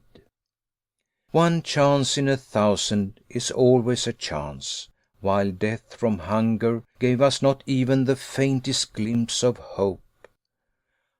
It left to the imagination nothing but blank horror, without the faintest chance of escape. I had the greatest mind to reveal all to my uncle, to explain to him the extraordinary and wretched position to which we were reduced, in order that, between the two, we might make a calculation as to the exact space of time which remained for us to live. It was, it appeared to me, the only thing to be done. But I had the courage to hold my tongue, to gnaw at my entrails like the Spartan boy. I wished to leave him all his coolness. At this moment the light of the lantern slowly fell, and at last went out. The wick had wholly burnt to an end. The obscurity became absolute. It was no longer possible to see through the impenetrable darkness. There was one torch left, but it was impossible to keep it alight. Then, like a child, I shut my eyes, that I might not see the darkness. After a great lapse of time, the rapidity of our journey increased. I could feel it by the rush of air upon my face. The slope of the waters was excessive. I began to feel that we were no longer going down a slope. We were falling. I felt as one does in a dream, going down bodily, falling, falling, falling. I felt that the hands of my uncle and Hans were vigorously clasping my arms. Suddenly, after a lapse of time scarcely appreciable, I felt something like a shock. The raft had not struck a hard body, but had suddenly been checked in its course. A waterspout, a liquid column of water fell upon us. I felt suffocating. I was being drowned. Still, the sudden inundation did not last. In a few seconds I felt myself once more able to breathe. My uncle and Hans pressed my arms, and the raft carried us all three away. Chapter 40. The Ape Gigans. It is difficult for me to determine what was the real time, but I should suppose, by after calculation, that it must have been 10 at night. I lay in a stupor, a half dream, during which I saw visions of astounding character. Monsters of the deep were side by side with the mighty elephantine shepherd. Gigantic fish and animals seemed to form strange conjunctions. The raft took a sudden turn, whirled round, entered another tunnel, this time illumined in a most singular manner. The roof was formed of porous stalactite, through which a moonlit vapor appeared to pass, casting its brilliant light upon our gaunt and haggard figures. The light increased as we advanced, while the roof ascended, until at last we were once more in a kind of water cavern, the lofty dome of which disappeared in a luminous cloud. A rugged cavern of small extent appeared to offer a halting place to our weary bodies. My uncle and the guide moved as men in a dream. I was afraid to awaken them, knowing the danger of such a sudden start. I seated myself beside them to watch. As I did so, I became aware of something moving in the distance, which at once fascinated my eyes. It was floating, apparently, upon the surface of the water, advancing by means of what at first appeared paddles. I looked with glaring eyes. One glance told me that it was something monstrous. But what? It was the great shark crocodile of the early writers on geology. About the size of an ordinary whale, with hideous jaws and two gigantic eyes, it advanced, its eyes fixed on me with terrible sternness. Some indefinite warning told me that it had marked me for its own. I attempted to rise, to escape, no matter where, but my knees shook under me, my limbs trembled violently. I almost lost my senses. And still the mighty monster advanced. My uncle and the guide made no effort to save themselves. With a strange noise, like none other I had ever heard, the beast came on. His jaws were at least 7 feet apart, and his distended mouth looked large enough to have swallowed a boatful of men. We were about 10 feet distant when I discovered that much as his body resembled that of a crocodile, his mouth was fully that of a shark. His twofold nature now became apparent. To snatch us up at a mouthful, it was necessary for him to turn on his back, which motion necessarily caused his legs to kick up helplessly in the air. I actually laughed, even in the very jaws of death. But next minute, with a wild cry, I darted away into the interior of the cave, leaving my unhappy comrades to their fate. This cavern was deep and dreary. After about 100 yards, I paused and looked around.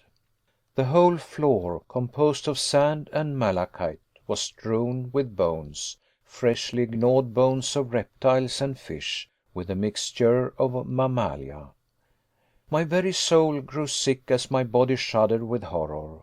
I had truly, according to the old proverb, fallen out of the frying pan into the fire.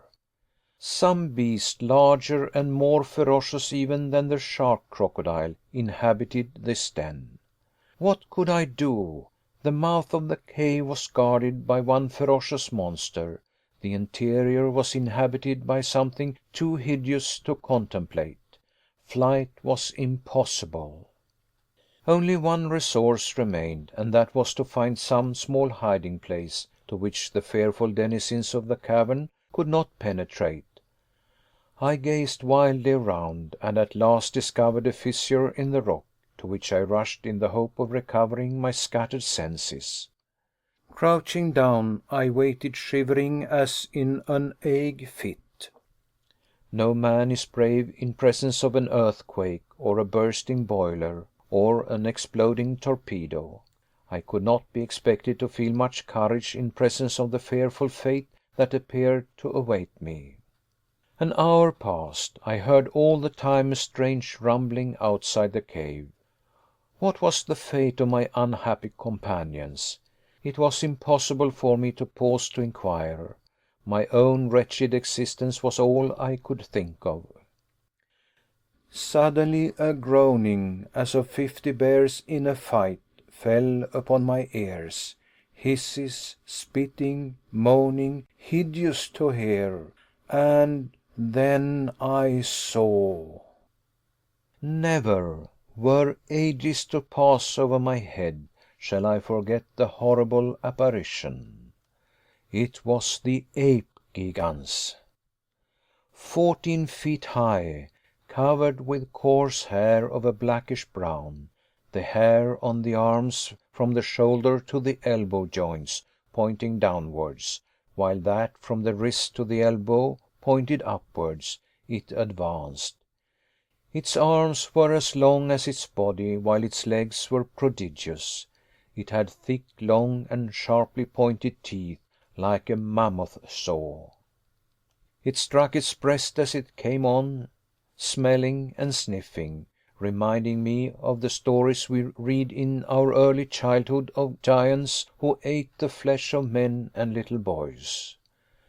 Suddenly it stopped. My heart beat wildly, for I was conscious that, somehow or other, the fearful monster had smelled me out and was peering about with his hideous eyes to try and discover my whereabouts.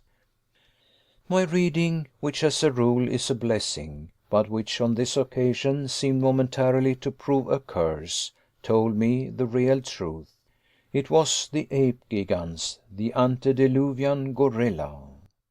Yes, this awful monster, confined by good fortune to the interior of the earth, was a progenitor of the hideous monster of Africa. He glared wildly about, seeking something, doubtless myself. I gave myself up for lost. No hope of safety or escape seemed to remain. At this moment, just as my eyes appeared to close in death, there came a strange noise from the entrance of the cave, and turning, the gorilla evidently recognized some enemy more worthy of his prodigious size and strength. It was the huge shark crocodile, which, perhaps having disposed of my friends, was coming in search of further prey. The gorilla placed himself on the defensive, and clutching a bone some 7 or 8 feet in length, a perfect club, aimed a deadly blow at the hideous beast, which reared upwards and fell with all its weight upon its adversary. A terrible combat, the details of which it is impossible to give, now ensued. The struggle was awful and ferocious. I, however, did not wait to witness the result. Regarding myself as the object of contention, I determined to remove from the presence of the victor. I slid down from my hiding place, reached the ground, and gliding against the wall, strove to gain the open mouth of the cavern. But I had not taken many steps when the fearful clamor ceased, to be followed by mumbling and groaning which appeared to be indicative of victory. I looked back, and saw the huge ape, gory with blood, coming after me with glaring eyes, with dilated nostrils that gave forth 2 columns of heated vapor. I could feel his hot and fetid breath on my neck, and with a horrid jump awoke from my nightmare sleep. Yes, it was all a dream. I was still on the raft with my uncle and the guide. The relief was not instantaneous, for under the influence of the hideous nightmare my senses had become numbed. After a while, however, my feelings were tranquilized. The first of my perceptions, which returned in full force, was that of hearing. I listened with acute and attentive ears. All was still as death. All I comprehended was silence. To the roaring of waters, which had filled the gallery with awful reverberations, succeeded perfect peace. After some little time my uncle spoke in a low and scarcely audible tone. "Harry, boy, where are you?" "I'm here," was my faint rejoinder. "Well, don't you see what has happened? We are going upwards." "My dear uncle, what can you mean?" was my half delirious reply. "Yes, I tell you we are ascending rapidly. Our downward journey is quite checked." I held out my hand, and after some little difficulty succeeded in touching the wall. My hand was in an instant covered with blood. The skin was torn from the flesh.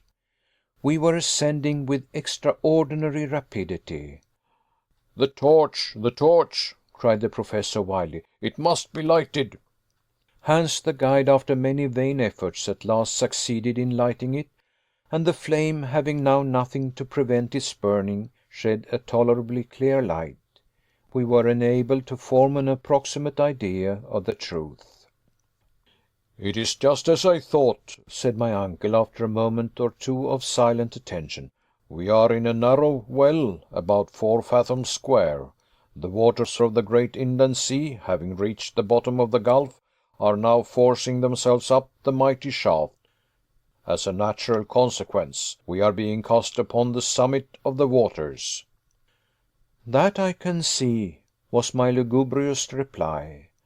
"But where will this shaft end, and to what fall are we likely to be exposed?" "Oh, that I am as ignorant as yourself. All I know is that we should be prepared for the worst. We are going up at a fearfully rapid rate. As far as I can judge, we are ascending at the rate of 2 fathoms a second, of 120 fathoms a minute, or rather more than 3½ leagues an hour. At this rate our fate will soon be a matter of certainty." "No doubt of it," was my reply. "The great concern I have now, however, is to know whether this shaft has any issue. It may end in a granite roof, in which case we shall be suffocated by compressed air, or dashed to atoms against the top. I fancy already that the air is beginning to be close and condensed. I have a difficulty in breathing." This might be fancy, or it might be the effect of our rapid motion, but I certainly felt a great oppression of the chest. "Henry," said the Professor, "I do believe that the situation is to a certain extent desperate. There remain, however, many chances of ultimate safety, and I have in my own mind been revolving them over. During your heavy but agitated sleep, I have come to this logical conclusion: whereas we may at any moment perish, so at any moment we may be saved. We need therefore prepare ourselves for whatever may turn up in the great chapter of accidents." "But what would you have us do?" I cried. "Are we not utterly helpless?" "No. While there is life there is hope. At all events, there is one thing we can do: eat, and thus obtain strength to face victory or death." As he spoke, I looked at my uncle with a haggard glance. I had put off the fatal communication as long as possible. It was now forced upon me, and I must tell him the truth. Still I hesitated. "Eat!" I said in a deprecating tone, as if there were no hurry. "Yes, and at once. I feel like a starving prisoner," he said, rubbing his yellow and shivering hands together. And turning round to the guide, he spoke some hearty cheering words, as I judged from his tone, in Danish. Hans shook his head in a terribly significant manner. I tried to look unconcerned. "What!" cried the Professor, "you do not mean to say that all our provisions are lost?" "Yes," was my lowly spoken reply, as I held out something in my hand. "This morsel of dried meat is all that remains for us three." My uncle gazed at me as if he could not fully appreciate the meaning of my words. The blow seemed to stun him by its severity. I allowed him to reflect for some moments. "Well," said I, after a short pause, "what do you think now? Is there any chance of our escaping from our horrible subterranean dangers? Are we not doomed to perish in the great hollows of the centre of the earth?" But my pertinent questions brought no answer. My uncle either heard me not, or appeared not to do so. And in this way a whole hour passed. Neither of us cared to speak. For myself, I began to feel the most fearful and devouring hunger. My companions doubtless felt the same horrible tortures, but neither of them would touch the wretched morsel of meat that remained. It lay there, a last remnant of all our great preparations for the mad and senseless journey. I looked back with wonderment to my own folly. Fully was I aware that despite his enthusiasm, and the ever to be hated scroll of Saknussemm, my uncle should never have started on his perilous voyage. What memories of the happy past, what previsions of the horrible future, now filled my brain. Chapter 41. Hunger.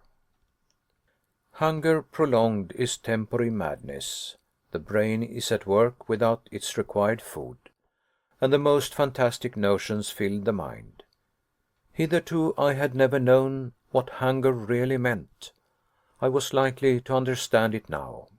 And yet, 3 months before I could tell my terrible story of starvation, as I thought it, as a boy I used to make frequent excursions in the neighborhood of the professor's house.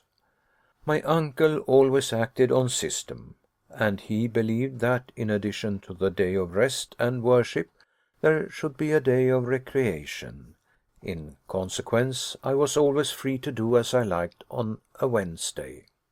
Now, as I had a notion to combine the useful and agreeable, my favorite pastime was bird's nesting. I had one of the best collections of eggs in all the town. They were classified and under glass cases. There was a certain wood, which, by rising at early morn and taking the cheap train, I could reach at 11 in the morning. Here I would botanize or geologize at my will. My uncle was always glad of specimens for his herbarium and stones to examine. When I had filled my wallet, I proceeded to search for nests. After about 2 hours of hard work, I one day sat down by a stream to eat my humble but copious lunch. How the remembrance of the spiced sausage, the wheaten loaf, and the beer made my mouth water now! I would have given every prospect of worldly wealth for such a meal. But to my story. While seated thus at my leisure, I looked up at the ruins of an old castle at no great distance. It was the remains of an historical dwelling, ivy clad, and now falling to pieces. While looking, I saw 2 eagles circling about the summit of a lofty tower. I soon became satisfied that there was a nest. Now, in all my collection, I lacked eggs of the native eagle and the large owl. My mind was made up. I would reach the summit of that tower, or perish in the attempt. I went nearer and surveyed the ruins. The old staircase, years before, had fallen in. The outer walls were, however, intact. There was no chance that way, unless I looked to the ivy solely for support. This was, as I soon found out, futile. There remained the chimney, which still went up to the top, and had once served to carry off the smoke from every story of the tower. Up this I determined to venture. It was narrow, rough, and therefore the more easily climbed. I took off my coat and crept into the chimney. Looking up, I saw a small, light opening, proclaiming the summit of the chimney. Up I went, for some time using my hands and knees, after the fashion of a chimney sweep. It was slow work, but there being continual projections, the task was comparatively easy. In this way I reached halfway. The chimney now became narrower, the atmosphere was close, and at last, to end the matter, I stuck fast. I could ascend no higher. There could be no doubt of this, and there remained no resource but to descend, and give up my glorious prey in despair. I yielded to fate, and endeavored to descend, but I could not move. Some unseen and mysterious obstacle intervened and stopped me. In an instant the full horror of my situation seized me. I was unable to move either way, and was doomed to a terrible and horrible death, that of starvation. In a boy's mind, however, there is an extraordinary amount of elasticity and hope, and I began to think of all sorts of plans to escape my gloomy fate. In the first place, I required no food just at present, having had an excellent meal, and was therefore allowed time for reflection. My first thought was to try and move the mortar with my hand. Had I possessed a knife, something might have been done, but that useful instrument I had left in my coat pocket. I soon found that all efforts of this kind were vain and useless, and that all I could hope to do was to wriggle downwards. But though I jerked and struggled and strove to turn, it was all in vain. I could not move an inch one way or the other, and time flew rapidly. My early rising probably contributed to the fact that I felt sleepy, and gradually gave way to the sensation of drowsiness. I slept and awoke in darkness, ravenously hungry. Night had come, and still I could not move. I was tight bound, and did not succeed in changing my position an inch. I groaned aloud. Never since the days of my happy childhood, when it was a hardship to go from meal to meal without eating, had I really experienced hunger. The sensation was as novel as it was painful. I began now to lose my head, and to scream and cry out in my agony. Something appeared, startled by my noise. It was a harmless lizard, but it appeared to me a loathsome reptile. Again I made the old ruins resound with my cries, and finally so exhausted myself that I fainted. How long I lay in a kind of trance or sleep I cannot say, but when again I recovered consciousness it was day. How ill I felt, how hunger still gnawed at me, it would be hard to say. I was too weak to scream now, far too weak to struggle. Suddenly I was startled by a roar. "Are you there, Henry?" said the voice of my uncle. "Are you there, my boy?" I could only faintly respond, but I also made a desperate effort to turn. Some mortar fell. To this I owed my being discovered. When the search took place, it was easily seen that mortar and small pieces of stone had recently fallen from above. Hence my uncle's cry. "Be calm," he cried. "If we pull down the whole ruin, you shall be saved." They were delicious words, but I had little hope. Soon, however, about a quarter of an hour later, I heard a voice above me at one of the upper fireplaces. "Are you below or above?" "Below," was my reply. In an instant a basket was lowered with milk, a biscuit, and an egg. My uncle was fearful to be too ready with his supply of food. I drank the milk first, for thirst had nearly deadened hunger. I then, much refreshed, ate my bread and hard egg. They were now at work at the wall. I could hear a pickaxe. Wishing to escape all danger from this terrible weapon, I made a desperate struggle, and the belt which surrounded my waist, and which had been hitched on a stone, gave way. I was free, and only escaped falling down by a rapid motion of my hands and knees. In 10 minutes more I was in my uncle's arms, after being 2 days and nights in that horrible prison. My occasional delirium prevented me from counting time.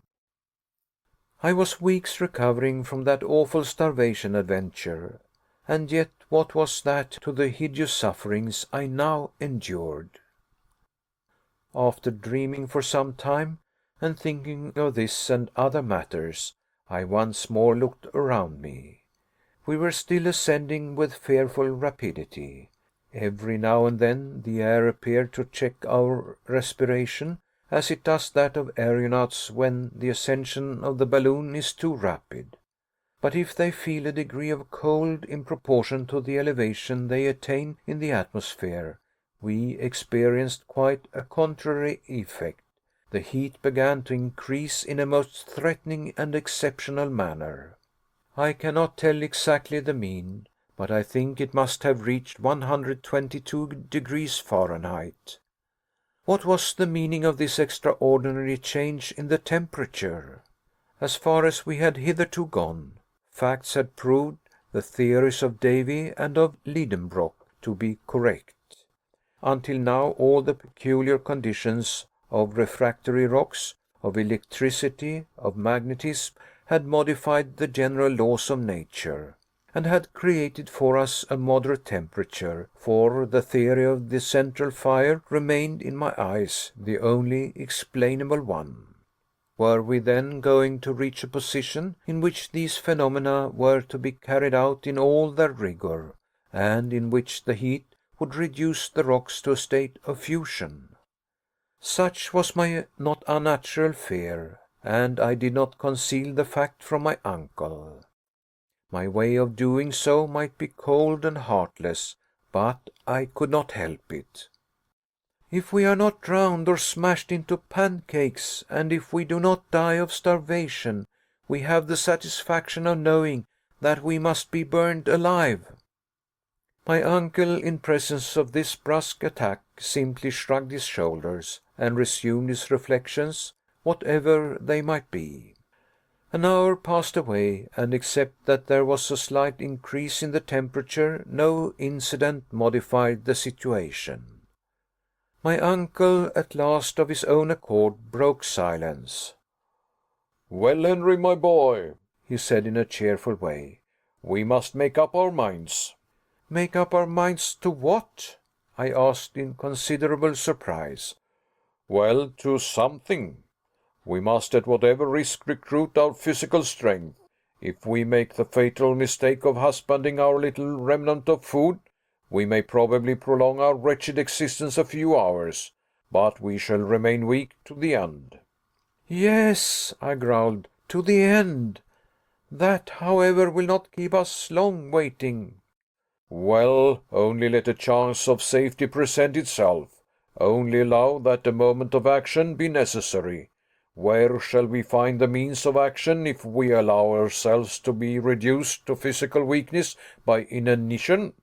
"When this piece of meat is devoured, uncle, what hope will there remain unto us?" "None, my dear Henry, none. But will it do you any good to devour it with your eyes? You appear to me to reason like one without will or decision, like a being without energy." "Then," cried I, exasperated to a degree which is scarcely to be explained, "you do not mean to tell me that you have not lost all hope?" "Certainly not," replied the Professor with consummate coolness. "You mean to tell me, uncle, that we shall get out of this monstrous subterranean shaft?" "While there is life, there is hope. I beg to assert, Henry, that as long as a man's heart beats, as long as a man's flesh quivers, I do not allow that a being gifted with thought and will can allow himself to despair." What a nerve! The man placed in a position like that we occupied must have been very brave to speak like this. "Well," I cried, "what do you mean to do?" "Eat what remains of the food we have in our hands. Let us swallow the last crumb. It will be, heaven willing, our last repast. Well, never mind. Instead of being exhausted skeletons, we shall be men." "True," muttered I in a despairing tone. "Let us take our fill." "We must," replied my uncle with a deep sigh, "call it what you will." My uncle took a piece of the meat that remained, and some crusts of biscuit which had escaped the wreck. He divided the whole into 3 parts. Each had 1 pound of food to last him as long as he remained in the interior of the earth. Each now acted in accordance with his own private character. My uncle, the Professor, ate greedily, but evidently without appetite, eating simply from some mechanical motion.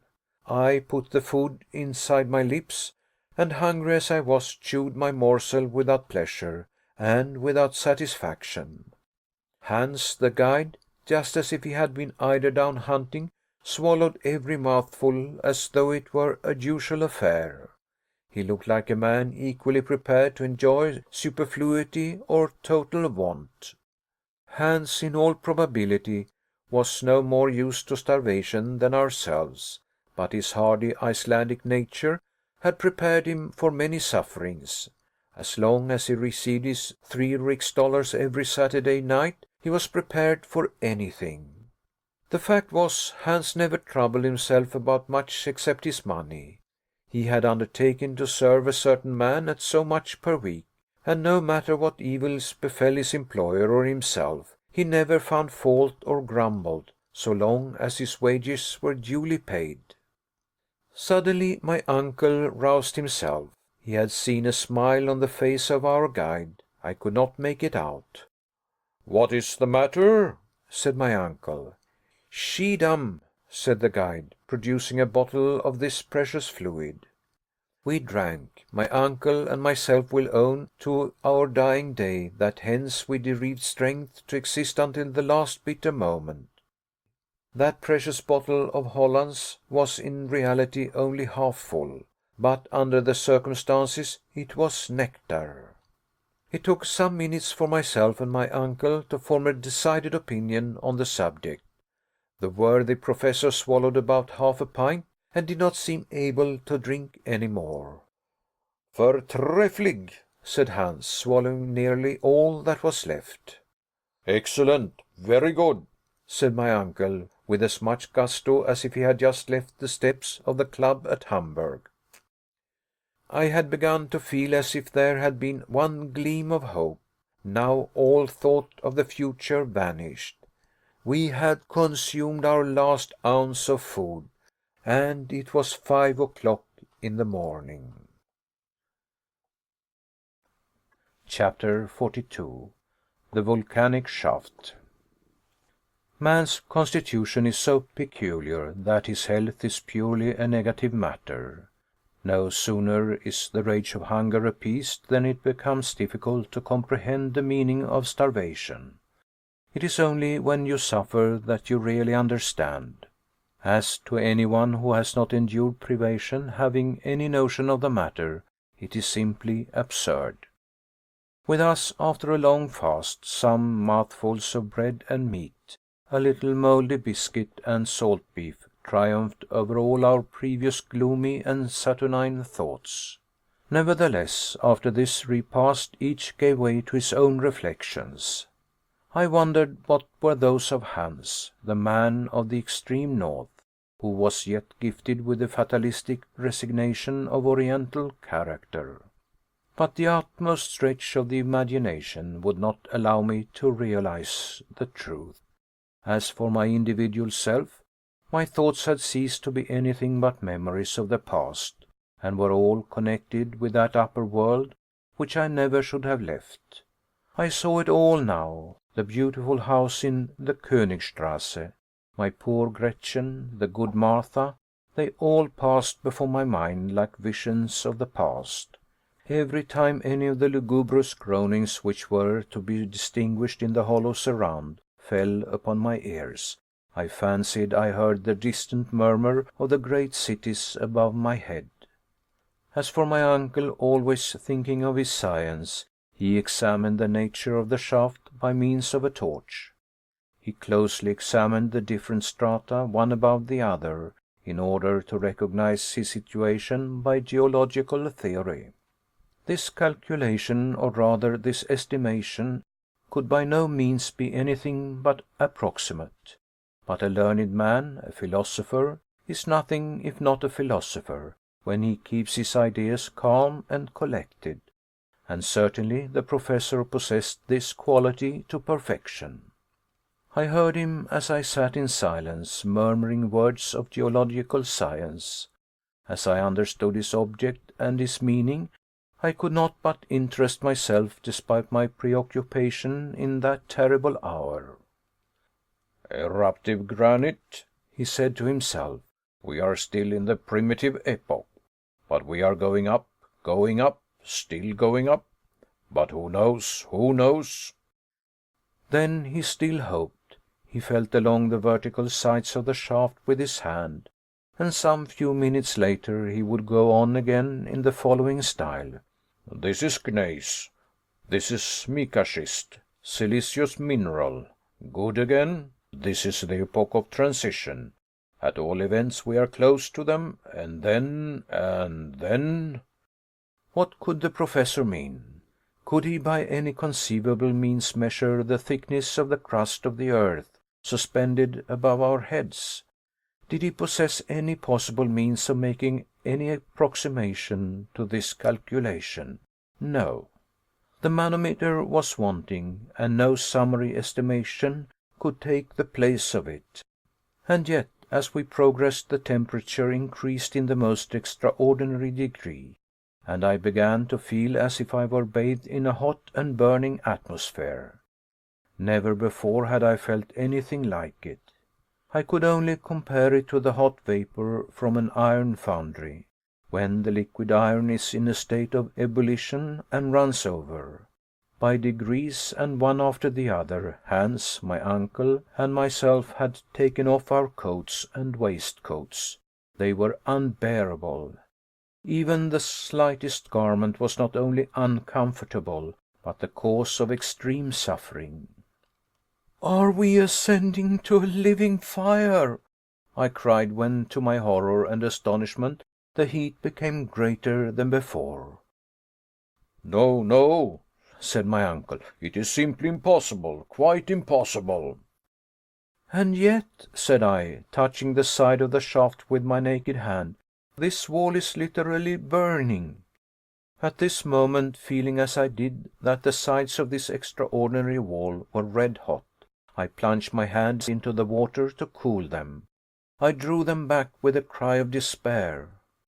"The water is boiling!" I cried. My uncle, the Professor, made no reply other than a gesture of rage and despair. Something very like the truth had probably struck his imagination, but I could take no share in either what was going on or in his speculations. An invincible dread had taken possession of my brain and soul.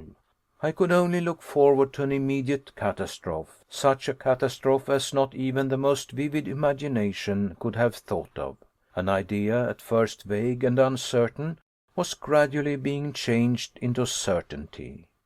I tremulously rejected it at first, but it forced itself upon me by degrees with extreme obstinacy. It was so terrible an idea that I scarcely dared to whisper it to myself. And yet all the while certain, as it were, involuntary observations determined my convictions. By the doubtful glare of the torch I could make out some singular changes in the granitic strata. A strange and terrible phenomenon was about to be produced, in which electricity played a part. Then this boiling water, this terrible and excessive heat? I determined as a last resource to examine the compass. The compass had gone mad. Yes, fully stark staring mad. The needle jumped from pole to pole with sudden and surprising jerks, ran round, or, as it is said, boxed the compass, and then ran suddenly back again, as if it had the vertigo.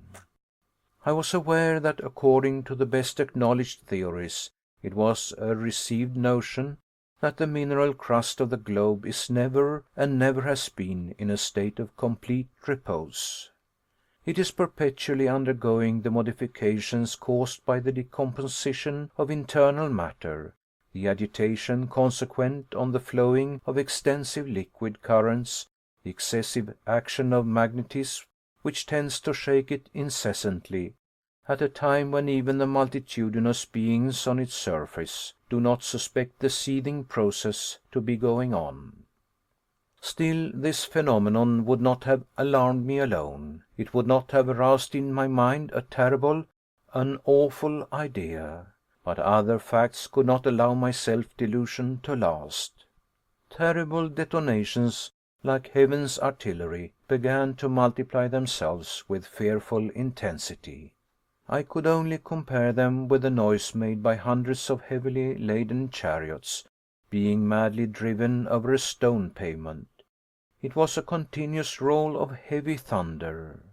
And then the mad compass, shaken by the wild electric phenomena, confirmed me in my rapidly formed opinion. The mineral crust was about to burst, the heavy granite masses were about to rejoin, the fissure was about to close, the void was about to be filled up, and we poor atoms to be crushed in its awful embrace. "Uncle, uncle!" I cried, "we are wholly, irretrievably lost!" "What then, my young friend, is your new cause of terror and alarm?" he said in his calmest manner. "What fear you now?" What do I fear now?" I cried in fierce and angry tones. "Do you not see that the walls of the shaft are in motion? Do you not see that the solid granite masses are cracking? Do you not feel the terrible, torrid heat? Do you not observe the awful boiling water on which we float? Do you not remark this mad needle? Every sign and portent of an awful earthquake." My uncle coolly shook his head. An earthquake? He replied in the most calm and provoking tone. "Yes." My nephew, I tell you that you are utterly mistaken, he continued. Can you not recognize all the well-known symptoms?" Of an earthquake? By no means. I am expecting something far more important. "My brain is strained beyond endurance. What do you mean?" I cried. An eruption, Harry." "An eruption!" I gasped. "We are then in the volcanic shaft of a crater in full action and vigor?"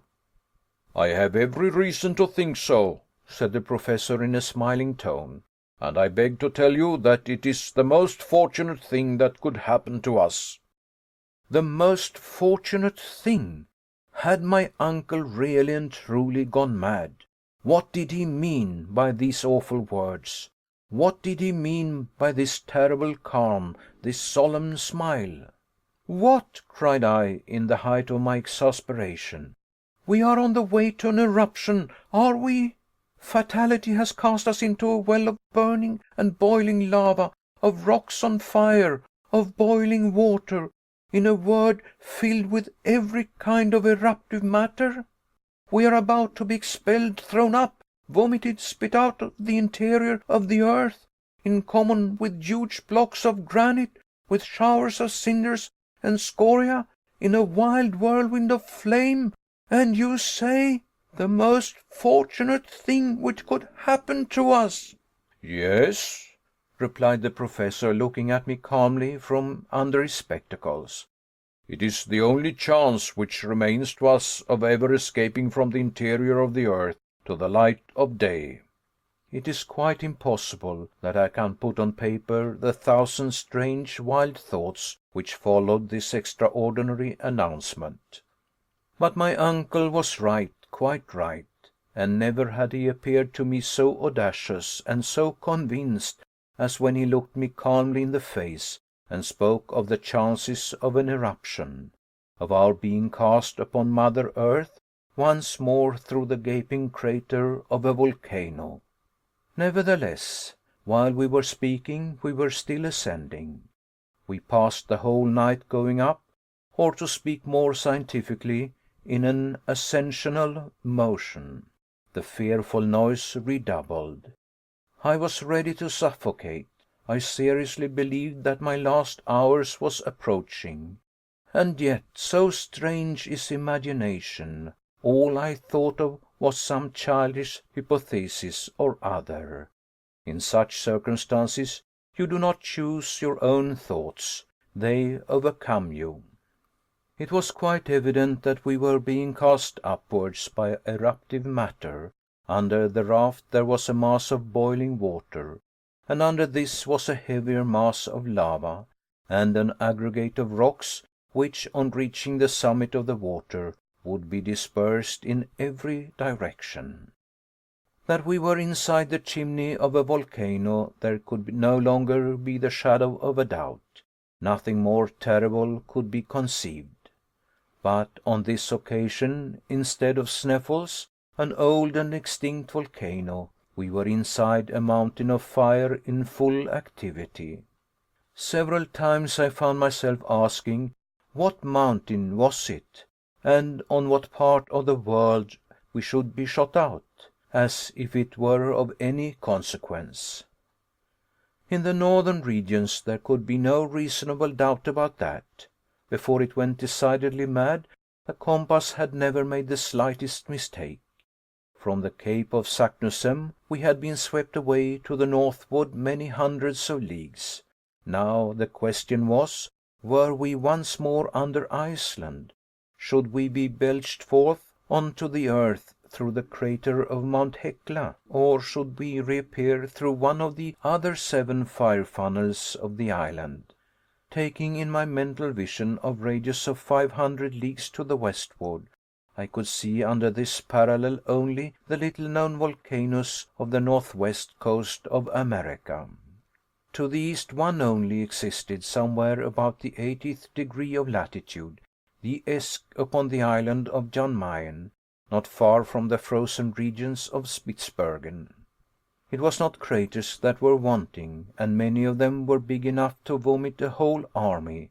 All I wished to know was the particular one towards which we were making with such fearful velocity. I often think now of my folly, as if I should ever have expected to escape. Towards morning the ascending motion became greater and greater. If the degree of heat increased instead of decreasing as we approached the surface of the earth, it was simply because the causes were local and wholly due to volcanic influence. Our very style of locomotion left in my mind no doubt upon the subject. An enormous force, a force of several hundreds of atmospheres, produced by the vapors accumulated and long compressed in the interior of the earth, was hoisting us upwards with irresistible power.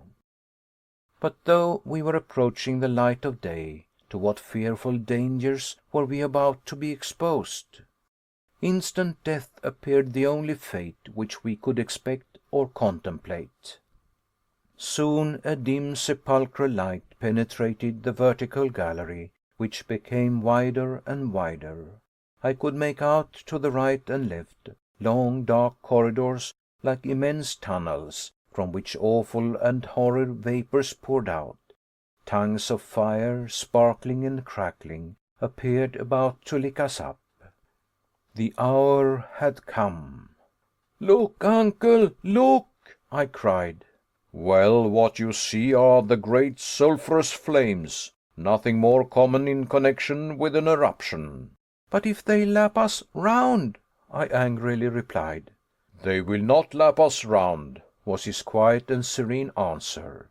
"But it will be all the same in the end if they stifle us," I cried. "We shall not be stifled. The gallery is rapidly becoming wider and wider, and if it be necessary, we will presently leave the raft and take refuge in some fissure in the rock." "But the water which is continually ascending," I despairingly replied. "There is no longer any water, Harry," he answered, "but a kind of lava paste, which is heaving us up in company with itself to the mouth of the crater." In truth, the liquid column of water had wholly disappeared, to give place to dense masses of boiling, eruptive matter. The temperature was becoming utterly insupportable, and a thermometer exposed to this atmosphere would have marked between 189 and 190 degrees Fahrenheit. Perspiration rushed from every pore. But for the extraordinary rapidity of our ascent, we should have been stifled. Nevertheless, the Professor did not carry out his proposition of abandoning the raft, and he did quite wisely. Those few ill-joined beams offered anyway a solid surface, a support which elsewhere must have utterly failed us. Towards 8 o'clock in the morning a new incident startled us. The ascensional movement suddenly ceased. The raft became still and motionless. "What is the matter now?"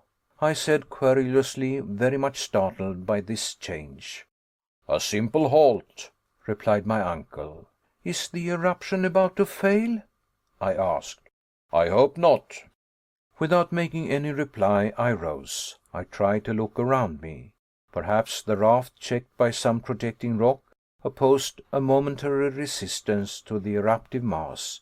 In this case, it was absolutely necessary to release it as quickly as possible. Nothing of the kind had occurred. The column of cinders, of scoria, of broken rocks and earth had wholly ceased to ascend. "I tell you, uncle, that the eruption has stopped," was my oracular decision. "Ah, said my uncle. You think so, my boy? You are wrong. Do not be in the least alarmed. This sudden moment of calm will not last long, be assured. It has already endured 5 minutes, and before we are many minutes older, we shall be continuing our journey to the mouth of the crater. All the time he was speaking, the Professor continued to consult his chronometer, and he was probably right in his prognostics. Soon the raft resumed its motion in a very rapid and disorderly way, which lasted 2 minutes or thereabout, and then again it stopped as suddenly as before. Good, said my uncle, observing the hour. In 10 we shall start again. In 10 minutes? Yes, precisely. We have to do with a volcano, the eruption of which is intermittent. We are compelled to breathe just as it does. Nothing could be more true. At the exact minute he had indicated, we were again launched on high with extreme rapidity. Not to be cast off the raft, it was necessary to hold on to the beams. Then the hoist again ceased. Many times since have I thought of this singular phenomenon, without being able to find for it any satisfactory explanation.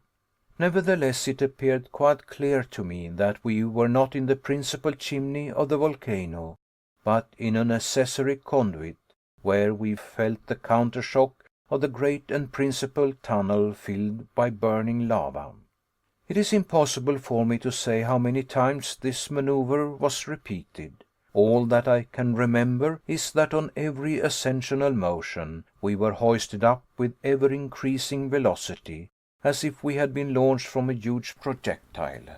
During the sudden halts we were nearly stifled. During the moments of projection the hot air took away our breath.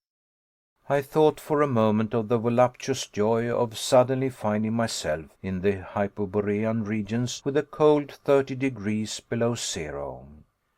My exalted imagination pictured to itself the vast snowy plains of the Arctic regions, and I was impatient to roll myself on the icy carpet of the North Pole. By degrees my head, utterly overcome by a series of violent emotions, began to give way to hallucination. I was delirious. Had it not been for the powerful arms of Hans, the guide, I should have broken my head against the granite masses of the shaft. I have in consequence kept no account of what followed for many hours. I have a vague and confused remembrance of continual detonations, of the shaking of the huge granitic mass, and of the raft going round like a spinning top. It floated on the stream of hot lava, amidst a falling cloud of cinders. The huge flames roaring wrapped us around. A storm of wind, which appeared to be cast forth from an immense ventilator, roused up the interior fires of the earth. It was a hot incandescent blast.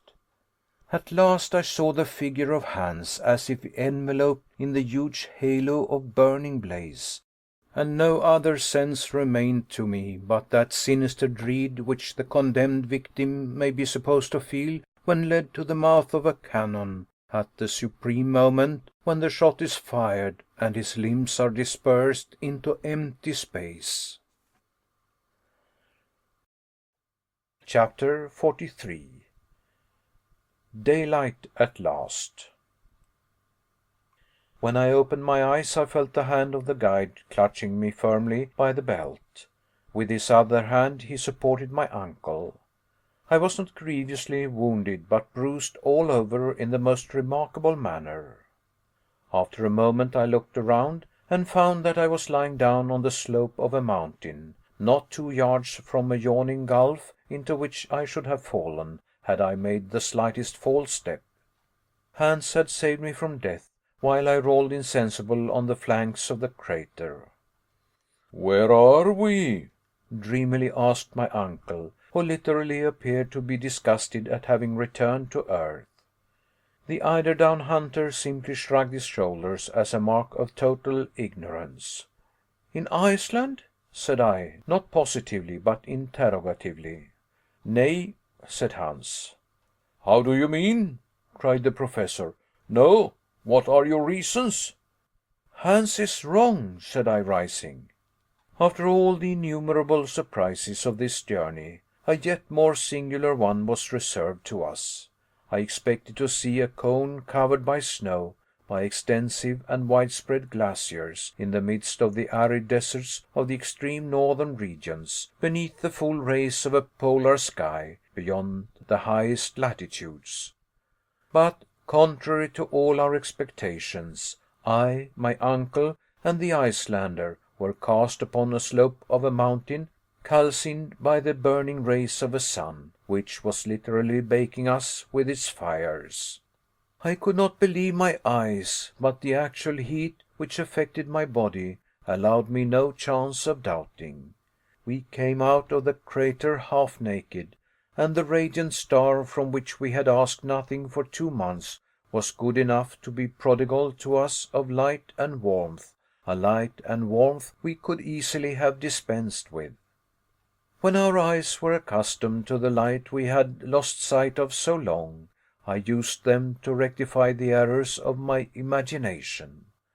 Whatever happened, we should have been at Spitzbergen, and I was in no humor to yield to anything but the most absolute proof. After some delay, the Professor spoke. He said in a hesitating kind of way. "It really does not look like Iceland." "But supposing it were the island of Jan Mayen?" I ventured to observe. "Not in the least, my boy. This is not one of the volcanoes of the north, with its hills of granite and its crown of snow." "Nevertheless—" "Look, look, my boy," said the Professor, as dogmatically as usual. Right above our heads, at a great height, opened the crater of a volcano, from which escaped from 1/4 of an hour to the other, with a very loud explosion, a lofty jet of flame mingled with pumice stone, cinders, and lava. I could feel the convulsions of nature in the mountain, which breathed like a huge whale, throwing up from time to time fire and air through its enormous vents. Below, and floating along a slope of considerable angularity, the stream of eruptive matter spread away to a depth which did not give the volcano a height of 300 fathoms. Its base disappeared in a perfect forest of green trees, among which I perceived olives, fig trees, and vines loaded with rich grapes. Certainly, this was not the ordinary aspect of the Arctic regions. About that there could not be the slightest doubt. When the eye was satisfied at its glimpse of this verdant expanse, it fell upon the waters of a lovely sea or beautiful lake, which made of this enchanted land an island of not many leagues in extent. On the side of the rising sun was to be seen a little port, crowded with houses, and near which the boats and vessels of peculiar build were floating upon azure waves. Beyond, groups of islands rose above the liquid plain, so numerous and close together as to resemble a vast beehive.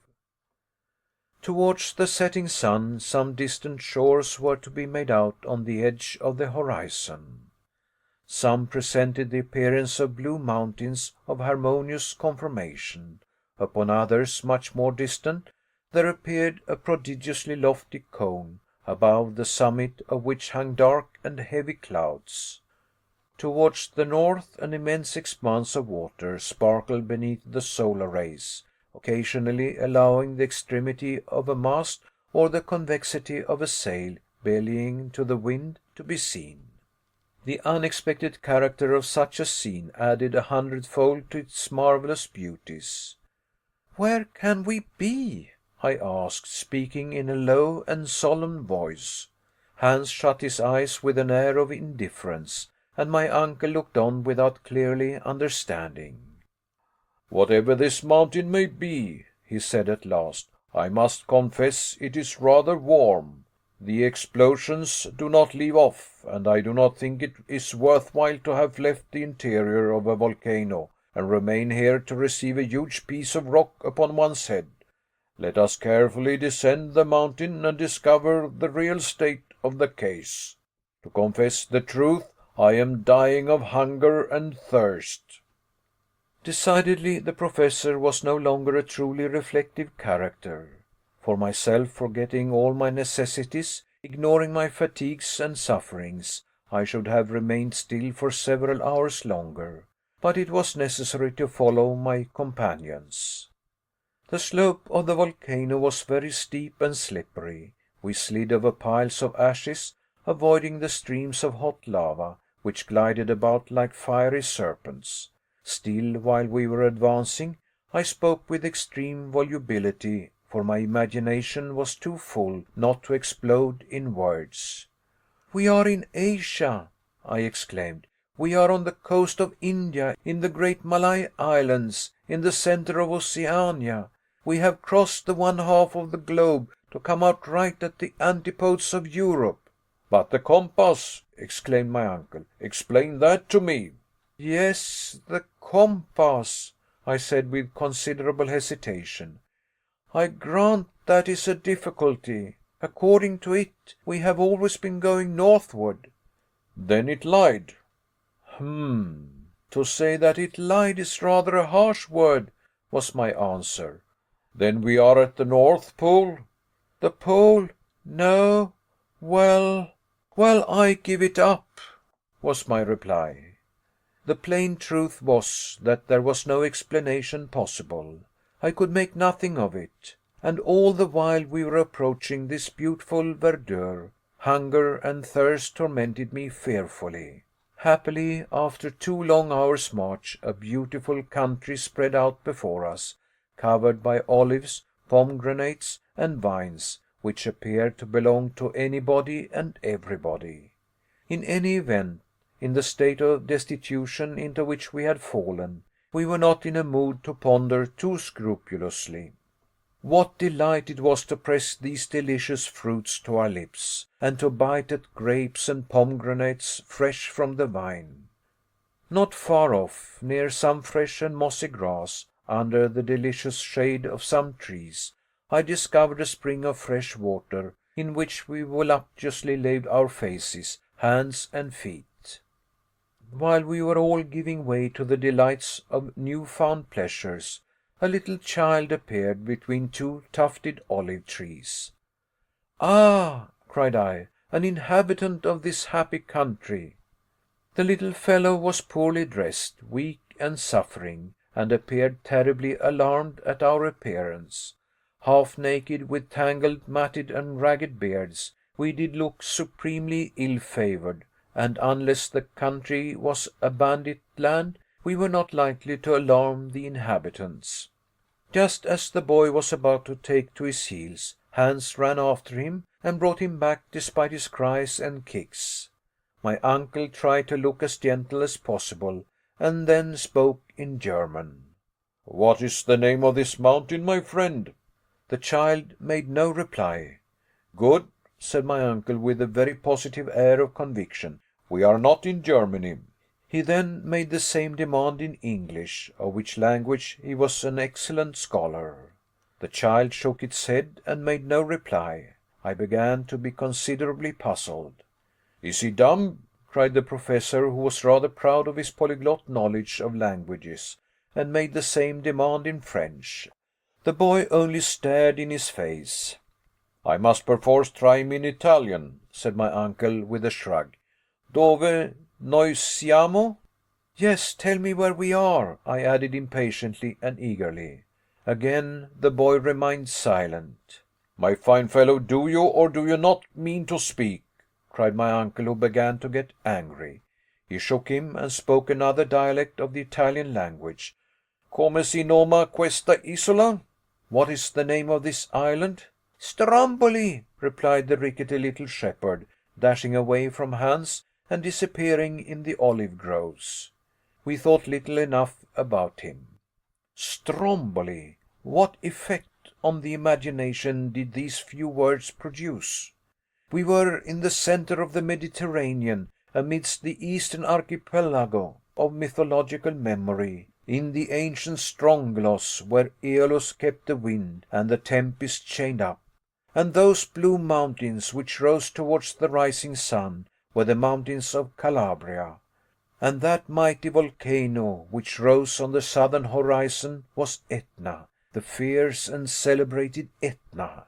Stromboli, Stromboli, I repeated to myself. My uncle played a regular accompaniment to my gestures and words. We were singing together like an ancient chorus. Ah, what a journey! What a marvelous and extraordinary journey!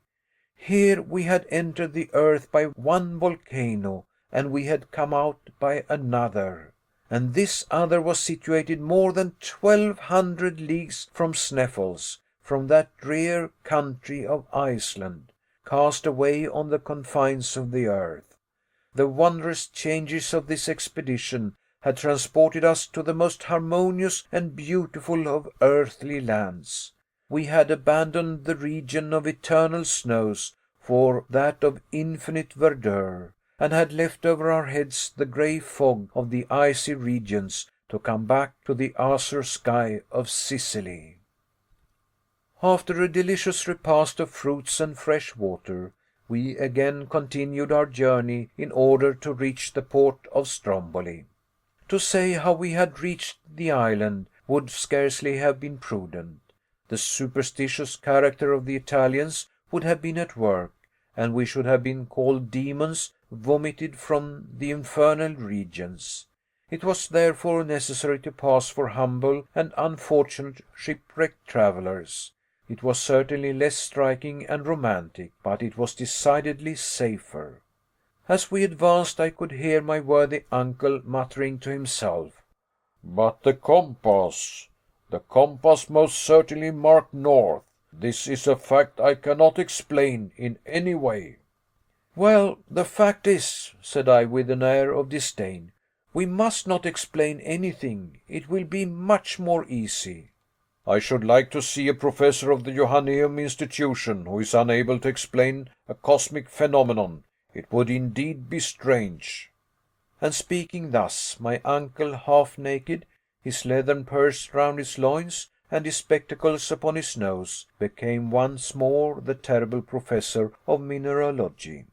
An hour after leaving the Wood of Olives, we reached the fort of San Vicenza, where Hans demanded the price of his 13 weeks of service. My uncle paid him with very many warm shakes of the hand. At that moment, if he did not indeed quite share our natural emotion, he allowed his feelings so far to give way as to indulge in an extraordinary expression for him. With the tips of 2 fingers, he gently pressed our hands and smiled. Chapter 44. The Journey Ended. This is the final conclusion of a narrative which will be probably disbelieved even by people who are astonished at nothing. I am, however, armed at all points against human incredulity. We were kindly received by the Strombolite fishermen, who treated us as shipwrecked travellers. They gave us clothes and food. After a delay of 48 hours, on the 30th of September, a little vessel took us to Messina, where a few days of delightful and complete repose restored us to ourselves. On Friday, the 4th of October, we embarked in the Volturne, one of the postal packets of the Imperial Messageries of France, and 3 days later we landed at Marseilles, having no other care on our minds but that of our precious but erratic compass. This inexplicable circumstance tormented me terribly. On the 9th of October, in the evening, we reached Hamburg. What was the astonishment of Martha, what the joy of Gretchen! I will not attempt to define it. "Now then, Harry, that you really are a hero," she said, "there is no reason why you should ever leave me again." I looked at her. She was weeping tears of joy. I leave it to be imagined if the return of Professor Hardwigg made or did not make a sensation in Hamburg. Thanks to the indiscretion of Martha, the news of his departure for the interior of the earth had been spread over the whole world. No one would believe it, and when they saw him come back in safety, they believed it all the less. But the presence of Hans and many stray scraps of information by degrees modified public opinion. Then my uncle became a great man, and I the nephew of a great man, which, at all events, is something. Hamburg gave a festival in our honor. A public meeting of the Johanneum institution was held, at which the professor related the whole story of his adventures, omitting only the facts in connection with the compass. That same day he deposited in the archives of the town the document he had found written by Saknussemm, and he expressed his great regret that circumstances stronger than his will did not allow him to follow the Icelandic traveller's track into the very centre of the earth. He was modest in his glory, but his reputation only increased. So much honour necessarily created for him many envious enemies. Of course they existed, and as his theories, supported by certain facts, contradicted the system of science upon the question of central heat, he maintained his own views both with pen and speech against the learned of every country. Although I still believe in the theory of central heat, I confess that certain circumstances, hitherto very ill defined, may modify the laws of such natural phenomena. At the moment when these questions were being discussed with interest, my uncle received a rude shock, one that he felt very much. Hans, despite everything he could say to the contrary, quitted Hamburg.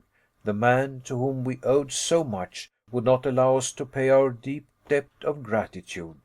He was taken with nostalgia, a love for his Icelandic home.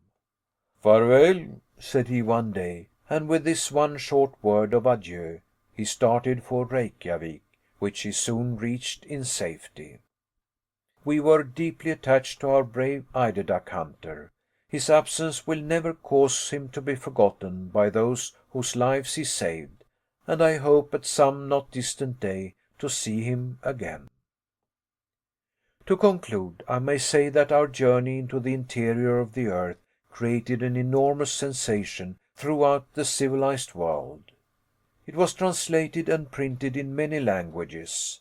All the leading journals published extracts from it, which were commentated, discussed, attacked, and supported with equal animation by those who believed in its episodes and by those who were utterly incredulous. Wonderful! My uncle enjoyed during his lifetime all the glory he deserved, and he was even offered a large sum of money by Mr. Barnum to exhibit himself in the United States, while I am credibly informed by a traveller that he is to be seen in waxwork at Madame Tussaud's. But one care preyed upon his mind, a care which rendered him very unhappy. One fact remained inexplicable, that of the compass. For a learned man to be baffled by such an inexplicable phenomenon was very aggravating. But Heaven was merciful, and in the end my uncle was happy. One day, while he put some minerals belonging to his collection in order, I fell upon the famous compass and examined it keenly.